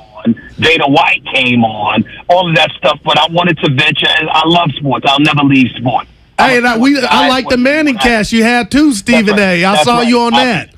I appreciate that, and I got a few more coming up. I got that coming up December 2nd, and then on Christmas Day. But as it pertains to my podcast, I just wanted to venture beyond sports and show that I'm not a one-trick pony, that I just talk sports. That's all. And I'm happy to Stephen A. Thank y'all for mentioning it. Absolutely, Stephen A. Thanks for Take it coming easy. on, and we'll catch up with you in a couple months. That's our guy. You'll come around, my man. I ain't coming around. Clay will come around. All righty. Thank you so Take much. it easy. All right, Stephen A.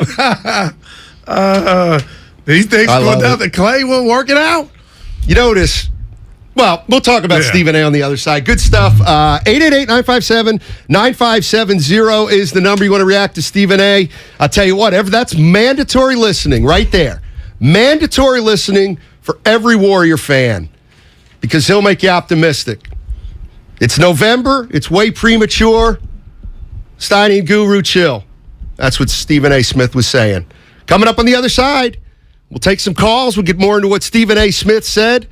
And it's all sponsored by the Department of Healthcare Services. He's a 9-time NBA champion. Steve Kerr, Warrior head coach here on 95.7 The Game. And he's on with Damon and Ratto today at 5. When Steph is off the floor, we absolutely have to have Jordan on the floor. Doesn't mean we can't change combinations and rotations to get certain guys on the court together. Warriors head coach Steve Kerr today at 5. Presented by Xfinity. Supercharge your home with supersonic Wi-Fi. Unbeatable internet. Only from Xfinity. Life is uncertain. It's okay to feel stressed, anxious, worried, or frustrated. CalHope can help. Access CalHope's free and secure mental health resources. Call 833-317-4673 or live chat at calhope.org. Score big with Xfinity Internet. It's made to do anything, so you can do anything. Supercharge your home with the game-changing speed of supersonic Wi-Fi. With 3 times more bandwidth, it covers the field and then some. And blocks billions of threats with advanced security that helps keep you protected at home and on the go. If you're keeping score, that's internet that does it all. That's unbeatable internet from Xfinity. Learn more at Xfinity.com. Restrictions apply. Not available in all areas. Universal Studios Hollywood is where the holidays come together. We've tested it. Festive food with refreshing Coca-Cola. Family, friends, and fa-la-la. Dazzling lights cranked up to maximum merriment. The Grinch and his dog Max stealing your tree. All the science adds up. It's the awesomest celebration of the season. Save $20 on a Coca-Cola 2-day general admission ticket. Offer ends 12/14/22. Restrictions apply. Details at universalstudioshollywood.com/Coke offer. Anywhere fans go to cheer on their team, there are behind-the-scenes MVPs ensuring everything is game day ready. We see you, Joe, fixing seats so every fan can enjoy every game. And Allie, who keeps her stadium running smoothly from the moment the first game starts to the last play of the season. At Grainger, you're our MVPs, and we're always here for you with supplies and solutions for every industry and 24/7 customer support. Call, click Grainger.com, or just stop by. Grainger, for the ones who get it done. With Black Friday savings at the Home Depot, you can get top brand laundry sets with the latest tech to tackle any mess you might face this holiday, like automatic fabric and load size detection for spills of any size, from cookies and milk on your favorite holiday sweater to the toddler of the house discovering just how fun cranberry sauce can be. Make more magic this holiday season. Let your new appliances handle the mess. Shop Black Friday savings and get up to 30% off, plus instantly save up to $750 on select LG laundry sets at the Home Depot. How doers get more done. Offer valid November 2nd through 30th. U.S. only. See store or online for details. Everything, our farm, our stand, our pop-up shop, it really all started when we discovered the benefits of local, raw honey for our family. And then we decided to turn it into a business. We were looking for something to help us get up and running. So we got the Chase Business Complete Banking Account. It's more than a bank account. It comes with Quick Accept, which lets us take card payments anytime, anywhere in the U.S. using the Chase mobile app. Plus, we get same-day deposits at no extra cost. For us, it's more than honey. It's about sharing a little sweetness with the world. Get the Chase Business Complete Banking Account with the essentials you need to help get your business going. Learn more at chase.com/business-complete-banking. Chase for business. Make more of what's yours. Quick Accept is not available in U.S. territories. Enrollment required. Usage subject to approval. Same-day deposits available for payments before 8 p.m. Eastern Time, Sunday to Friday. Fees and rates apply for checking and processing. Limitations and restrictions apply. Participants compensated. Merchant services provided by Payment Tech LLC and WePay Inc. Subsidiaries of J.P. Morgan Chase Bank and a member FDIC. Hey, Bay Area, ready to cheer on the Mexican national team alongside Estrella Jalisco beer? Because other teams might have an Estrella on their crest, but none of them have the heart like ours behind it. Win or lose, Estrella Jalisco and Mexican starting forward Alex Vega are bringing fans together to cheer on our team. Let's go for the Estrella on our crest with an Estrella Jalisco beer in our hands. Estrella Jalisco. Vive tu selección. Vive tu Estrella. Enjoy responsibly. Estrella Jalisco, St. Louis, Missouri. My husband and I live next door to a haunted graveyard. It's a little creepy, but we manage. Just like we manage without home internet. Do I wish my mobile hotspot was faster? Yes, but I make it work. Kinda. Just like we make it work sleeping next to a 17th century burial ground. Honey, can you move your hand? That's not my hand. It's mine. Not having home internet? It's not that bad. Grab my hand. Wait, okay. No, now up the stairs. We tried that last time.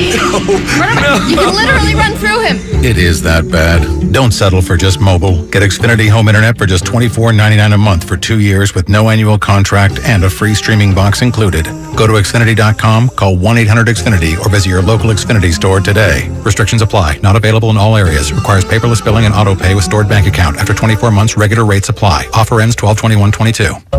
Charging a cell phone can be like getting a booster shot. A booster is given to enhance or restore protection after a primary series vaccination, which wanes over time. Schedule an appointment when you are eligible. Sponsored by Pfizer and BioNTech.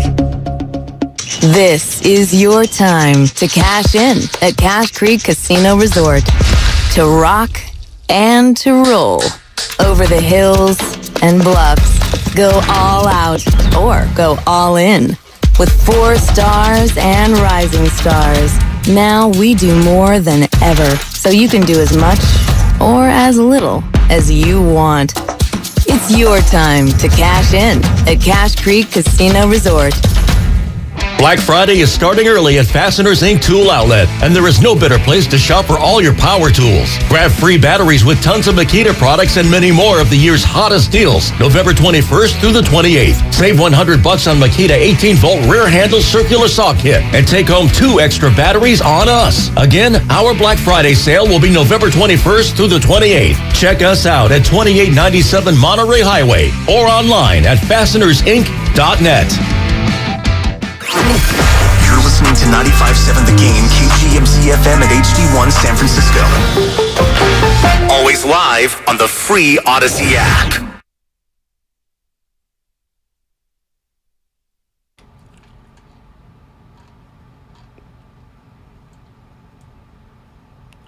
Hey, it's Ryan Rollins with the Golden State Warriors. Now back to Steiny and Guru.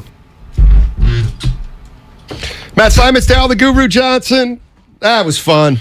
Stephen A. Smith joined us for a half hour from 1:30 to 2. Man. If you missed it, you can find it on the Odyssey app. Just hit the rewind. Yeah, Stephen A. joined us back and for forth. 30 minutes. 25, 30 minutes. And I'm being dead serious. If you're a Warrior fan, definitely take a listen to it because he's not even remotely concerned that they'll get it together. I mean, and I'll tell you what, he is as optimistic as all outdoors. I'll say this though: if I had Klay Thompson's number, if Barkley's comments kind of triggered you and you shared it with us, right? Stephen A. put it right there on 95.7 The Game that you are going to be right back, Jack. The one thing, and shoot or shoot. Like here's what I can't stand. You know, you get a guy like Stephen A. on here, and he's just tremendous. And you can't really kind of go back and forth. But the one thing he didn't mention about Klay, at any point, was his defense. No, you should have brought it up. Well, and I'm not. Listen, I'm not. We have 30. He's unbelievable. Yeah, he's great. But anyway, he never once talked about his defense, and that's a big part of the problem. The team's defense as well. And I've said this as of right now. I mean, again, think about it for a minute. 3 years ago, Klay was guarding ones and doing it very well. And he told you that was the best he's physically ever been. And now he's guarding 2s and 3s and is a liability. So he's not even guarding the toughest position now and giving you advantage defensively. Anyway, here's another thing I want to do. It might not mean it. Let's stop using the word benched for Klay Thompson. Because I think some people, I don't like. Well, 6th man, come off the bench. Yes, exactly. Yeah. Look at that. Look, come off the bench or 6th man. I let's can't say read that. No, I agree. Let's say, hey, the thoughts, would Klay be willing to come off the bench? You want to bring Klay off the bench? What or do you make think him his a answer sixth would be man? today? No. Hell no. Yeah, maybe. Yeah. Maybe. So, good stuff from Stephen A. Smith. He did predict the Dubs last year. He was the only one. I mean, did Steiny, he predict? there was nobody saying that they could win it all. And he said He didn't say it before the year. He's before the year. No, he said it in like December when they got off to a great start. Now you got me wanting to do this. No, he did it early, but he did it very early. Enough to get the credit. Thank you. Sixth man is not benched. Yeah. Appreciate. Yeah. I think some people say bench like out of the rotation, or you know what? Let's let's put him in street clothes. Sparky's in Alameda. What's up, Sparky? Guys, thank you so much for taking my call. I want to say you guys are stepping your game up. If you have somebody like Stephen A. come to your show, you guys must be doing something right. Thank you. Yeah, definitely. So look, I'm in the same way as Stephen A. Like, by no point I think the Warriors are gonna be like sacrificing themselves over trying to get a title ship.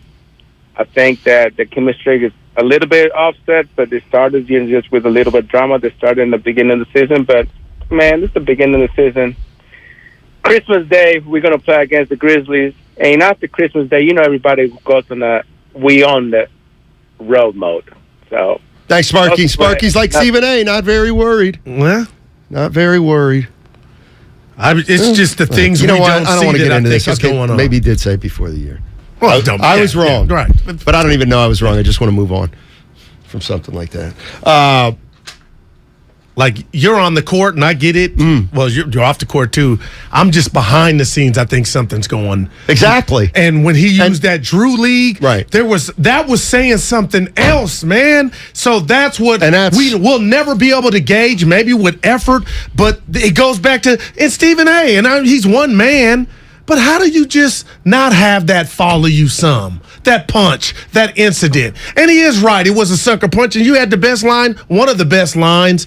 It wasn't a fight. It was a cheap shot. I thought it was. So from a Poole standpoint, it ain't like you went to the club and somebody got you. Right. But still, something seems off. And that's why. What did Looney mean you got to gain trust? How do you do that during an 82-game basketball season? Is it playing Madden in the hotel on the off days? Like, what's that look like? And maybe it's none of my business, but it is when the team looks like dead, like something's going on.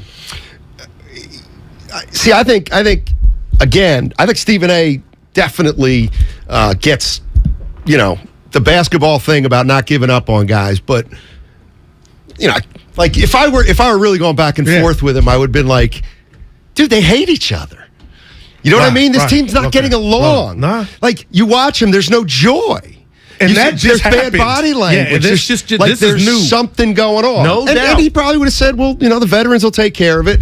But I'm kind of, I'm with you. There's so much going on. It can't be put under one umbrella.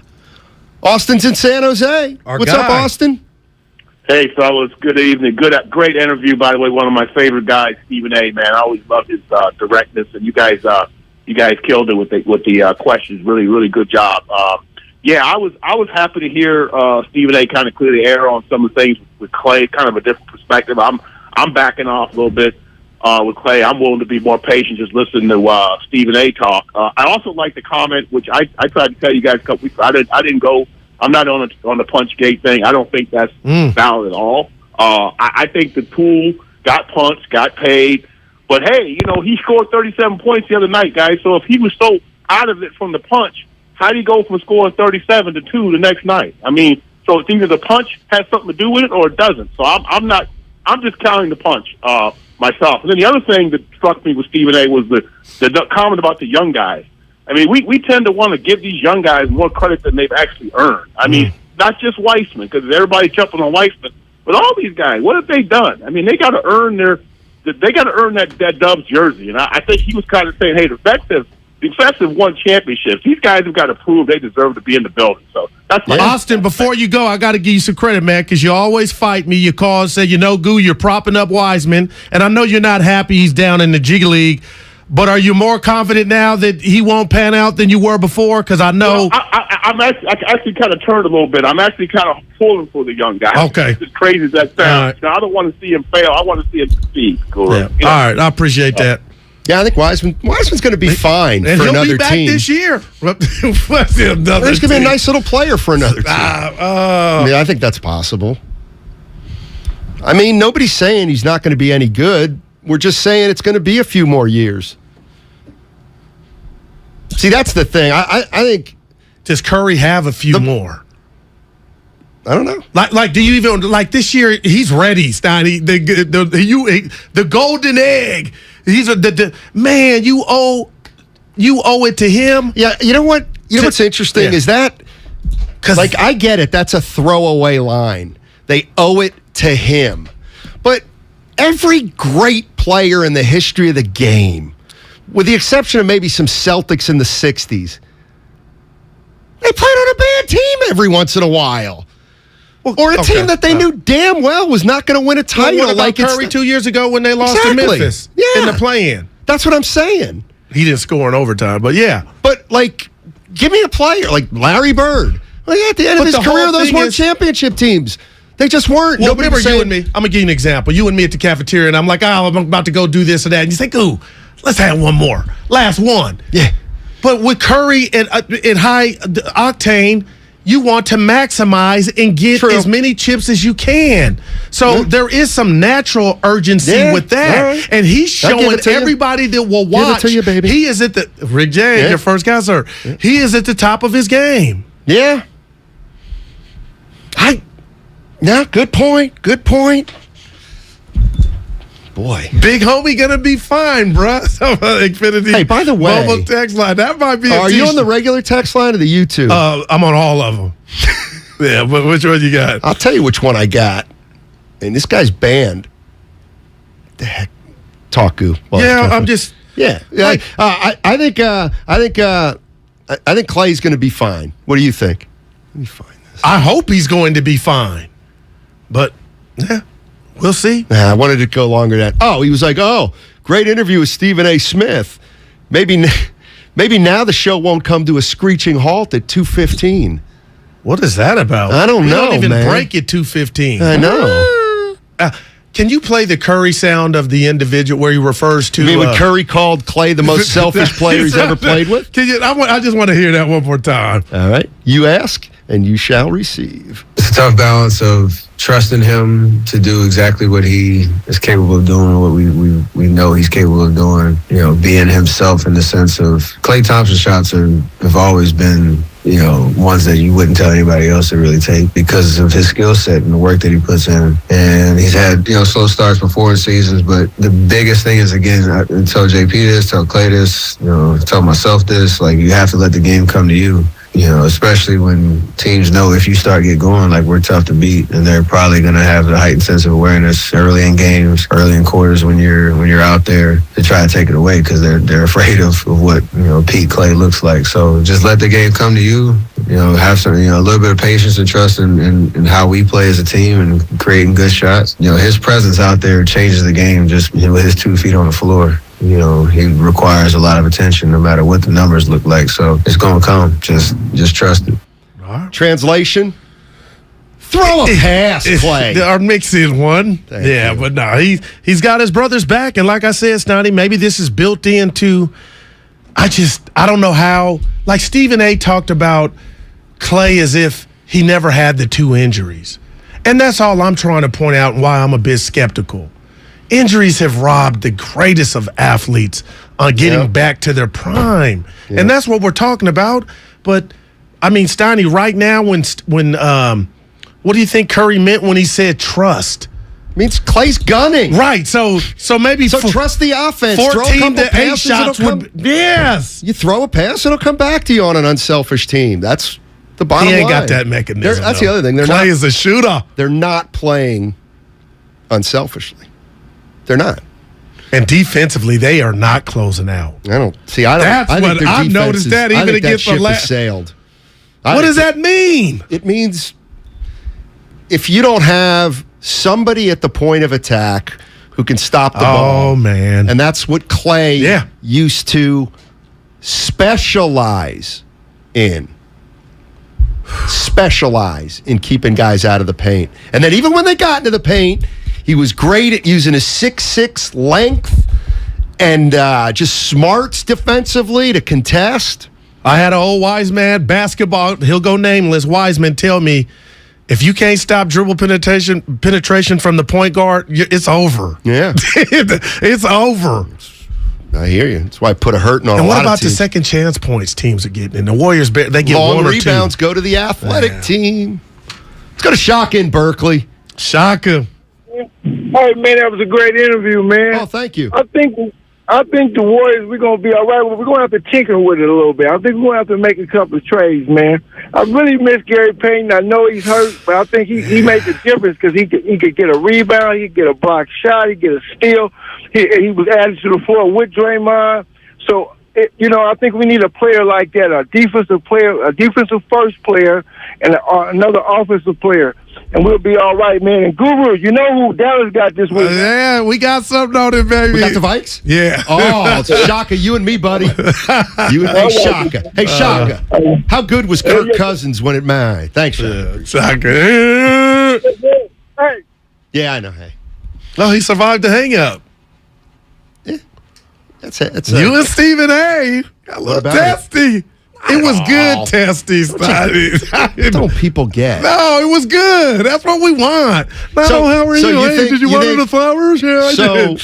Yeah, it was you good. Think I didn't know that me saying, yeah, you were ahead of the curve last year. Don't be behind it this year. You think that... You said they were done. I appreciate that. That's of course. And we no explanation needed. It was good radio. I have my popcorn. You know that meme, Michael Jackson eating the popcorn. Shaka.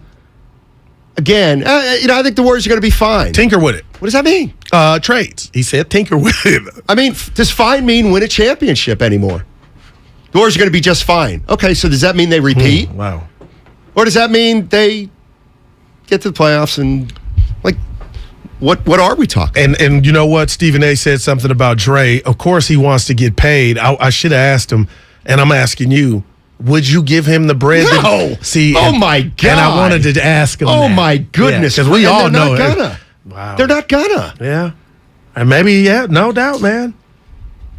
Basic Kev. What's up, Basic Kev? How you doing, man? Hey, what's up, y'all? What's going on? Hey, I just want to tell y'all, man, for real. Y'all had me dying yesterday, man. Y'all the perfect yin and yang. I'll be looking for y'all every day. But I got to change my point of view now, y'all, because I was calling to kind of say, part of the problem was the situation with Draymond, and I was going to kind of preface. You remember in Love and Basketball? Remember when Q found out his dad was lying and cheating on him, and kind of threw him off, and it just kind of ruined his whole career. And I was kind of likening the situation to the Warriors, like part of the reason why they having all these issues, because Big Bruh now that's the enemy now. That's public enemy number one. He knock out the up and coming player, and he loses trust. But after listening to Stephen A. and just kind of overall listening to everybody's take on that, maybe it's just gonna take some time for us to see. But I still think it's a big part. But I mean, who knows? I feel like for me, it would be hard to even win with Draymond, man, unless he, came to me in tears and really contrite. Look, man, I'm sorry. Like, whatever I can do to fix this, I'll do it. And I mean, I wouldn't want him to do too much, but just make sure you do enough, because we got to rebuild that bridge, Thanks, Kid. We need it. I'm sorry. Thanks, Basic.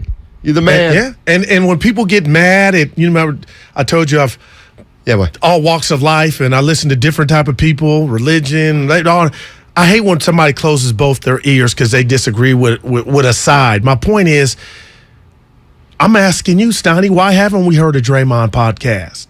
And I'm giving credit to Dre, is if it was a mandate, hey, you know what, we think it ain't cool if you don't. He obliged. He did that.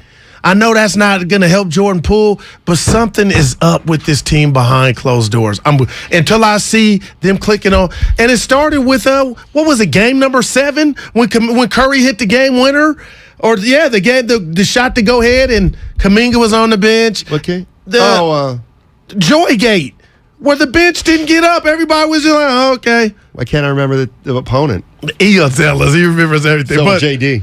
Yeah. But you know what I'm saying? So this started weeks ago. Couple things from the text line. Loving Basketball. He lost. Yeah, it's a great movie. Omar Epps. Yeah. It's like Hoop Dreams? Yes, Sanaa Latham. No, it's a love story, but predicated around basketball. That's 650 bringing up a good point, and we haven't even talked about that. We've covered everything. No, we haven't. What? Basically, Stephen A. Smith saying Klay didn't do anything this summer.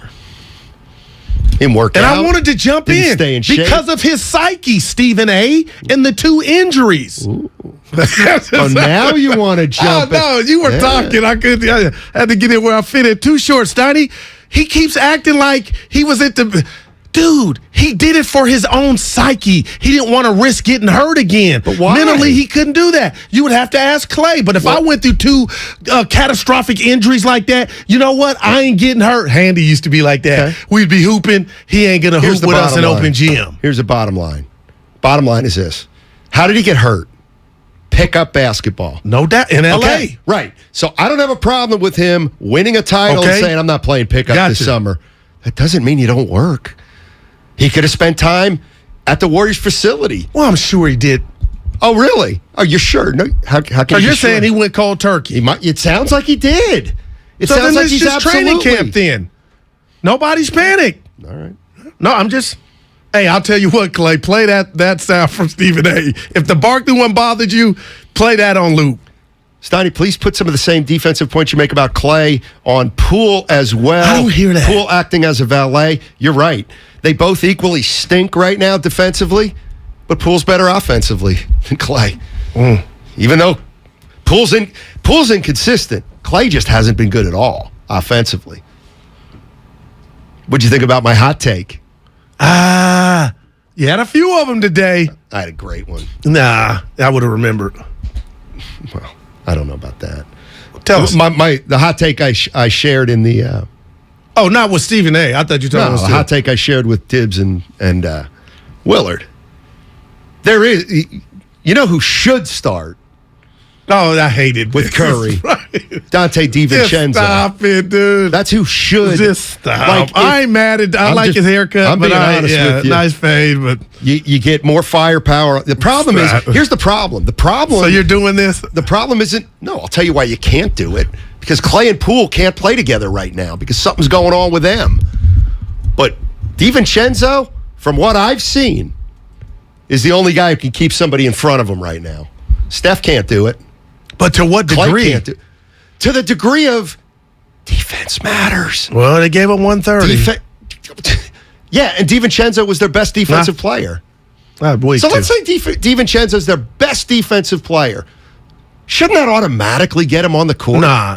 No? What are you giving me on the other side? Because it's Well, he made 2 threes. 50-50. He did make 2 threes. It's 50-50 though. On the consistency. Okay, so if Klay, what is Klay offensively right now? What percentage? Well, what has he done for you? Okay, so you're I am. You're playing him on past no performance. doubt. And I feel like they're doing it's loyalty, man. Yeah, and that's the way you want it. It sounds like the way Steph wants it.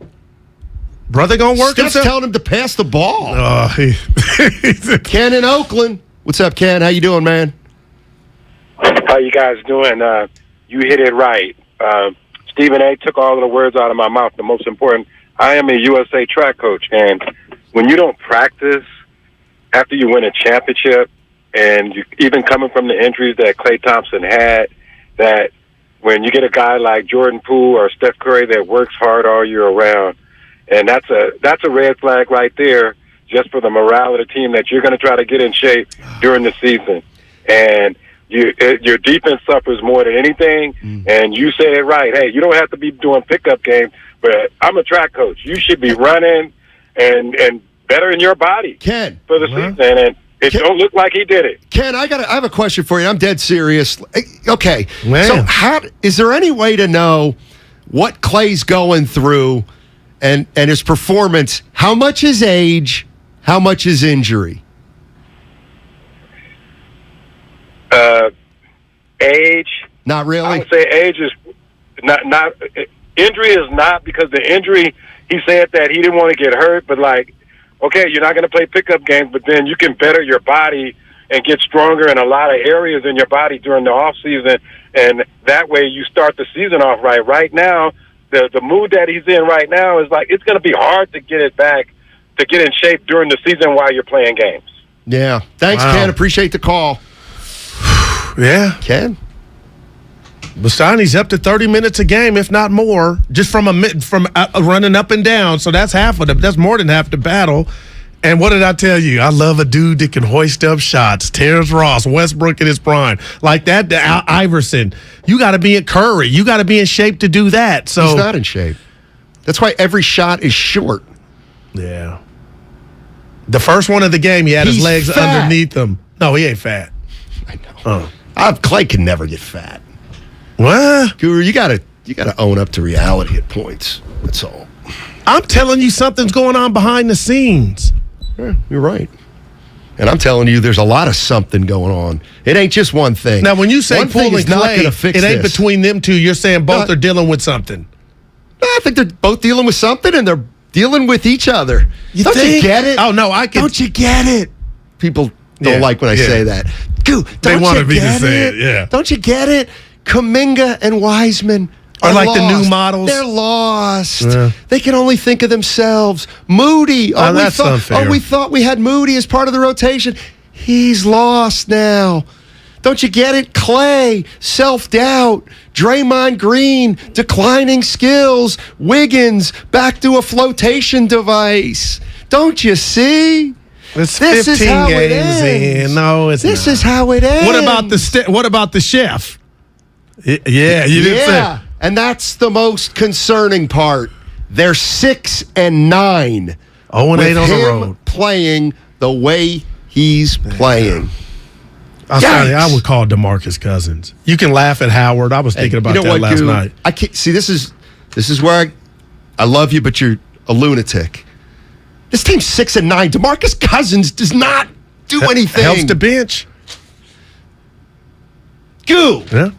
I've seen him against Denver, and I'm watching this Warrior team just get had at the rim. Stop it. Get that big butt down there and stop somebody from just walking valet. That's minuscule. It's trivial. No, but little stuff turns into big stuff, Steiny. All right. We're going to Here we go down. All right. 888-957-9570. One move will make it happen. Sign DeMarcus Cousins, and the Warriors become contenders again. That's according to Daryl the Guru Johnson on the game. You know what? It's brought to you by Fremont Bank. Full service banking, no compromises. Hey, it's Dibs, and you know how big of a football fan I am, so naturally, I can't wait for the World Cup to start. I'm going to be out at Mad Dog in the Fog, Tuesday, November 22nd, starting at 7 a.m. until halftime, as Mexico takes on Poland. Then I'll head straight back to the studio for the great Willard and Dibs show. Come on out, let's drink some Estrella, and join me at Mad Dog in the Fog in the city at 7 a.m. on November 22nd. In this market, you'll find Fisher Investments is different than other money managers. Different how? Aren't we all just looking for the hottest stocks? Nope. We use diversified strategies to position our clients' portfolios for their long-term goals. You don't just provide cookie-cutter portfolios? No, we tailor our clients' portfolios to their goals and needs. But you still sell investments that generate high commissions for you, right? No, we don't sell commission-based products. We're a fiduciary, the highest standard of care for a financial advisor. It means we're obligated to act in our client's best interest. So when do you make more money? Only when your clients make more money? Yep, we have one transparent management fee structured, so we do better when our clients do better. Sounds like you really look out for your clients. We do, because our priority is helping them achieve a comfortable retirement. That might be why most of our clients come from other money managers. Visit FisherInvestments.com to find out why investors like you switch to us. Fisher Investments. Clearly, different money management. Investments in securities involve the risk of loss. With energy bills as high as they are, proper weatherproofing is essential. If you're working with a client to upgrade or build a new home, be sure to visit Golden State. They partner with respected brands such as Owens Corning, James Hardie, and Boral Siding. They're a great option for a comfortable home with lower energy bills. Start at GoldenStateLumber.com. Building better in the Bay Area since 1954. Golden State.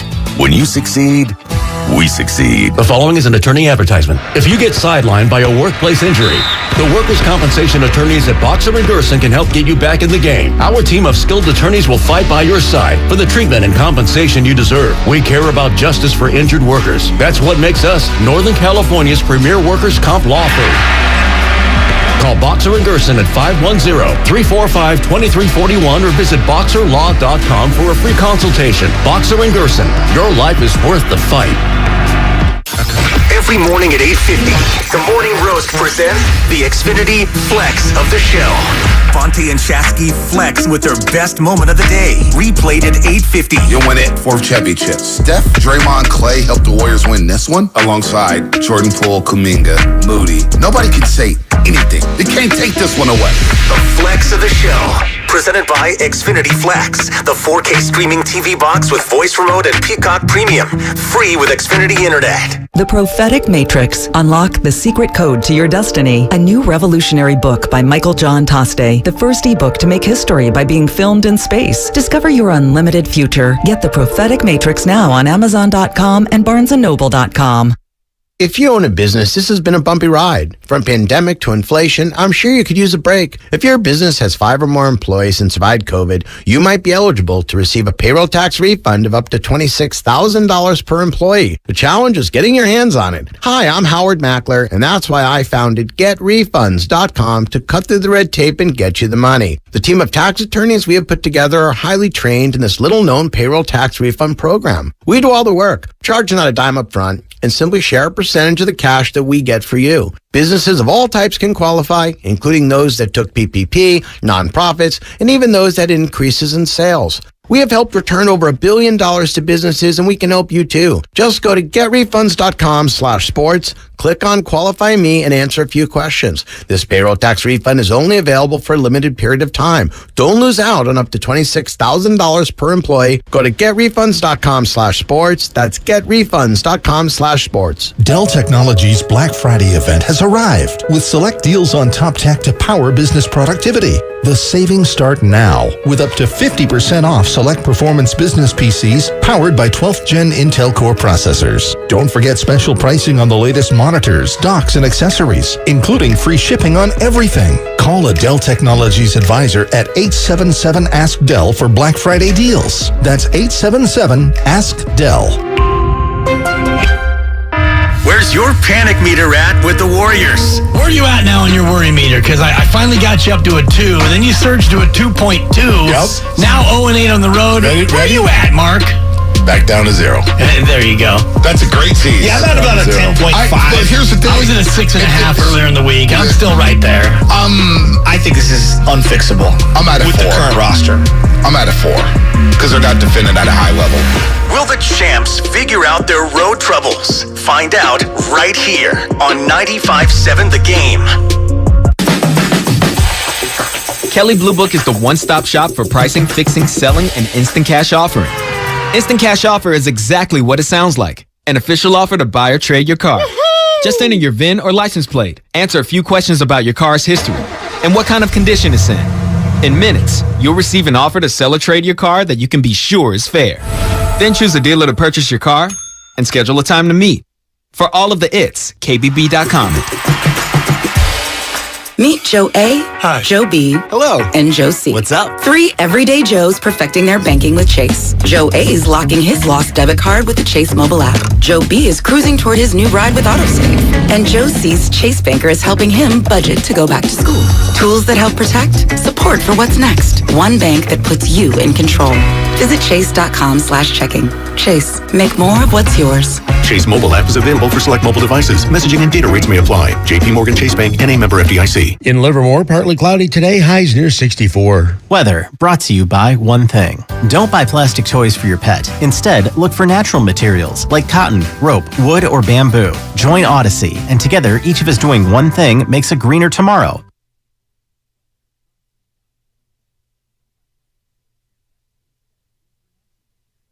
When you say it's over, you're forgetting the trade deadline. Yeah, thank you. You're forgetting the organization you're talking about. I should have said with this particular group. You're right. Listen. Okay, but you did it. Now, back to Steiny and Guru on 95.7 The Game. Oh, yeah. Stephen A. Smith. Stephen A. Smith joined us for about 25 minutes at 1:30. You can check it out on the Odyssey app, or you can also go to our YouTube page and watch our show live. And also, we post all our interviews there. So Stephen A. Smith. And seriously, if you're a Warrior fan and you're worried, take a listen, because Stephen A. Smith ain't. About nothing. It's pretty amazing. Pretty amazing. I like this one. I think the 510. Really? You really want DeMarcus Curtains? It's curtains. That's it. Yeah. But, dude, he played his ass off. Again, I'm not saying be Lou Alcindor. When you're talking about the bench, your big man, the futures in Santa Cruz, dude can shoot, he can rebound, and he can just be a blob down there. That's what you... Dude, do you know the Warriors... The problems are on the defensive end. And they're rolling out red carpet to the rack. You think DeMarcus Cousins... Like... As bad as Wiseman is, last night. as bad as Wiseman is defensively, I think he might be better than Cousins defensively just because, I don't know, he can move. No. Okay, here we go. 415. Steiny said the dynasty was over. That's right, I did. Let me ask you a question, because we do need to specify here. Because let me tell you something. You better be careful. Because you've already been wrong on this. Yeah. Last year. That's my bad. I forgot what I was going to say. The dynasty's over. You better be careful. Here's the problem. If the Golden State Warriors go to the Western Conference Finals and lose, dynasty ain't over. Okay, well then it's not. Then I'm not going to go say it's not over. I mean, then I'm not saying it's over. Is what I'm saying. But if you get six seed and ousted in the first round, Steph Curry, you could say it's over. This is you want me to? Yeah. Steph Curry will never win another title as a Warrior. How about that? I like it, but it'll never happen. Steiny, I ain't betting against the chef, man. And you shouldn't either. You are example A. I'm not betting against Curry. In fact, that's why I'm making the bet. Don't you see? Well, you got one with me. Don't you get it? That should have been a T-shirt. Is Steph Curry playing the best basketball of his career? It's up there. It's up there, yeah. He's never finished like this. I'm going to make it official. He's playing the best basketball of his career. Yep. They're 6-9. It's early. Not his fault, but they're not very good around. They got 67 games left. Mm-hmm. 67. But if you looked at this team objectively, I think you got to say right now it ain't a championship. He has me thinking, okay, maybe 10 more games for Klay. What do you mean 10 more games? For the numbers to go up. Because every time he hits one, it looks like, oh, that's old Klay. Then he hits two. See, it's not about the numbers. And he hit Friday night against Cleveland. I said, I swear, Steiny, it wasn't about the numbers. It was like he had the guts of a cat burglar. Dude, you're missing the entire point. He's taking any and every shot. That's what I love, and it's what made him him. Guru, their offense isn't the issue at all. That's not the issue. Klay's always been a streaky shooter, and he's always gotten to 40%. What is he now, 32? Okay, he's not shooting well. Yeah. It's his defense. Why don't you... Because he ain't by himself when you point it out like that. Exactly. They all stink. Okay. You said team. Why can't, That's a big deal. You just cast this off like it's nothing. A strength of the Warriors was he could defend. That's real talk. Westbrook in his prime, Harden in his prime. But they got Wiggins, Steiny, and what happened last year? He started. Right, but he can't do that. Yeah, so who picked up the slack? Yeah, who picked up the slack? Don't you get it? They're not, he's not the defensive player he was. I don't think they're asking him to be that. Well, then sometimes your best defense is your offense. And if you're not clicking on the other end like old Klay was a strength guarding ones, no doubt. And he's now a weakness guarding twos. Wow. So now they don't have anybody who guards ones at all, and twos. Klay's not a good defender right now. And that's half the game. It's half the game. So this is bigger than just shooting. Yes. When you say, because I've been fixated on the shots and the numbers. Let me tell you something. Klay ain't a Hall of Famer just because of his offense. Oh, no doubt. Klay's a Hall of Famer because for a period of 6 years, he was hands down what everybody said was the best two-way player in the NBA. No doubt. You know what? He probably will get his shot back to some degree. That ain't the issue. The issue is his lateral quickness. Damn. Kevin in San Francisco. What's up, Kevin? How you doing, man? Hey, guys. Good to be on again. Hope you guys are doing good. Loving the show. Love you guys having Stephen A. on. Again, I think it was great to hear Stephen A. come in and confirm some stuff I was saying on Tuesday about giving Klay some time. Klay's getting good looks. They just aren't falling. And again, like I said, history is gonna prove us wrong here shortly. Defense, that's another story. Hold on one sec, Kev. Don't go anywhere, Kevin. You know who this guy is? No. This is the guy who he was on the other day. Remember, he was running down stats of Klay in 2016. Yeah, right, okay. I want Kevin back. He posted he posted his call. I liked it, retweeted it. That's who this Kevin is. What's up, Kevin? How you doing, man? Yeah. Hey, guys. Are you going to post this? Kevin the star.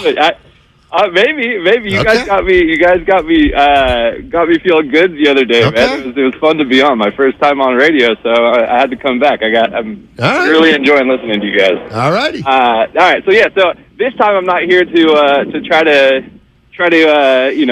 be arguing about any points whatsoever. I'm actually here to argue Stephen A.'s point. It was great to have him on. Love Stephen A. Respect him all the time. Watch First Take every morning. That said, I think he was completely missing the mark on Guru's point of the effect of Draymond's punch on the team. Right? I think he was focusing on how it's not affecting Poole, how Poole got paid. Poole shouldn't be affected by it. That's the complete wrong way to look at it. The way I think you should look at it is how is it affecting Draymond, right? And Draymond's ability to lead this team in the locker room, right? True Warrior fans, they know the heart and soul and the leader of these dynasty teams has always been Draymond. And I'm starting to feel like watching the team at the heart and soul of that team and the unity of the team was ripped out the moment freaking Draymond lay out. Poole, lay out. Right? And to quote Kerr, lay out. Yeah, sorry. I was going to say, to quote Kerr last night, he said the team's playing pickup basketball, no grit, right? You want to know who has always held the players accountable, who's the vocal leader of the team? Draymond. Right. Draymond. Cut him. That was a great point. He's going to post. I wanted to cut after. You know who else? Draymond. Exclamation point, Kevin.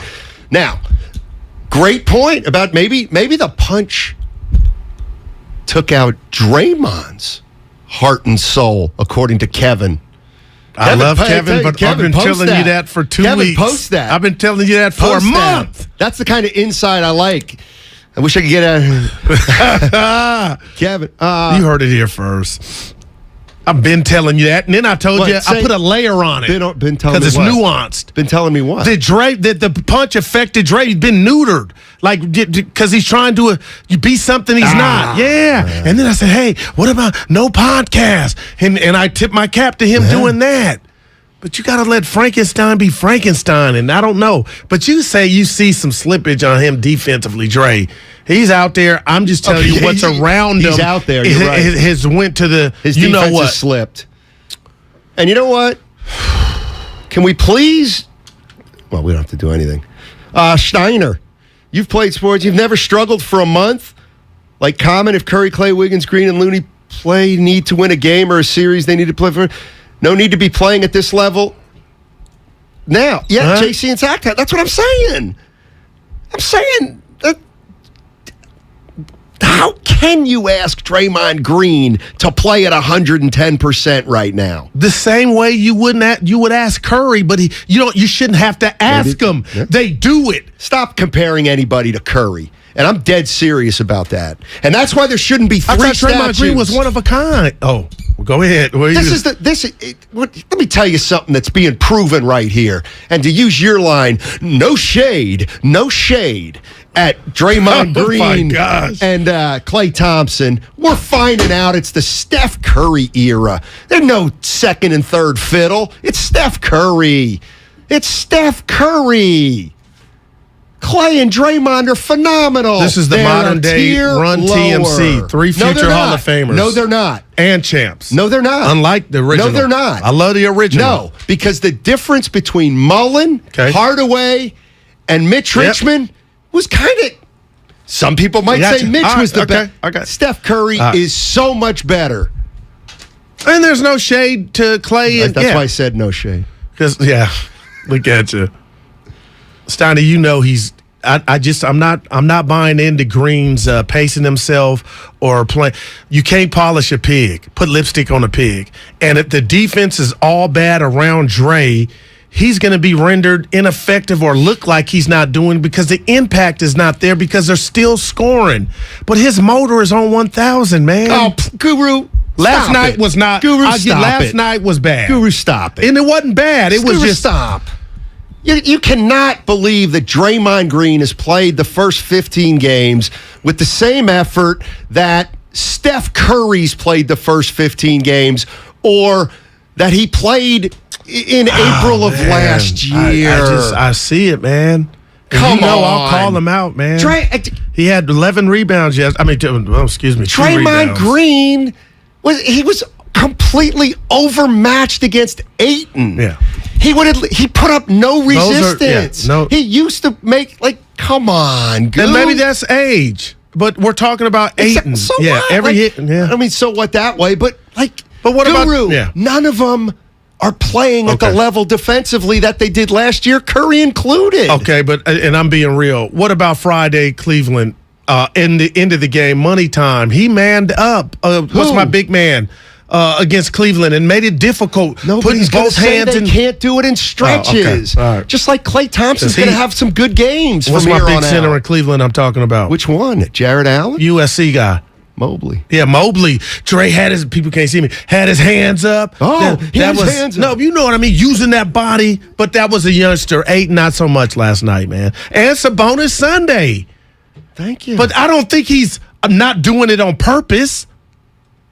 It doesn't matter. He slipped defensively. Matter. Look, Steph Curry is not as good this year defensively as he was last year. He did a better job keeping guys out of the lane last year. Klay is just not playing. I mean, he's just not. I'm going to watch it again. He is not a good defensive player right now. He's getting picked on. And Draymond has dropped a notch, at least as of now. Will they be able to elevate over the course of the season? Well, Julius Randle's coming to town tomorrow, Draymond, and that's a bull in the china shop. Dre, we'll see the good Dre tomorrow, Steiny. Oh, thank goodness. No, I'm not saying. But that's my point, Goo. He can't do it night in and night out. And I already told you I saw slippage, but not. I you guess said he was I'm hearing something you said he else. was on 1,000. No, you said he was on 1,000. That's engagement. That's pushing the rock. Well, he's not. I think he's PO'd about where the team's at, and that's stealing some of his joy. It almost don't matter. My thing to you is, we've talked about there's been some natural slippage, Steiny. I've been saying that for a couple years. Shocked me last year when he came back from the back, the disc issue, because when he first came back, I was like, his piano back. Oh, my goodness. And then he took it up a notch. I apologize. But now I keep mistaking you saying the slippage for effort. The effort is he's engaged. No, he's not. Not like he's been in his career. Really? Did you watch Draymond Green last night? That's the opposite of engagement. I'm telling you, Steiny, that. Well, I could be I could be like you and say this is his 2 for 5 in the red zone. Well, you won't let that go. But no, last night he wasn't there. No. He's not that's where I'd fight you. Yeah. I'd fight you, not fight, but I disagree with you from now till kingdom come. I don't think he's engaged nearly like he used to be. He's just not. Because to me, you just said, you were talking about, I think he might know he's lost his power a lot.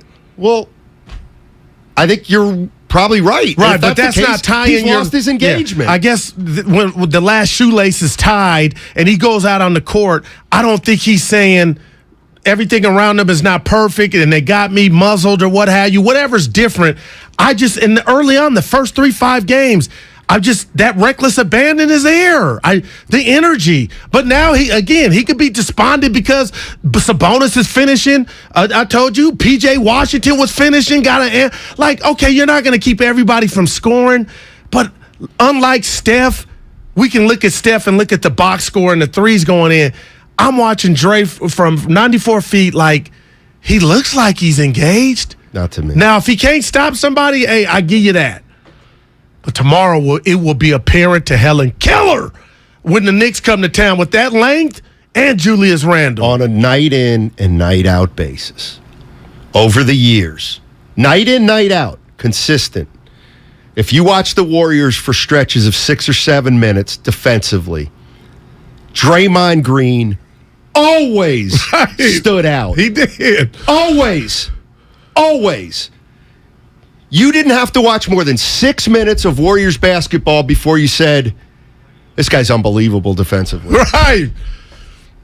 Jim Barnett called Draymond Green the greatest defender he'd ever seen. He never played forget with Bill it. Russell. Never for you being Bonte. Draymond Green in his prime was an unbelievable defender. He is no longer an unbelievable defender. How far from that do you think? He's got to be just like Klay. He's got to do it in fits and starts. And that's why we had the vision of your 7-foot savant, the rookie, even though as raw and young as he is, protecting the rim. If they could, you know what I mean? Let me go on And record. that's not even happening. Let me go on record. Here's what you do. You got to sit tight for 6-7 weeks. You got to see what this team is. Because I don't think what we're seeing is reality.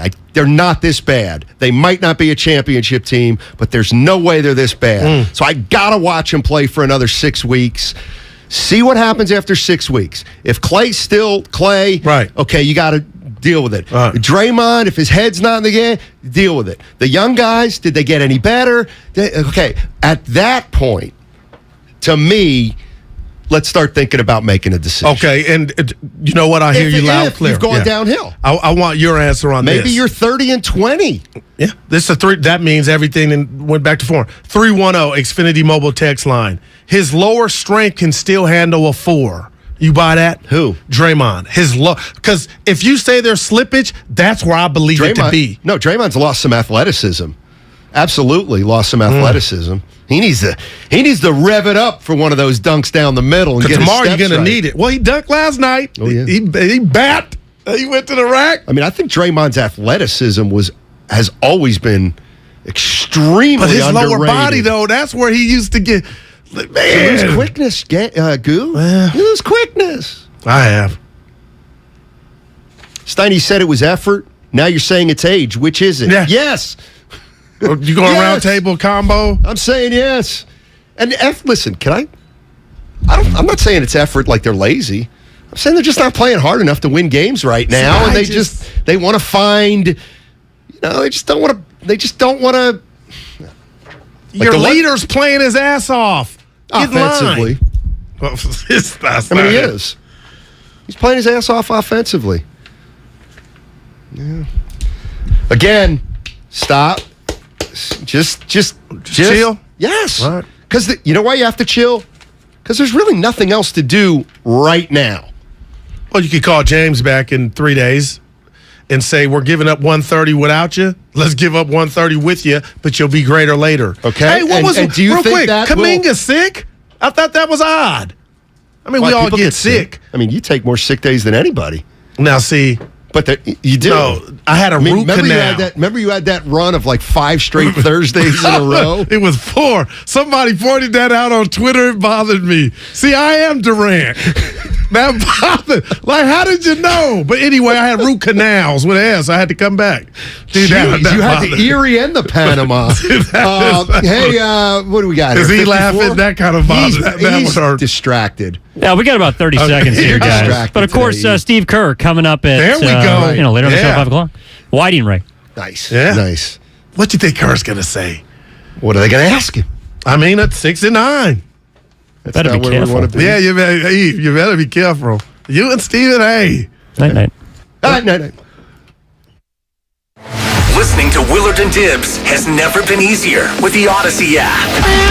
We play Monday, right? Against Wales? Yeah, Is that no, it's right? we now. Oh, we. He's all come in, on. baby. It's always, right? I'm an American. We. Yeah, right.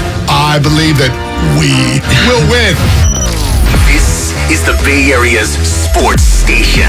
95.7 The Game. If you run a small business, you need the most from every investment. That's why Comcast Business gives you more. Like more innovation with our new gig speed Wi-Fi, plus unlimited data. More speed from the largest, fastest, reliable network for small businesses. and more savings, up to 60% a year with Comcast Business Mobile. All from the company that powers more businesses than any other provider. When you need more, you need Comcast Business, powering possibilities. Get started with fast speeds and advanced security for just $49.99 a month for 12 months with no annual contract. Plus, ask how to get up to a $750 prepaid card with a qualifying bundle. Offer ends 12/5/2022. Restrictions apply. EcoBill and AutoPay required. New 50 megabits per second internet and Security Edge customers only. Equipment, taxes, and fees extra and subject to change. Mobile Savings compares pricing of top 3 carriers. It's time to savor the season at Outdoor Supply Hardware. Osh has great deals to take your decor to the next level. Save up to $30 on select illuminated yard art and up to $50 off select pre-lit artificial trees. Find perfectly priced gifts. Up to $90 off select Weber propane grills. Up to $30 off DeWalt or Milwaukee tool sets. And up to $250 off select propane fireplaces. Get deals on Big Green Egg, Traeger, Carhartt, fountains, pottery, and more. Stop by for all your needs and get help from Osh. Osh, home, hardware, happiness. Everything, our farm, our stand, our pop-up shop, it really all started when we discovered the benefits of local, raw honey for our family. And then we decided to turn it into a business.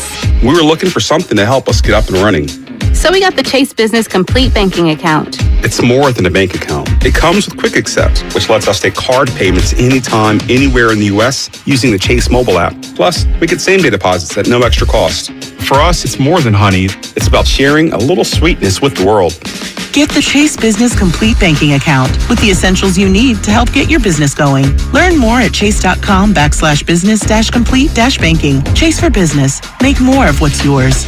Quick Accept is not available in U.S. territories. Enrollment required. Usage subject to approval. Same-day deposits available for payments before 8 p.m. Eastern Time, Sunday to Friday. Fees and rates apply for checking and processing. Limitations and restrictions apply. Participants compensated. Merchant services provided by Payment Tech LLC and WePay Inc. Subsidiaries of J.P. Morgan Chase Bank and a member FDIC. Don't waste your time trying to sell your old car. Donate it to Cars for Kids. It's the easiest and fastest way to donate your car and get a tax deduction. Donate online at carsforkids.org. That's cars with a K. 1-877 Cards for Kids. Donate your car today. Black Friday is starting early at Fasteners Inc. Tool Outlet, and there is no better place to shop for all your power tools. Grab free batteries with tons of Makita products and many more of the year's hottest deals, November 21st through the 28th. Save $100 on Makita 18-volt rear handle circular saw kit and take home 2 extra batteries on us. Again, our Black Friday sale will be November 21st through the 28th. Check us out at 2897 Monterey Highway or online at fastenersinc.net.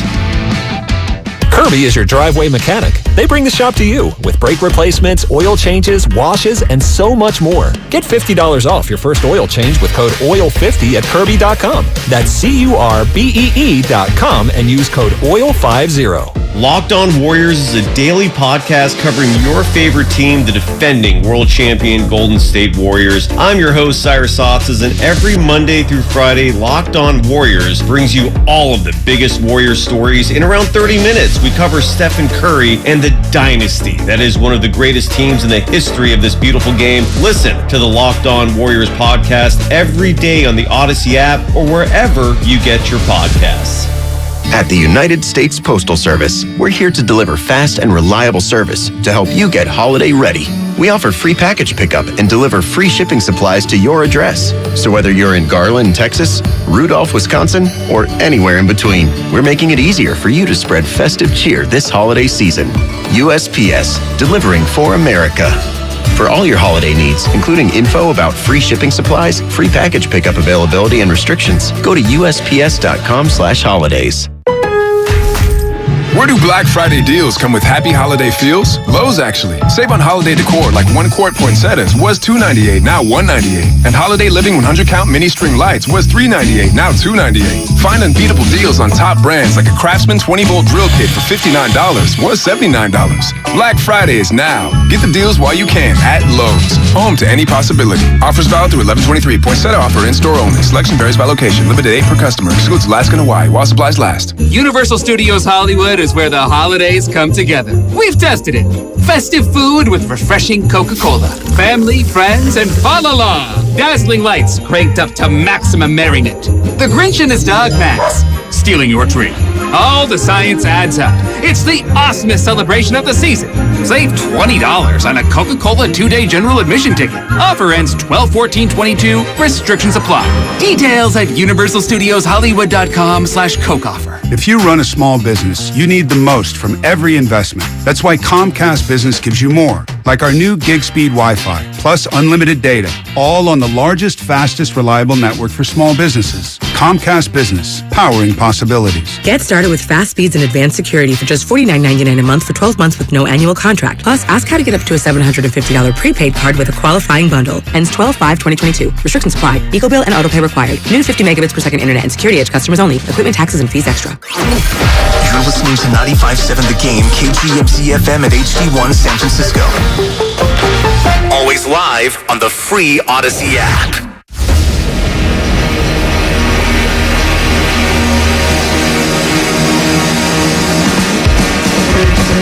Live from the corner of Broadway and Battery, you're listening to Damon Bruce and Ray Ratto on 95.7 The Game.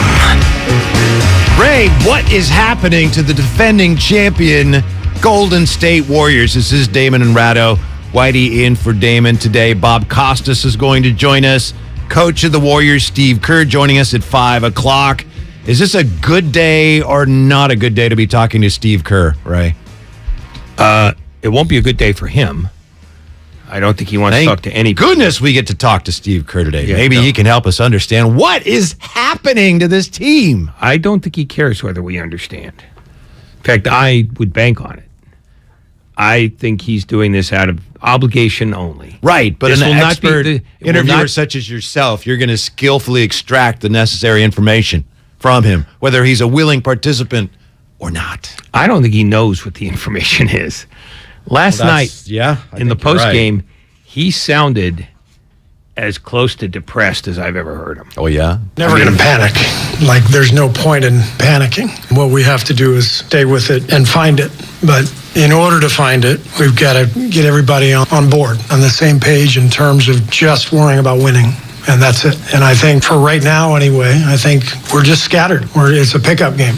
It's a pickup game out there. So there's no execution at either end, no sort of commitment to the group to get 3 stops in a row, to execute on offense. And it obviously starts with me. I'm the coach of the team. So I have to figure out a way to get that production, that sort of commitment to the team and to each other and to winning that it's going to require. Stunning. Steve Kerr talking about we've got to get everybody committed to winning. On the Warriors, we're talking about the 4-time champion Warriors. One thing I think we learned last night, some people had already learned it, with the Suns beating the Warriors 130-119. This notion that, you know what, it's early, they're champs, they'll figure it out. If you think this team, as currently constructed, if you think because of their championship DNA, they're going to figure it out, I have a question for you. Is the Dumbo ride operating in fantasy land today? Because that's just science fiction right now. They could figure it out. But this team? Calm down. It's going to be okay. It ain't happening, Ray. It hasn't happened yet. It may not happen. What I was about to say before you decided to do your theatrical overreaction. Not an overreaction. Oh, no, it very much was. It's game 15. Calm down. Game 15. Okay, But what I will tell you... Yeah? I'll circle back to that. Yes, fire away. Yeah, is that they show no signs of getting it, which is why you get to be at least somewhat chagrined. And thank you for that. I appreciate that. You're welcome. I'm here relieved. to help you. And the other thing is, this is the first time that all the discussion about what a great culture they have is essentially a mockery. There's no culture here right now. Splintered, whatever it is, and I know we disagree on what exactly it is. Whatever it is that the Warriors have built or that was just created by virtue of them winning, it's splintering right now. No, yeah, they have to figure out a way to do something they've never had to do, which is assemble themselves. They never had a problem with that before. And by that, I mean they were never confronted by anything this overtly dysfunctional before. But now it's almost a nightly thing. And last night was a fairly egregious example of it. And I hate doing the body language thing. But every time Klay Thompson shot the ball last night, you could just see other guys on the court sag. You literally could see that. I know one time Anthony Slater posted video of that where you could see Draymond just, and that was right after that when Steph Curry got the tee for slapping the ball, whatever you want to say, out of frustration. Yeah, thank you. No, and Curry, that's 2 technicals now. He's close to getting suspended. He's only 2 behind Draymond for the team lead, which is something you never thought you'd hear. Because I think Draymond starts the year with 5 technicals. What you're seeing right now is a team that doesn't believe in each other, and in some cases don't believe in themselves individually. It's hard to believe, but Steve Kerr said as much. So you're right. Steve Kerr sounded as despondent as he ever has. I mean, just after a performance like last night's, normally a coach would just snap. I mean, he'd answer questions badly. He'd snap at reporters. He might badmouth 1 or 2 of his players. Kerr just sort of felt like, or he looked at least like he didn't know what was happening to this team. In Curry fashion, typical Curry fashion, he said, well, it's all on me, Well, that's what he's supposed to do. Yeah, but he does that better than many. But the truth is, it's not all on him. No, of course. This is partially Bob Myers' creation as well. And it's certainly on the players because they have a core that shouldn't have any problem with this at all. The problem is the core is alone, and everybody else who's outside the core is either playing badly or moping about it. And if that's going to continue, you're right. They don't get this back. But what I suspect is that you're going to start seeing Stephen Curry being more insistent and more vocal and more demonstrative about what he perceives this team as needing. And if it means he's going to get into a shouting match with a player, that other player might be writing his ticket out of here because Stephen Curry is on eternal scholarship. You said it's only 15 games, which is true. But here's the thing. Most very learned NBA observers, pundits, people who do it for a living, on the inside and the outside. No, I'm talking about like people in the league who evaluate these things professionally, not for entertainment purposes, but because it's their job. They will tell you, you got to wait 20 games. Well, we're almost there. Well, it's hard to imagine in 5 games. We have to wait and see, but it's hard for me to imagine that 5 games from now we're going to go, oh, yeah, they got it. So that's what I'm saying. This whole notion that I was on the air in for JD the day they lost to Detroit, which I think was the day before Halloween. And I was trying to sound the alarm, Ray, and fans are going, come on, chill out, bro. But you could see even then the things that you just talked about were not functioning the way we all assume things function with this team. 888-957-9570. Let's talk to Doug in Berkeley on 95.7 The Game. Doug, how are you? Hey, I'm pretty good. I got the day off. Nice. I just finished a bicycle ride. It was a pretty good ride. So I'm feeling good. I think your point about the Warriors is right on. This stuff about, it's early, don't worry. It's nearly unprecedented for a defending champ to lose this many games in a row at the start of the season. Okay, 8-7, 9-6, okay, but no. The team is currently constructed is not going to win a championship. Dante DiVincenzo and JaMychal Green are a downgrade from Otto Porter and GP2. The team is currently constructed doesn't have the defensive wherewithal to do it. And the starters, it's kind of creeping into the starters because a lot of first quarters, in the first quarters, we've given up 30 points, 35 points, and we're not ahead. So it's not all on the young guys. It's not all on them. This team, I understand Joe Lacob's got a luxury tax issue, but they're going to have to do something else because the pieces they had last year were superior to the pieces that they have this year. Thank you, Doug. Yeah, appreciate the call. And, Steve Kerr's not going to come on today and parrot what you just said, but I guarantee you, Steve, Bob Myers, they see the things we're seeing. They just can't publicly come out and say them, but they see what's going on. They're just a little limited right now in terms of their options. They have to figure that out. But as Ray said, I agree with Ray. You listened to what Steve Kerr said last night, the way he said it. Ray, you mentioned the body language, and you admitted you were reluctant to go there, but it was unavoidable last night. These are really troubling signs for this team right now. And these aren't necessarily things that cannot be fixed. It's going to take a lot of work and some time. I don't know how much time they have, but it's unavoidable right now that this team right now is dysfunctional. Well, their on court failings can be pointed strictly at defense and how they don't really want to play it that well. Offensively, though, that's where you see like the body language. It's where Thompson will pull up, I think his last shot of the game was an air ball, and you could just see. It was embarrassing at the end of the game to see him. Give me the ball, I'm going to dribble down and shoot. Yeah, I mean, him trying to shoot his way out of this slump, excuse me, has been painful because it only makes it worse. Yeah, and I would disagree with you slightly in this. You say, look, the offense is fine, the defense is the problem. The numbers bear that out, but we know, it's not baseball where, okay, your turn to bat now and we're in the field. Now we're going to bat. In basketball, offense, defense, they flow one into the other.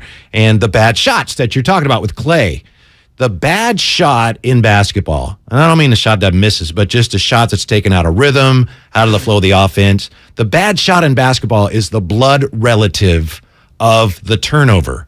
And the Warriors are taking so many bad shots, Klay specifically, that it's making things harder on the defense.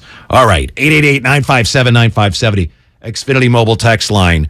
You got any solutions here? Give us a call. Coming up here, tell you why Stephen A's idea, I'm in favor of it, but I just don't think it would work. That's coming up next here.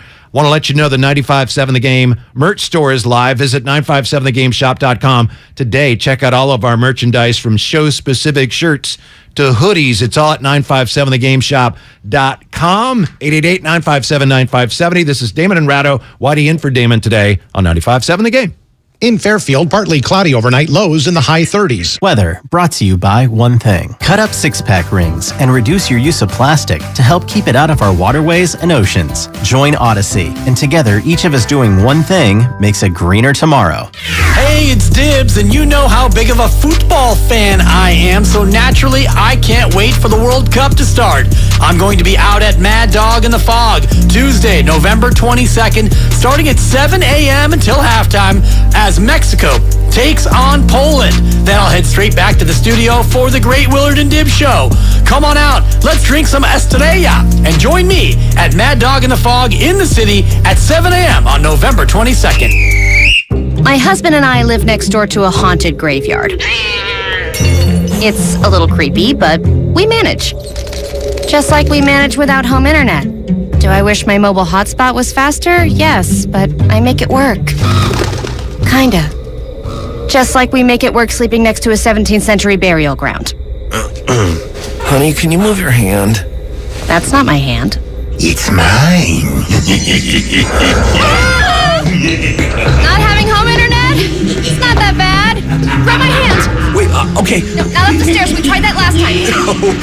You can literally run through him. It is that bad. Don't settle for just mobile. Get Xfinity home internet for just $24.99 a month for 2 years with no annual contract and a free streaming box included. Go to Xfinity.com, call 1-800-XFINITY, or visit your local Xfinity store today. Restrictions apply. Not available in all areas. Requires paperless billing and auto pay with stored bank account. After 24 months, regular rates apply. Offer ends 12/21/22. This is world-renowned handicapper Chris Hodge with TakingVegas.com, and we have a special night of Thursday night action available for free on a recorded message at 888-9-WIN-NOW. That's 888-994-6669.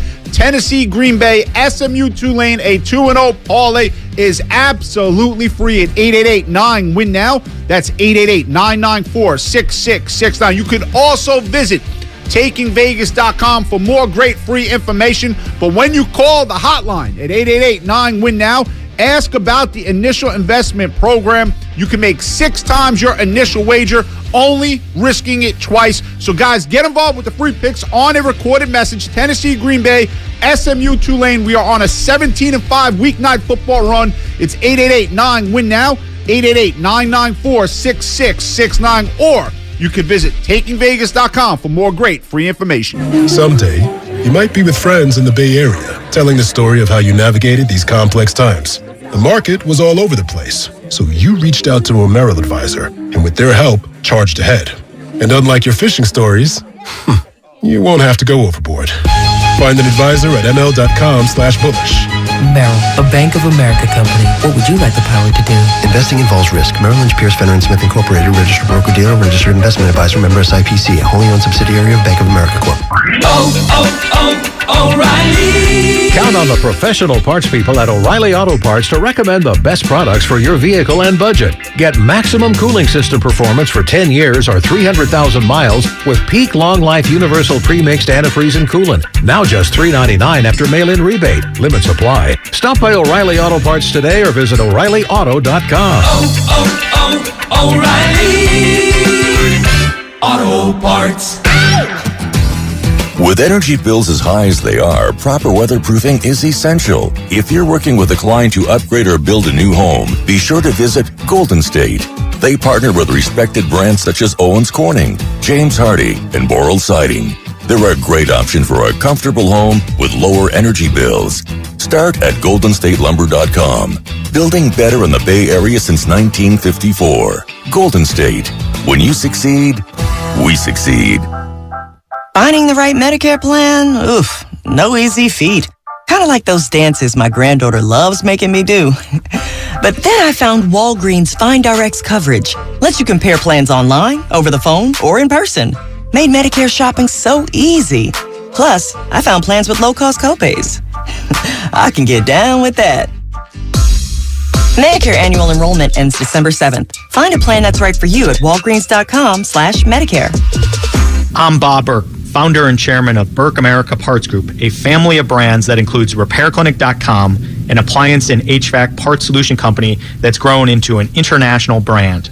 Before AmericanEagle.com, we partially launched a new technology platform developed by another firm.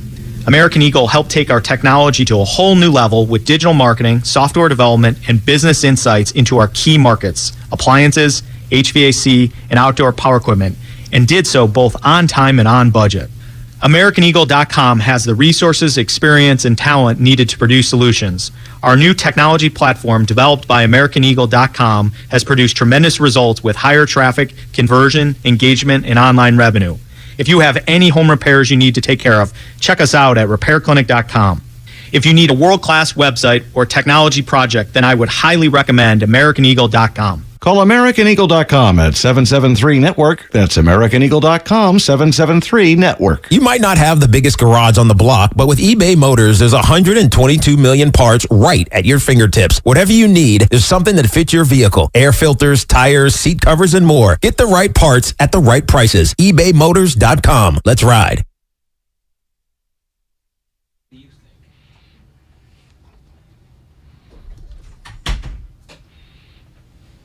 Now back to Damon and Ratto on 95.7 The Game.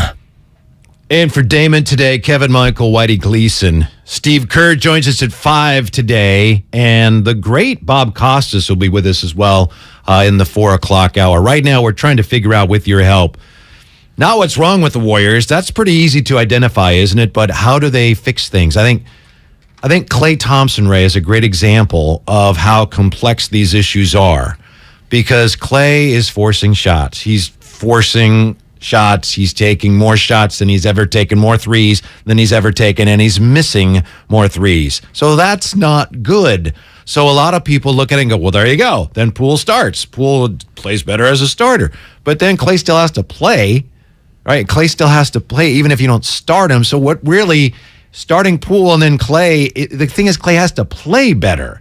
It just, these solutions here, my point is, there are no simple, easy solutions. Here's Steph on Klay finding the balance between finding his shot again and not rushing things. tough balance of trusting him to do exactly what he is capable of doing, what we know he's capable of doing. You know, being himself in the sense of Klay Thompson shots have always been, you know, ones that you wouldn't tell anybody else to really take because of his skill set and the work that he puts in. And he's had, you know, slow starts before in seasons, but the biggest thing is, again, I tell JP this, tell Klay this, you know, tell myself this, like, you have to let the game come to you. You know, especially when teams know if you start get going, like, we're tough to beat, and they're probably going to have the heightened sense of awareness early in games, early in quarters when you're out there to try to take it away because they're afraid of what, you know, Pete Klay looks like. So just let the game come to you.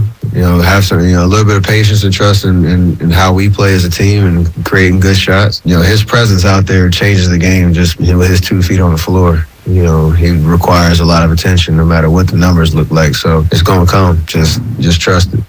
It's startling, Ray, the way, as you mentioned earlier, the way you've got some of Klay's teammates, Draymond last night, just shoulders slumped when Klay quick shoots them out of a possession.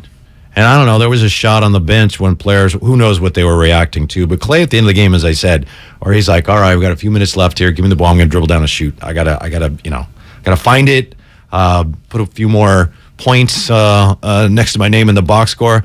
That's embarrassing. It's not that he's looking for something in the box score. He's trying to recreate the feel of what it's like to be an elite shooter. And every time a guy goes into a shooting slump, the old saw is, well, you're just going to have to shoot your way out of it. No. This is proof that that's not the only way to do it. Sometimes you discipline yourself. Say, I am not going to take the first shot I can see. I mean, Steve Kerr preaches that to his team endlessly. So, you know, don't be in a hurry. That shot might look good, but later on in the possession, there'll be one that's better. And if it's not yours, it'll be yours next time. Klay Thompson is trying to punch his way out of this slump with volume. And A, it's not working. B, it rarely works with guys who say, I'm not shooting well, I'll shoot more. I would say you have to reorient your idea of what a good shot is and reorient your idea of how do I get out of my problem. I would add to your list. I agree with your list. C, it's hurting the team. When Klay is taking quick shots when he's not shooting well, and you have Steph, who last night made 7 of 11. Klay, hello. We don't want you when you're not shooting well, rushing shots, especially when we have the greatest shooter of all time having a good night. So that's where it gets complicated. Like you said, hey, the offense is fine. The defense is where they're struggling. But then you look at, offensively, there are issues, too, that make it harder for the defense, for them to find traction defensively. 888, yeah, but go ahead. 119 ought to be enough. The problem, though, it's not just that Klay Thompson's not shooting well.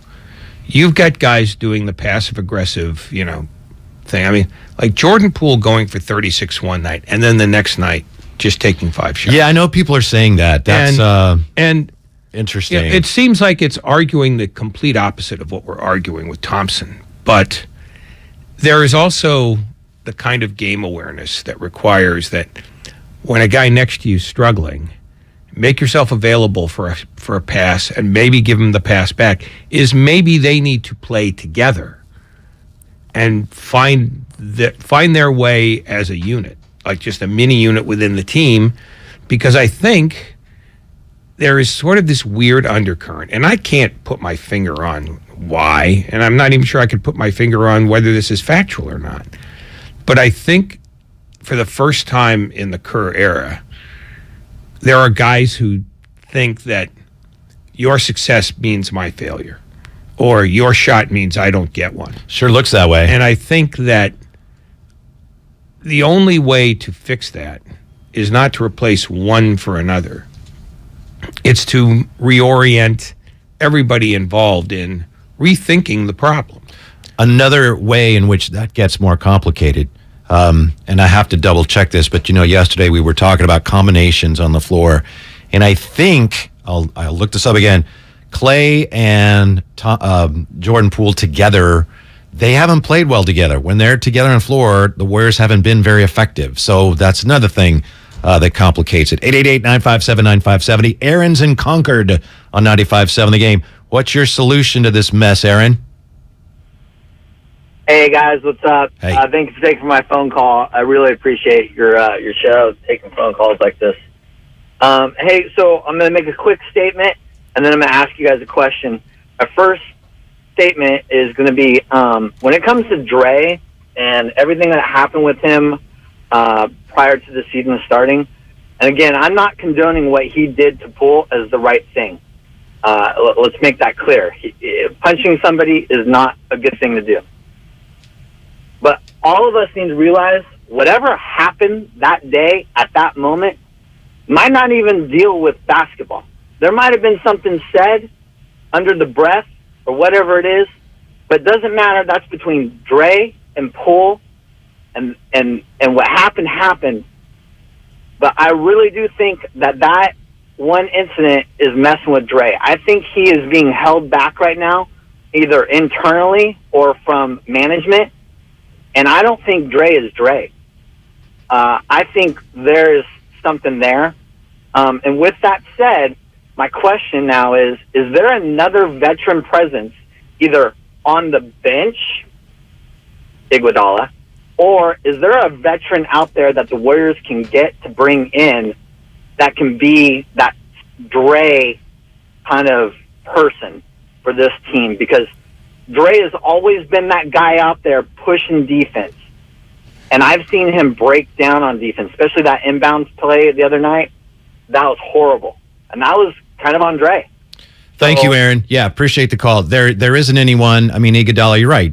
You're obviously a true Warrior fan, and you recognize Iguodala's special role on that team. If he ever plays, I don't think you could go out and get anyone, Ray, anyone else on the roster or anyone outside the roster who would have the institutional knowledge that Draymond gives you when he's at his best. It does appear right now that maybe to say he's got 1 foot out the door would be unfair and probably an exaggeration, but it does look like he recognizes, all right, my time here is coming to an end. And so if he's split and thinking in his mind, thinking, I want us to win, but I'm also planning for what I'm going to do next year, that could be contributing to the problem. My guess is the punch was more a symptom of things that were going on than the cause of any problems. Just like when he got into it with Durant, and I know not everyone agrees, I thought to me that was just a symptom of what was going on with the team and Durant. It wasn't Durant was going to leave, and that's why Draymond yelled at him. It wasn't a matter of Draymond yelled at him, and that's why Durant decided to leave. That's, I think, a similar dynamics at work here. But who knows? No, I think you're right about that, is that the stuff we see is the equivalent of the second punch in a hockey fight. Yeah, well said. We're not seeing the start of something. We're seeing the end of it. Or in this case, the advertisement of it. But it's the fact that last night was troubling because you saw them getting frustrated in a way that didn't suggest that they were ready to tackle the problem. It was like, this again. I mean, that's what teams that lose do. It's just, that happened again. We can't do anything about it. We're just screwed. They looked defeated at a number of points during the game. And it wasn't that Phoenix particularly played well. I mean, they shot well because they got nothing but open looks. They only had one guy who didn't shoot 50% last night. It's that the Warriors didn't make it hard for them because the Warriors were too busy making it hard for each other. It's just, this is about to happen. Great. I mean, that's, I think that it's the kind of thing you see from a veteran team that's losing. You don't see it from young guys. Young guys go, give me the ball again. I'll do the same stupid thing I did on the last possession because it's fun. I mean, it's just they all know why this is breaking down, and they're not doing anything about it. That's the thing. It's not that they don't know. It's that they do know, but they're not willing to change their behavior to end it. I'll ask Steve Kerr about this. There's, I think, a disconnect between the young players who want to play more but aren't playing well enough to play more, and the veterans who've said publicly They've stated publicly, we would rather play with veterans. We don't think we can win with the young guys. And I think there's a divide there. And I think that has something to do with all of this, too. 888-957-9570. And as far as Poole, if he actually is being passive-aggressive, well, I'm not going to shoot. I'm coming off the bench. I'm not going to shoot. Then I'm getting rid of him as soon as I can, if I have any reason to suspect that. And I know he just signed a new deal, so he's really hard to trade now because, But I'm not interested in him if that's really what's going on. That's why I have such a hard time believing it's that simple. You may be right, but that would be just flabbergasting because he signed a contract to stay here. Contracts are irrelevant in this discussion. But if he didn't like it, he didn't have to sign up for this. No, but he thought this was his ticket to become the new alpha male. And that's not going to happen as long as Steph and Curry is playing. And that's another 3 years after. You think his issue is with... I think if he has an issue... No, it's not his issue with Curry. It's he wants to be thought of as the center of this franchise. And he knows at some point that will happen. But it's going to happen way too slowly for his satisfaction. Appreciate your patience. A lot of people calling. We'll get to as many as we can here on the Xfinity mobile text line. We don't have to get to as many. I'm interested to find out. I'm out of ideas. Duke in San Francisco, 95.7 The Game. I'm out of ideas. Duke, what's your fix? OG, Kevin, Michael, Whitey, Gleason, and my boy, the legendary Ray Ratto. Hey, I just want to know one thing, Whitey. Make sure Ray mind himself. Damon told me to tell you to make sure that Ray mind himself. Ray, I've been listening to you the last couple of days, Ray. You've been kind of, Whitey, don't let Ray take you down his dark foxhole, okay? I ain't going there. Yeah, I appreciate it.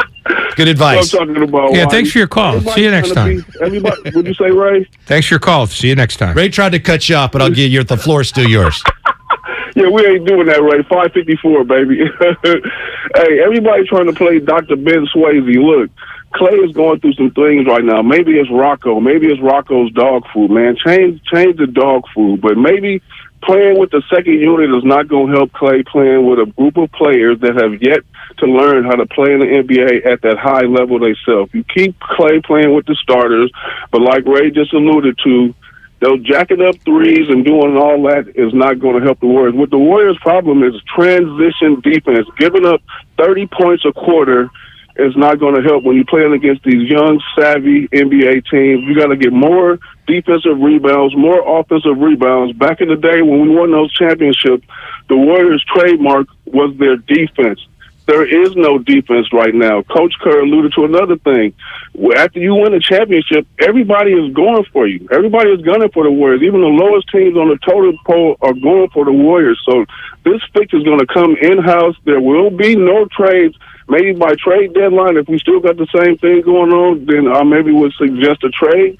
But for right now, you just have to go what you got. And for Jordan Poole, he's still a 22-year-old young budding star, still trying to find his way in the game, too. So we got to have a little patience, you guys. Just hold steadfast. And we know Steph is the alpha of all dogs, is going to try to keep this together. So, man, I love y'all. Ray, Whitey, man, y'all have a blessed day. Thank you, Duke. Appreciate that. Yeah, it's even worse than that. I mean, Steve Kerr talked about it last night. Not only how teams are, they're up for us. Steve Kerr says, given what we've done to other teams, they're really relishing this opportunity. Before I get to that, to Duke's point about the Warriors and defense, it was Doc Rivers who said, the Warriors, this is years ago, he said, the Warriors show you their offense, but they beat you with their defense. And that's why right down the road, they ain't beating anybody. And Steve Kerr says other teams that we beat in the past, they're enjoying this. Share the ball. If somebody's open, throw it to them. If somebody helps on a rotation, crack back and block out the big guy. If things aren't going well, somebody call the group into the foul line, get everybody together and motivate the group. All that stuff is missing right now. I saw a lot of hanging heads tonight. I think we're feeling sorry for ourselves, and nobody's going to feel sorry for us. So everyone can't wait to play us and kick our ass. We've had a lot of success and a lot of fun, a lot of joy, beating people over the years. And teams don't forget that. So they're having their fun now, as they should. I've always felt the game rewards you if you commit to the game. If you really compete together, shots go in, calls go your way, breaks fall your way. And we're not earning any of that stuff. That's why we're winless on the road. It's a pickup game. Ray, do you remember Tiger Woods when he was at the top of his game? Never heard of him. When he was at the top of his game, how intimidating he was. And then one day, I think he lost the PGA to Yang, and it was like, what happened? He's not invincible anymore. Mike Tyson, people were terrified of him. And then something happened, and Buster Douglas, and it's like, wow, that's gone. Right now, that's where the Warriors are. That invincibility, that aura, whatever it is, that intimidation factor. Other teams are not feeling that way at all. They are relishing the chance to play them and beat them, especially because they know that these guys can't stop us. Now, last night it wasn't a factor because the Warriors were pretty much behind the whole night. But we saw this on the road trip against a team like Orlando. They got behind, but they knew, it's all right, these guys can't defend. We can get back in the game. So whatever that is, I know you're fond of using the term mojo, the Warriors mojo. That's one of yours.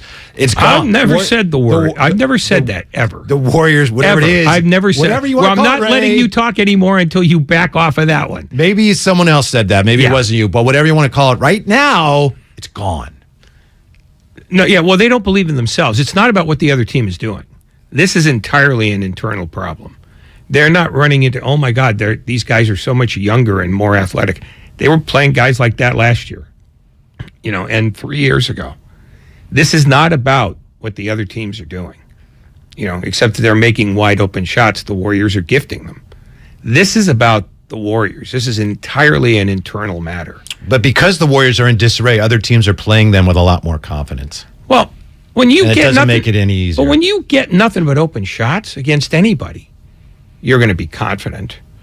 I mean, that's why the Warrior thing began so weirdly. It's because they don't have an excuse for playing bad defense. I think Klay needs to get traded so he can play against the Warriors so he can find a shot again against that shoddy defense. Yeah, I think you should go with that. 1-800-CALL-WHITEY at home. Between the hours of 1 and 4 a.m. It won't work with the contracts. Yeah, no, it's just, I think the thing is they came out this season forgetting the defense is what powers them. And then it became a bunch of internal, I'll just shoot our way out of it. And then it became, but if you shoot us out of it and you're 5 for 15, how are you helping us? And now they're turning on each other in a lot of like weird, subtle ways. And that's why I think ultimately this is going to end up being Curry's problem. Now, I'm surprised to hear you say that. And you may be 100% right, but you normally don't normally take a leap like that. And I'm not saying you're wrong. No. It's because you normally are like, I don't know what's going on in there. But their problems right now are so noticeable that even you have to look at it and go, yeah, I think they're kind of subtly taking shots at each other. I'm not criticizing you. I'm saying for you to say that, it must be bad. Because you see it. That's the thing. It's just, I don't guess as to what they might be thinking.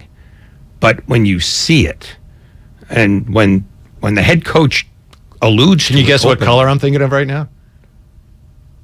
Black. No, green. Go ahead. Wrong. Yeah, because I was thinking of your funeral. No, I think what Steve Kerr's alluding to it. I mean, he's telling you that these guys don't believe in each other right now. And to a certain extent, some of them don't believe in themselves. Some of them don't believe in the coaching staff. This is a team that is showing signs of doing what we all laugh at the Lakers for doing, which is having no regard for each other. On the text line here, Ray, from the 707, the seat of all knowledge and wisdom, why isn't anyone talking about Mike Brown and maybe the influence that he had on the defense?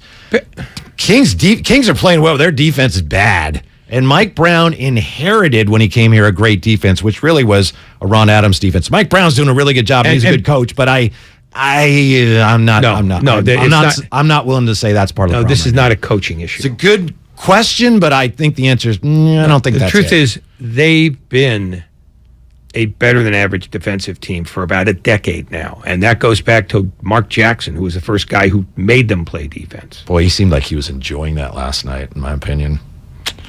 888. So? Yeah? Why wouldn't he? Good for him. 888-957-9570. Let's go to Brad in Santa Cruz. Brad, any James Wiseman sightings in town? Yeah, I'm going to go see him tomorrow night. Nice. But, I don't know what the fix is for the Warriors, but the problem it all goes back to the Draymond punch. He's been the fire. He's been the enforcer. And since the punch, you got the old guard and the new kids. And he's been neutered, and he's no longer effective at holding people accountable for not playing defense. Thank you, Brad. Interesting theory. I mean, Draymond has been a team leader, the defensive backbone, kind of like the Bob Sanders of the Warrior defense. And if he's lost any of his sway, then that would not make it any easier for them to play better team defense. But this is what's alarming to me. We know the Warrior culture is about, strength in numbers, all pulling together. Defense, to me, is the most selfless thing you can do when you play basketball, because the team benefits, and there's not necessarily there's steal stats, but it doesn't necessarily show up in the box score. So if you have a team that plays defense hard, you know that they're totally bought into the coach, to each other. They want to win. And the Warriors are not playing good defense right now. Some of that's because they don't have as skilled. Their defenders are not as skilled. But the other part of it is they're not all as a unit. Steve Kerr says it, buying in. They're not connected. And that's very troubling for this team right now. Yeah, the veterans have no right not to buy in because they know better. And the young players have no right not to buy in because that's what they inherited. And I am not willing to believe that Draymond Green's inability to lecture people about how to play defense is the result of the punch. I mean, I think what the Warriors may have drafted are a bunch of guys who believe that basketball is an offense-only pursuit. I mean, I don't know how to explain Moody at all because he was a guy who gave a better effort defensively. But Kuminga has not figured out what they want him to do. Weissman is down in Santa Cruz for the same reason. Poole doesn't defend much. JaMychal Green's been a cipher. There is a whole swath of this team that has not bought into the defensive end of the equation at all. And because of that, you've got two teams playing two different ways. And that can't endure. Damon and Ratto is streaming live on YouTube. Head to YouTube.com. YouTube.com. Why? Isn't that the right way to say it? YouTube. Yeah, YouTube.com/957 The Game to watch us live, see what's going on inside the studio here. Hello. Nothing's going on here, ever. Like and subscribe for all 957 The Game content on YouTube. I guess Ray doesn't like that. YouTube, right, Ray? YouTube. All right, coming up next, we haven't... I'll pronounce it any way you want. Yeah, this is America. YouTube. We'll get to Stephen A's solution. Tell you why I don't think it works, but it's sure enticing, isn't it? That is next. Hang on. Thanks for your contributions and participation. We appreciate it. Xfinity Mobile text line 888-957-9570. This is Damon and Ratto. Whitey in for Damon today on 95.7 The Game. Everything, our farm, our stand, our pop-up shop, it really all started when we discovered the benefits of local, raw honey for our family. And then we decided to turn it into a business. We were looking for something to help us get up and running. So we got the Chase Business Complete Banking Account. It's more than a bank account. It comes with Quick Accept, which lets us take card payments anytime, anywhere in the U.S. using the Chase mobile app. Plus, we get same-day deposits at no extra cost. For us, it's more than honey. It's about sharing a little sweetness with the world. Get the Chase Business Complete Banking Account with the essentials you need to help get your business going. Learn more at chase.com/business-complete-banking. Chase for business. Make more of what's yours. Quick Accept is not available in U.S. territories. Enrollment required. Usage subject to approval. Same-day deposits available for payments before 8 p.m. Eastern Time, Sunday to Friday. Fees and rates apply for checking and processing. Limitations and restrictions apply. Participants compensated. Merchant services provided by Payment Tech LLC and WePay Inc. Subsidiaries of J.P. Morgan Chase Bank and a member FDIC. When cold symptoms keep you up, try Vicks NyQuil Severe for max strength nighttime relief. Just one dose of Vicks NyQuil Severe starts to relieve 9 of your worst cold and flu symptoms to help take you from 9 to none. Get some rest and feel better with Vicks NyQuil Severe. The nighttime sniffling, sneezing, coughing, aching, sore throat, stuffy nose, fever, best sleep with a cold. Medicine. Use as directed. Did you know that feeling sluggish or weighed down could be signs that your digestive system isn't working at its best? But taking Metamucil every day can help. Metamucil supports your daily digestive health using a special plant-based fiber called psyllium. Psyllium works by forming a gel in your digestive system to trap and remove the waste that weighs you down. Metamucil's gelling action also helps to promote heart health and slows down sugar absorption to promote healthy blood sugar levels. Start feeling lighter and more energetic by taking Metamucil every day. Trevor Noah is bringing his new off-the-record tour to San Francisco. I wonder if that's how the dinosaurs went out, you know? There's an asteroid coming down to Earth! How the dinosaurs are like, asteroids are not real! It's a hoax! Don't miss Trevor Noah live on stage. All the dinosaurs were running around in panic. Ah, the dust is everywhere! Wear a mask! The T-Rex was like, I can't! The Masonic, November 30th, December 1st, 2nd, and 3rd, 2023. Get tickets this Friday at 11 a.m. at livenation.com. If you run a small business, you need the most from every investment. That's why Comcast Business gives you more. Like more innovation with our new gig speed Wi-Fi, plus unlimited data. More speed from the largest, fastest, reliable network for small businesses. And more savings, up to 60% a year with Comcast Business Mobile. All from the company that powers more businesses than any other provider. When you need more, you need Comcast Business, powering possibilities. Get started with fast speeds and advanced security for just $49.99 a month for 12 months with no annual contract. Plus, ask how to get up to a $750 prepaid card with a qualifying bundle. Offer ends 12/5/2022. Restrictions apply. EcoBill and AutoPay required. New 50 megabits per second internet and Security Edge customers only. Equipment, taxes, and fees extra and subject to change. Mobile Savings compares pricing of top 3 carriers.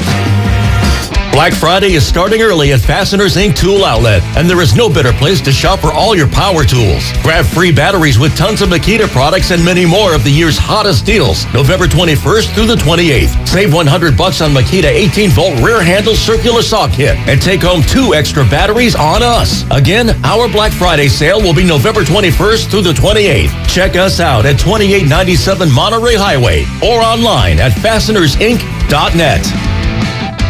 Hey, Bay Area, ready to cheer on the Mexican national team alongside Estrella Jalisco beer? Because other teams might have an Estrella on their crest, but none of them have the heart like ours behind it. Win or lose, Estrella Jalisco and Mexican starting forward Alex Vega are bringing fans together to cheer on our team. Let's go for the Estrella on our crest with an Estrella Jalisco beer in our hands. Estrella Jalisco. Vive tu selección. Vive tu Estrella. Enjoy responsibly. Estrella Jalisco, St. Louis, Missouri. Hey, this is Kenny Mayne, host of something called Hey Mayne. That's a podcast.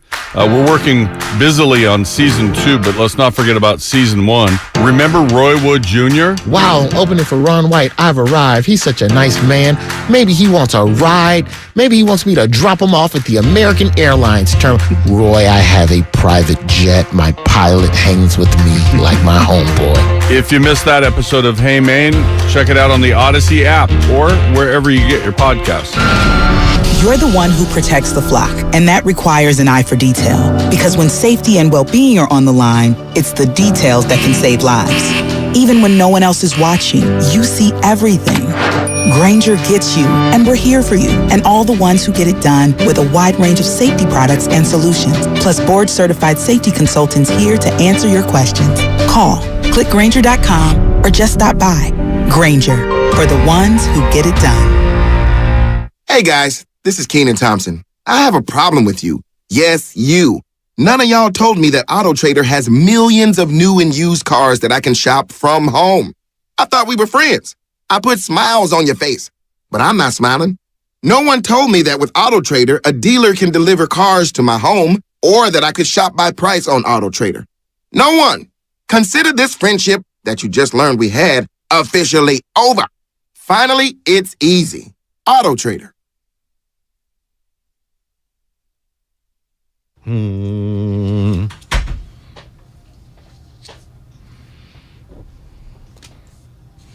Now back to Damon and Ratto on 95.7 The Game.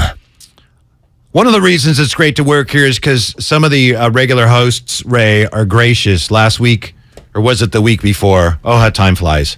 I was in for Mark Willard, and I was on with Dibs, and we talked to Bruce Bochy. And sometimes my point is, sometimes hosts will, when they're away, it's like, well, I don't want the fill-in, whoever it is, talking to the big-name guests. So got to talk to Boch, talked to George Kittle this week, Steve Kerr today, Bob Costas today. So I appreciate that. Hopefully Damon is back soon.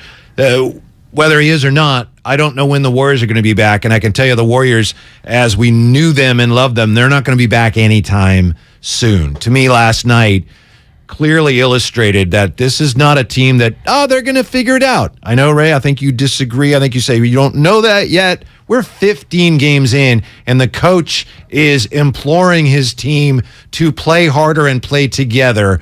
I don't think this team, as currently constituted, is anything close to a championship team. Oh, right now, no. I don't think there's any question about that. I mean, they're playing horrific defense. They can't win on the road.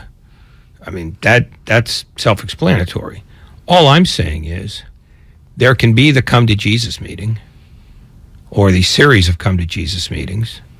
It might have to involve, Bob Myers coming down for the first time ever, acting like an angry general manager. I mean, see, the one thing that needs to be remembered here is this incarnation of the Warriors, meaning since Steve Kerr got here, hasn't known any adversity except injury adversity. And injury adversity is easy to write off because it's, stuff happens. What about the Durant year? That wasn't that was an irritation that they overcame easily because they had more talent than everybody else. This is the first time that they have talent in place that is not performing. Sure, Durant and Green were irritated with each other, and for a while that was the talk of the town. But that didn't get in the way of winning. This is getting in the way of winning, and I don't think anybody knows how to handle it. How do you fix this? How do you turn around a sinking boat?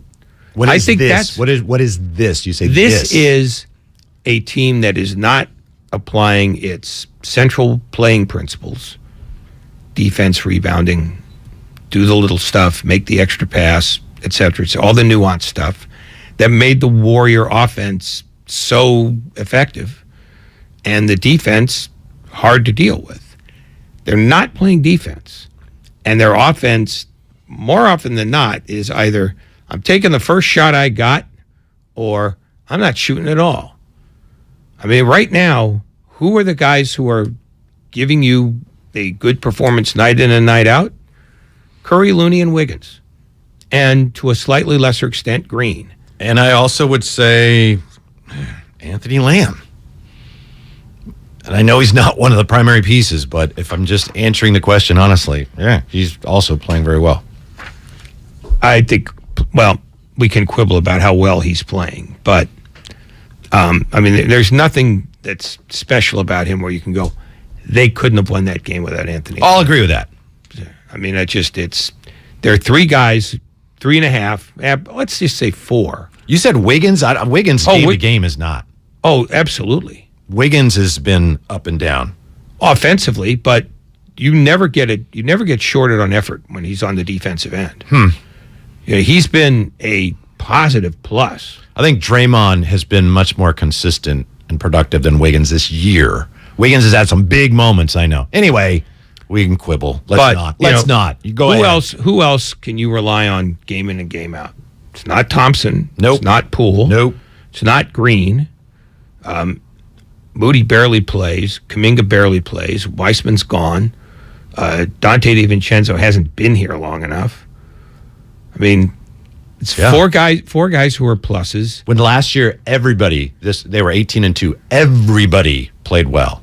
Yeah, I mean, this would be the third team ever in NBA history to win a championship and then not make the playoffs the next year.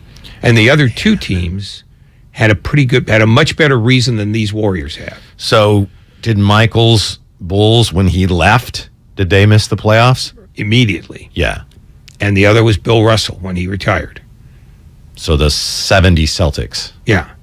That's and the 2 teams out of 76 Bulls. seasons. Yeah. Do you remember who started in place of Michael Jordan when he left? It was Pete Myers, who was an assistant for Mark Jackson, and nothing against Pete Myers, was a figure of some sort when Mark Jackson sort of melted down here. 888-957-9570. Daryl in Alameda has been hanging on to talk about Klay. Here's your chance, Daryl. What's up? I just wanted to speak a little bit about Klay Thompson and what he's going through right now. I think you guys have been talking a lot about, he needs to shoot out of his slump, and everyone's been saying a lot of things other than what I think was really happening. And I think he's starting just to get to the end of his career. I mean, you watch him play defense. He's lost a half a step. He can't keep up with the younger guys. He's missing layups more often than not. And when you're a shooter, especially a three-point shooter, if you don't have your legs, I think it kind of shows statistically that he's not making the percentage shots like he was. So I think the reality of him, unfortunately, is he's coming to the end of his career, and he's starting to realize that, even getting a technical against Booker the other day. That's the first time in his career, I believe. I mean, he's starting to realize that he can't keep up, and out of all respect to him, we have to sit here and watch him play, through this. But I think the reality is he's only got maybe a year or two left, and I think he's going to have to retire or get traded. I don't know about that, Daryl, but it's an interesting point, and I do think we're approaching a point where the Warriors may have to do something. If he continues to shoot a lot and not defend and shoot poorly, I mean, at some point, Ray, you have to go, all right, we got to do something, right? At the very least, don't shoot so much. Right now, the way Klay is playing, if he just didn't take as many shots, he would actually help the team. They're not there yet. They're giving him room. They're giving him time, everything he's been through, everything he's done for the team. But at some point, they're going to have to sit down with Klay, and they're going to have to do something if his play continues along this current track, because he's hurting them. It's not shooting too much, though. It's shooting too fast. When you saw body language from the other players last night, it wasn't that he was missing it as much as it was he was taking the first thing available. If they went in, I don't think it'd be an issue. But they don't go in, and that's why I think he used to be a guy who could keep a ball moving until he got the best shot there was available in the possession. Mm-hmm. And that's not happening now, and I think that's the problem. It's that he's shooting now as though I can't get out of the slump unless I shoot immediately. That's the best way to bury yourself. And it hurts the team. Yeah, 28 shots for Curry last night. Klay, 17 shots. Then it was Wiggins, 11. And then you had Green, Lamb, and DiVincenzo, 7 each. Somebody on the text line said, how can Jordan Poole take more shots when Curry and Klay are taking all the... I think that was Dublin Marge. They're taking all the shots. That's an interesting point. He didn't have a problem 2 nights ago. I mean, the problem with Jordan Poole, though, is one night he'll take 18 shots, the next night he'll take 4. How many did he take the other night? And you think that's kind of willful? You think he's proven a point? It's pretty unusual. I know Steiny was saying that. It's fascinating. Look, let me put it this way. It could be. If it is, shame on him. But if he's trying to, keep the offense moving, okay, sometimes you don't get, you don't get the looks you want. He did have 8 assists last night. Yeah. So, I mean, it might be that he's, I don't want to say overpassing, but maybe he's trying to operate within the framework of the offense. But there are times when you see that, the second best shooter isn't shooting very well, and nobody on the bench is shooting well. Shooter has to be a little more strident. And going from 18 to 4 or 17 to 5, he becomes less reliable. Let's put it that way. Player movement, ball movement, Klay. That's the Warrior offense. He knows that better than anybody. Player movement, ball movement. They had a couple stops there. That was, about a 7-point game. Got a couple stops, and then he quick shotted and missed them both. And that's when Draymond's shoulder slumped, and they could feel the game slipping away. 888-957-9570. Dave's in Half Moon Bay. Joins us now on 95.7 The Game. Hello, Dave. Hey, guys. Hey. Thanks for taking my call. Yeah, I'm an avid Warrior fan. I've been, ever since the 70s with Rick Barry back and so forth. So I'm a big fan of this particular generation and what they've accomplished. But I have a sneaking suspicion or a theory that with the way that Klay is shooting and given, the sadness of his injuries and setbacks, that I could see maybe Kerr getting to a point, where he might have to talk to him, and same with Andre Iguodala, and say, hey, bud, it's maybe time to come off the bench and give us that spark. What do you guys think? I'll tell you what I think, David. I'll give you a shot here, Ray, but I just got to jump in. Thank you, Dave. But right now, the way Klay's playing, he comes off the bench. How does that help you? How does this Klay coming off the bench help you? How does that make anything better other than if you say, well, maybe Poole play better? But otherwise, whether Klay comes off the bench or starts, the way he's playing right now, the issue isn't whether he starts or comes off the bench. It's that he needs to play better. Well, yes, but if you're going to, I could see a point where Kerr goes, we just want to give you a different look for a while. Just show him something different. Relax. Stop thinking about it so much. I mean, because that's what's got to happen. It's, yelling play better isn't as helpful as let's start rethinking what we're doing here. I wasn't suggesting Steve Kerr need to yell at him to play better. Oh, I think that would be funny, though. Sure. Stop doing that. You get a kick out of it. Hey, thanks. That snapped me right out of my slump. No, I mean, maybe you give him a different look for a little while. You think the bench is struggling now? And you're going to put, all right, Klay, you're coming off the bench. Well, oh my goodness. If you're almost at the point where I think Steve Kerr might be, which is nothing's working the way this is what we're doing now. Maybe he tries something more drastic. I mean, look, he had Curry coming off the bench last year. That happened to work because Curry is Curry. So I think as this goes on, possibilities we thought were, inconceivable 10 days ago. You keep using that word. I don't think it means what you think it means. Inconceivable? That's a joke. Right now, I want to welcome you to your 4 o'clock hour. What joke? You're listening to 95.7 The Game, KGMZ FM and HD1 San Francisco. Always live on Twitch, YouTube, and the free Odyssey app. Damn well better be free. No, I think that Kerr is thinking a lot of things right now. I think he's probably sleeping poorly because he's sit there and, well, what if I tried this? What if I do that? What if he does this when I do that? I mean, he's, for the first time in his career, he's stuck with a problem that doesn't have an easy solution. Or at least has an easy solution that nobody is trying to apply. And he'll put any number of things on the table in his head before he puts them out for other people to see. On the text line, Xfinity mobile text line, 888-957-9570. It's also, if you want to give us a call, that's the number. From the 925, put your name on it like Gil did. I'm going to get to Gil. Thank you, Gil. But from the 925, Wiggins off the bench and start Poole, move Klay to the 3.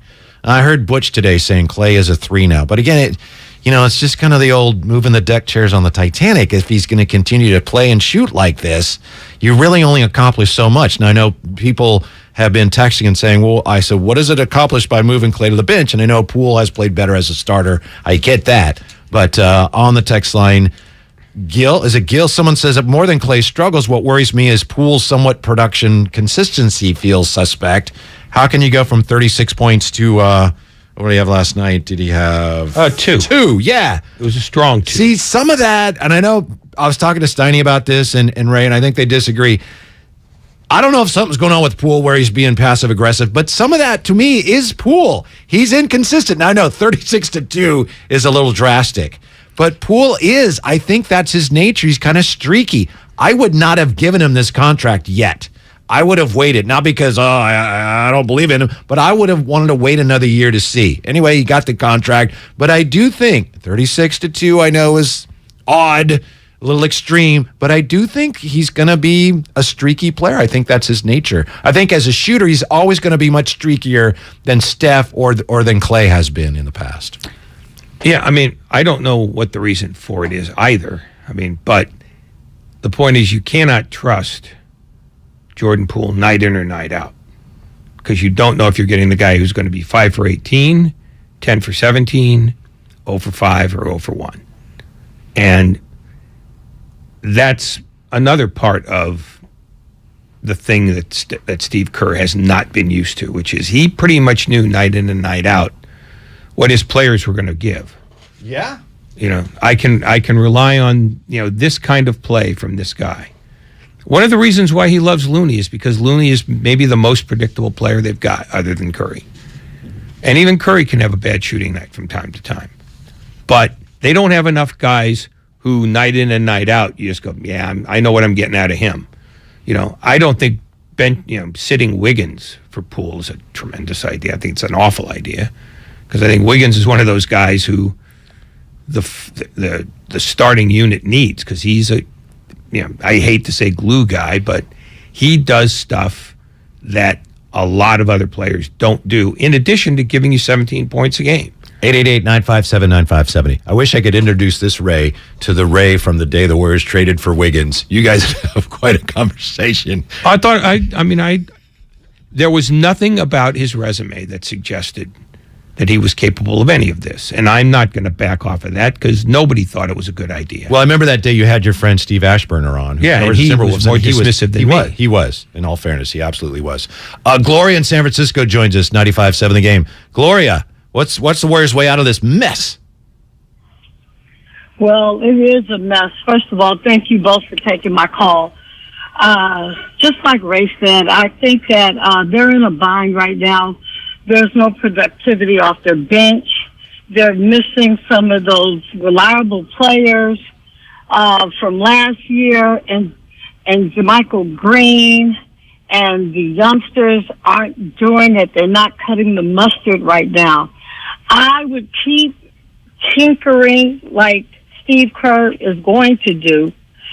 And I think, as opposed to saying Klay has lost it, I just think he's still in his head, and that it may take half the year, like after the All-Star game, I'm thinking we're going to get a little bit something better out of Klay. But I think we're going to have to experiment with him coming off the bench. I think that Poole is better as a starter. At least let's give that a try and see what will come out of that. I'll take your response off the air. Thank you both, gentlemen. Oh, you're very welcome, and thanks for listening. We appreciate that. I still don't think that's the answer. As much as Klay drives me crazy and as sad, as depressing as it was watching him at the end of the game last night, dribbling down the court, give me the ball at the end of the game, dribble down court, shot, taking shots. I don't think bringing him off the bench is the answer. I know that there's some upside to that in theory, Ray, but I still believe that where it appears Klay is in his mind, if you take him to the bench now, I think that really decreases the chances that you're ever going to get him close to the player you want him to be. I don't know. Maybe I'm wrong, but that's why I don't think, hey, Klay, oh, yeah, well, just come off the bench now. I mean, if it continues down the road, maybe, but right now, I don't think they want to do that. I think they know it'd be a really bad idea for him in the short term. Well, yeah, I mean, at some point, drastic results require drastic measures. So that's why I say everything's on the table now. Drastic situations. Yeah. Drastic results, too. Yeah. Losing at home on a night when Curry goes for 47. Losing by 11 on a night when Curry gets 50. Those are drastic results. No, I think that Steve Kerr is considering it. Right now, he's resisting it. And I don't know if it's because he thinks it would be a disaster or because he thinks Klay deserves more respect than that or whatever the reason is. I think he's reluctant to do it now. But when you're going like this, and it's not just they're 6-9, it's that the way they're 6-9. Agreed. Totally. I think anything's in play. I mean, if Curry can come off the bench last year, that can happen again this year. But I don't know. I don't see why you would do that. The thing is, he wanted to. We talked about this yesterday, didn't we? You're right. But Curry last year said, I will come off the bench, and he did it. He mentioned, I am doing this to show that, sometimes you have to do that. And so that wasn't that they sent him to the bench. He said, yeah, let's do that. If Klay were to, that's why I said yesterday, I think this could help address some of these issues. If Klay got to the point where he said, I'm willing to come off the bench for the good of the team, but I don't think he wants to do that. And I don't think, and it's not fair to expect him to do it either, but I don't think that's happening. No, well, he's not going to offer again because, He's made that sacrifice. He now recognizes that he has to be the all-encompassing leader, not just. Well, you're talking about Steph. I'm talking about Klay. Oh. Steph agreed last year. He said, "Yeah, but I don't think he'll do that. But I don't think he'll do that again. Klay won't do that. Klay won't be. You know what? I'm going to do this. I mean, you can see by the way he's playing, he doesn't think that would help him. Okay, maybe not. But Steve Kerr spent a lot of time convincing Andre Iguodala to come off the bench. That's where, to me, the whole culture thing, whatever it is, that's where it started, right there. Okay, but right now, their culture's in shambles. I agree. So, and why is that? Because they're losing and playing poorly. That's another argument. The point is, Steve Kerr is going to have to work on Klay Thompson for a long time to get him to sign off on that. But he might have to do that. I mean, maybe he's already started that process and just chooses not to tell us. Could be. Steve Kerr's good at keeping secrets. So I think that not from you. He wouldn't keep secrets from you. Oh, he wouldn't give me his name. And Joe, frankly, I wouldn't give me my name either. Right. Joe in San Francisco. Joe, what's the solution here with Klay? Thanks for listening to 95.7 The Game. What's up? My solution is, it's not a solution, but I love Klay. He's shooting a lot. He makes a lot of freaking money. To be on the bench, he's going to play the minutes he's going to get, like, in the fourth quarter if he improves.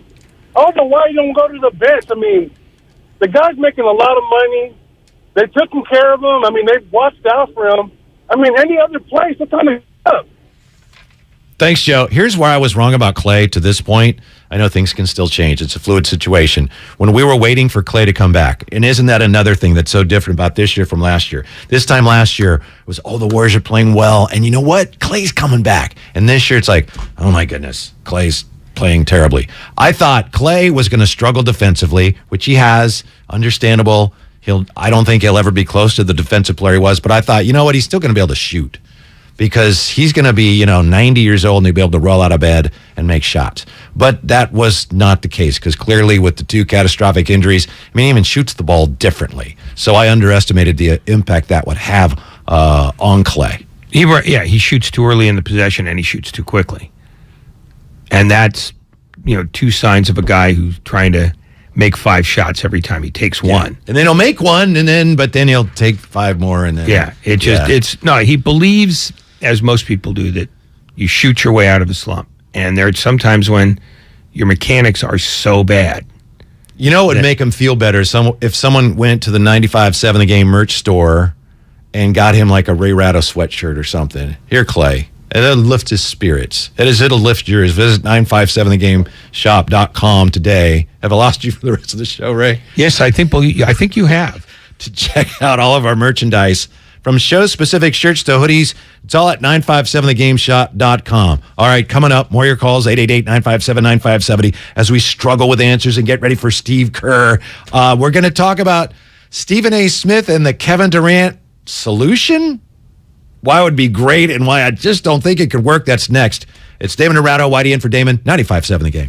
Hey, it's Dibs, and you know how big of a football fan I am, so naturally, I can't wait for the World Cup to start. I'm going to be out at Mad Dog in the Fog, Tuesday, November 22nd, starting at 7 a.m. until halftime, as Mexico takes on Poland. Then I'll head straight back to the studio for the great Willard and Dibs show. Come on out, let's drink some Estrella, and join me at Mad Dog in the Fog in the city at 7 a.m. on November 22nd. My husband and I live next door to a haunted graveyard. It's a little creepy, but we manage. Just like we manage without home internet.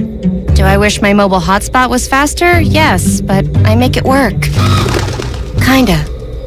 Just like we make it work sleeping next to a 17th century burial ground. Honey, can you move your hand? That's not my hand. It's mine. Not having home internet? It's not that bad. Grab my hand. Wait, okay. No, now up the stairs. We tried that last last time. You can literally run through him. It is that bad. Don't settle for just mobile. Get Xfinity Home Internet for just $24.99 a month for 2 years with no annual contract and a free streaming box included. Go to Xfinity.com, call 1-800-XFINITY, or visit your local Xfinity store today. Restrictions apply. Not available in all areas. Requires paperless billing and auto pay with stored bank account. After 24 months, regular rates apply. Offer ends 12/21/22. Trevor Noah is bringing his new off-the-record tour to San Francisco. I wonder if that's how the dinosaurs went out, you know? There's an asteroid coming down to Earth! And the dinosaurs are like, asteroids are not real! It's a hoax! Don't miss Trevor Noah live on stage. Well, the dinosaurs were running around in panic. Ah, the dust is everywhere! Wear a mask! The T-Rex was like, I can't! The Masonic, November 30th, December 1st, 2nd, and 3rd, 2023. Get tickets this Friday at 11 a.m. at livenation.com. If you own a business, this has been a bumpy ride. From pandemic to inflation, I'm sure you could use a break. If your business has 5 or more employees and survived COVID, you might be eligible to receive a payroll tax refund of up to $26,000 per employee. The challenge is getting your hands on it. Hi, I'm Howard Mackler, and that's why I founded GetRefunds.com to cut through the red tape and get you that money. The team of tax attorneys we have put together are highly trained in this little-known payroll tax refund program. We do all the work, charge not a dime up front, and simply share a percentage of the cash that we get for you. Businesses of all types qualify, including those who took PPP, nonprofits, and even those that had increases in sales.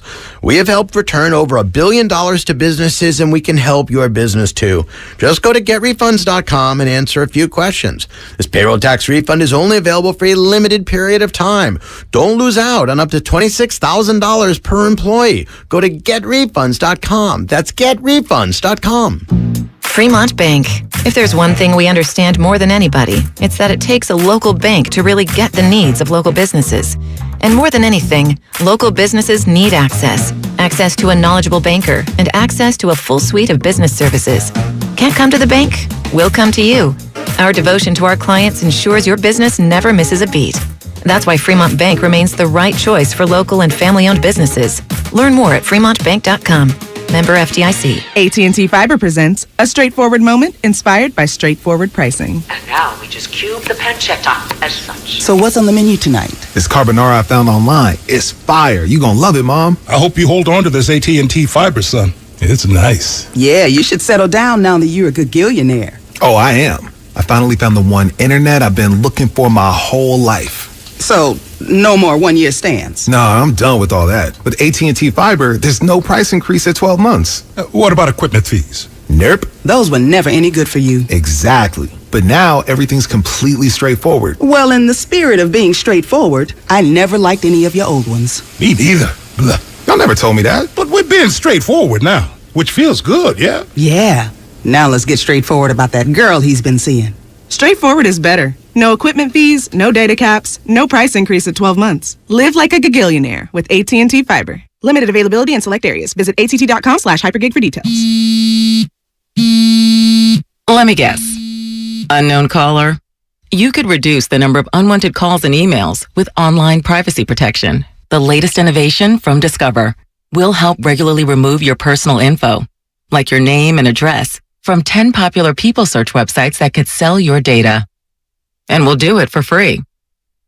Activate in the Discover app.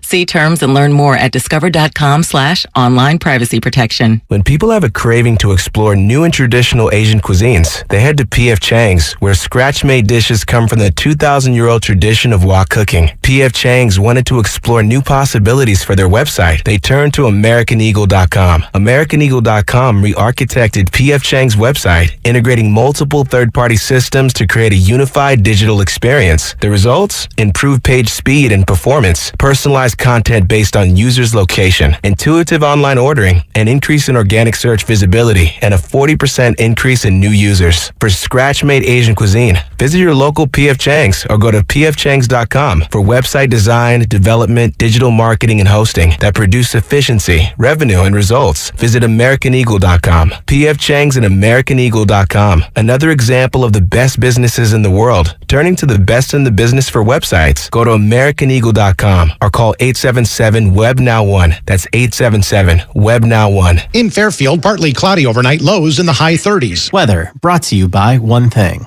Don't buy plastic toys for your pet. Instead, look for natural materials like cotton, rope, wood, or bamboo. Join Odyssey, and together, each of us doing one thing makes a greener tomorrow.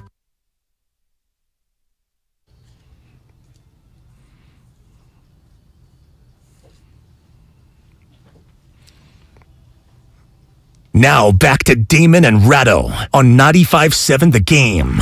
You know, it could be a lot worse. Whitey in for Damon, 95.7 The Game. Hopefully Damon's back tomorrow.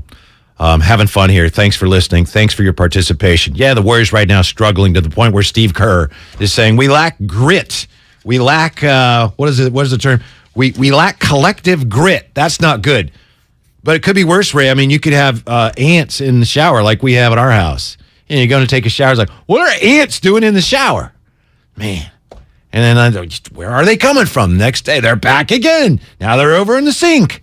You know? So, could be worse. That's all I'm saying. What the hell is wrong with you? You got to turn your microphone on if you want to insult me. No. I was captivated. I was captivated. I was captivated by your ant story. Yeah. They're in the shower with their little bars of soap. Like, what is that about? 888-957-9570, Xfinity mobile text line. Here's one possible solution for the Warriors out of this mess. I agree with someone on the text line here who says, where is it? Is it possible that that they're really right now, they're just not that good? Love the show, especially Ray's positive attitude with everything. Not a Warrior fan here. Has anybody considered the fact that they're just not that good and there's really no answer to this mess from the 530? They should have put their name on it. Right now, they're certainly not anywhere near as good as we expect the Warriors to be, but there is a way out. The way out would be, there's a number of ways out. One would be if you acquire some talent that would make a difference, some impact talent. And that's what a lot of people are thinking. Now, people on the text line are telling me what's going on with the Ants, Ray. You see, and I appreciate that. Some people are saying, look, they need to get Kevin Durant back. Stephen A. Smith, I know he was on with Steiny Guru today. He was on TV today. I'm not sure which. He might have been. He was on ESPN, I think, of course. And he said, yeah, that's the answer. Kevin Durant, the Nets aren't playing well. At some point, the Nets may have to. We have it. All right, here's Stephen A. today on ESPN. They believed in their squad. Now, if you have changed and you no longer believe in some of those young guys, okay? Go ahead and make the trade for Kevin Durant. Yeah. Go ahead and make the trade for Kevin Durant. You cannot waste Steph Curry playing like this. You can't take this for granted. You can't waste it. If you don't believe that these young brothers can be ready to help you repeat, I'm asking you. That was Stephen A. today on First Take. If the Warriors decide it's not working with the youngsters, they can't give us what we hope to get from them by this point, then we need to go get Kevin Durant. I'm all in on that, except that when you get down to the particulars of actually doing that, it's almost impossible. It's not just impossible, it's impractical. I don't think it's impractical. Well, go ahead. In what way, sir? One, I don't believe Durant wants to come back here. He's done that. And he would be coming back here with the same sort of situation that he had when he got here, which is he doesn't get to be the alpha male. The alpha male is Steph Curry, more now than ever. So I think that's a non-starter. I think he'd say, I don't want to go. Secondly, the Nets have made it clear they don't want to trade him. And I don't think the Warriors have anything that you could pile up that would get him. Well, that's where it gets really tricky. Now, you're right. It's not okay, go ahead. No, you're right. I'm agreeing with you. No, tricky's not the word. It's impossible. They don't have talent that you could stack up to make it worth Kevin Durant. I don't think it's impossible, but it's very difficult. Just because where you are, you're into the luxury tax, and so are the Nets. And don't want to give people an ice cream headache with all the numbers, but Jordan Poole just signed a contract, so that means the way it works, if you were to trade him, the outgoing money is more. You can only count like $3.9 million going out. The team that takes him has to count all the money he's going to get coming in, and that throws things off, which makes it really difficult to have a balance there when you're matching salaries. Wiggins, you can't trade. So then what are you left with? You would have to probably get a third team involved, and that gets really tricky. It might be a third team that would have to come in and help out the Nets and the Warriors and get almost nothing out of it. It's really complicated because of the situation. That's if you get past those first three hurdles, which is, do the Warriors want to do it? Would the Nets be willing to do it? Would Kevin Durant want to do it? I know you're right, Ray. The Nets have said they don't want to trade him, but that could change. And I don't think that it's impossible that Kevin Durant looks around and goes, going back there? Yeah, I mean, the idea that he could come to the Warriors and be their savior again, that might have some appeal to him. But it's just when you get to the, who knows, when you get to the particulars of actually, all right, how does this deal work? You get to the ESPN trade machine with the particular parts you'd have to be moving around here, it's almost impossible. Otherwise, I am honestly in favor of it 100%. I can't see any way that it can happen. First of all, what's in it for Brooklyn? Nothing. What is in it for Brooklyn? I can tell you, if you're able to give them some of your young assets, that's a team that's gone from being all in, traded away future draft picks, to being, all right, we need draft picks, and in addition to draft picks, some of your young guys, if they like Wiseman, Kuminga, Moody, some combination, I can see them going, yes, we want those guys. Those are guys that we like a lot. We can maybe build on. They're virtually, Wiseman especially, is virtually a draft pick. So there would be appeal there. I don't think there'd be appeal. We're seeing a guy who has not produced anything. In fact, we're seeing three guys who have produced nothing. Well, it hinges on what the Nets think of him. And maybe they see it the way you do, and maybe they see it as, those guys are really good, and the Warriors aren't giving them a chance. What would they see in any of them?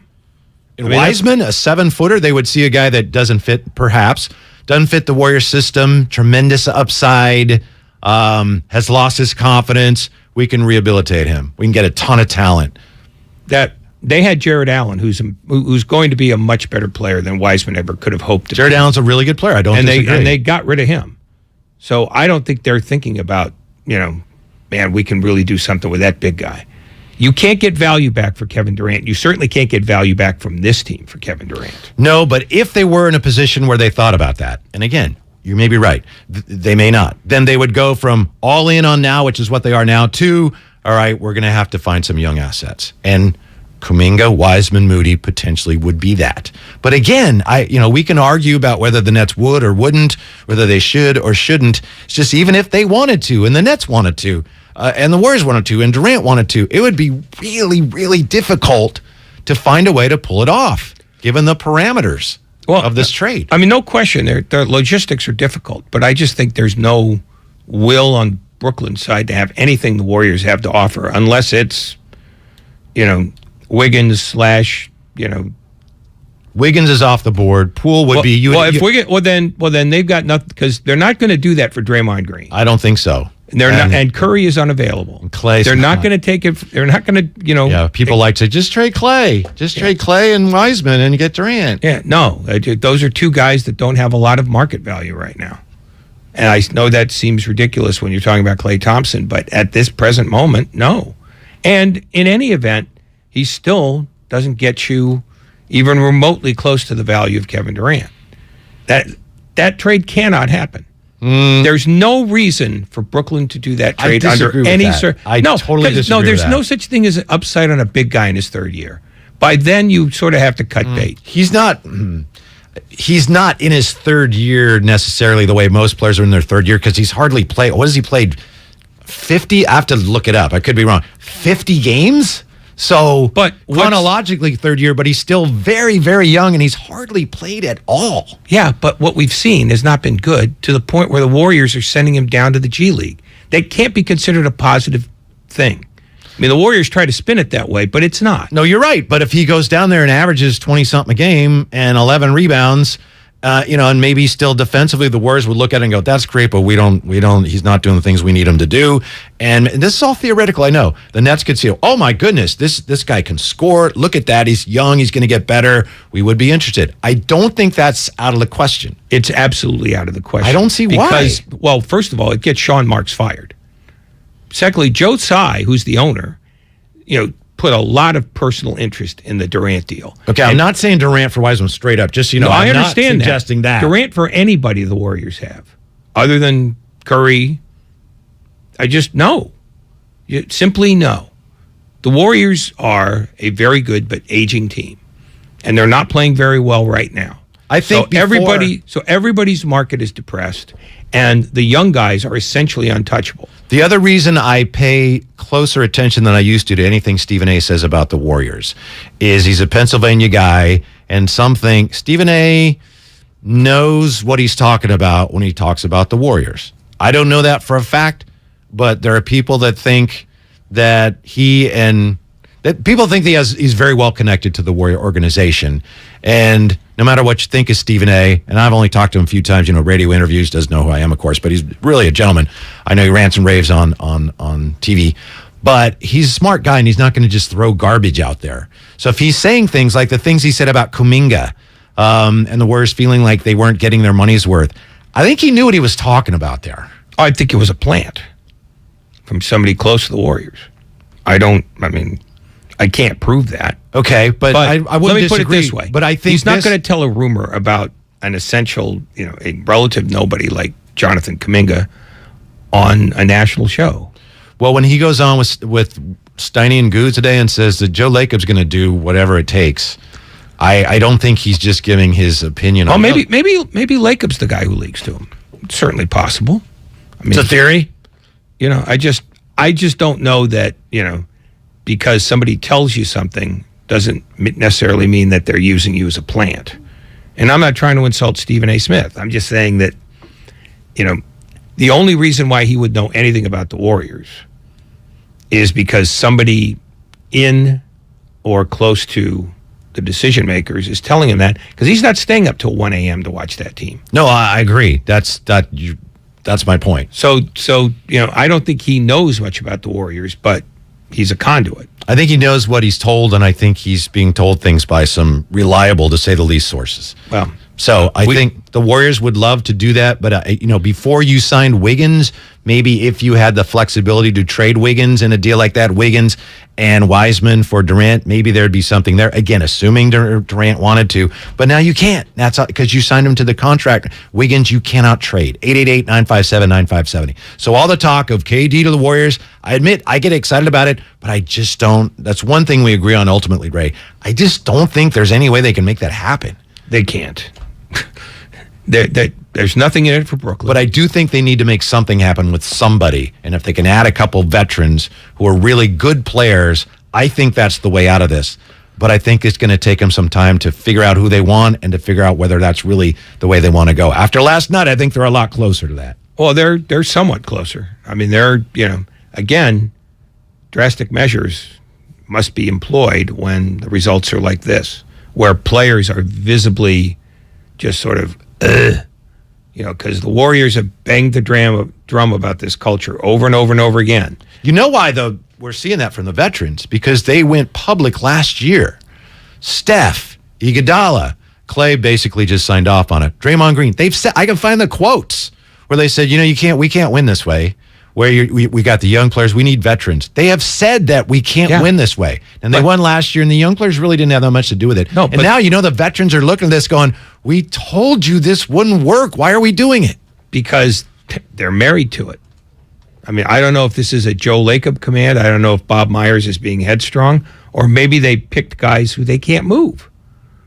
Because that's the thing. Right now, none of those guys have any marketability. None. They haven't done anything to make other teams go, yeah, he's a guy I want. Because you know what? Projects usually stay projects. And especially when you go to a second team. I think they are stuck with this roster. They have made their choices, and they're just going to have to eat the sandwich they're given. Let's go to Town Biz in Oakland on 95.7 The Game. What's the way out of this mess, Town Biz? What do you got, TB? Hey, what's going on? Hey. Good day to y'all. Hey, I just want to understand this because, over the summer, I'm a big GSW Hoop fan. I'm from the old school. I'm talking about it's a great time out, with Spree and Speedy Claxton, Mookie Blaylock and all that. But but on the real, I wanted to say, during the summer, everybody was like, they were like, okay, we trade Poole and then the three guys. Everybody was like, man, that might be too much to give up for Durant and stuff. But looking at the way, just think if Durant was on this team and him and Steph balling like that, he makes up for whatever those three guys, and I guess you can't trade Poole because you got him now, but I think it still could be possible. But then what you're saying, because the older guys said they were receptive to it over the summer, but then you're saying Durant might not want to do that because he might want to seem like he's riding Steph coattails again. You think that might be part of the problem? But have a great time, man. Thank you. Yeah, see, to me, who knows? But just guessing. Yeah, Durant, if he were to come to this team now, it wouldn't necessarily be, oh, I'm riding their coattails. It would be, I'm going there to save them. And I think that would have more appeal to him. I think he went to Brooklyn because he could run the franchise. He wanted to play with Kyrie. How'd that work out? That's not, you're missing the point. He wanted to you're run. Missing the point. I never missed the point. Actually, I always miss the point. I'm just renting here. Yeah. He went to Brooklyn so he could run the franchise. That wasn't the only reason why he was dissatisfied with Golden State, but that was a principal reason he wanted to go to Brooklyn. He had a clear path to running that team. That path will be closed if he comes back here. I think he would rather figure out, to the extent that he cares, how to either make Brooklyn work or go to another team where he can run it. In all fairness, he did say that I think it was Mark Spears just did an interview that was posted yesterday. He said that. Now, of course, who knows, especially with Kevin Durant, but he did say that's what he wants to do. He also talked about the starting lineup they have now and said, no disrespect, but how are we supposed to win with these guys? You think just because I'm on the team, we're supposed to win? I think that's very close to an exact quote. Vernon in San Francisco, 95.7 The Game. What's the problem, Vernon? Hi, guys. Hey. Listen, I think you're both wonderful at what you do. But one thing, I'm a coach, and I know that the culture that has been built with the Warriors has been built around Stephen Curry, Klay Thompson, and Draymond Green. The problem is Draymond Green has become a diva. He's got a post-op. He wants to be a LeBron James, and he's the one that popped. He hit.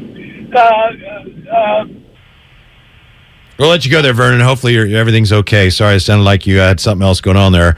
I don't think Draymond's the problem, but again, I think Draymond and some of the things we're seeing and hearing from him are reflecting other issues that are going on behind the scenes, whatever they are. Well, the thing is, you're getting visual evidence every night. Yeah, that's good point. Yeah, what they say very often has nothing to do with what's going on. I mean, I've said it before. I'll say it again. They're better at lying to us than we are at figuring out what the truth is with them. How true is this? If the Warriors improve their defense noticeably, they will be a better team as we look for solutions. Now, I know it's all right, but how do you do that? But if it's just, hey, if we're better defensively, are the Warriors a better team just by doing that? Here's Steve Kerr on how the team being unconnected on the defensive end is producing those disastrous results that Ray's so fond of talking about. When you come down and you don't make a team guard and you just shoot the first open shot, guys aren't tired at all. They're not having to fight defensively. So everybody comes down and they're feeling good. Like, I didn't even have to guard at the other end. Now I'm wide open. They're playing in transition, a lot of long rebounds leading to transition. So you're out of place defensively. So there's no collective grit. We lack grit right now. And when you don't have grit, the game is really easy for the other team. These are NBA players. They spend all summer shooting thousands of jump shots just like our guys do. And so when those jumpers are easy and the game is easy and they don't feel any physicality, it's a Drew League game. We're playing a Drew League game right now. The great thing about that is he points out that, all right, yeah, the offense is great, but we're taking so many quick shots. It's putting more pressure on our defense, which is already struggling. Well, the truth is, defense means that you're fully engaged. Well, the Warriors do not seem fully engaged in anything right Is it now. fair to expect a veteran team that just won a championship to be fully engaged in November? Yes. I mean, period. The idea that somehow, maybe what you can do is you could play guys a little bit less to have them fresher for the stretch run, but there's never an excuse for not being engaged when you're playing. By the way, Steph Curry, I'm not disputing you. I'm not coming after you. 36 minutes last night. Yeah, Steve Kerr doesn't want to do that. Right. But he's stuck because Curry is not only their best player, he is sometimes their only player. I mean, the fact that they lost by 11 on a night when Curry scored 50 is borderline unfathomable. A good point here from the 510. Sounds like Kerr is blaming Klay, but not saying Klay in that quote. Yes, that's clearly who he's talking about, Ray, where he says we're taking these quick shots, right? I mean, clearly, if you watch the game, it's like, yeah, that's Klay. Do you think that it's just frustration seeping out? Just does Coach Kerr think, very smart guy, does he think that he somehow, well, I'll send the message to Klay this way? I mean, why can't they be, if that's the issue, and we all see that it is, why can't they be more direct with Klay? Or perhaps they're not. Okay, all right. What they tell us has nothing to do with what they mean or what they're doing behind the scenes. But you said he doesn't care. Coach Kerr doesn't care what we think. Then why did he? No. Who is he talking to? Why did he say that? He's trying to send a message to Thompson without exposing him to ridicule from the outside. Yeah, but that just doesn't seem like a very efficient way to do it. Well, might not be the only way he's doing it. He might also be talking to him steadily. But he doesn't want to share that because he doesn't want the discussion to suddenly be, Kerr is always in Thompson's ear about not starting. It's just, Steve Kerr is good at misdirecting us. That's part of what a coach is paid to do. So whatever he says, because he's a coach and he's a coach with a team in crisis, you have to take what he says with a metric ton of salt. Sit tight, Ray, because Oscar in Concord has a trade proposal. Are you ready? Expect you to take notes on this and give us your evaluation of whether it's a great trade proposal or merely a pretty good one. Oscar, you're on with Damon and Ratto. Whitey in for Damon. What's your trade proposal? We will take it right to Bob Myers. Well, I'm sure you guys know if this would work far more than I do, but what if we traded Draymond, Wiseman, Kuminga, 3 picks for KD? And if not Draymond, I would do Wiggins. Is that a possibility? Thanks, Oscar. Wiggins, you can't trade, all right, just because he just signed a contract. So just whether you want to or not, or they would want him, no, he'd be off the board. Draymond, who was it? Draymond, Wiseman, Kuminga, 3 picks.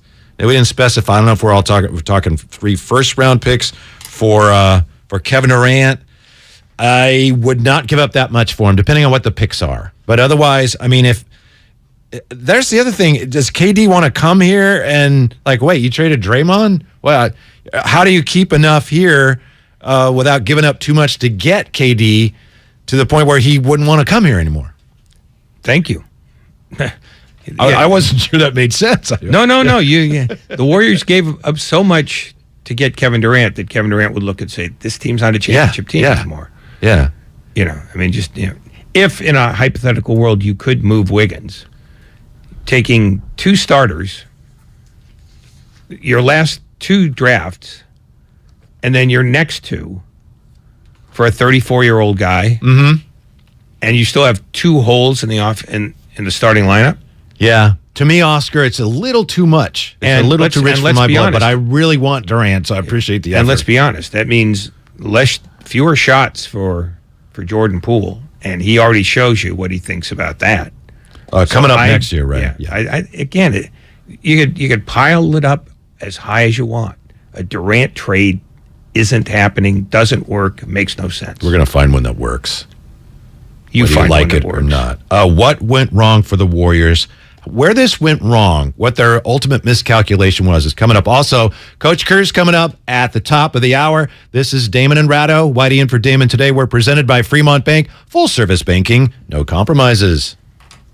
Cache Creek Casino Resort is the place for the biggest names and the very best in live entertainment. Rock out with your favorite bands, whether it's throwback classics or today's top hits. Sit back and laugh at stand-up comedy from well-known icons and tomorrow's legends. Plus, so much more. This is your time to cash in at Cache Creek Casino Resort. Find tickets and see our full lineup at cashcreek.com. Everything, our farm, our stand, our pop-up shop.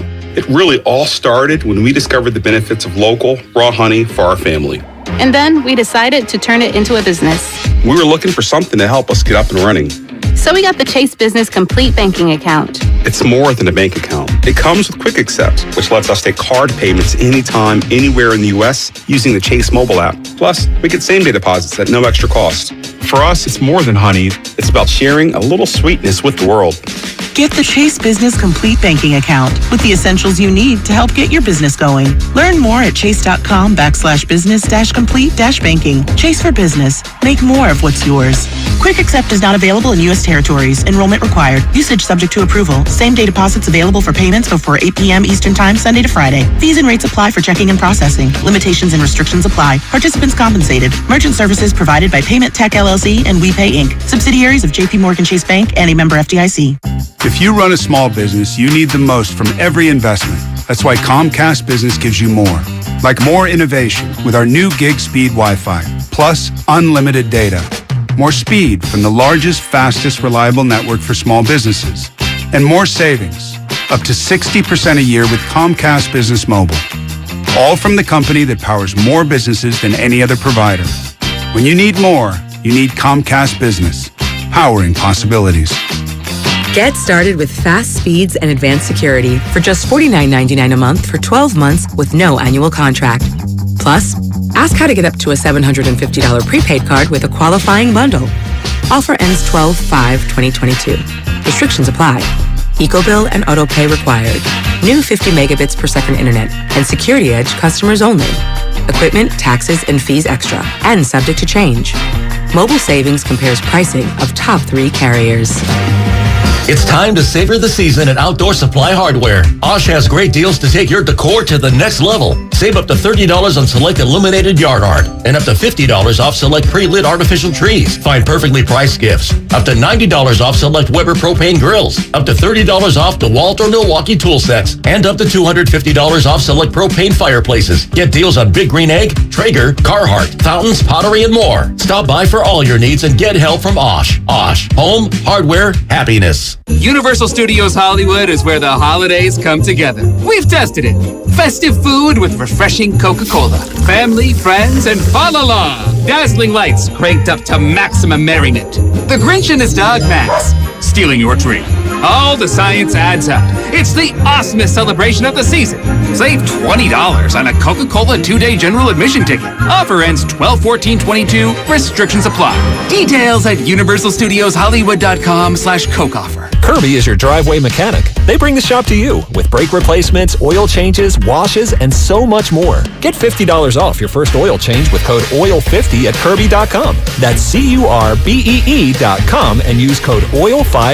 Hi, I'm Aaron, owner of California Deluxe Windows. Ever notice? When your neighbors get new windows, there is a large black eye of broken stucco, uneven plaster, and even mismatched paint. At California Deluxe Windows, we never leave a ring around the window. Why? Because we are one of the only companies in California who custom crafts every window and door to your home's exact measurements. Almost everyone else on the radio is a distributor. They grab a window from a warehouse, break open your walls, shove it in, and patch things up. At California Deluxe Windows, we take pride in our work. Our installation technique is so precise, we do not break your stucco. Your house could be covered with potato chips, and we wouldn't crack one. Call now, and for a limited time, you get 30% off your entire order and 24 months of interest-free financing. 800-874-3600. 800-874-3600. That's 800-874-3600. California Deluxe Windows. Windows engineered for life. Certain terms and conditions apply. CSLB number 774518. Don't waste your time trying to sell your old car. Donate it to Cars for Kids. It's the easiest and fastest way to donate your car and get a tax deduction. Donate online at carsforkids.org. That's cars with a K. 1-877 Cards for Kids.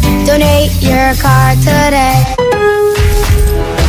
It's Pro Time, which means at Lowe's, you're invited to enjoy a Lowe's Pro Happy Hour. Kick back with free Pepsi Cola drinks and Frito-Lay snacks. Plus, earn 3 times bonus points per dollar on purchases of select Pepsi products. Come into Lowe's and get the full MVP treatment at Pro Happy Hour on November 17th from 2 to 5 p.m.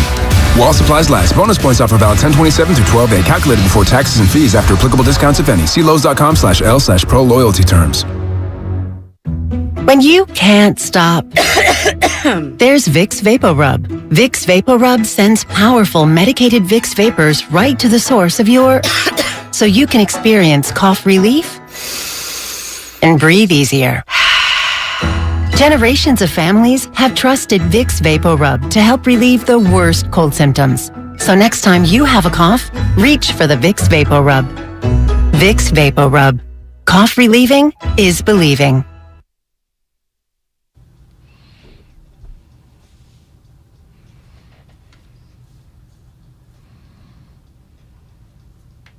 Now back to Damon and Ratto on 95.7 The Game. Warrior coach Steve Kerr coming up at 5 o'clock. Kevin Michael, Whitey Gleason in for Damon today. Before we get back to your calls and your suggestions, your ideas here, and where this season really unraveled for the Warriors, before we get back to that, all hail your new MVPs, Ray Ratto. National League Most Valuable Player, Paul Goldschmidt of the Redbirds, and Aaron Judge of the Yankees. Maybe he'll be wearing the orange and black soon. I don't know, but I know that. Yes, you do. I don't know, but I know that he is your American League Most Valuable Player for 2022. Why did you do that with your voice? Why did I do what, Ray? Nothing. Yeah, Judge got 28 of 30. The only two guys who voted for Ohtani both came from L.A. Is it an indictment of MLB in the way they handle things that Shohei Ohtani is not more widely revered, that he's not more widely recognized for what an incredible athlete he is? I know baseball fans look at him like, yeah, wow, he's amazing. But, I don't think that he's really got much of a presence in the national psyche. And he should, because we've never seen anybody or anything quite like him. Well, baseball does a terrible job of promoting everybody. Yeah. If it doesn't happen to a Cub, a Yankee, or a Red Sox, it's not important at all. And if you want to include the Dodgers, it's almost not important at all. I mean, Shohei Ohtani plays for the Angels. The Angels aren't important. Therefore, it's easy for people to ignore him, and baseball doesn't know how to impress upon people that he shouldn't be ignored. So, it's certainly not his fault. Mm-hmm. And he's got a chance here. Right, he could be a free agent after this year, and then he could go to one of those clubs. I mean, when Rob Manfred blames Mike Trout for not being more marketable. Yeah, exactly. I mean, exactly. That tells you everything you need to know. It's the players' problem. They don't want players to be famous. I would say that right now the Warriors are not quite as marketable as they were last year. Still pretty marketable. I know they're still, raking in the dough at Chase Center, but they got issues right now. And here's where it went wrong for them, Ray.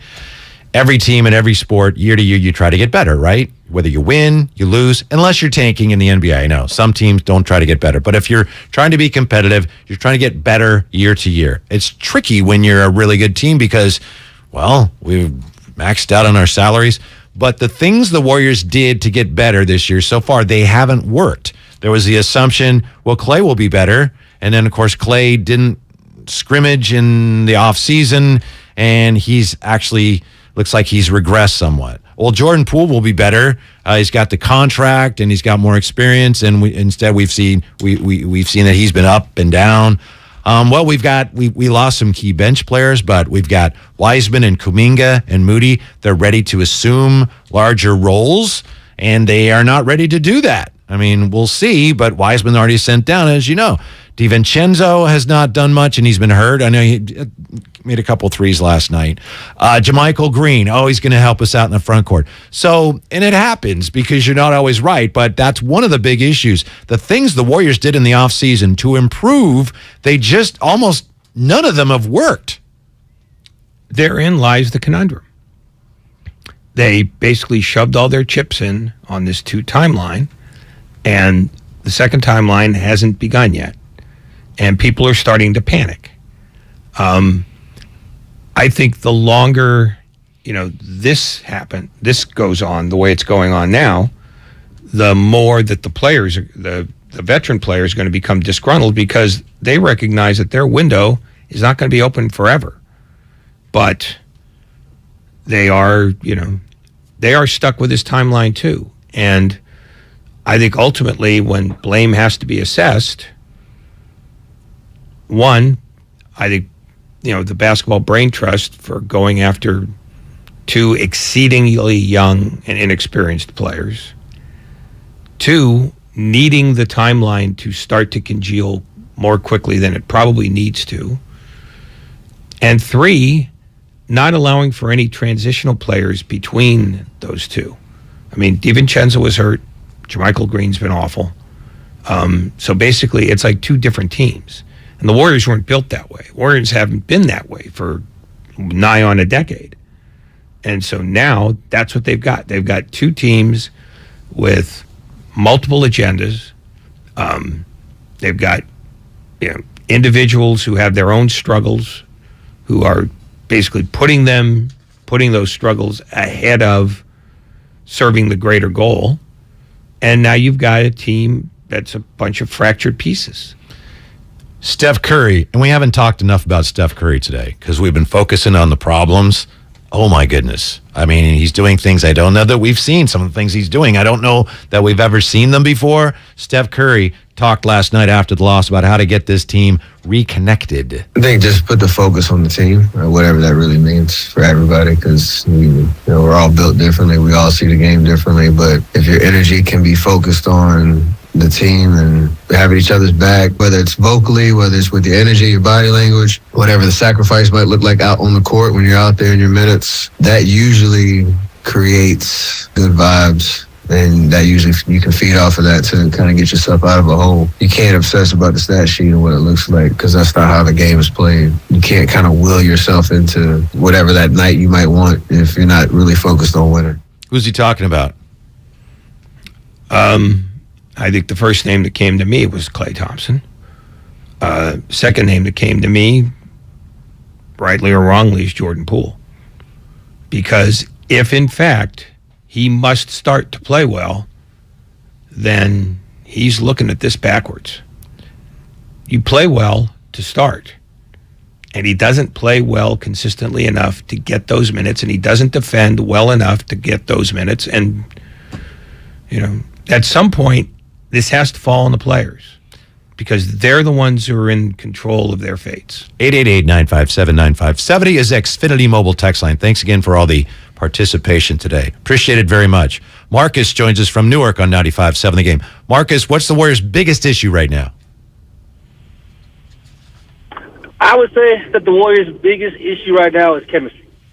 I mean, I think a lot of people are focusing on Klay Thompson and what he is or isn't doing, but the shot selection that he's taking was the same shot selection that he was taking last season. Still rushing the shots, and we were still able to win a championship. Last night, when they tried to run the inbound defensive play against the Suns, when was a backdoor cut. Luckily, it didn't count, but you could instantly see the lack of communication. Draymond rotated perfectly. Looked like Jermichael Green tried to as well, but Poole might have got lost in the sauce. In my opinion, it just seems like the lack of chemistry from the new pieces that's really causing the issue. Thank you, Marcus. There's also this, Raymond. I know we touched on it because a texter mentioned it, but you look at the bench players last night. They're just, again, right now, especially compared to last year, the Warriors don't have enough guys who are playing well. And I'm not saying all those other things don't have something to do with it, but sometimes it's simple. Well, I've covered some bad teams in the past, and teams lose a lot, and people start to wonder, what is wrong? And sometimes, you know what? You don't have enough good players. And I think that, again, gets us back to the way that some of the planned improvements this year haven't panned out. And you mentioned yesterday, the starting 5, you look at their, the analytics and their plus minus as a group's like, wow, that's really good. There's just such a huge drop-off. They don't have enough guys coming off the bench who are playing well right now.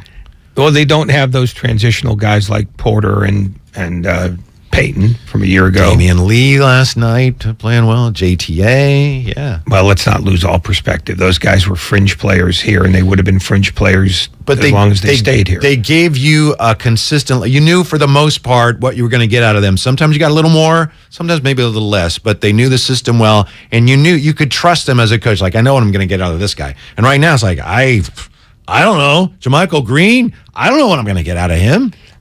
You're starting to realize, though, that what you're going to get out of him isn't much. And that's the problem with Kuminga. It's the problem with Weissman. It's the problem with Moody. Right. And Steve Kerr, maybe he's supposed to be more patient, but I get why he's not. They still have a championship caliber contender. They still have Steph and Curry. They still have three Hall of Famers. You're going to cheat them to try to hasten this timeline? How incredible is this to you to see what Steph's doing? Because, and I'll ask Steve Kerr about this.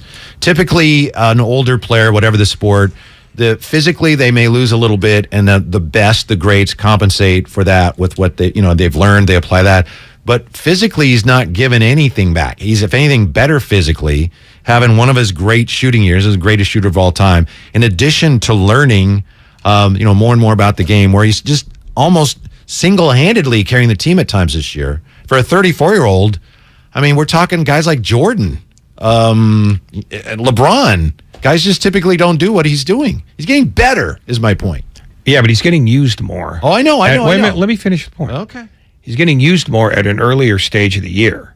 And as well as he is, you're exacerbating something down the road. Right. And that's one of the reasons why people keep stressing that the bench is not bailing any of these guys out. No, I know that. And Coach Kerr has talked about that, how that's not sustainable. But be that as it may, putting that aside, what he is doing right now, the way he's playing, I have a hard time thinking of other players who've done that. The great Kobe Bryant, he started to tail off, and he was able to maintain a high scoring average through hard work. Steph actually looks like, it's not like he's not maintaining. He looks like he's actually getting better at 34. I think he's doing more. He's recognizing that he has to step up more and do more things. Yes. I think he's doing the same things he's always done, only he's doing them more frequently. So it looks like he's better. I think he's about the same as he was, but because he's having to do more, it looks like, oh my God, he's made another leap forward. Mm-hmm. I mean, he's the same guy. And the same guy, I mean, he's a breeze to go to the Hall of Fame. He shouldn't have to wait 15 minutes. Yeah. Steve Kerr. They should just give him the plaque now. Sure. Steve Kerr coming up next. First, we want to welcome you to your 5 o'clock hour. You're listening to 95.7 The Game, KGMZ FM and HD1 San Francisco. Always live on Twitch, YouTube, and the free Odyssey app. Damn well better be free. Damon and Ratto, Whitey in for Damon, and nice enough to join us. Brought to you by Xfinity. Stay connected, protected, and entertained. Coach of the Warriors, Steve Kerr. Coach, thanks so much for your time today. We were just having a discussion about Steph, and you having played with Michael and played with the players you played with, have a obviously unique perspective on this. To my eye, at age 34, he looks like he's actually getting better, which I've never seen before. Is it possible that Steph Curry is actually improving this year before our very eyes? I think it is, and it sounds crazy to say given how great he's been now for so long, but he's playing as well or better than ever. I mean, it's just amazing to watch night after night. Are you seeing him being more demonstrative as a team leader as well? Because then the numbers, they tell their own story, but he also looks like he's more sort of involved in the more tangential stuff about guiding players to where they need to be, basically running the team in a more visual way. Am I misinterpreting that? Yeah, I mean, I don't think it's any different than a year ago or 2 years ago. I mean, he's grown into that. He didn't do a ton of that, 4 or 5 years ago. But I think over the last couple of years, he's because of the makeup of our team, he's really become more of a vocal leader, demonstrative leader. But I don't notice anything different this year compared to last. It's there's some frustration, but that's there for all of us, and we're just trying to find our way. Yeah, to that point, Coach, we through the magic of TV, we heard you address your team on the bench last night, and we heard you telling your team about how there has to be a collective trust and competitiveness. One of my first reactions to that was, I'll bet it's been a long time. How long has it been since you've had to give that type of message to any of your Warrior teams? Maybe not ever. I don't recall giving a speech like that. But it was warranted last night. You could just tell. We were just off kilter, and there was sort of a strange sense of I don't know what you would call it, almost like a melancholy. Instead of seeing fire in their eyes. It was just sort of like this resignation of, maybe uncertainty about what was happening or confusion. But, we definitely lost our way last night. And I'm confident that we'll find it, but it's gonna take some work for sure. Of all the things that, you said you've never really given a speech like that before. Have you seen this sort of development before, where a team, not only of smart players, but confident ones, seem to have lost sort of the grip on all the things that they remembered from all those years? And I guess I've got to fold the young guys into that too. I've never seen a Warrior team that you've coached as sort of disconnected from the process as these guys are now. I think last night was extreme. We had won 3 out of the last 4 games. I felt like we were rounding into form. So last night felt extreme, but don't forget, we lost 9 of 11 games last year in March. We were in a really bad way. Everybody predicted we had no chance to win the title, and then obviously we did a few months later. So we righted the ship last year. But there's no doubt the moment last night, where the cameras caught me in the timeout, that it was a strange vibe, and I didn't feel that vibe last year when we were in that bad stretch. And so that it was different, it was unique, but every season's different. Every team is unique, so we just have to find our way as a group. And as I said, I'm very confident we'll do that. Coach, speaking of your way as a group, is there a disconnect between the young players who want to play but aren't playing well and the veterans who've stated publicly that they'd rather play with other veterans? No. That has nothing to do with our struggles. Our struggles are based on really bad defense. Near the bottom of the league in defensive efficiency, fouling. I think we're dead last in free throws allowed. That has nothing to do with, the makeup of the team or, young guys, old guys, whatever. It's just the intensity, the attention to detail, we haven't gotten it yet, and we got to keep working to get it. Given that you've never really had to do this before, how many people have you talked to about getting ideas about how to get a message across that you probably never have really had to get across very often? I would argue that I've had to do this plenty of times before. Like I said, every season is unique. Every team is unique. As a coach, you are presented with a series of, I don't know if problems is the right word, or I think challenges is the better word. Every single season, you've got all kinds of dynamics at play, and that's the job, is to navigate them. And Bob and I really collaborate on that. And Bob and I talk pretty much every day, and he helps me, communicate with the players, and we communicate with each other. And this one's a little different, but every single season is filled with challenges, and as I said, the job is to tackle those challenges. Yeah, I guess maybe I'm focusing on the fact that this is, at least to your words, a different kind of challenge than you've had before. Yeah, it is. It is a different kind of challenge, but as I said, we've had all kinds of challenges here. You can go back every year and find different moments in the season where, we're doing our radio show and you're asking me about other stuff, and that's the job, as I said. Mm-hmm. Sorry. Yeah. Coach Kerr with us on 95.7 The Game.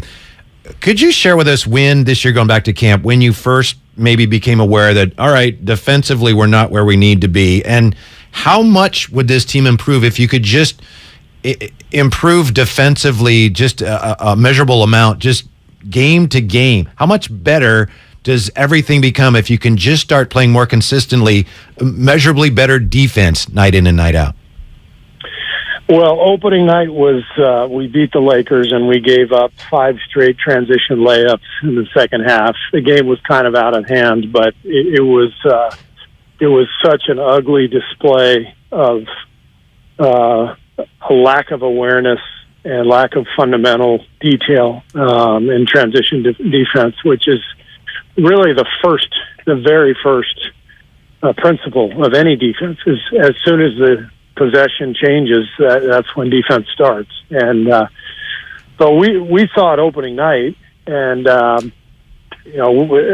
basically we've been trying to address it ever since. We've had, until last night anyway, we've had a few good defensive games in the last week or two. So we've just got to keep going and keep plugging away, keep trying to get better with it. And as I said, I'm confident we will, but it's not an easy turnaround for sure.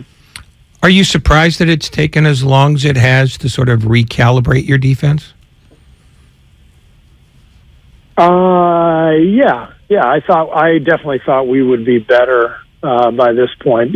Camp was obviously a little disjointed with a few different things going on, but I thought we would be able to turn it around a little bit quicker than what we've shown. And again, I thought we showed some signs over the last week, and then we had regression last night, which was what made last night's loss so disappointing. Coach Kerr, as far as Jordan Poole goes, how much of his ups and downs, in your opinion, are due to the fact that now Jordan Poole's name is a lot higher on the list of opponents' defensive priorities?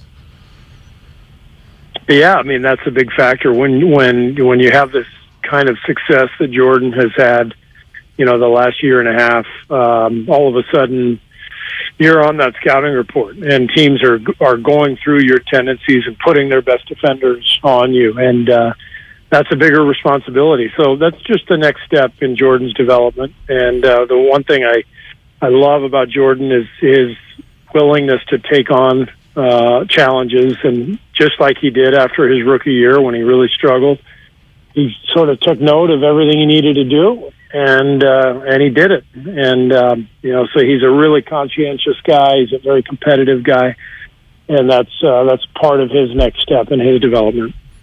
When he has the occasional game where he only takes 4 or 5 shots, is that mostly the reason why? Is that he's not getting the kind of looks that he wants, and he's trying to create something, by distributing the ball that makes him basically put himself in a position where he's shooting less than normal?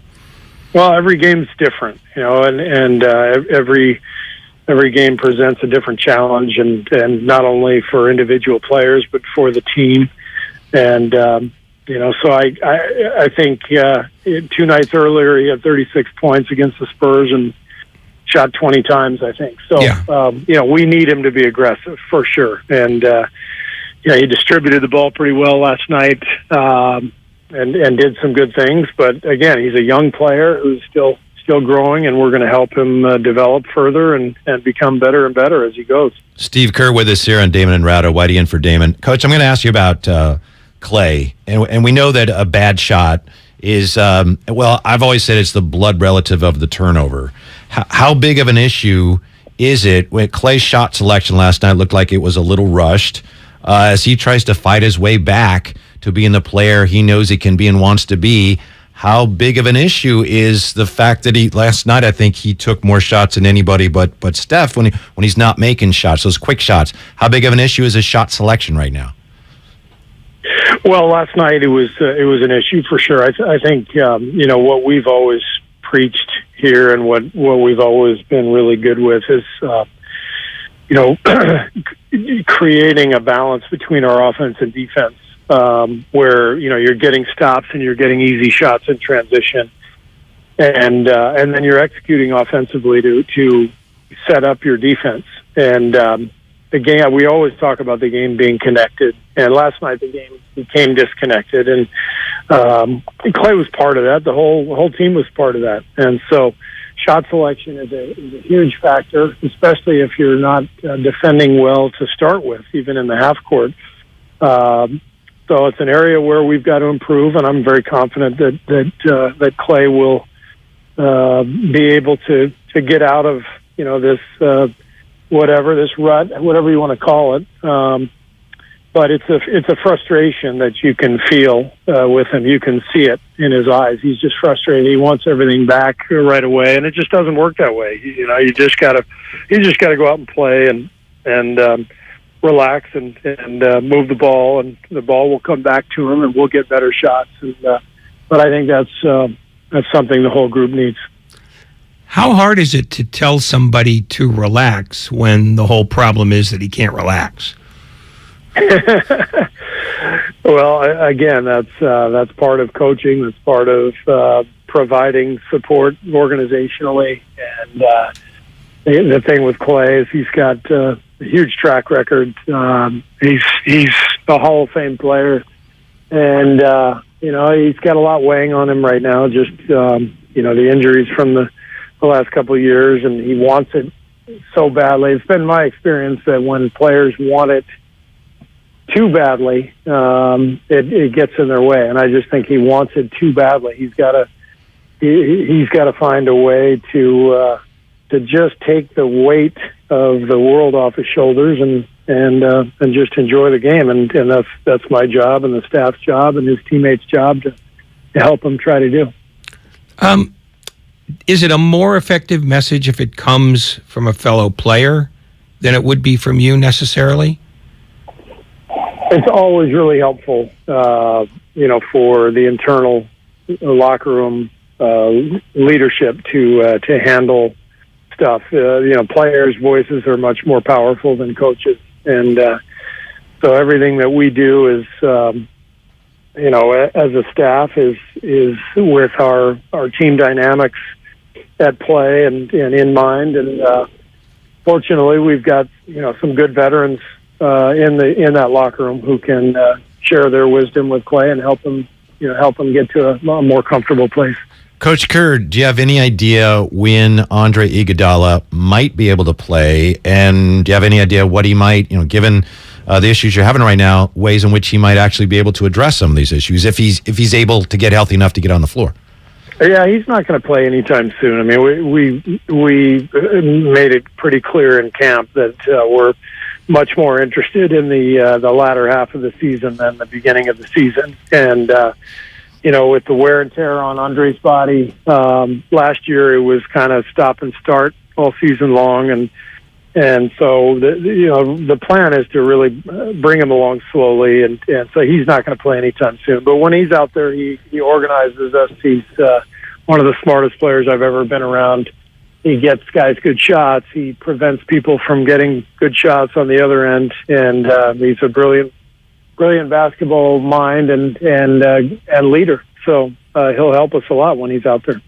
Do you find, in general, this is not a specific question, that it's harder for a guy who has not played all year to be able to be that sort of leader and guide for young players who, I think in general, and it's a generalization, I know, but tend to pay attention more to the guys who are playing than the guys who aren't? I mean, it's a guy like Andre has the ultimate respect. Our young players know he was, finals MVP. They know he's been an all-star. He's got 4 rings, and the way he mentors them, the way he cares for them, they listen. So that's not a factor. Coach, would you be willing to share with us at all how difficult it was to give the news to James Wiseman? And I know you've talked about this, and share with us how he reacted and what you're hoping to see from him at Santa Cruz more than anything else. Well, it wasn't difficult to give him the news. It's more matter of fact than anything. James needs reps, and everybody knows that.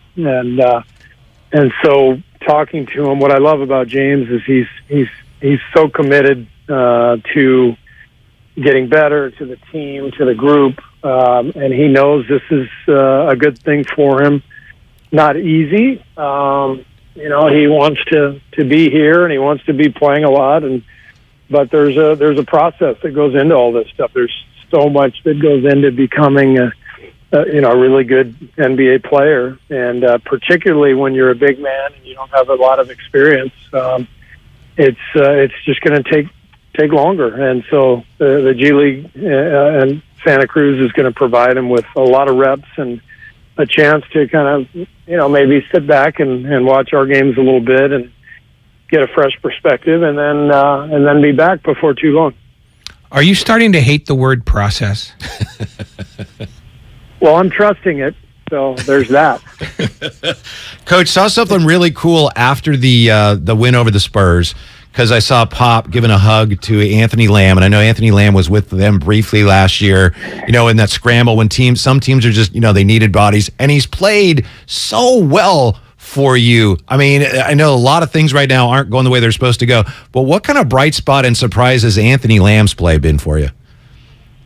He's really good. I mean, he's just, I saw him play in the G League last year. I went to Santa Cruz to see our young guys play, and they happened to be playing the RGV team, the Rockets affiliate. And, as soon as the game started, it's like, oh, who's that kid? You could just see he has a great feel for the game. He shoots it well.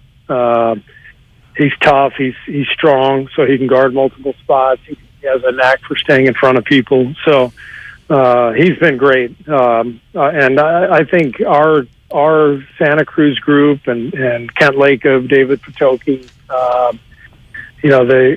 our front office has really done an amazing job over the years finding these diamonds in the rough, whether it's, Juan Toscano-Anderson or Damian Lee or, Gary Payton, Ian Clark. We've had Quinn Cook. We've had a lot of success with guys who were just free agents who our group went out and found. And I think Anthony is the latest and a guy who can absolutely help us win some games. All right, Coach, we'll wrap it up here. Draymond said yesterday that the team's struggles so far this season, he said they're, quote, are real, fixable, but something we can't ignore, end quote. How much of the fix could be here just better, more consistent effort and more connectiveness defensively? How far would that go towards brightening the picture that's in front of you guys right now? Well, that's the plan, to improve defensively. And one way to do that is to improve on offense and just get better shots and make defenses work more. I made the comment last night that these games have felt like pickup games. Some of them, last night's did anyway. And so we've got to work harder at both ends to solidify our team. And that's the plan. Thank you, Coach Kerr. We appreciate it very much. Okay, you guys. We'll see you later. Okay. Coach the Warriors, Steve Kerr, talking about the mood last night. There was a kind of a pall about the team. Interesting. Yeah. And there was no Chris Paul, but there was a pall about the team last night, right? No, I think that's what I kept trying to get at. That's new for this team, is that they've had games where they've looked bad, but they'd never looked bad where they looked dispirited. They've had moments where they've been disinterested, because every team has that in the course of a season. But they looked beaten, and that's a new phenomenon, I think. And I think that's what I was trying to get at, and what he sort of danced around. Yeah. 888-957-9570. What'd you think of Coach Kerr's responses here? It's pretty clear here as we sit here and try to figure out what's the answer. You make a trade here, bench this guy, start that guy. And as far as the Warriors are concerned, where it has to start for them is they've got to play better defense. And maybe that's an oversimplification, but they play better defense, Ray. If they're able to find a way to get more defensive, as you like to use the word, traction, more consistently, that's going to go a long ways towards getting them headed in the right direction. Doesn't solve everything, but brightens the picture considerably. Well, no, again, defense means engagement. And they have looked disengaged at times. Last night, that disengagement mixed in with, sort of, I don't want to say lack of confidence. That's too easy. It's like they felt defeated. And defense will go a fair way to getting that done. But I don't think Klay Thompson is obsessing over his defense right now. He's obsessing over his shot. Mm-hmm. I think Jordan Poole isn't obsessing over his defense. no pun intended. I think he's obsessing over the fact that he's not starting. And that's how you really make your presence felt, impose your will on the other team, is at the defensive end, which the Warriors historically have done so well. Well, and usually, and maybe this has happened less often than we want to think, but this team has usually had its agendas in order. I think that maybe in some ways they don't have their agendas in order this year. I think there are, Interesting choice of word. Agendas. Various players, people with different agendas. Jonathan Kuminga wants to play more, and he's not. He's frustrated. James Wiseman wants to play more. He's not. He's down in the G League. Frustrated. Jordan Poole wants to start. Isn't always happy about that. Moses Moody doesn't get much run. Michael Green doesn't get much run. There are a lot of guys who aren't getting enough of what they want. And when you have enough guys who aren't getting that, you get frustration. By the way, some people have said, and I can't even remember who said this, but some people look at the bench and how disengaged the bench is. And I've heard some people say, they're young guys, they don't know, right? Well, they don't know how to act on the bench. But you go to any high school game, and those people are very young. People on the bench in high school know you're supposed to support your teammates. And I don't think it's as simple as, they don't know. They're young. It does speak to knowing your roles. And the team last year, the guys that were veterans that aren't there anymore, that knew their roles, they knew that we're not playing now, and these are the guys. Yeah. And this team just, I don't know. I don't know what to do. I don't think it's not because they're young. No, it's not because they don't know this either. I think they're in their own heads. A little mopey? Yeah, that could be. I mean, that might be a good word. I think they're, I guess that happened to somebody else. Didn't happen to me. The Warriors, who have bragged on their culture for Lowe these many years, aren't showing a lot of signs of that right now. So there is a little bit of a disconnect, isn't there, between the youngsters and the vets? I don't think it's necessarily just youngsters versus veterans. I mean, I think, Klay Thompson's in his head. I think that's pretty clear. I think the three, four guys who are, least in their heads right now, I mean, we mentioned them before, Curry, Wiggins, Green, and Looney. Looney's never in his head. He just works. I think Kerr can get in his head, but for the most part, he's so good that he applies it to something that turns out positively. Green can get a little, tightly wrapped at times, but he's been pretty exemplary since the disastrous punch that, nobody wants to talk about anymore. And Wiggins he's a metronome, but I think there are... Giving him a little too much credit, but that's fine. Continue, please. Oh, I'm sorry. What is he then? How do you want to describe him?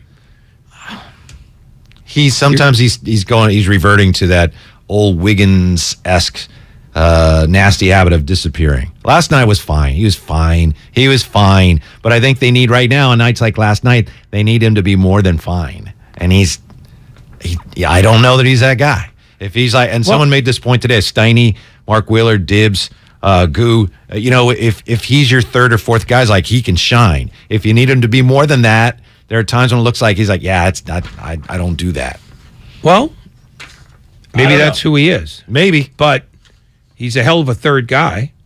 I mean, what we're talking about here is Klay Thompson, who is not having a good year as the second guy. What'd you think of Coach's answer to my question about Klay's shot selection? He said, well, last night it was, which is true. I think that's code for, I'm sitting here trying to interpret what he's trying to say. Of course. I think that's been true more than just last night. Yes.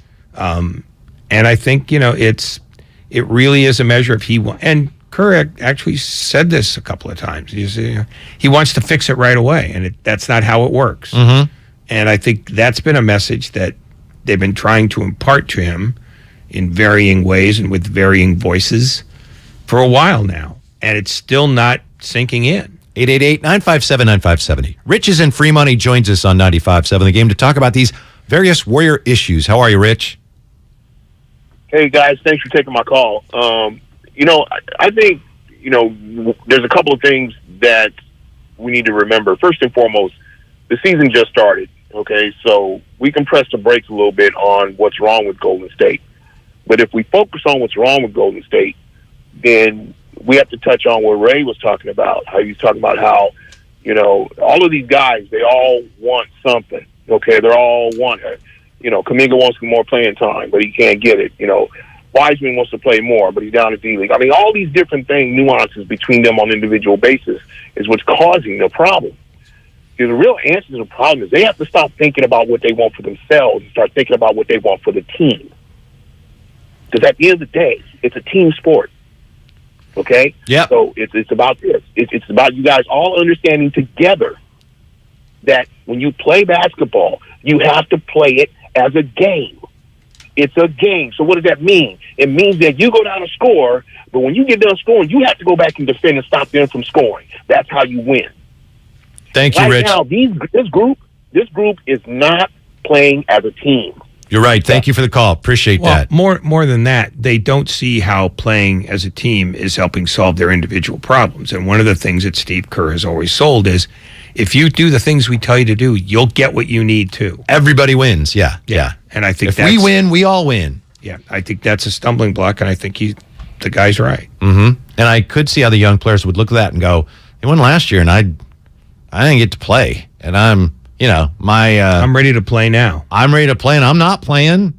And as Steiny said earlier, guys that were drafted after me, they're playing, and yeah, we won, but I'm still not playing. So when do I get to play? I'm a basketball player.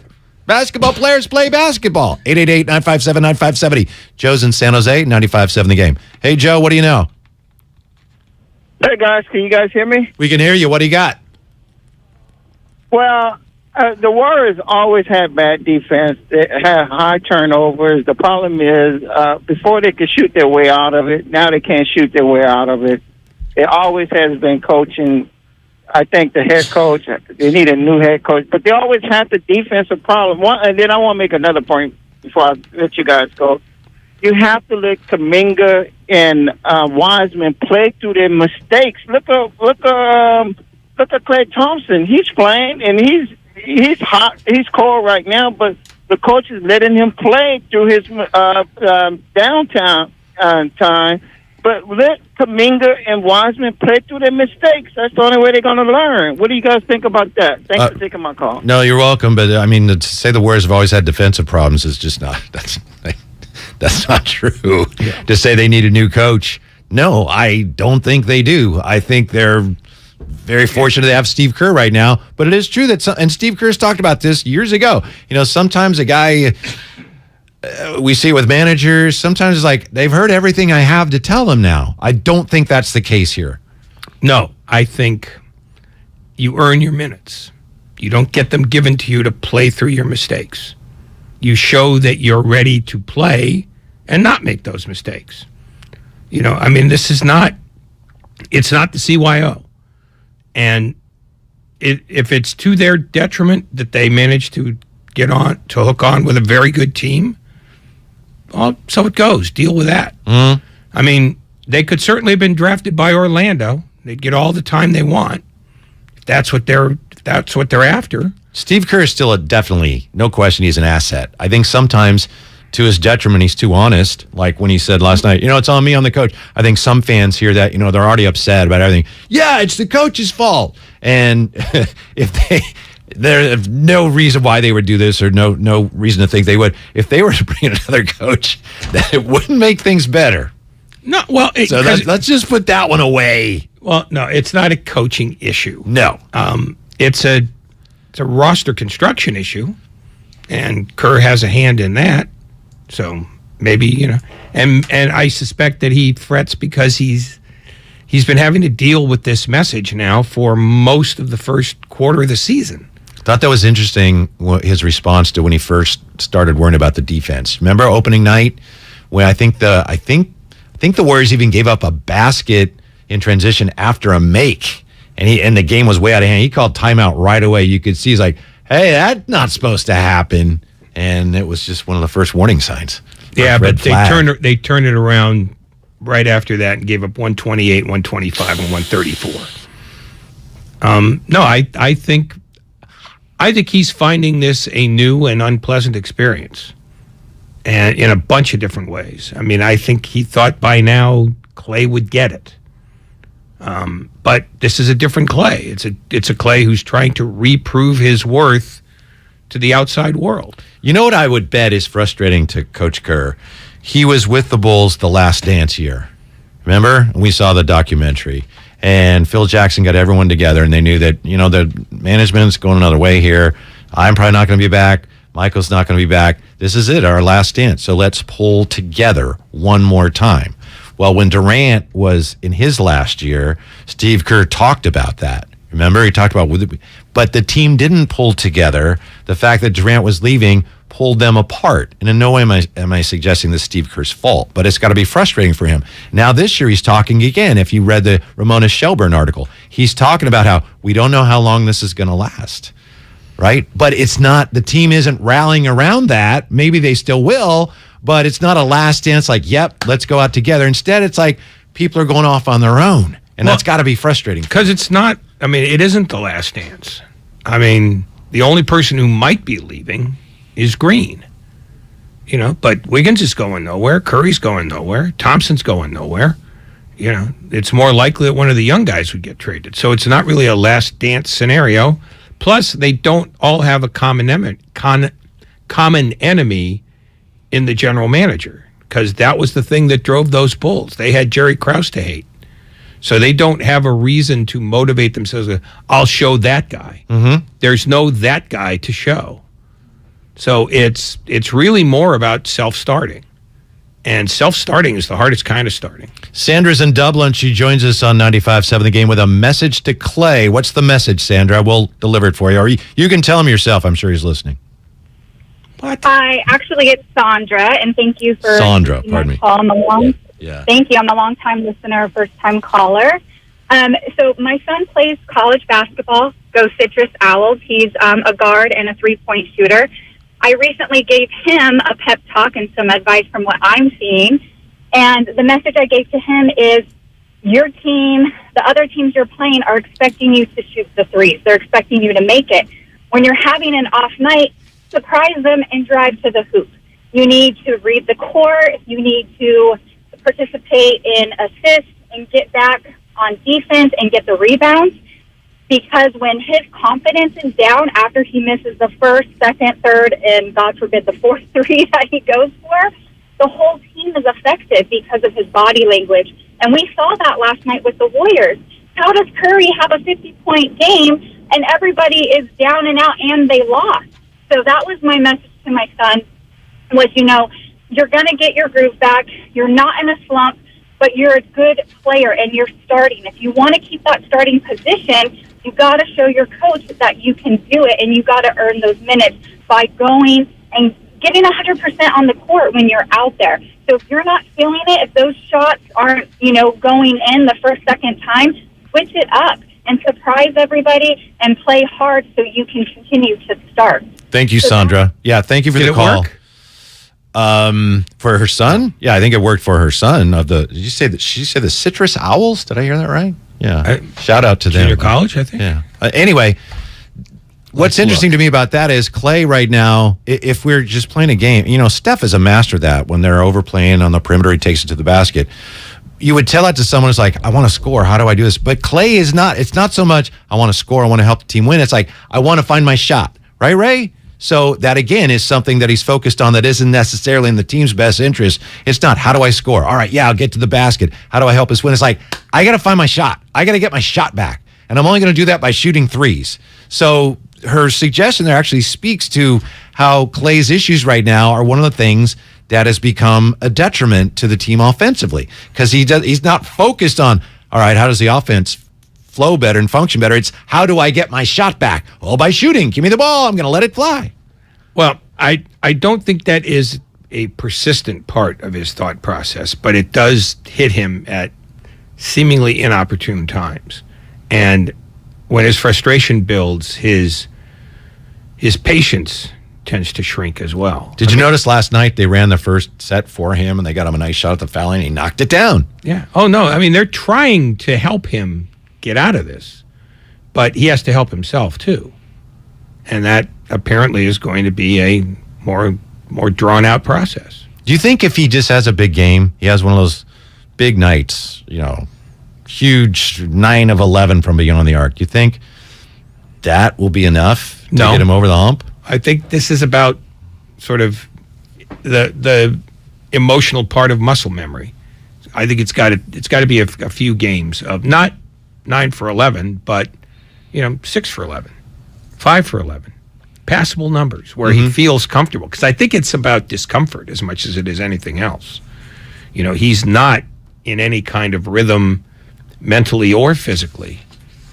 So he's rushing shots. He's taking them too early in a possession. He's doing things that he doesn't normally do because he's trying to make up for lost time, and you can't get that time back. You have to do with the time you got left. Yeah, like the almost 3 hours you and I've spent together today. You're not getting that back, Ray.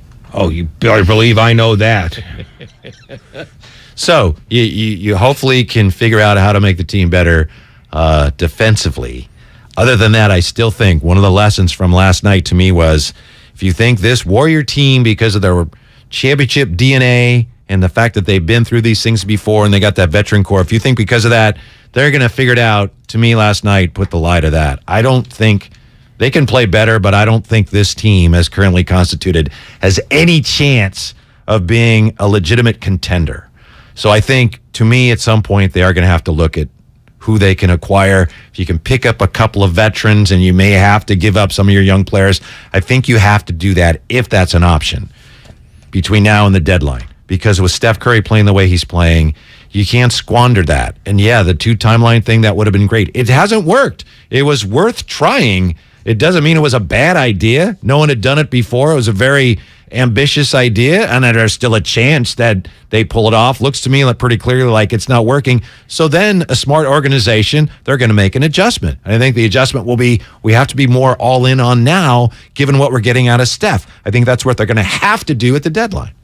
Well, the problem is they're cap strangled. So their chances of doing things at the deadline are smaller than most. It's not that they won't try, but I don't know what assets they can put up on the market that they won't miss immediately. Everybody's talking about, well, the upside. Upside doesn't help. You want players who could play. It depends who you are. If you're a tanking team. Okay, well, give me the upside. Okay. What's the tanking team got that you want? Depends who we're talking about. There are some. Well, sure, but if a team is tanking. Jakob Poeltl. Who? Jakob Poeltl. I'm sorry? Joel Poeltl. Yes. Joel Poeltl. Okay. Yeah. All right. I mean, that's a guy, we've seen him. He can play. Yeah. Hey, Dub Nation, the season is in full swing. You don't want to miss a single home game. Join the Warriors live at Chase Center for a big week. The Warriors take on the Knicks tomorrow night. Get your tickets now at Warriors.com or call 888-GSW-HOOP. Representatives are standing by. What's coming up on the game next is brought to you by Fremont Bank. Best of the game is coming up too here on 95.7 The Game. Our company Repurpose has a really cool mission: get rid of plastic. Meanwhile, we had this problem. Our office was all paper, and nobody wanted to file paperwork, print checks, mail them. We don't do that anymore. Now we've got Bill. It lets us be digital. Bill saves us paper and time. No matter where our key players are, they have visibility into our cash flow. Goodbye plastic, goodbye paper. Automate your finances with Bill. Learn more at Bill.com. Hi there, I'm your host, Dog, filling in for the human who's normally here and bringing you the smells and sounds of the holidays, courtesy of Beggin' Dog Treats. We wish you a begging Christmas. We wish you a begging Christmas. Dog rest ye merry Doberman, let begging you acquire. Deck the halls with strips of begging. Arf, arf, arf, arf, arf, arf, arf, arf. Remember, for bacon-loving dog excitement this holiday, it's beggin'! At the Home Depot, we have Black Friday savings all through November. And with that comes a joyful holiday bustle that we just love to hear.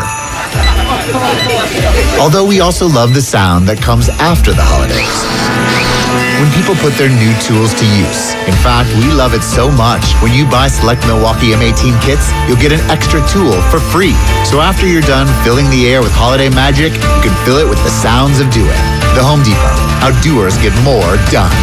Black Friday is starting early at Fasteners Inc. Tool Outlet, and there is no better place to shop for all your power tools. Grab free batteries with tons of Makita products and many more of the year's hottest deals, November 21st through the 28th. Save $100 on Makita 18-volt rear handle circular saw kit and take home 2 extra batteries on us. Again, our Black Friday sale will be November 21st through the 28th. Check us out at 2897 Monterey Highway or online at fastenersinc.net.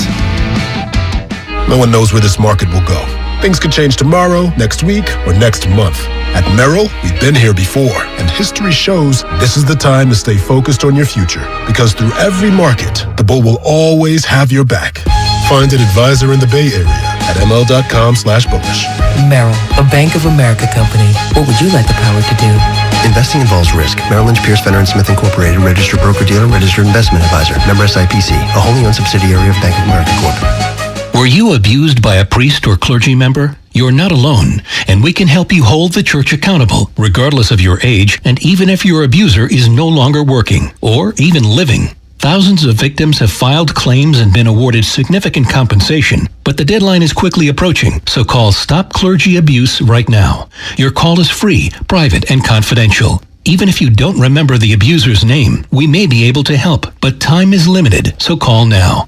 Catholic dioceses have paid more than $3 billion to victims, with the average national settlement at $268,000. In parts of California, the settlements are much higher. Call 800-230-5678 now, or soon you may forever lose your chance to file a claim. You can't change the past, but you can be compensated for it. Call 800-230-5678. A representative is standing by to help. Call 800-230-5678. That's 800-230-5678. For 25 years, Buy Right Market in San Francisco has partnered with purveyors of deliciousness to bring you local food that adds a dash of unique to every meal and celebration. Hi friends, this is Jamie, Buy Right's head of product. And this season, whether you're planning an elaborate meal, watching the game, heading to a friend's, or cozying up for a night in, Buy Right will help you savor what matters most. Pre-order your holiday meals at buyrightmarket.com or stop by and discover something unique for yourself. Gather, share, and enjoy with Buy Right. Let me guess. Unknown caller? You could reduce the number of unwanted calls and emails with online privacy protection. The latest innovation from Discover will help regularly remove your personal info, like your name and address, from 10 popular people search websites that could sell your data. And we'll do it for free. Activate in the Discover app. See terms and learn more at discover.com/online privacy protection. Everything, our farm, our stand, our pop-up shop, it really all started when we discovered the benefits of local, raw honey for our family. And then we decided to turn it into a business. We were looking for something to help us get up and running. So we got the Chase Business Complete Banking Account. It's more than a bank account. It comes with Quick Accepts, which lets us take card payments anytime, anywhere in the U.S. using the Chase mobile app. Plus, we get same-day deposits at no extra cost. For us, it's more than honey. It's about sharing a little sweetness with the world. Get the Chase Business Complete Banking Account with the essentials you need to help get your business going. Learn more at chase.com/business-complete-banking. Chase for business. Make more of what's yours. Quick Accept is not available in U.S. territories. Enrollment required. Usage subject to approval. Same-day deposits available for payments before 8 p.m. Eastern Time, Sunday to Friday. Fees and rates apply for checking and processing. Limitations and restrictions apply. Participants compensated. Merchant services provided by Payment Tech LLC and WePay Inc. Subsidiaries of J.P. Morgan Chase Bank and a member FDIC. Some people bring joy wherever they go. Some whenever they go. Mark Twain found humor all around. Never argue with a fool. Onlookers may not be able to tell the difference. Humor. Pass it on from passiton.com. Here's what happened today on The Game. Presented by the County of Santa Clara. The Morning Roast from 6 to 9. When you pay someone that much, it's almost impossible to not play them. But what I'm saying is for the best of everyone, because it's sinking the whole ship. It's not just him. Willard and Dibs from 9 to noon. I'm here for this. Do not trade Klay Thompson or Draymond Green. Period. Steiny and Guru from noon to 3. Stephen A. Smith joined us on 95.7 The Game. You don't just wake up being able to shoot better than Klay Thompson. But what good does it mean, Damon, if you've forgotten that? Damon and Ratto from 3 to 6. This is partially Bob Meyer's creation as well. And it's certainly on the players because they have a core that shouldn't have any problem with this at all. The best of the game, presented by the County of Santa Clara. Book a COVID-19 booster shot now at sccfreevax.org or call 211.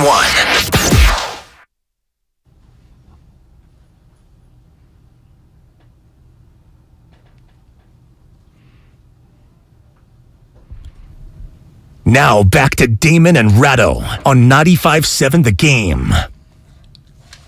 What's coming up next on The Game, by the way? Brought to you by Fremont Bank. Best of The Game, full hour of the best content from the very eventful day here on 95.7 The Game, featuring the conversation, Ray, that we just had with Steve Kerr. We'll also hear Stephen A. on the best of the game. That's coming up here on 95.7 The Game. Congratulations to the new MVPs in baseball, Aaron Judge and Paul Goldschmidt of the Cardinals. Aaron Judge, of course, the Yankees. Aaron Judge, his record home run ball, Ray, is heading to auction. An offer of $3 million for his record-setting 60-second home run ball was spat upon, declined. Somebody offered $3 million for that ball. To whom? The Yankees? No. Corey Yalmans is a 35-year-old from Dallas. And let's see. He is the one who has the ball. His wife is a sports reporter who apparently Grandy knows. Is that true, Grandy? Bree Amaranthus? That is true. Oh, okay, I follow her on Twitter. Really? And Grandy, you know her from college? She went to the University of Oregon when I was up there as a student working at the student radio station. She was covering the Ducks for the NBC Sports Portland affiliate. Okay. Yeah. Which no longer exists. Yeah. Correct. So if you called up, hey, it's Mark Grandy, would she like click or would she be, oh, hey, how are you? Haven't seen you since those days on Duck Radio. I'm not sure she would immediately remember. Also, it's called Quack Talk. Those stolen nights at the beer stein? Anyway, to answer your question, Ray, Corey Yeomans, 35-year-old from Dallas, he and his wife in it, Yeomans, and their lawyer, David Barron, they decided they want to sell the ball with the Golden Auctions House after someone said $3 million. And they said, nope, that's not going to do it. I bet it will do it eventually. The most expensive baseball ever sold at auction, Mark McGwire's then record 70th home run ball, 70th home run in the 1998 season. That went for $3.05 million to Todd McFarland, the Spawn guy. So the attorney says, we've already had an offer for $3 million. Talking to the auction people, they don't really commit to a number, but they said it just could be significantly higher based on New York, the Yankee fan base, and how crazy it could get at an auction. So the auction house said, well, we can't say, but you'll probably get a lot more than that from us. Because all auctioneers speak with a British accent. They have to, or you can't be an auctioneer. I believe that's fact. Of course it is. I'm too weak to argue. Do you have, you're not going to want to play here, but do you have any memorabilia that's of any monetary value? None whatsoever. Don't you have a Ray Bork autographed Colorado Avalanche Avalanche yes, I do. hat? But that has no putative value at all. It has sentimental value because it came from a friend. But I would never sell it. I gave that to you. Yes, I know. You have boob. That's got to be very valuable. I'm not reselling it, though. It's only valuable to me. All right. Well, I'm glad it's of some value. Then the fact that it has no value to anyone else is also true. Hey, should the Warriors be concerned about the Knicks? Because I think the Knicks just won at Utah and at Denver. They're exhausted. Yeah. They should be concerned with themselves.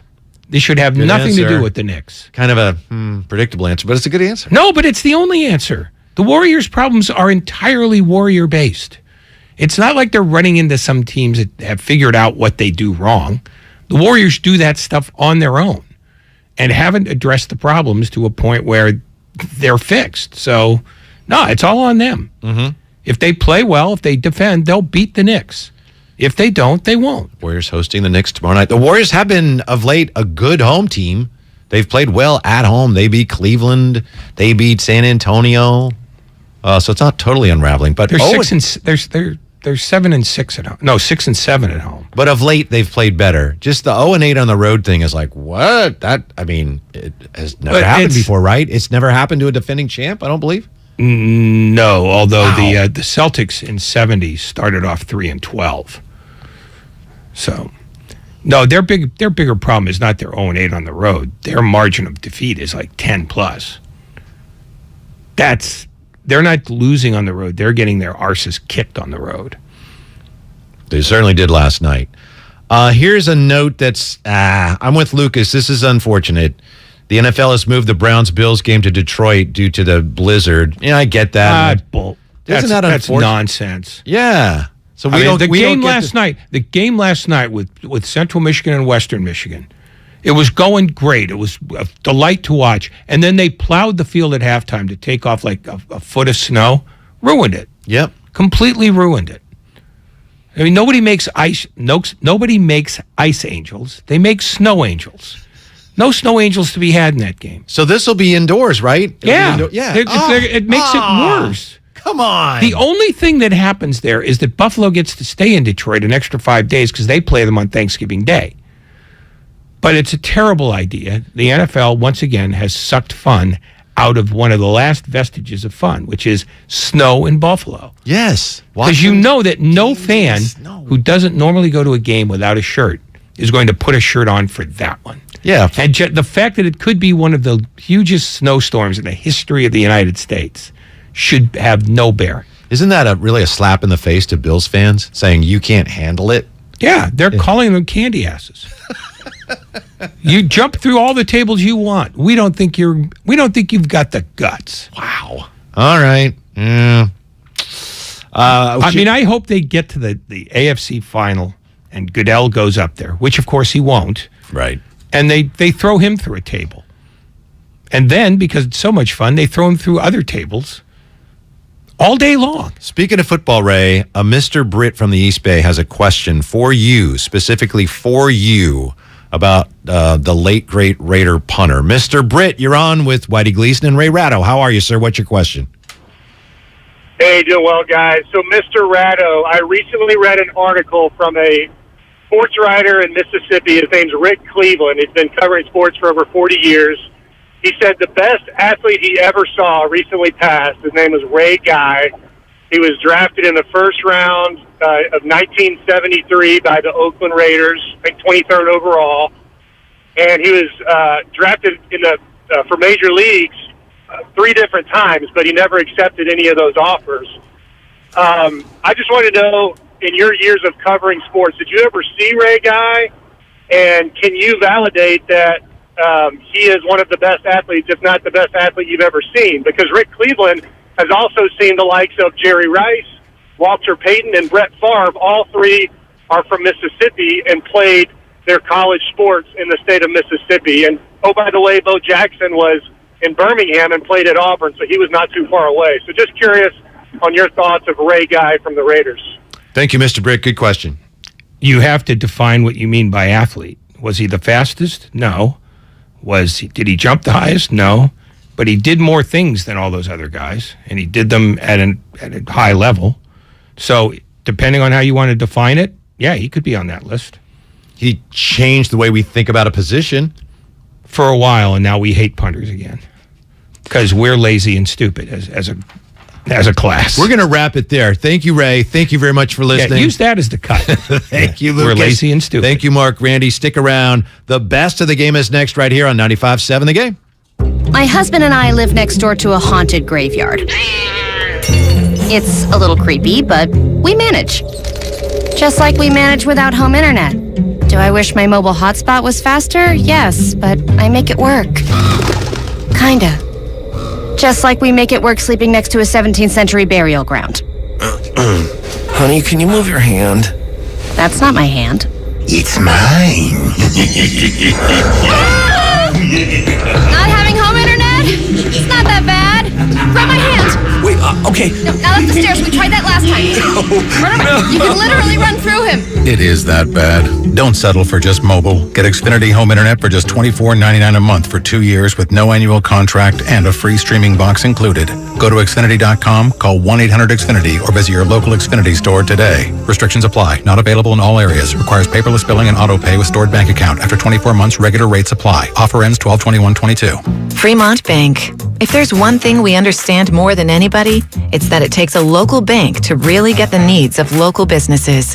Fremont Bank has the flexibility and motivation to service your business loan needs like other banks can't or won't. With our full suite of business loan products and recognition as a top SBA lender in the Bay Area, Fremont Bank is the right choice for local and family-owned businesses. Fremont Bank. Learn more at fremontbank.com. Member FDIC, Equal Housing Lender. Universal Studios Hollywood is where the holidays come together. We've tested it. Festive food with refreshing Coca-Cola. Family, friends, and fa-la-la. Dazzling lights cranked up to maximum merriment. The Grinch and his dog Max stealing your tree. All the science adds up. It's the awesomest celebration of the season.